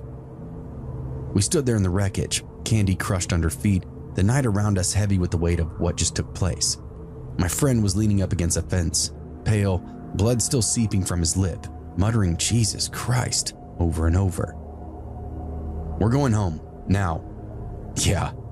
"You got a phone?" "No, man." "All right, well, walk with us. Let's stay together." Every step we took felt like we were walking through some kind of enemy territory, shadows pressing in on all sides. I kept my siblings in front of me, my buddy trailing behind. I didn't care about the weed, didn't care about my split cheek or the blood on my hands. All I cared about was getting them home. Every rustle of the leaves, every crack of a branch, I was sure he was coming back for us. My little brother clutched my hand so tight that it cut off my circulation. My sister walked on my other side, pressing tight against me, her plastic pumpkin swinging empty and broken. My buddy limped behind, spitting blood into the gutter, glancing over his shoulder every couple of steps. By the time my house came into view, I thought my heart was going to give out. We stumbled inside, slammed the door, and locked it twice. My brother started crying again, loud, heavy sobs. My sister wasn't much better. I tried to sound calm, but my voice shook when I said it's okay. We're home. You're safe. My parents' face went white when they saw us. My mom grabbed my sister, checking her over, while Dad got on the phone with the police. I kept saying the same thing to them. Some guy, he came out of nowhere. He tried to take them. But the words would get caught in my throat. The cops rolled up quick, and for once, sirens were the best sound I'd ever heard. They fanned out through the neighborhood, flashlights sweeping throughout the woods. Less than an hour later, they came back with them. I only caught a brief glimpse as they pushed him into the back of the cruiser. His shirt was torn, his arms were scratched to ribbons from all the brush, his face was streaked with blood and spit. He was still screaming, words jumbled, thrashing like some kind of man possessed. One of the officers shook his head and muttered, "Hopped up on God knows what. Lucky you kids got away, huh?" Lucky, that's what they called it, but luck didn't explain the way his eyes looked, those black pits void of reason. Luck didn't really explain how strong he'd been or the way his shrieks cut through the night. That incident ended up defining the rest of the year. My siblings would sleep in our parents' bed for weeks. Me? I'd lie awake, staring up at the ceiling, hearing phantom footsteps outside, knowing now that monsters don't really have to wear masks on Halloween. They're just people. The Autumn Festival was definitely something our town lived for. One night a year when Main Street didn't feel like an actual ghost town. The courthouse steps glowed underneath orange string lights. The smell of cider hung in the air, and every shop front had pumpkins propped up in the windows, scarecrows left and right. You could almost trick yourself into thinking that we were part of some postcard perfect New England hamlet, instead of a place where the Dairy Queen had gone under. Not once, but twice. I was stuck running the ring toss booth with 3 of my friends, our quote-unquote volunteer hours for National Honor Society. Mostly, it meant leaning up against the counter, heckling kids who couldn't throw a plastic ring over a 2-liter bottle. The prizes were dollar store junk, but the little ones went wild for them. I pretended to care because, well, that's what you do when you're 17 and don't want to look like a complete waste of space. The street was crowded, families with strollers, couples with styrofoam bowls of chili, the marching band hammering out some screechy version of Sweet Caroline. Booths and vendors lined up on both sides of the road. Cotton candy, face painting, raffle tickets for a quilt made by the Methodist ladies. Above it all, paper lanterns bobbed in the cool October wind. For a while, it was all background noise, the normal. And then I took notice of something. 2 men, I guess they could have been kids, coming down the sidewalk in stiff lockstep. Both wore these crude paper mache masks, which were uncommon. Bulbous noses, lopsided grins, paint smeared on like clown makeup. At first I assumed it had to be part of the festival, right? But nobody else's costume matched up with these guys. They stood out in a way that made me feel very uncomfortable. They were really tall as well, eerily so. Even from across the street where I stood, I could tell something was off about their arms, the way they swung low as hell, hands almost dangling to their knees. Their bodies were narrow, compressed, like somebody had stretched them from head to toe. I immediately felt the hair on my neck stand up, though I couldn't have told you why. When I told this story to a college friend, he told me that I experienced the uncanny valley effect. A woman and child passed by our booth right then, a mom with tired eyes holding her daughter's hand. The girl was carrying a candy apple bigger than her fist, red glaze catching the lamplight.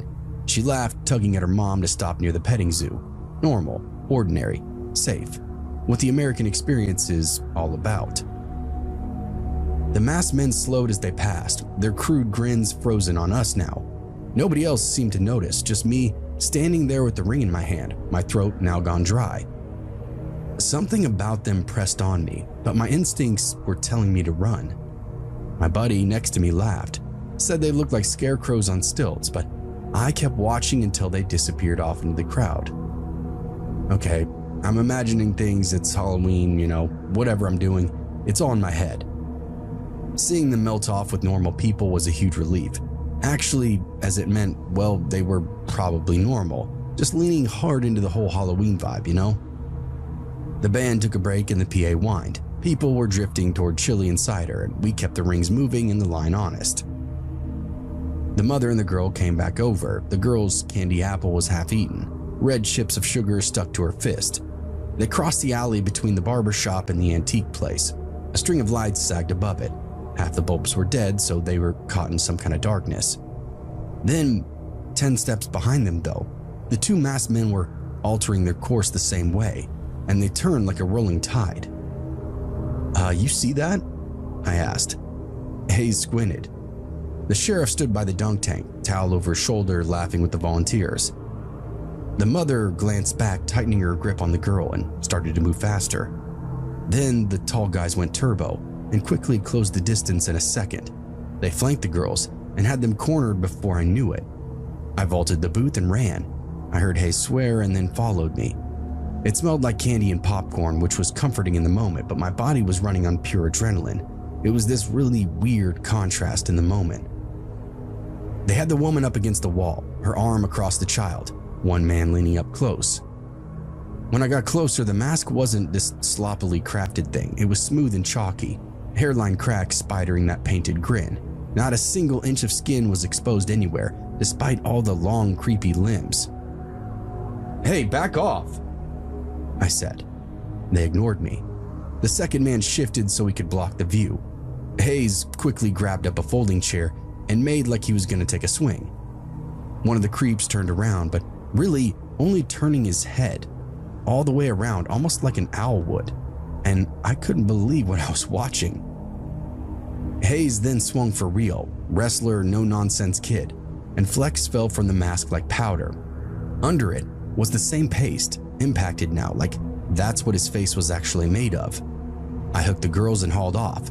They folded into me, heavy with fear. The man's hand slid off the mother's shoulders and left this gray smear on her blouse.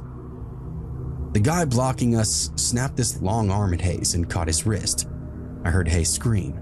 The elbow flexed and hyperextended, whatever you called it, and Hayes was reeling with pain.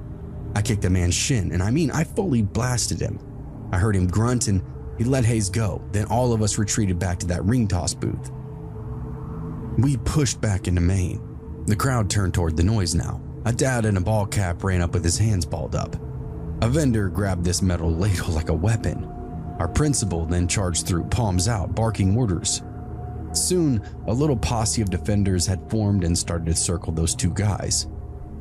The tall men moved in these short, rapid steps that ate up the distance quickly. It was almost like watching crabs walk. One of them hit the deputy who had sprinted over from the dunk tank. He knocked the officer into the bushes and then jumped on top of him, blows raining down. I was closest. I started to move in, which ended up being a big mistake. The second tall man slapped me in the ribs unbelievably hard. I can't even explain how. Pain then flared up and I doubled over. It was almost like getting hit with a brick. Hayes hauled me up and dragged me back to the booth, and the others cut in and circled. The little girl was now sobbing, and the mother kept whispering to her that it's okay. People flooded the alley and froze when they saw the faces. They didn't have weapons or anything. It was just how creepy they looked up close. People were calling for them to freeze, hold up, stand down, but nothing was getting through to them. They resorted to threats and still didn't get any kind of response. A folding chair then arced through the air, pinged off one of the masked men. The guy didn't stumble an inch though, and they moved toward the park end of Maine where the pines stood tall and dark. A plastic perimeter fence ran the end of the line, and the men didn't jump it. They slipped through the gaps, just off the ground, bodies flattening and sliding. The fence didn't make a sound as they passed through it. A deputy fired off into the tree line, a shot that cracked and vanished into the pines. Then, noise rushed back. A generator stuttered. People screamed. We couldn't believe this idiot had just discharged a firearm, but after seeing that, I guess I don't really blame him. The mother sank to the curb, cradling her baby. Her blouse had that gray streak that flaked when she moved. The sheriff took everything in and barked out orders. Cones went up, police tape, radios. He tried drunks in masks and it sounded weak. The deputy had gotten beaten down and didn't make eye contact with anybody. The statements had come in, they were tall and local. They weren't human, the mask wouldn't come off. Somebody swore they heard a laugh and it sounded robotic, and others said there'd been no sound at all when they came in.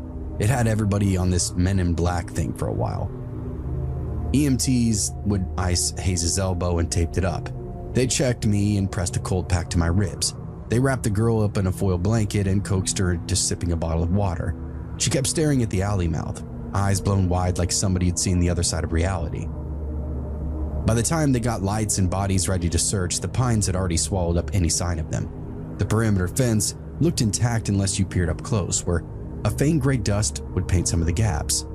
The sheriff closed the festival down early, pack up, lock it down, post cars. He ordered more lights, officers, and volunteers. People would nod along, but it was really bizarre to watch. I could tell nobody really knew what to do, so they were primed to buy into anything. We left in groups and I walked home with Hayes and some other kids. My ribs still kind of burned. Hayes kept rubbing his elbow as if checking whether the joint would hold up for him. At home, I scrubbed that gray from my palms until the water ran clean. There was a weird chalky smell everywhere that they touched me. To my knowledge, nobody ever saw them again. The town added patrols and light. The festival committee bought metal detectors. Nobody really knew why. The alley got a no loitering sign. People would try to call it a prank or a stunt, but I don't think it really stuck. Even the jokers walked straighter down the middle of the sidewalk now. Nobody wanted to get blamed for it. The sheriff stood in front of the courthouse steps the next morning, told the local paper it had been a couple of masked drunks, hopped up and looking for trouble. That was the official line, and he stuck to it.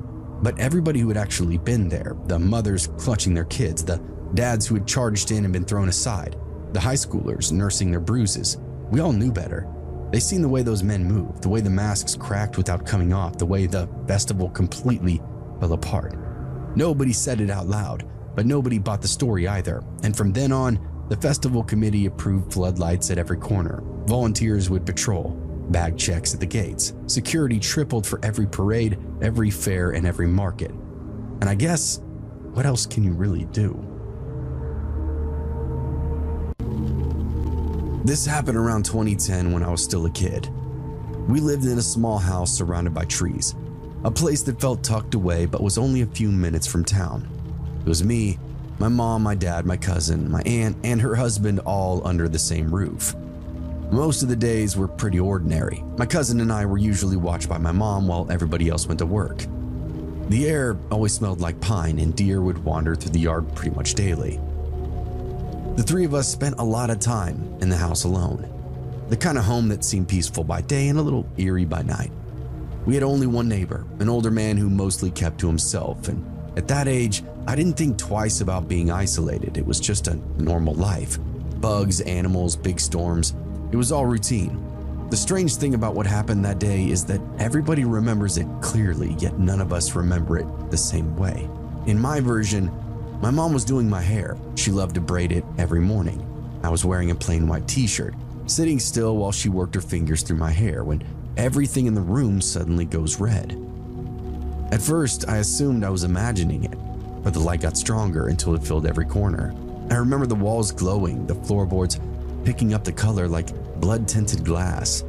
It wasn't a sunset, way too fast and bright.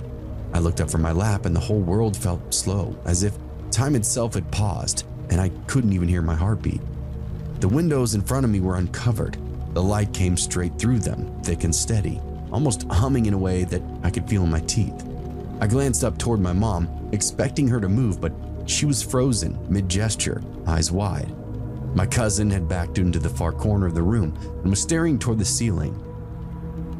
For a moment, I really thought everything outside must be burning, but there was no smoke. The air didn't even feel warm. It was just red, pure red, with no shadows, no shapes, and no sounds. Then it vanished. One blink, it's there. Next, it's gone. Time seemed to slam back to normal speed. The sound of the clock returned, and I could hear birds again. I remember standing there shaking and asked my mom what that was. She stared at the window for a few moments before finally saying that she didn't know. Her version doesn't match mine. She said that she wasn't doing my hair at all. She'd been helping me with homework at the table when the red light came in. She swore that she grabbed both me and my cousin and hid in the corner, holding on until it faded completely. She remembers being certain that something was outside, though she never saw what it was. We've compared memories dozens of times now, and she insists that her story is true. I'm just as sure about mine. My cousin, however, never really likes to talk about it, and when he does, it's short and very uneasy. He says the light had weight to it, that it pressed down on him, but he kind of clams up after that. He never told us which version that he remembers, or if he remembers something different entirely. As the years pass on, the event never really leaves us. Sometimes we'll laugh about it, saying we were abducted, came back with different memories, but when I mention it now, my mom will still tense up. She hates red light too, can't stand it. If I use red light therapy or even a red night lamp, she gets anxious, will tell me to turn it off. A few years ago, I actually stumbled across a local article online about people seeing these strange lights in that same area around the same time. Some would claim it's a UFO sighting, and we ended up moving away long before, but reading that still made my stomach drop. Now personally, I never saw a craft, I never saw any figures, never even heard a sound. All I know is that time felt thin, the air felt heavy, and the world went red. Strangest experience of my life for sure. I still wonder what happened that day, and I guess I'll never really understand it completely. Something that brushed against us for a second then slipped away, leaving only a partial memory in its wake.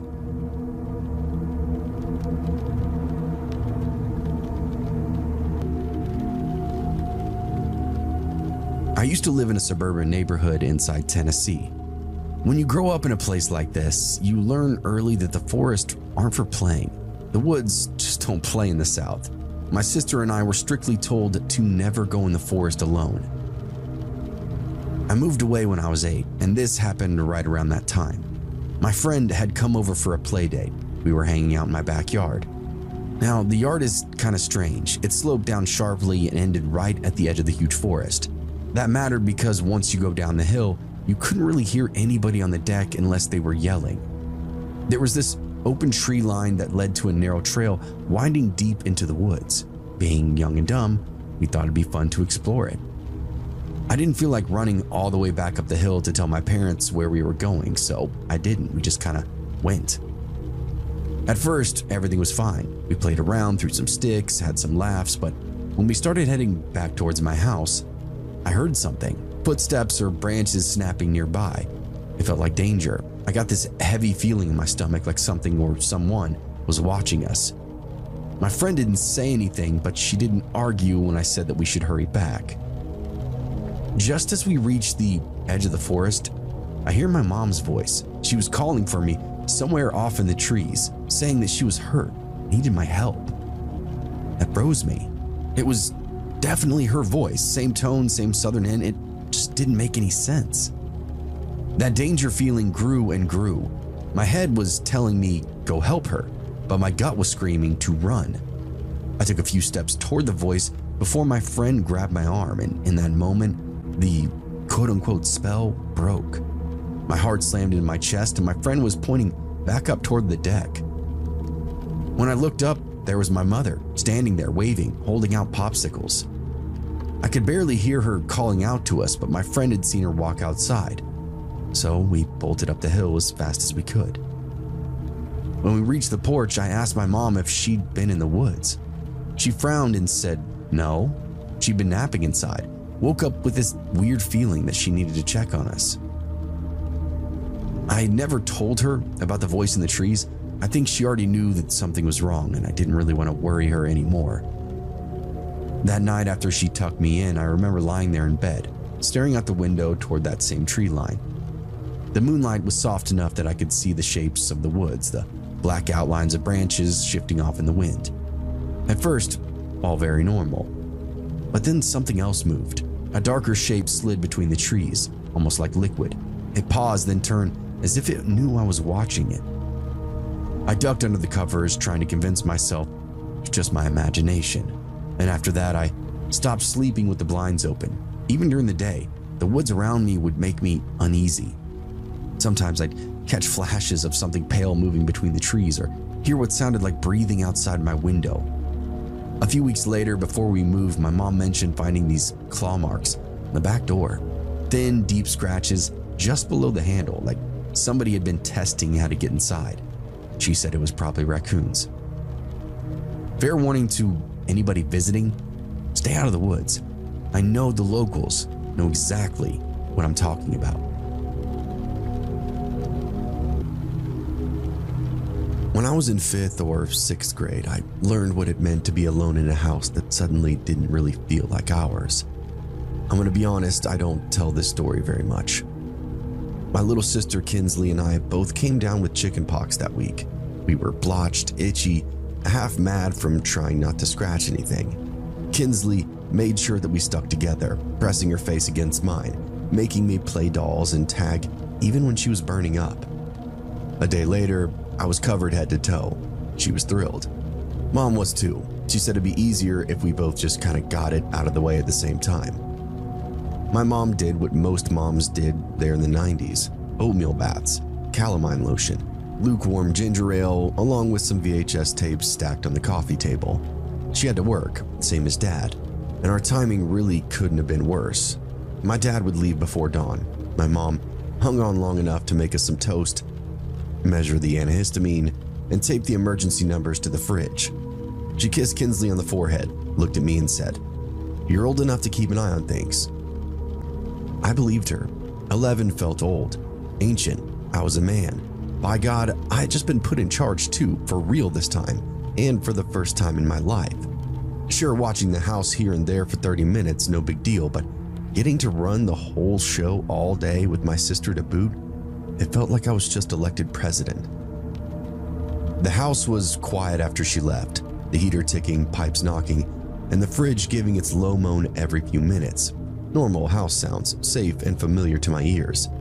Kinsley and I built a fort out of blankets, watched cartoons until noon. We called it Fort Chicky-Pocky. Crawling around inside the blankets and fabrics was a good way to itch our skin too, without actually scratching with our fingernails. We fought about which tape to play next, and she ended up picking Ferngully. I booed for a straight 5 minutes. The itching would come in waves, sharp little reminders that we were diseased but free. I liked it though, being out of school, having the house to ourselves. But I caved in, watched the movie anyway with her. Every now and again, I caught her reflections in the dark TV screen, 2 little speckled goblins, half-dressed and scabbed up, laughing and just making it through. It felt like a small vacation, just with a few rules.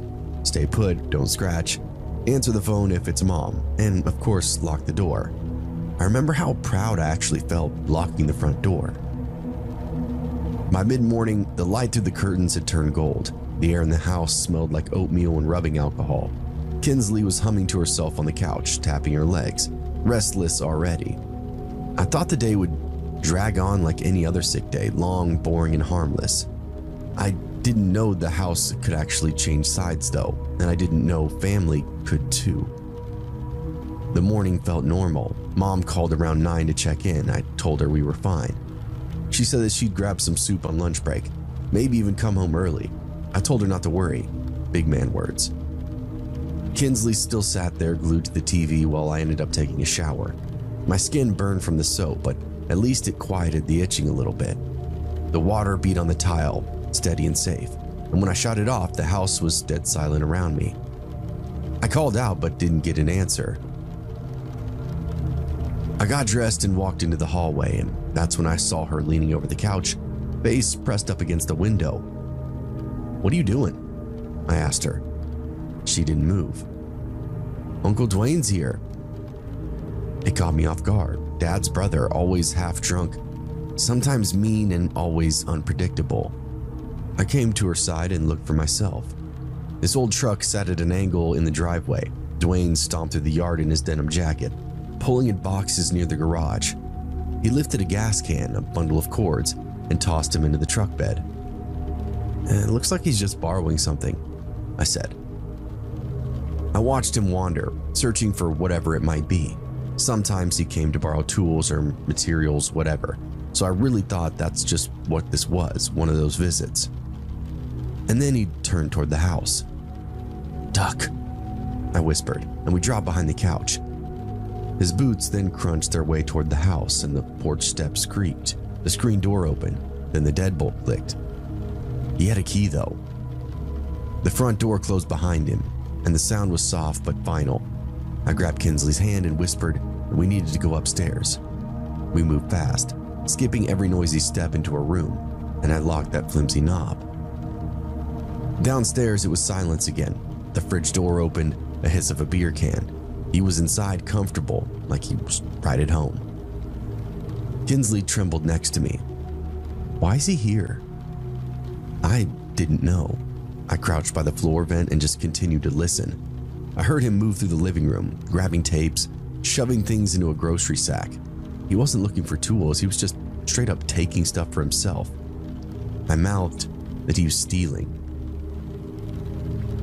We waited and the TV came on. Then another can cracked open. He was settling in. I wanted to just wait it out, but time stretched and we were itchy. Finally, the TV went quiet. No footsteps, just the hum of the fridge. I whispered at Kinsley to stay here, and I slipped out, but Kinsley followed anyway. The house now smelled like beer and sweat. I stepped around this overturned chair, a heart pounding so loud that I could feel it in my teeth. The kitchen in front of me was wrecked, drawers open, fridge ransacked. The living room was too, but no Uncle Dwayne. Then I heard a low laugh from down the hall in my parents' room.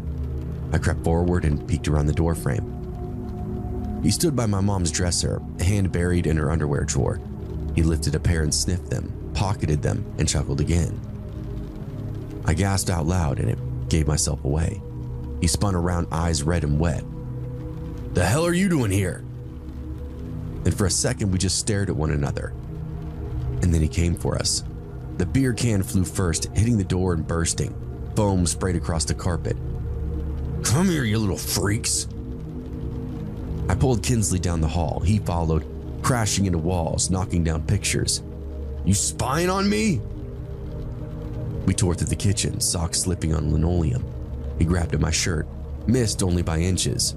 His breath hit me from the back of my neck, sour and rank. Uncle Dwayne always had really bad teeth, and I could smell the rot as he continued to chase me. I told Kinsley to run, and we cut through the dining room, looped around the table, and sprinted for the stairs, but he was too fast. I yanked Kinsley toward the back door instead. He slammed into the counter behind us, shouting, "I'll kill you!" The back door stuck. I twisted the lock and threw my shoulder into it. It burst open and cool morning air washed over us. We flew off the porch and down into the yard, and I heard him hit the door frame behind us, turning it into splinter on impact. I remember thinking I was being chased by a zombie. We sprinted for the fence. Ground tore underneath my feet. My hands hit the top board and we slipped. He was right behind me, shouting nothing but threats and curses. I pushed Kinsley up and over, and she stumbled and tumbled to the other side. I swung a leg up, and his hand caught my ankle. I yelled at him to let go, kicked, wild and desperately. My heel ended up hitting something soft. He grunted and then fell back. I rolled over the fence and hit dirt. The world went quiet except for Kinsley sobbing. Then a voice behind us. "Hey, what's going on over there?" Mr. Ellison, our next door neighbor. He was in his yard holding up a rake. "Help!" I shouted to him. "He's in our house." Dwayne came around the side of the fence on the road, staggering, red-faced, veins sticking out like pipework. Mr. Ellison dropped the rake and stepped forward. "You better get the hell out of here, Dwayne. I'm calling the cops." For a second, nobody moved. Then Dwayne started yelling again, throwing things, rocks, a plastic chair, anything he could get his hands on. "Go inside, kids," Mr. Ellison said. "Now." He turned back to Dwayne. "I got a gun." That did stop him. For a moment, he just stood there and glared, chest heaving. Then he spat on the grass and growled, "Tell my brother I came back for my money." He stomped over to his truck, slammed the door, and peeled away. I stood there shaking, lungs screaming. My arm still itched. My skin was crawling under the scabs. Kinsley clung to me, crying hard enough to hiccup. When I looked down at us, we were dirty, covered in chickenpox, and it honestly made me cry too. Mr. Ellison called the police from his porch, and I could still smell Dwayne in the air. Beer, motor oil, and just gross decay. I looked back at the house. The open door swung in the wind, slow and tired. There would be no fixing it, that was obvious. I remember looking at it and being scared of what my dad would say, even though I didn't do it. Still, they put me in charge, and from where I was standing, I'd failed. That was the first time that I understood that adults, that people, were the real monsters. The rest of that afternoon is still pretty blurry, but some parts burned clear as fire. The police came, Mr. Ellison had them on the phone before Dwayne even cleared the street. 2 cruisers showed up, sirens off, lights off. It made me think that they didn't even believe this was important. One cop took Kinsley and me onto a porch, while the other went inside with his hands on his gun. The house was destroyed, beer cans everywhere, drawers dumped, couch cushions gutted. My mom's dresser was overturned. It smelled like stale cigarettes and sweat, and I remember the cop shining his flashlight on the floor, licking his tongue and saying, "Jesus Christ." "All right, kids, how long was he inside for?" the other officer asked. "I don't know, maybe 10 minutes?" I responded. My mom got there maybe 40 minutes later, hair standing on end, still in her work uniform. Dad wasn't far behind. They ran straight to us. Mom hugged us so hard that it hurt, and Kinsley finally broke down for real this time, like ugly sobs. I remember my mom whispering that, "You're okay, baby, you're okay." I told them about everything, and so did Kinsley, through hiccups and tears. The words would come out in bursts. The shower, the truck, the beer, the screaming. Dad didn't say a thing until the cop asked if he wanted to press charges against his brother. Then his jaw locked up. The next few days kind of just dragged on. The police would come back twice. One took fingerprints off the dresser and the kitchen counter. Another asked us to tell them the story again and again. Each time it felt more distant, like it happened to somebody else. They found Dwayne's truck 2 towns over that night, parked behind a bar. He was passed out inside, still half drunk and half coherent. He spent a week in jail, got probation, and then had to go to some kind of counseling, nothing serious. And after that, we never saw him again. My mom changed the locks the same week. Dad put motion lights up on the porch and put up this heavy-duty security door. They argued in whispers every single night. And one time I heard Dad say that, "I told you he'd snap one day." My mom just cried. Kinsley wouldn't sleep alone for a month. Every creak would make her jump. I tried to act tough, but I'd wake up sweating myself, convinced that I heard his shoes or boots on the stairs again. I'd walk the hall at night, stare out that same window where she'd first seen him.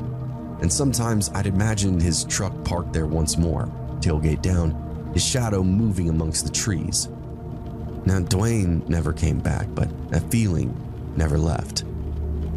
Even years later, when I was old enough to understand addiction and anger and how men like Dwayne rot from the inside out, I still can't shake what it felt like. The sound of him crossing our porch, the clicking of the door, the moment our house stopped being ours. It's funny how quick safety really will disappear. One second you're a kid in pajamas, eating toast and watching cartoons. The next, you're crouched behind a couch, realizing that the world cares little for you. In fact, it might not even know you exist at all. My mom mentioned to me once that Dwayne had moved out of state, somewhere near the border. She said he sobered up and he called to apologize years later, but she didn't put him on speaker and we never spoke. I don't know if it would have helped anything anyway. I'm 40-something now, married, 2 kids of my own, and I still double check the locks every night. Still keep a bat behind the bedroom door. And I tell my kids not to open up the door for anybody, not even family. They think I'm paranoid, and maybe I am.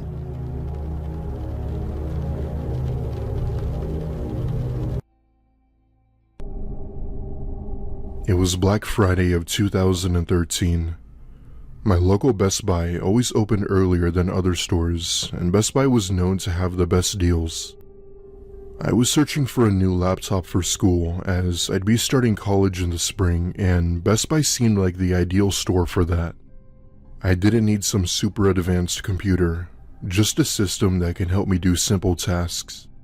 Now, this was when Black Friday was peak, when companies didn't gaslight customers into thinking they lowered prices like they do now.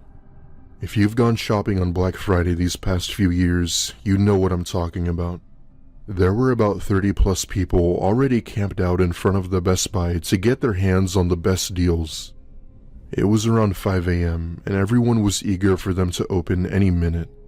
The second they did, everyone stormed the building, getting their hands on basically everything in sight. I knew I had to be fast, so I hurried to the electronics section and grabbed the cheapest laptop and headed to the register. I buy it and leave the store back out into the parking lot into my car, just wanting to go home and back to sleep. Surprisingly, the parking lot was mostly empty and there weren't many people out as I thought. As I'm getting in my car, ready to drive home, I see something unexpected that completely caught me off guard. Out in the parking lot was a young boy, maybe around 9, approaching my car. He wore a bright, oversized jacket and appeared to be cautious about something. He goes up to my car and lightly taps on my window, motioning for me to roll it down. Now, I've seen too many horror movies to be stupid enough to do that, so I roll it down just a tad to be able to talk to him. Right off the bat, he seems shaken up by something and asks me if I had any spare change for food. Now, I never carry cash on me, and when I do, it's spent very quickly. However, just in case, I check the glove compartment where I would normally keep change and see I had a $50 bill.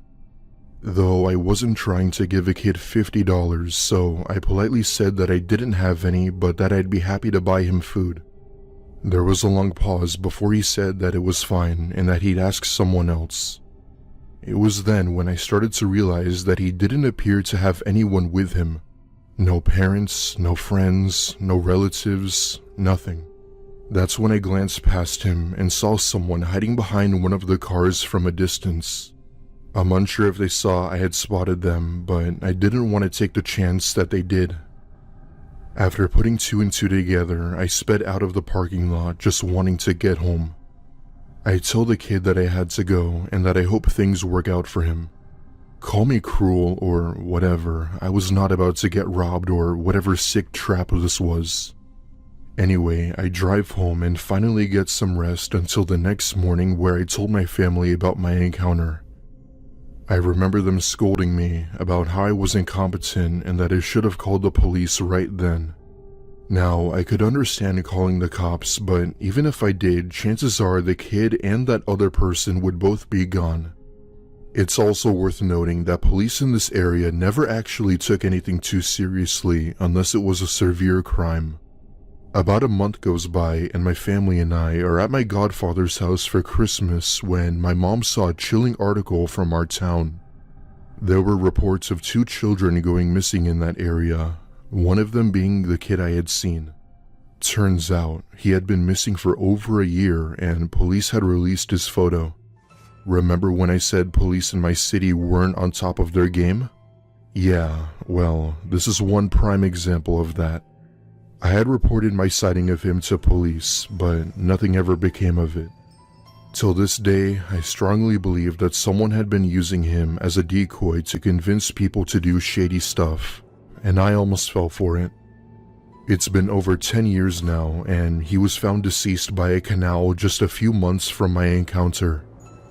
The news said it was the result of natural causes, but I've always wondered about that.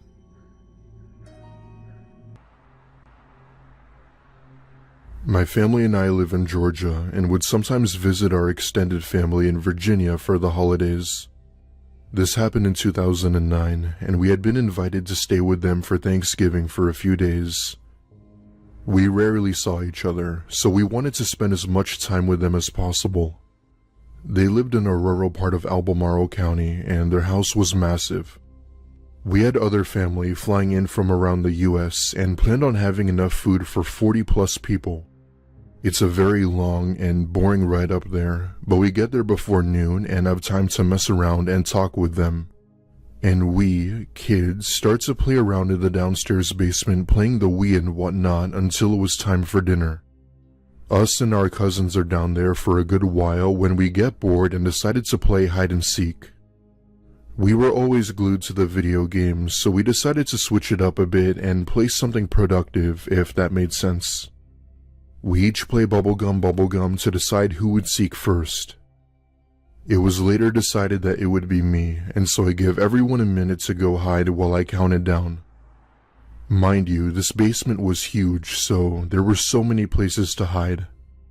However, the only rule was that we could only hide in the basement and not the house itself. Long story short, I count down and begin tossing the place, trying to find them any way I could. Searching rooms, under tables, behind couches, and even in the dryer. As I make my way past one of the hallways down there, I notice a large blue tarp laying on stuff in the boiler room. I remember somewhat laughing and quietly tiptoe over to the blue tarp, expecting to see one of my cousins hiding underneath it. Without hesitation, I yanked the tarp off, but did not see any of my cousins. Instead, I saw a man, maybe in his mid-30s, staring right through my soul. I watch as he puts his finger to his lips, doing a hushing sound while giving me this wicked grin. I screamed so loud that all of my cousins came out of hiding and freaked out at the sight of him. It did not take long for my dad and uncle to come down to see what was wrong. When they saw this man, they did not hesitate to tackle him. The fight was over pretty fast, with both my dad and uncle delivering several blows to his face. My uncle was able to identify him as my aunt's ex-boyfriend who had somehow found his way into the house. God only knows what he was planning on doing or why he was here. According to my aunt, she hadn't seen him in years, which only made the situation even more unsettling. He was later arrested and charged with breaking and entering. There were rumors around the family about assault taking place, but that hasn't been confirmed nor denied. I was still a kid back then, and looking back at it now, it's much more terrifying to think what he could have possibly been doing.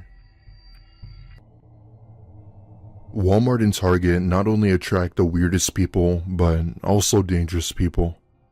This isn't the type of story to have you on the edge of your seat type of story, but man, is this something we never expected. It was Black Friday of 2013, which meant my brothers and I were going video game shopping. Video games for consoles were peak during this time, so everyone and their grandma were eager to get their hands on the new games.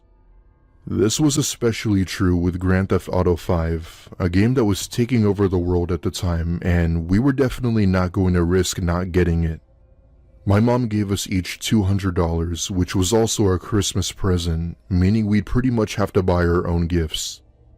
We were approaching that age where our parents knew we no longer believed in Santa, hence why they were doing this. We started with Target, which was pretty busy, even in the morning trying to look for the game. However, most of the aisles in the store were cleared, meaning that the game was likely gone. Disappointed, but also not surprised, we walk over to the gaming section and see that it had been ransacked as well.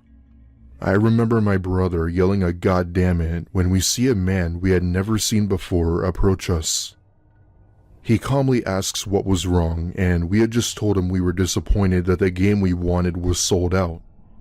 To our surprise, he introduced himself as the assistant store manager and that he actually had 2 extra games in one of the back offices. We were extremely confused as, even though he claimed to work here, he wasn't wearing anything that would resemble a manager or even an employee. Apparently, the games were originally on hold, and I guess the person who wanted it never came to get them. He tells for us boys to go with him to the back so that he could get them for us. Mind you, we were both 14 at the time, so we didn't even question him or think twice about it. We follow him to the back of the store where he opens the door to a room with a desk and computer. He grabs a plastic bag off the desk and hands us each a copy of the game we've been after. Then he tells us to go pay up front, and we gladly do. At this point, we were both thrilled and thought we had lucked out by the manager.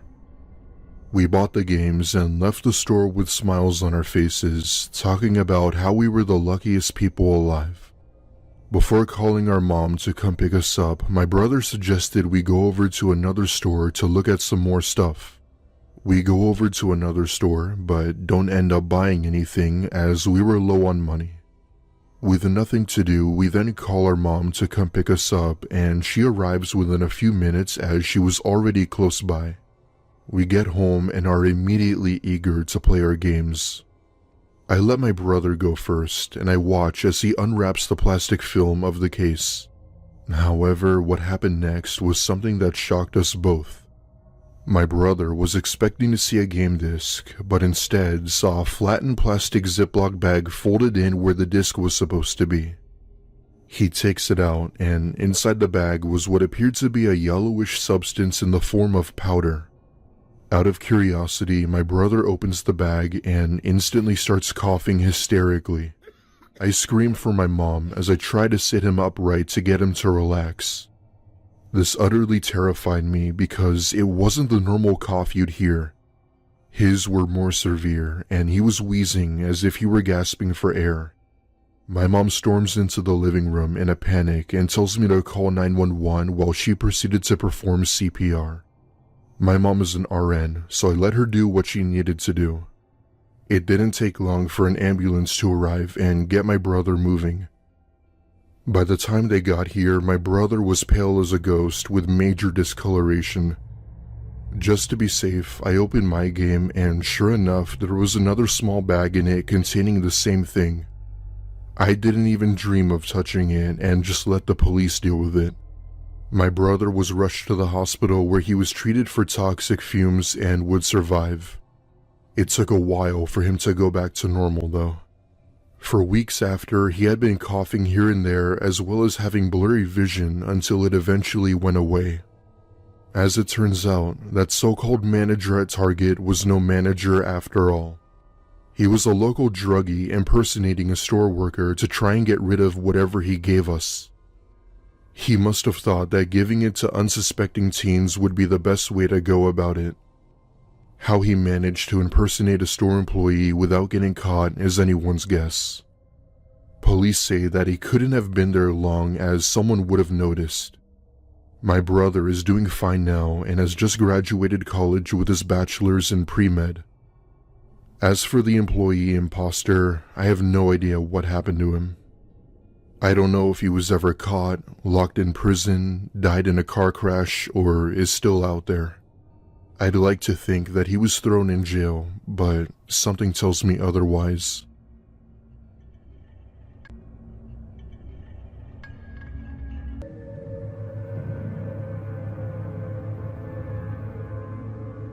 Back before my girlfriend Eliza and I started dating, we hung out all the time as good friends. We both obviously didn't have the same feelings for each other back then, but we did enjoy each other's company. This happened around the time where we both started to feel that there was something more to our relationship than friends.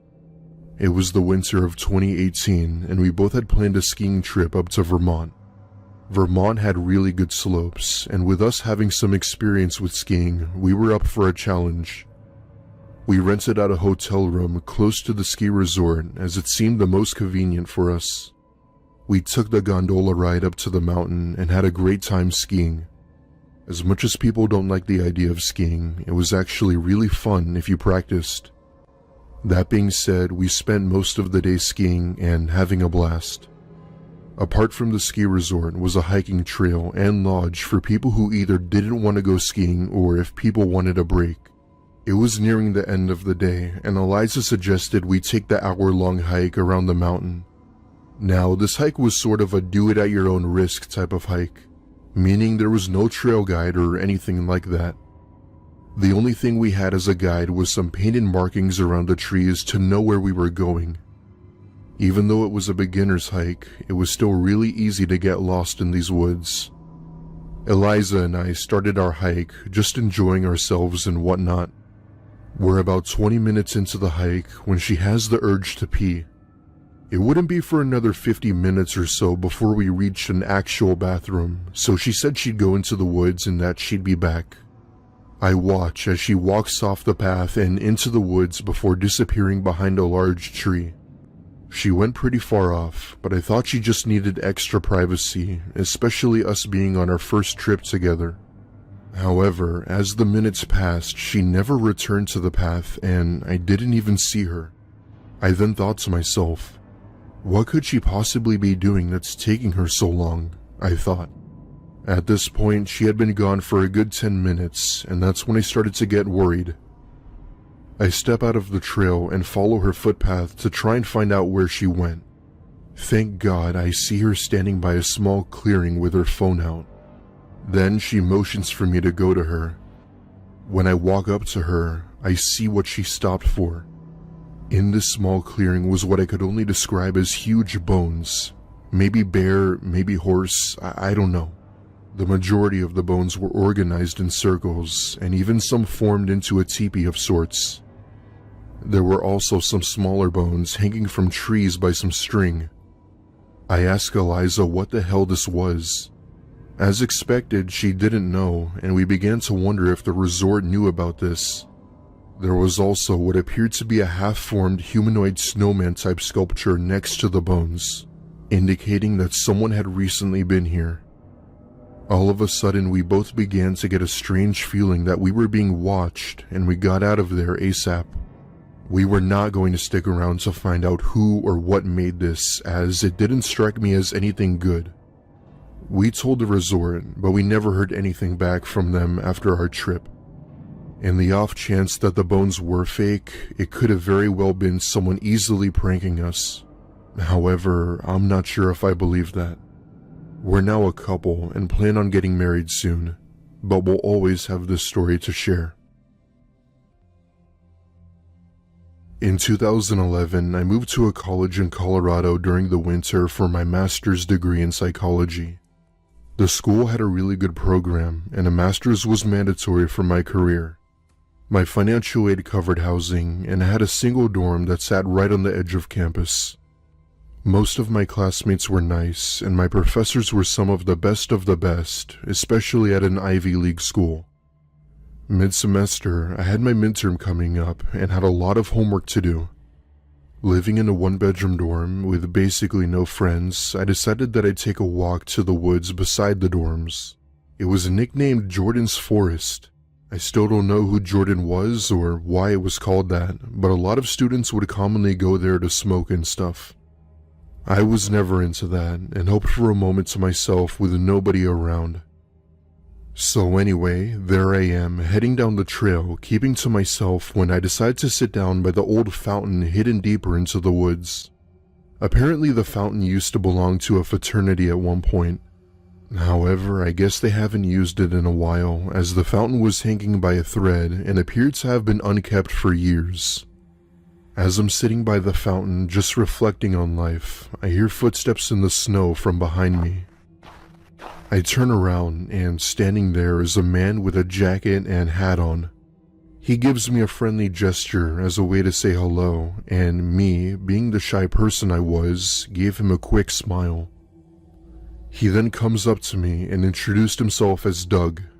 As I said, I wanted to be alone with myself at the moment, and having someone else nearby really killed the mood. However, I didn't want to come off as rude, so I tell him my name and went on my phone to act busy. Right away, something seemed off about him, and he didn't exactly look like a college student.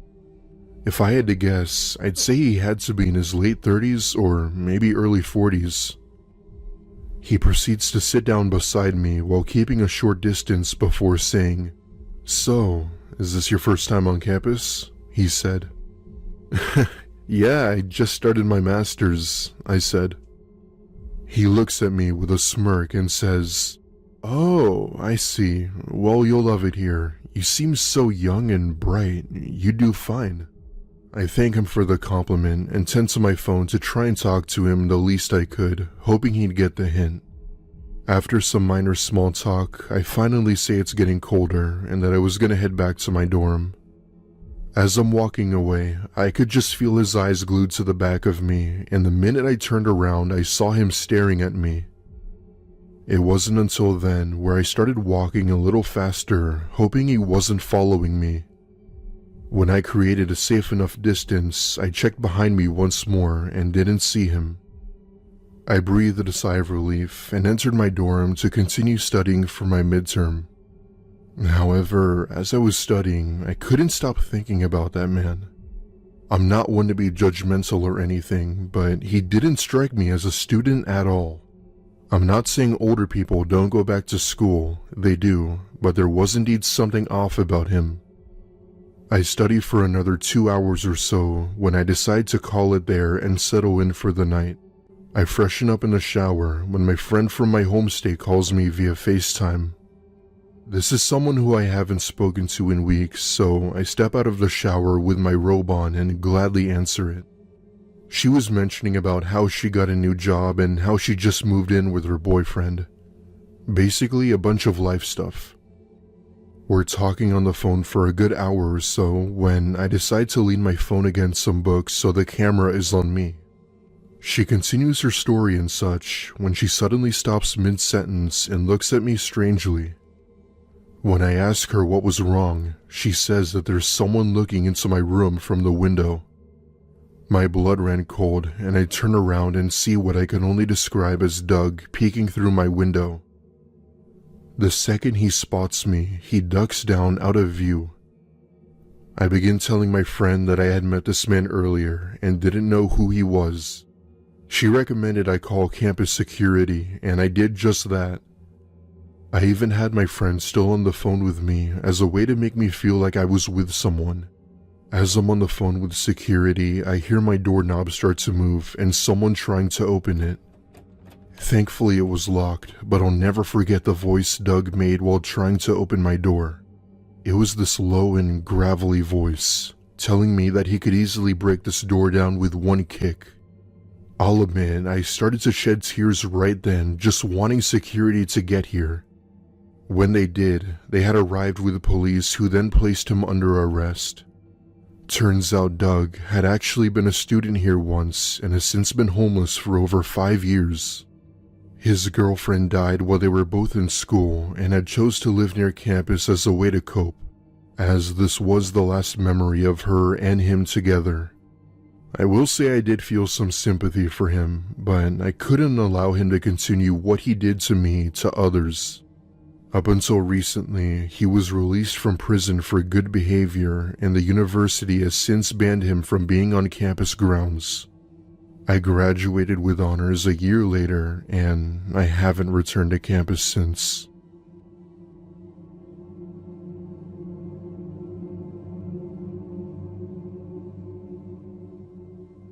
I downloaded Snapchat again a while ago. I usually take breaks from it because social media can affect my mental health, but I thought everyone else has it, so maybe it's a good way to stay in contact with my friends. I started snapping people back and noticed that since I last used it, they added a new feature where you could quick add people. I thought it was pretty cool, and maybe I'd make some new friends. Not long after, I started getting added by a few people. I didn't think much of it and gave it a blind eye, but I chatted here and there. Then, out of nowhere, about 2 days later, I was added to a group chat. At first, I didn't think much of it.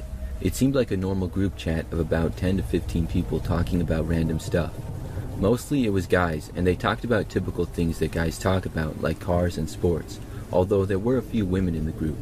I barely participated and rarely said anything. A few more days passed, and still nothing weird had happened, which is funny because usually by now I'd be getting unsolicited messages. Then someone added me. His name was Josh, and he was from the group chat. He started messaging me personally, but never mentioned anything about the group or anybody in it. It seemed like he was trying to get to know me. We talked a lot, sometimes all night, and even FaceTimed a few times. He'd ask me things like what I liked to do and what my favorite food was. It was nice, and I was happy to make a normal friend. But then he started asking weird personal questions. It felt like he was fishing for something, but I couldn't figure out what. One night, he asked me something strange. I can't even remember exactly what, but it was enough to make me uneasy and wonder if something was off about him. Then it happened. Everyone got kicked out of the group chat except for me and 6 other guys. It was unsettling, but I tried not to think about it too much and I brushed it off. This time, the group was a lot more talkative, not just to each other, but specifically to me. They acted like we'd been best friends for years. I played along, but remained skeptical about Josh. Soon enough, we all got close, and they started suggesting hanging out as a group. They wanted to play pickleball around 8 p.m. I was confused. Why so late? but they explained it was because everybody worked late, so I agreed. I mentioned it to some of my friends, and they said that it sounded sketchy, but nothing bad had ever happened to me before, so I didn't think much of it. That night, I grabbed my pickleball gear and headed to the meeting spot. When I arrived, the parking lot was empty. I assumed they weren't there yet, so I waited. Eventually, I saw cars pulling in, 6 of them. At first, I was relieved, thinking I was overreacting, but then I noticed something strange. The cars all parked on the opposite side of the lot, far from mine. Josh and the others got out, along with a woman who I didn't recognize. She had her pickleball gear with her and walked over to them. They all gathered around her as if talking, but then suddenly they grabbed her. In the blink of an eye, they shoved her into one of the cars. I couldn't believe it. This wasn't normal. I fumbled for my phone, panicking, and checked the group chat. Josh had just sent me a message. "Where are you? We've been waiting for you. It's about to open." They wanted me to show up. I froze and realized that could have been me. My mind raced as Josh sent another message. "Why aren't you responding? Is something wrong?" I looked up, and the group was still in their cars. The woman's car was off, and someone else then got into it and drove it away, probably to hide the evidence. That's when I realized what had just happened. That girl had been kidnapped. It hit me hard. With Snapchat's new update, random group invites had become a tool for traffickers. I didn't know what to do, so I did the only thing that felt safe. I stayed in my car and I drove away. As I did so, I called the police and reported everything, giving descriptions of the car and the guys the best I could. I don't know if they saw me leave, but I immediately blocked Josh and left the group chat. To this day, I still get random friend requests on Snapchat, but I'll never add someone I don't know again.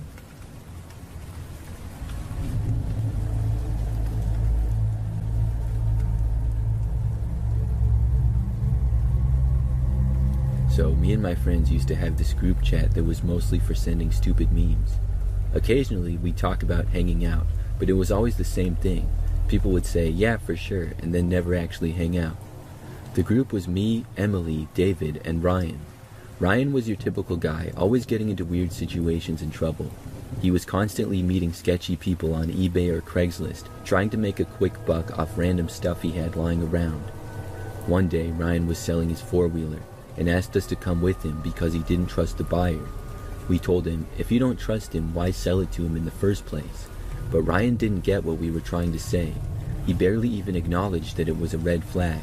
We were all confused as to why he wasn't seeing what seemed obvious to us.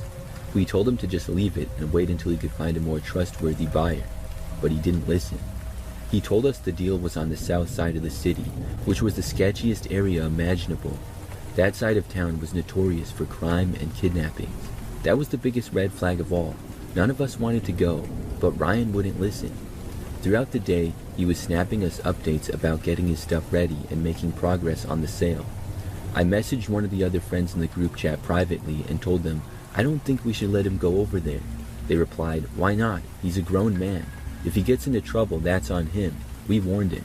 I thought that was a pretty stupid reason to abandon a friend who might get himself into serious trouble. No one else was listening to me though, and they insisted I was overreacting. They said if Ryan needed to learn a lesson, then so be it. Hours went by, and Ryan was at the person's house. We kept checking up on him because, like I said, the whole thing felt wrong. He kept snapping us back, reassuring us that everything was fine and that we were overreacting. But still, we couldn't relax until we knew he was safe. Then he sent a snap of himself in a basement. We all thought, why are you in their basement? Someone even commented, what are you doing down there? But he didn't respond, which was really odd. I figured maybe he was busy talking to the buyer and just wanted to update us. But then he snapped another picture from a different room in the basement. It was getting weirder and weirder each snap. Still, we ignored it because we figured if he was snapping us, he must be okay. The next snap was in a dark room showing someone's feet, but they weren't Ryan's feet. That's when we realized someone else had taken Ryan's phone and had been snapping us the whole time, pretending everything was fine. We started panicking. We tried to check his location, but the person who had his phone turned it off. We knew something was seriously wrong and that we needed to act fast, but we didn't know what to do. We tried calling his phone, but it went straight to voicemail. We thought about contacting his family, but none of us knew them. We were stuck. Someone suggested driving to the area to try to find his car, but we knew that could take hours and maybe even days, and it wasn't a guaranteed plan because we didn't even know the location. The next snap came in and I nearly lost it. It was a photo of fresh blood on the floor, wet, bright red, and horrifying. We all froze. That's when we realized we weren't just overreacting. Something terrible had happened. We immediately FaceTimed each other and tried calling the police from someone else's phone. But without any concrete evidence or location, we couldn't do much. We were completely out of luck. We all went to bed that night, frantic and unable to sleep. Days and weeks passed, and we didn't hear a thing from Ryan. Then, about 6 months later, we saw his face on the news. He'd been reported missing. I thought to myself, if we had just gone with him or stopped him, maybe we could have done something. After months of searching, the police gave up. Then, out of nowhere, someone found Ryan walking down the highway in nothing but his underwear and shoes. He looked starved, barely alive. When we finally got the full story in the group chat, we couldn't believe what had happened. To be honest, I can't even talk about it. It's too gruesome and traumatizing. I'm just glad that Ryan is alive.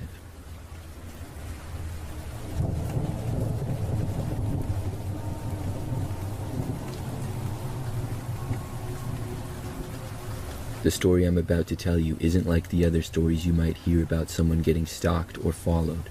Unfortunately, I was the stalker, and I was the one following somebody. I'm not proud of who I was in the past, but I can't change it, so I just accept it and tell my story. Maybe there are others out there who will stop being like who I was.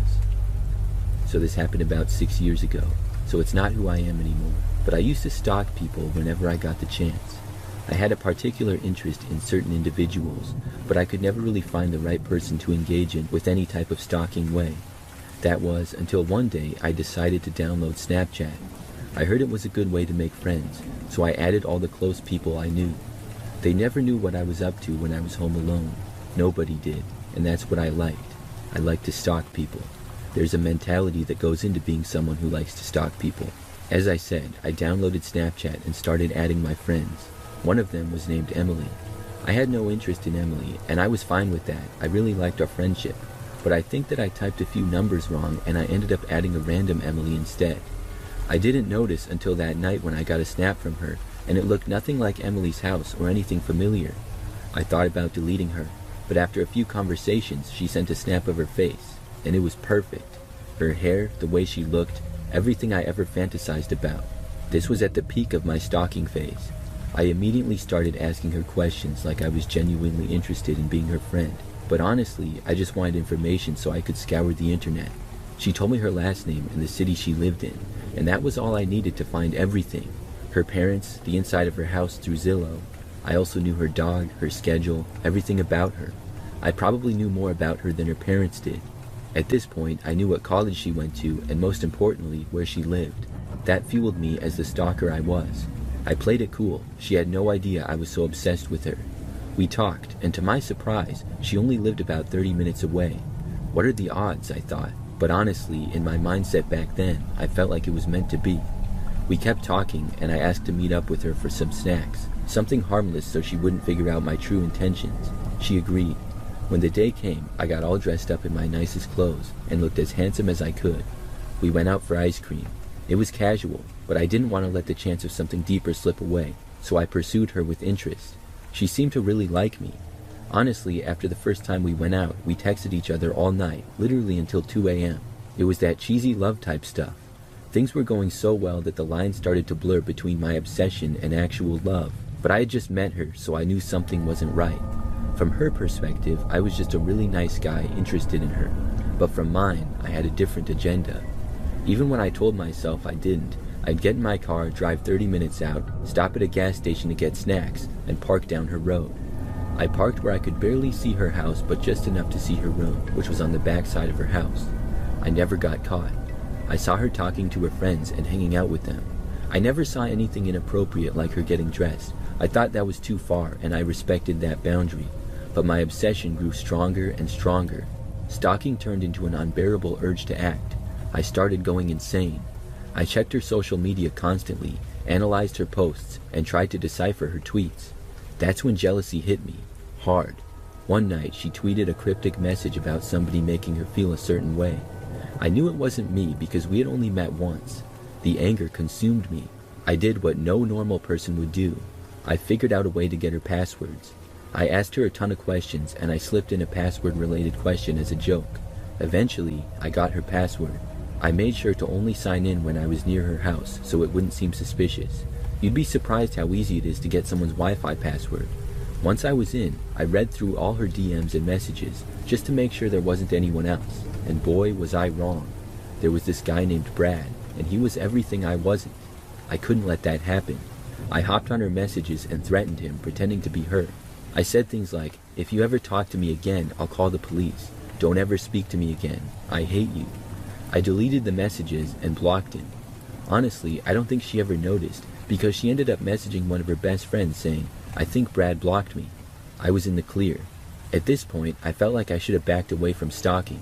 It was no longer harmless or fun. It was dangerous, for me and for her. But I didn't stop. We hung out again, staying up super late and getting breakfast together. Everything seemed fine. She smiled at me, and I knew I was in too deep. We went home and texted again, this time calling until 3 a.m. and falling asleep on FaceTime. It felt amazing, innocent even, but I couldn't let innocence be a part of me because I wasn't innocent. One night, I reached my breaking point. I wanted to break into her house just to see her. I couldn't stay away another second. I knew everything, when her parents weren't home, when they worked, and their schedules. At 4 a.m. on Tuesday, I made my move. I got in my car, drove to her house, put on a ski mask, and approached her home. I don't know what it was, guilt, a second thought, or a small part of me that still had decency, but I couldn't do it. I touched the window, found it open, and could have slid right in, but instead, I closed it, made it look like it was never open, and then went back to my car. I took off my mask and gloves, blocked her number, and drove home. I couldn't sleep that night. I just stared at the ceiling. Maybe it's because I had lost myself. Maybe it's because I became the monster I swore I'd never be. To this day, she has no idea how close I was, and I'm happy she doesn't. I hope she's living a happy life with people who truly love her. As for me, I've changed, and I don't do anything like that anymore. I'm not proud of who I was, but it's part of my past.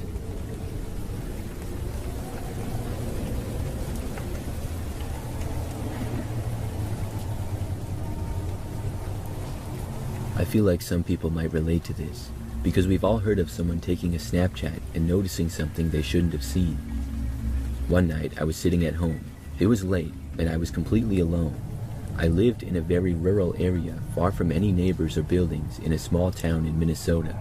I won't name the town, but there was no one around for miles. My house was pretty big because my parents were farmers, but they did really well for themselves.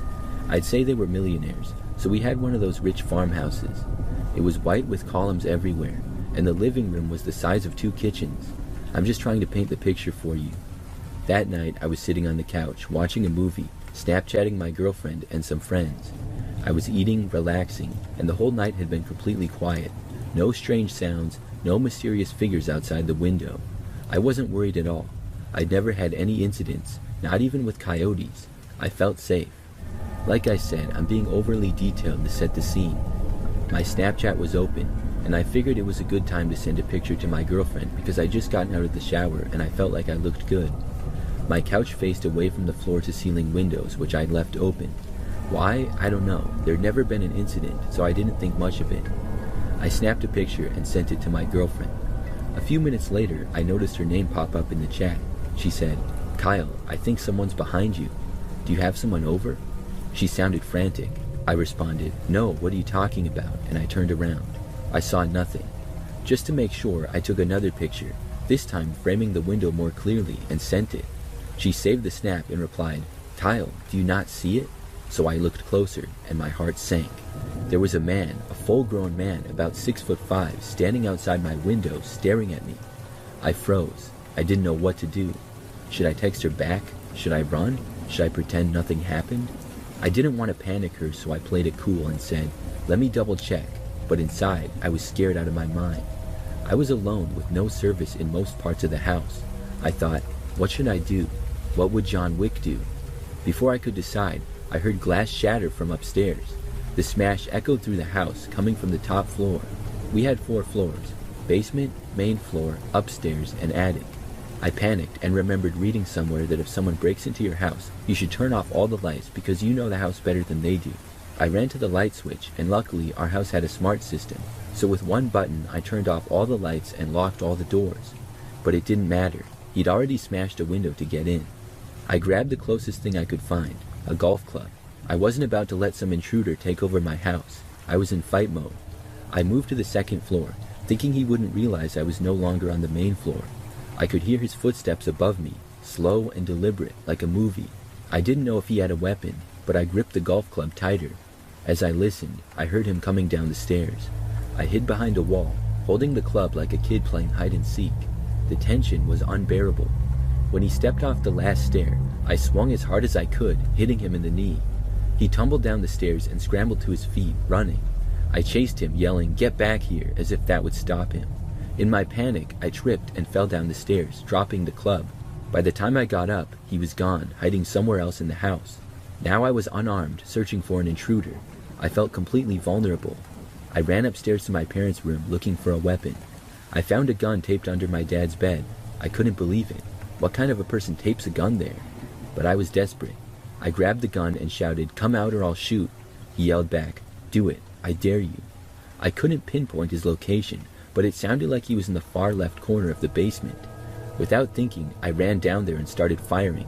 6 shots echoed through the house, deafening me. My ears were ringing so badly I dropped the gun. The man bolted past me, jumping over my arms as I tried to grab him. Disoriented, I could barely hear or react. He ran to the front door, but it was locked, and he couldn't figure out the system. Panicking, he ran to the 4th floor and smashed another window before jumping out and disappearing into the woods. For the first time, I saw his face clearly. I immediately called my parents and told them everything. My girlfriend had been blowing up my phone asking if I was okay. My parents got home a few days later. I showed them the damage and told them everything. I yelled at my dad for leaving a gun where anyone could find it, but he said it might have saved my life. Long story short, the cops came and found no evidence of the man. With no neighbors nearby, there were no witnesses. I still don't know what his intentions were, but I'm grateful my girlfriend noticed something in that Snapchat. Without her, I don't know what would have happened.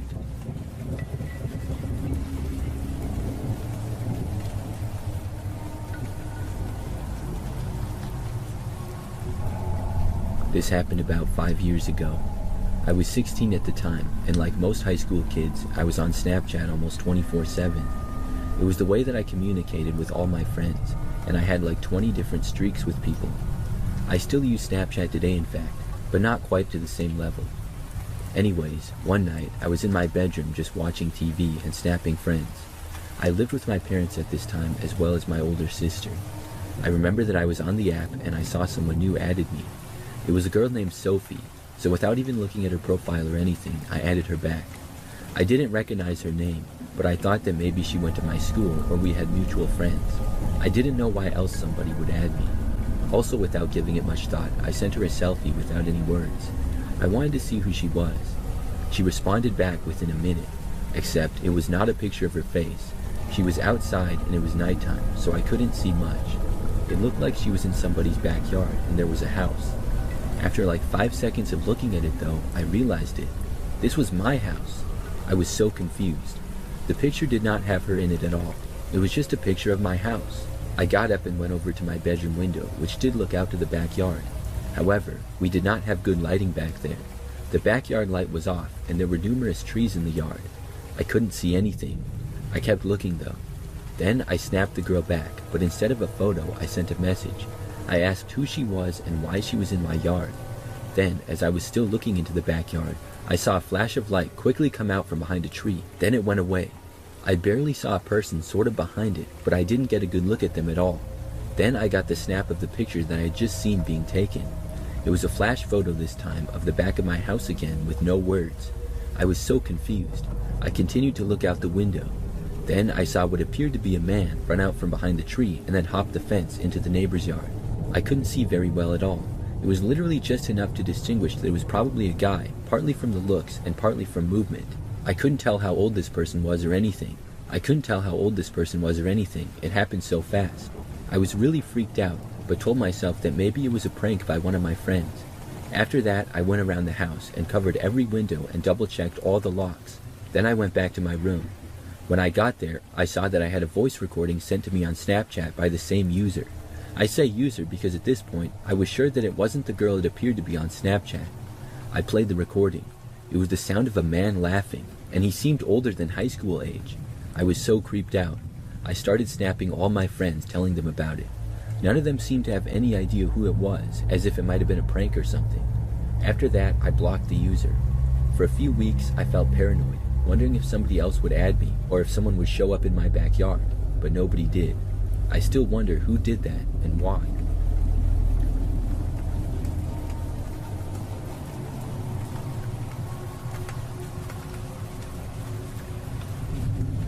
This is something that happened about 4 years ago. It all started when I got added by this random guy on Snapchat. I think his name was John something. I don't remember exactly, but I didn't immediately recognize his name or anything. Still, I added him back and didn't think too much of it. During this time, I was in college working on my master's degree. With the 5+ years that I had spent in college and the various jobs that I worked, I figured he maybe knew me from somewhere. I also had quite a few friends on the Snapchat app. So anyways, a few days went by after this. One day I was at home in my apartment, and for some reason I looked onto the Snap map. This map shows you and all of your friends' locations if they have it turned on. Well, I noticed that there was a guy on the Snap map seemingly in my apartment complex. It was the guy who had recently added me. I figured that maybe he lived there as well. He did not have his last name on his Snapchat, so I didn't know who he was or how to find out. After that, the next day, I happened to be on the other side of town with a couple of friends. We were at a park working out, and it was kind of a popular area. There were quite a few other people there, and shortly before leaving, I looked on my phone and I looked at the Snap map again. I remember that my friends and I were seeing where another one of our friends was. Well, I noticed that the same guy was at the park. He did not appear to be right next to me, but was pretty close. I looked around, and I didn't know what he even looked like, but I also didn't notice anything strange. Within my sight, there were probably at least 20 different people. Maybe this was just a coincidence, but it seemed kind of odd to me. Things got even stranger though. I started to get curious, and when I got home, I looked on my Snap map again. Once more, the guy was seemingly right outside of my apartment a short time after I got home. The next day, I went to the grocery store, which was just a couple of miles away from my place. When I was there, I randomly had the thought to look on the map. I thought, there's no way this guy's gonna be here as well. But when I looked, he was there, and according to the map, was in the parking lot. Now, the locations on Snapchat only update when you're on the app, and they're also not always 100% accurate with location, but they're usually pretty close. I looked around the store for the rest of the time that I was there. I honestly couldn't tell where the guy was though. I mean, I didn't even know what he looked like. But this was very suspicious, and I started to wonder if he even lived in my apartment complex, or was he possibly stalking me? When I got home that night, I looked on the map almost immediately. The guy appeared on the map seemingly right outside of my place again. Now I decided to ask him some questions. I sent him a chat on Snapchat asking who he was and how he knows me. After sending the chat, I went into my settings and then turned my location off. Then I saw that the guy had opened my message, but had seemingly left me on red. I was very confused, so I just blocked the guy. Several minutes went by. I lived on the first floor of my apartment building. I was in my living room, and then there was suddenly a knock at my window. It was coming from my bedroom. I went inside, and as soon as I did, saw this man standing there looking into my window. I had never seen him before in my life. This was the guy who added me on Snapchat? I moved out of the room, but he continued to knock on my window, and the knocking was seeming to get louder. I decided to call the police. This guy was appearing to stalk me or something, so I told the police what was going on, and they said that they would be there shortly. Meanwhile, the man at the window had mostly stopped knocking by then. I went into my bedroom to look, and I no longer saw him there. After looking out of the window, it seemed as though he had left. But just moments after that, I heard the sound of somebody trying to open the front door to my apartment. It was locked, and that was followed by a knock at the front door. I stayed in my bedroom. After that one knock, though, I didn't hear anything else. Things were quiet until the police got there maybe 5 to 10 minutes later. After that, I spoke to them and gave them every bit of information that I could. Unfortunately, it seemed like the man had left, and since then, I've never heard from him again.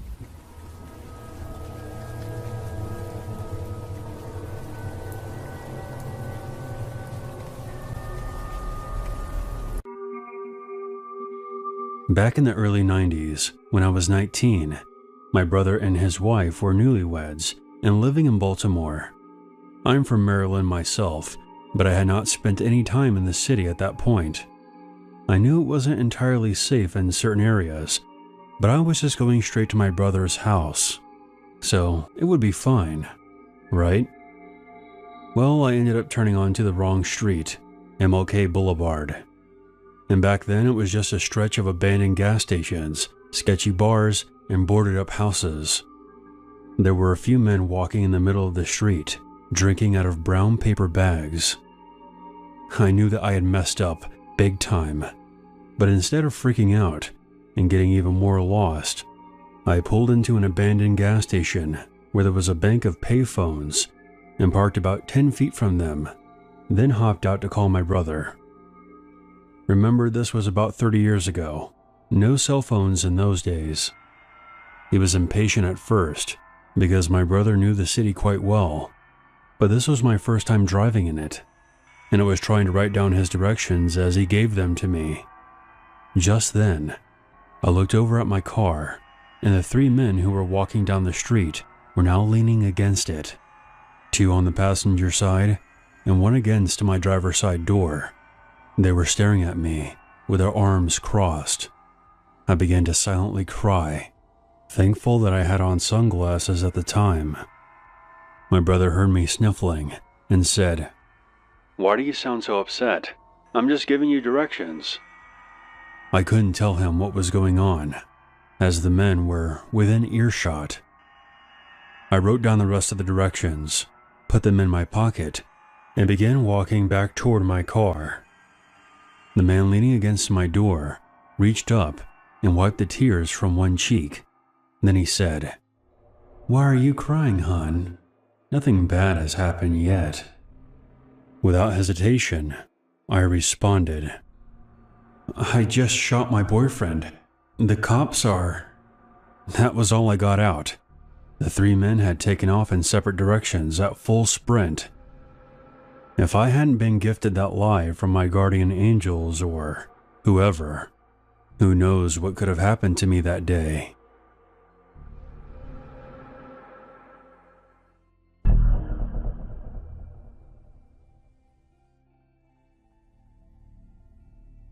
I grew up in a nice neighborhood in Maryland about 15 minutes from the border to Washington, D.C.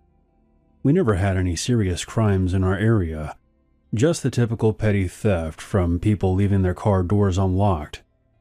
It was a chilly, gloomy Saturday in October of 1993. I was 8 years old back then. My brother James was 12. We had just left his friend's house after playing street hockey in his driveway, and we had to get back home around 5:30. His house is a couple of blocks away from the elementary school, and across the street from there is a pretty big-sized park. Along that road, there's a fence that extends from the park's entrance to a cul-de-sac, where we lived. My brother and I approached a nearby 4-way stop and noticed a white 1990 Toyota Camry sitting there. We didn't think anything of it and continued down the sidewalk toward the school. I was talking to him about the Washington Redskins and how we could ride in to get an autograph from Art Monk. He's a famous football player.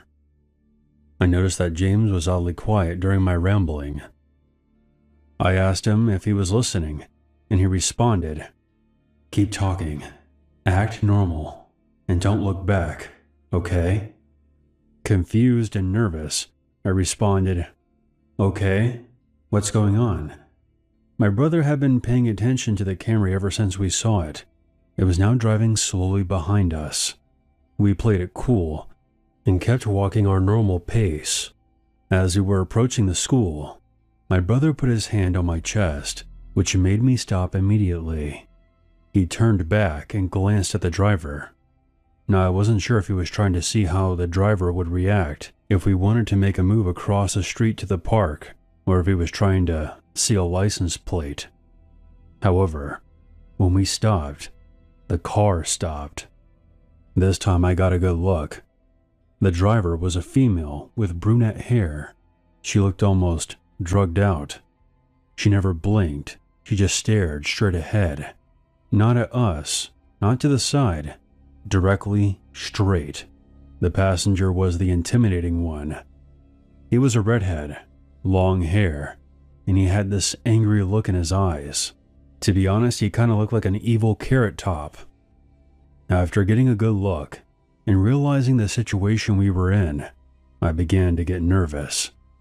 My breathing slowed, my legs went numb, and I looked at my brother, and he just said, "Keep walking." What was weird about that day was that there weren't any cars on the road. It felt like a ghost town.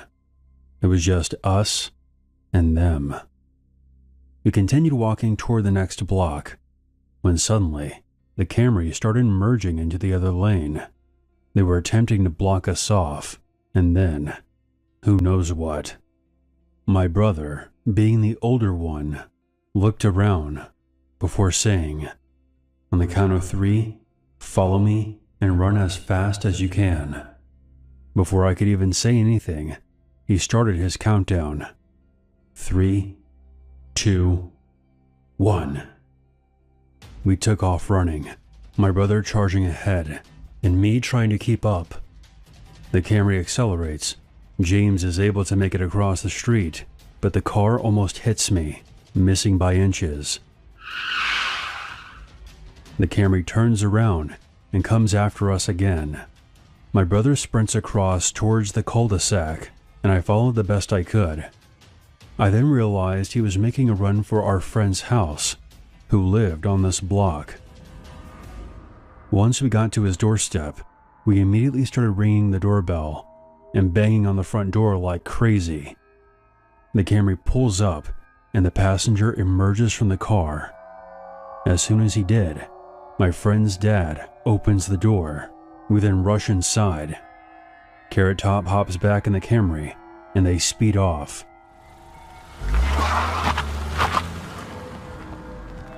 My friend's dad runs out toward the car as it took off, yelling something as he tried to get a license plate. My brother and I were pretty shaken up, and even though we lived only a block away, we called our dad to come pick us up. We contacted the police and filed a report, and they said they would keep their eyes open. The following Monday, we notified the elementary school about the ordeal. However, they didn't do much to let the public know, at first. It wasn't until a week later they sent out a flyer to the rest of the parents, and the cops began patrolling the neighborhood more often. During that same week, 3 other cases were reported involving a white Camry, following kids around and trying to kidnap them. There was one I heard that was even more terrifying than our experience, where the kids were jumping through backyards because Carrot Top was chasing after them. After that week, everything eventually calmed down. No arrests were ever made. I don't know if they moved on to another town and tried the same thing there. All I know is that they had our neighborhood terrified for an entire year, and it took a while for things to seem normal again.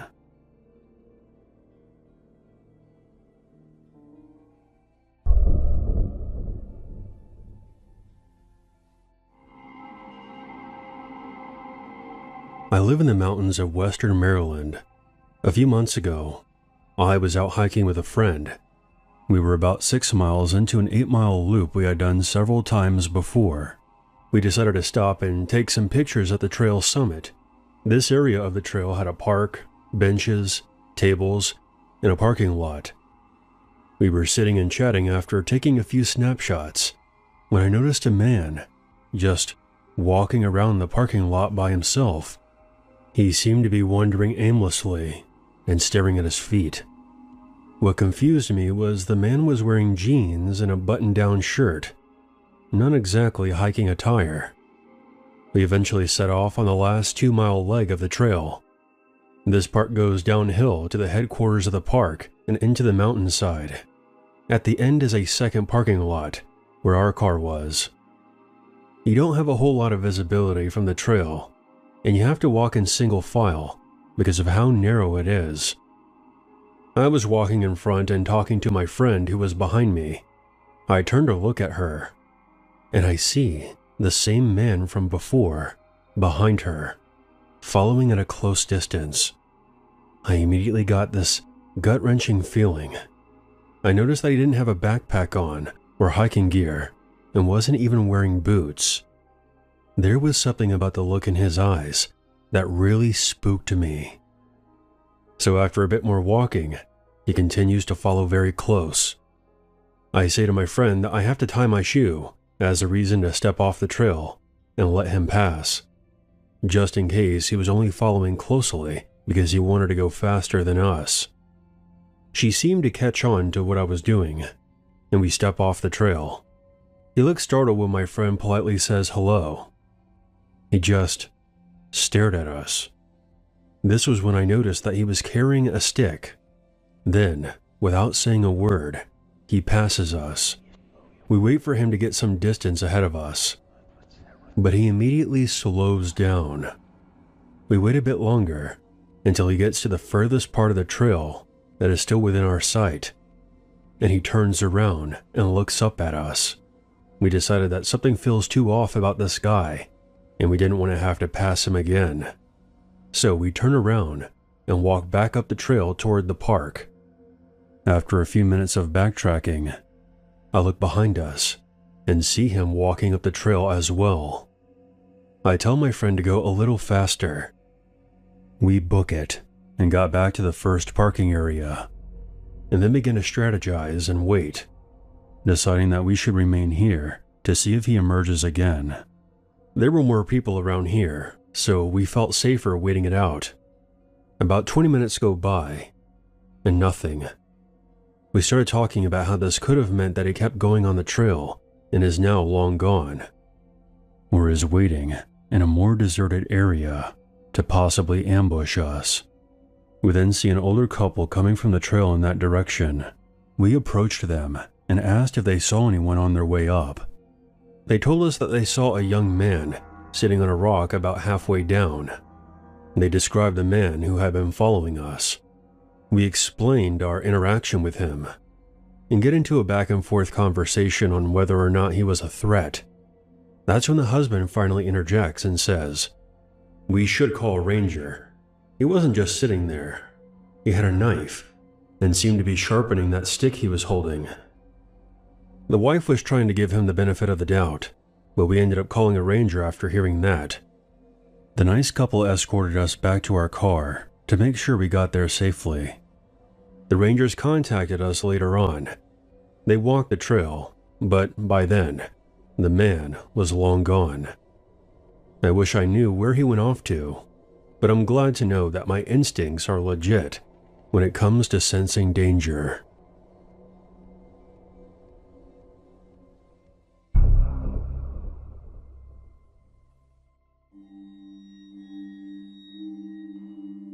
I've been a fan of your channel for some time now. I've noticed that you've done some first-hand accounts of murders that have taken place in the 70s, 80s, and 90s. I think every family has a story where they were a small part of some very unfortunate history. When you announced that you were doing a video on Maryland, I had to call up my Uncle Roger. This is his story, and I'll be writing it from his perspective as he told it to me. March 29th, 1982 is a day that I'll never forget. I grew up in Columbia, Maryland. Columbia was known as a quiet, safe town where middle-class families lived and commuted to work in Baltimore, which is about 30 minutes from there. I was 17 at the time, and I used to ride my bike down one of the narrow pathways to the village center. That day I was just going to grab a pop from one of the shops there, and then maybe waste a few quarters at the local arcade afterward. Mom was working late at the hospital that day, so I had some time to kill. I was about halfway down the path when I saw a woman walking ahead of me. She was maybe in her late 20s, wearing a light jacket and jeans, with her hair pulled back into a ponytail. I didn't think much of it at first. People are always walking to the village center. But I remember specifically she was singing a tune to herself. It was soft, but clear, like she didn't care who heard. And I knew the song, "Ain't No Mountain High Enough." They played it on the radio all the time. Not wanting to startle her by flying past on my bike, I slowed down. She must have heard the squeak of my brakes, because she glanced back at me when I stopped. Our eyes met for a second, and I felt a little embarrassed. She had this tired look in her eyes, but her smile was warm. Sorry, I said. It's okay, kid. Let me get out of your way. I gave a dumb nod, the kind you do when you're an awkward teenager who doesn't know how to communicate with adults. She waved me on. I pedaled past and made my way toward the village center. The rest of that day was uneventful for me. This encounter may not sound like anything special, but it turns out I was one of the last people to see that woman alive. Her name was Lainey Lee McGadney. She got into a car at some point after I passed her on the path, a brown Ford LTD, but no one could provide an accurate description of whoever was driving that car. Her body was later discovered on a vacant lot nearby. She had been raped and murdered.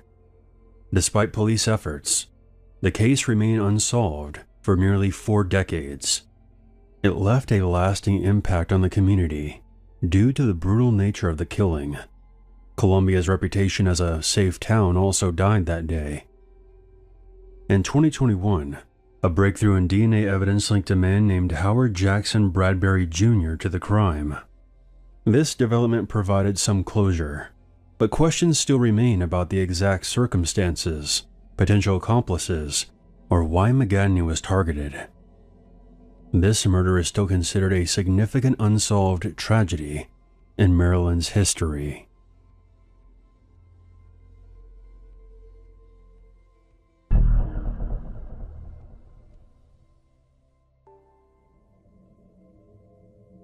Growing up in Maryland, I've had my fair share of weird and creepy encounters.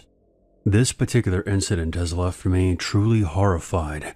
Even now, when I think about it, I can't help but to feel uneasy. It was back in September of last year. These events took place, ironically, on Friday the 13th. My boyfriend Zach was visiting when this happened. At first, everything was going great, and all seemed normal. But when Friday came around, that's when things went south.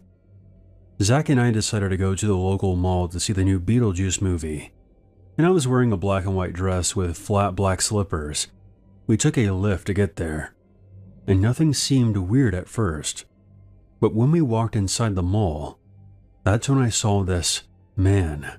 He looked like he was in his 50s or 60s, overweight, and had gray hair. He also wore a thick pair of glasses with a blue shirt on and shorts. He was staring at us, and not trying to hide it either. Then we went to go grab some food at a Chinese restaurant in the mall. Once we sat down, I noticed that the man had followed us there.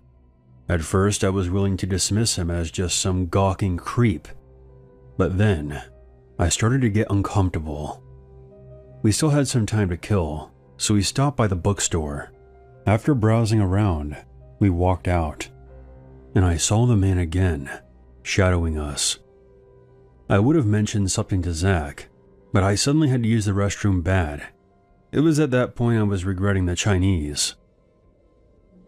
Zach waited outside the restrooms, so I didn't worry about the man following me in there. But there was something about this guy that really unnerved me. I didn't know if he was waiting for Zach to leave me by myself before he made some kind of move. When I walked out, my stalker was nowhere in sight, and I was relieved.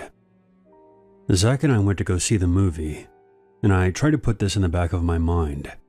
By the time the end credits were rolling, I had almost forgotten about the creep in the glasses. That was until when we got up to leave. I saw him, sitting a few rows behind us. He was staring directly at me, again. I was so freaked out that I ran out of the theater and into the lobby to call my mom. I told her what was going on, and she said to go get security. But the only problem was that the mall was now dead, and I didn't see any guards in sight. I lost sight of the man in the exiting crowd. We eventually took a lift back to my house. On the way home, I noticed a blue car following us, and I had a feeling I knew who was behind the wheel. It finally turned down another street about 10 minutes or so from where I live. Ever since that night, from time to time, I swear I see that same blue car parked in the street outside my house. Perhaps I'm just being paranoid, but whenever I go out with friends or to run some errands in town, I feel that someone is watching me. I'm sharing this story as a warning to please pay attention to your surroundings, even if you're on a date or with people you trust. You never know who's watching.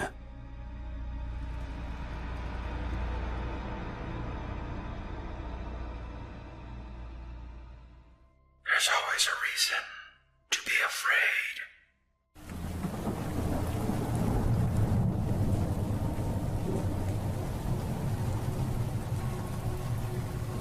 A couple of years ago, I had to go to the airport one night to pick up my sister.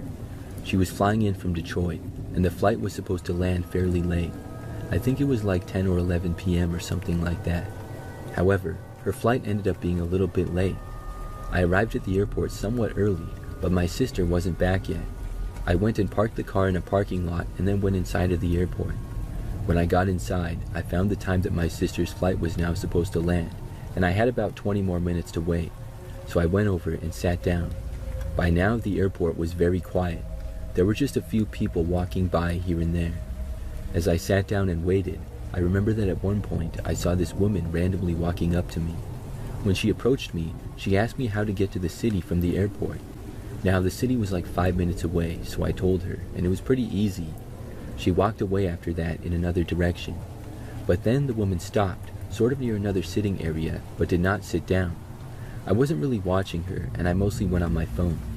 A while later, though, I looked up to see the woman just staring at me. She was standing in about the same spot. Now, she was a long distance away, but there was still no mistaking that she was looking in my direction. I found it really odd. I looked away, though, and focused my attention back on my phone. The woman continued to stare at me, though, because the next time that I looked up, she was still doing it. I didn't know why. I had thought that she had to get to the city. After all, she had asked me for directions. But now it seemed as though she just wanted to stare at me creepily. I just ignored it for the most part, though. Soon my sister's flight had landed. I got up and walked over to go wait where the bags would come out. I walked a little ways away and located it. Then I stood around for a while and waited for my sister. A short time later, she came out and got her bag, and then we started to leave. As I was walking away, I saw the woman in the airport again, still staring at me. I thought it was weird, but I just ignored it. I looked away and left the airport with my sister. We walked out of the airport and went towards the parking lot. I remember that when we got to the parking lot, I looked back and noticed that the woman who had been staring at me was now in the parking lot as well. She was walking behind us a good distance back. I was very confused now. Who was this woman? Why did she keep staring at me? And what exactly was she doing? She seemed to be walking sort of fast, and as we were walking to the car, I told my sister about the woman. The parking lot was very large, so it was kind of a long walk. As we continued, my curiosity got the better of me, and I decided to just ask the woman. I stopped and turned around to face her. Then I started to take a couple of steps towards her. As soon as I did, though, the woman stopped suddenly. Then she turned around and sprinted away in the opposite direction into the end of the parking lot. It was so weird. I stood there watching until she went out of sight, and I had no idea what was going on. But then I just continued with my sister towards the car. We eventually got there, loaded my sister's bags in the back, and then got inside. As I started to drive away, though, I was still in the parking lot, and I noticed this car come driving sort of fast into the lot. It went in front of me, and I caught a look at the driver. It was the same woman. I could not believe it. She was driving a pickup truck and drove around my car sort of recklessly. She ended up driving around and going behind it, and I left the parking lot hoping that she would keep driving the other way. But this woman screeched her tires and quickly turned around. As I left the parking lot, she started to follow me. I drove down the road, leaving the airport with the woman still behind me. Soon I turned, and the woman turned as well. She drove behind my car down the next quiet road for some time. We were about the only two cars out because it was very late at night. When I turned onto the next road, the woman made the turn very wide. She ended up going off the road and sliding a bit before hitting a tree in the grass and crashing. The crash really was not that bad, but I pulled over and stopped to call the police. After crashing, the woman got out of her truck and then went into the woods nearby. I was very confused. The police arrived at the scene fairly quick, and I told them what happened. They searched the woods and pretty quickly located the woman. We were able to go home after that. I later found out that the woman was high on drugs. She obviously should not have been behind the wheel of a vehicle, and that explained her reckless driving. That also explained why she acted so strange.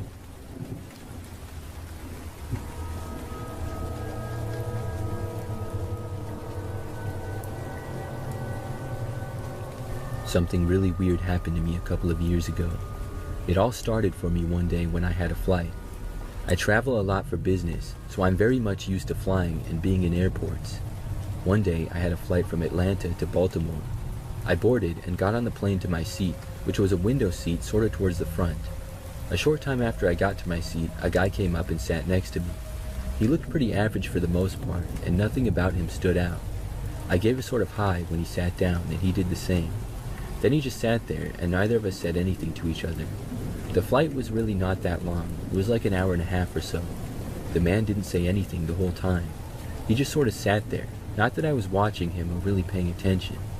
When the flight landed, we all got off and went into the airport at Baltimore. I had a ride coming to get me, but it got delayed, so I had a little bit of time at the airport. I went into a coffee shop, got inside a bit, got a drink, and then sat down with my laptop. After being there for nearly 30 minutes, I looked up from my laptop randomly to see the guy who had been sitting next to me on my flight. He was sitting on the other side of the coffee shop at a table. I figured that it was a coincidence and thought nothing of it really. A while later, my ride got there and I got up and left. The next day, I was still in Baltimore, and I was at a restaurant in the morning getting breakfast with a coworker. The restaurant was in the city, and we were sitting sort of in the back. There were a decent amount of other people there, but I remembered that I randomly looked up towards the front and saw the same guy. It was the man who I had seen on my flight and in the coffee shop. Plus, this man was not at the restaurant with anyone. He seemed to be by himself, and he was facing me. It seemed pretty suspicious, but it also could have just been a coincidence, but it would have been a pretty crazy one at that. I'm not a shy person or anything, so I decided to go talk to him. I was really curious as to why I kept seeing him. I got up from the table and walked right over to him. The man looked surprised to see me at first. I told the man how he sat next to me on the flight, and he was at the coffee shop with me and now here. At first, the man actually denied it, but I knew it was him. After telling him that I knew it was him, and I wasn't even talking angry or anything, I asked him sort of jokingly why he kept following me around. I remember the man paused, and then he looked at me and said, "Because I like to stalk people." Obviously at first I thought he was joking, but the way that he said it was very serious. The man then said that he'd been watching me since the flight everywhere I went. I thought that it was really weird what he was saying, and I didn't know how to respond. Finally, I said, "Okay, well, you can stop following me around now." The man did not say anything. His behavior was very strange to say the least. I just walked back over to my coworker and then told him all about what happened.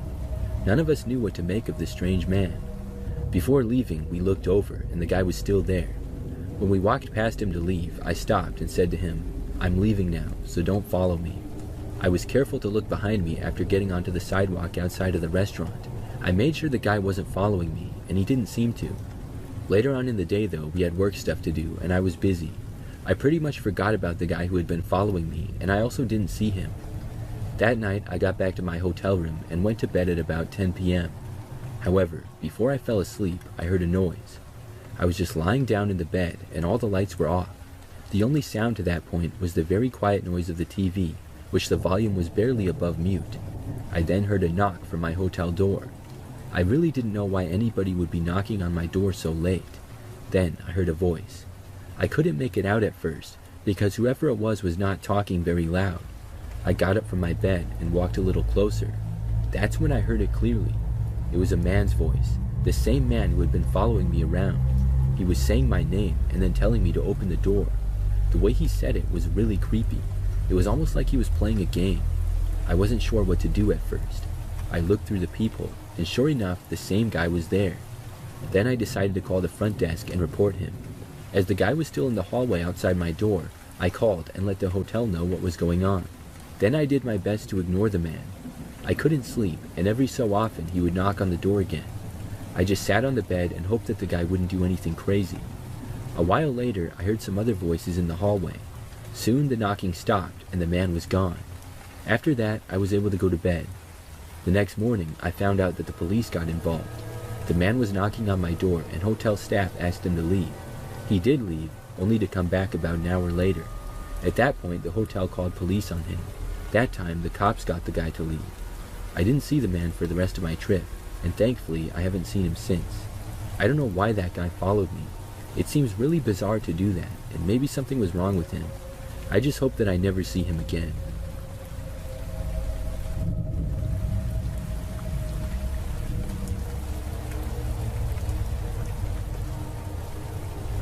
Last year, I had to pick up a friend from the airport.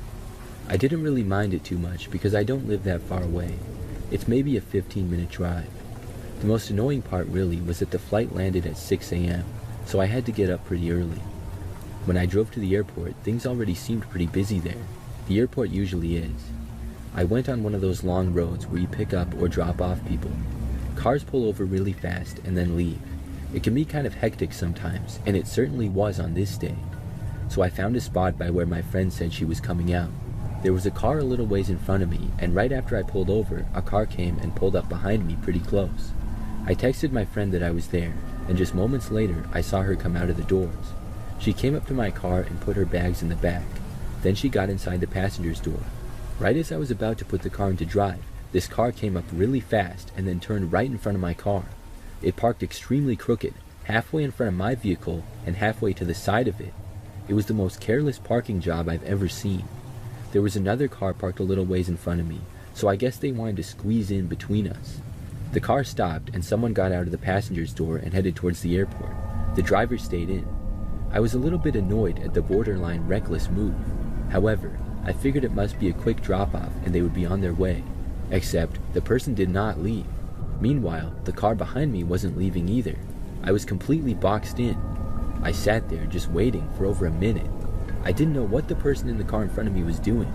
There was a guy in the driver's seat and he appeared to just be sitting there. I honked at him so I could get out. That's when I saw the man who was behind the wheel look over at me and give me the bird. This made me real angry and I honked again loudly. However, he did not leave. He just sat there. Just then though, the car behind me finally started to leave. After it did, I backed up and turned to go around the man who was parked crooked. However, just after I passed his car, I saw he suddenly backed up and then started to go forward. He was now driving behind me. This enraged me even more. It meant he literally could have left whenever, but he was carelessly blocking me in for no reason. As I drove out of the airport, the car followed. He got really close to my back bumper, and I was a little worried that he might try something. That's when my friend had a good idea. She said that if the guy followed us out of the airport to go to a police station. I didn't know where one was, so she looked one up on her phone. As we left the airport and went on another road, the guy behind me did as well. He was still following very close, and I had a bad feeling about it. We got the directions to the police station and started following them. Over the next several minutes of driving, there were several times where I was sure the guy was going to bump my car with his. Thankfully, he didn't though, but he got very close. Eventually, we made it to the police station and turned into it. The man did not. However, he slowed down significantly and yelled something out of his window, but I couldn't hear it. Then he screeched away, squealing his tires in the process. We reported him to the police, but I'm not sure if anything could really be done. Then we drove back. I dropped my friend off and was able to get back to my place without a problem. Thankfully, nothing like that has happened since, but each time I go to the airport, I think about that crazy experience.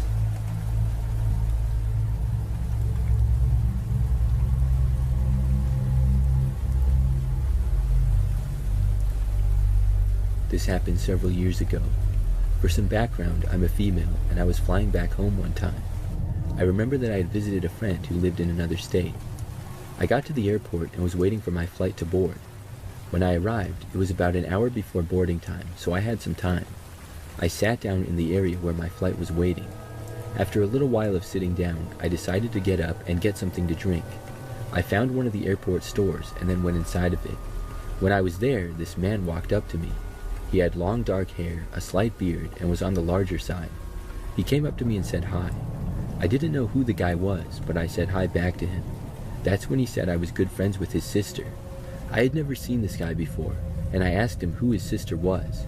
He paused for a moment and then said Molly, but I didn't know anyone named Molly, and I told him that. The guy must have me confused with somebody else. He said he was sure that he knew me. From that point on, the guy wouldn't leave me alone.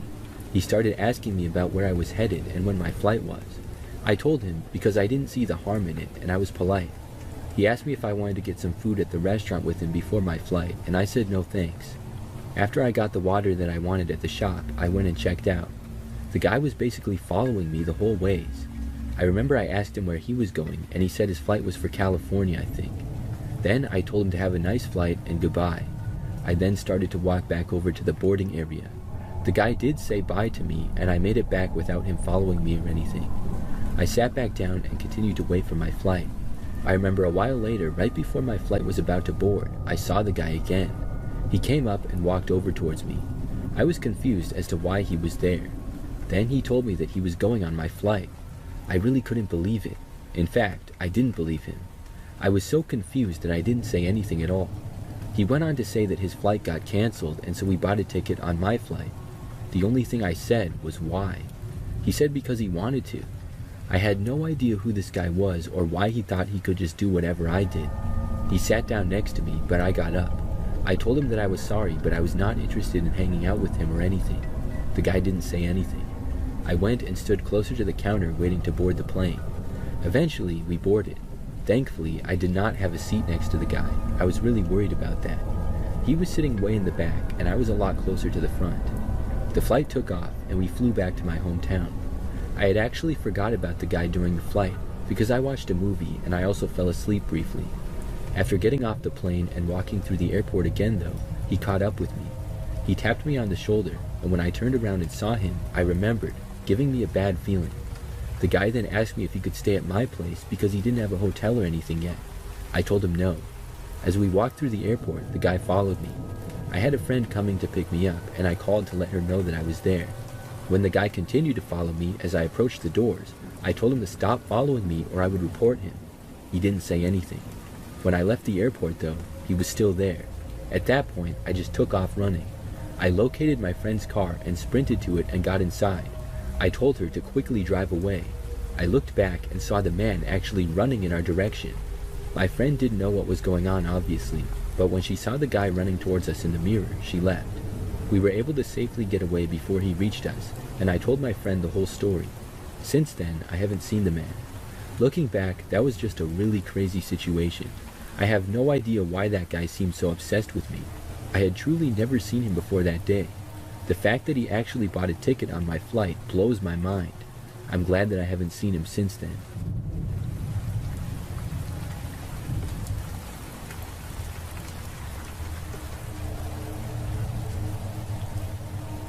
A few years ago, I had a flight back home. I was flying from Dallas to Chicago, and the flight back was pretty nice. The story really begins after we landed. My flight landed sort of late, at about midnight or so. Afterwards, I walked through the airport and then waited for my ride, which didn't take too long. I got picked up at the airport by my friend, and after driving me back, she dropped me off at my apartment. It wasn't too long of a drive because I lived fairly close. After getting back, I went inside. I was tired from the long day of travel, and it was really late, so I pretty much just got ready for bed at that point. Afterwards, I looked on my phone before getting in bed, and I saw that I had a missed call. I didn't recognize the number, and was wondering why somebody would call me so late. Just as I was looking at it, they called again. I was curious, so I decided to answer it. I said hello, and on the other end at first, I just heard breathing. Then, I heard a woman speak. She said that she was on my flight from Dallas to Chicago, and now she was outside of my apartment. I didn't know if I should take this serious or not, but I was very confused to say the least. I asked her who she was, because I did not recognize the voice. The woman did not tell me. She just said that she wanted me to let her inside, or she would break in. Then she hung up. This really creeped me out. I went over to my front door and looked out of it, but didn't see anybody. I had no clue if this was some kind of a prank or what. I looked out into the hallway both directions, but still saw nothing. For a while, I thought that the woman was going to call me again. I was pretty nervous, and I wasn't tired anymore. I stayed up for several hours and nothing happened. At that point, I decided to just block the number. After that, I was able to go to sleep. The next morning, I got up and things were fine. Nobody had broken in or anything. However, when I left my apartment, I saw that there was a sticky note on my door. I looked at it and it was simply a frowning face. I thought that had to be left by whoever that woman was. I was very creeped out. However, nothing more happened after that. I didn't get any more strange calls or people at my door. I don't live in that apartment anymore either. That remains a sort of mystery to me of who did that and why. I'm hoping that it was just a prank, but I really don't know.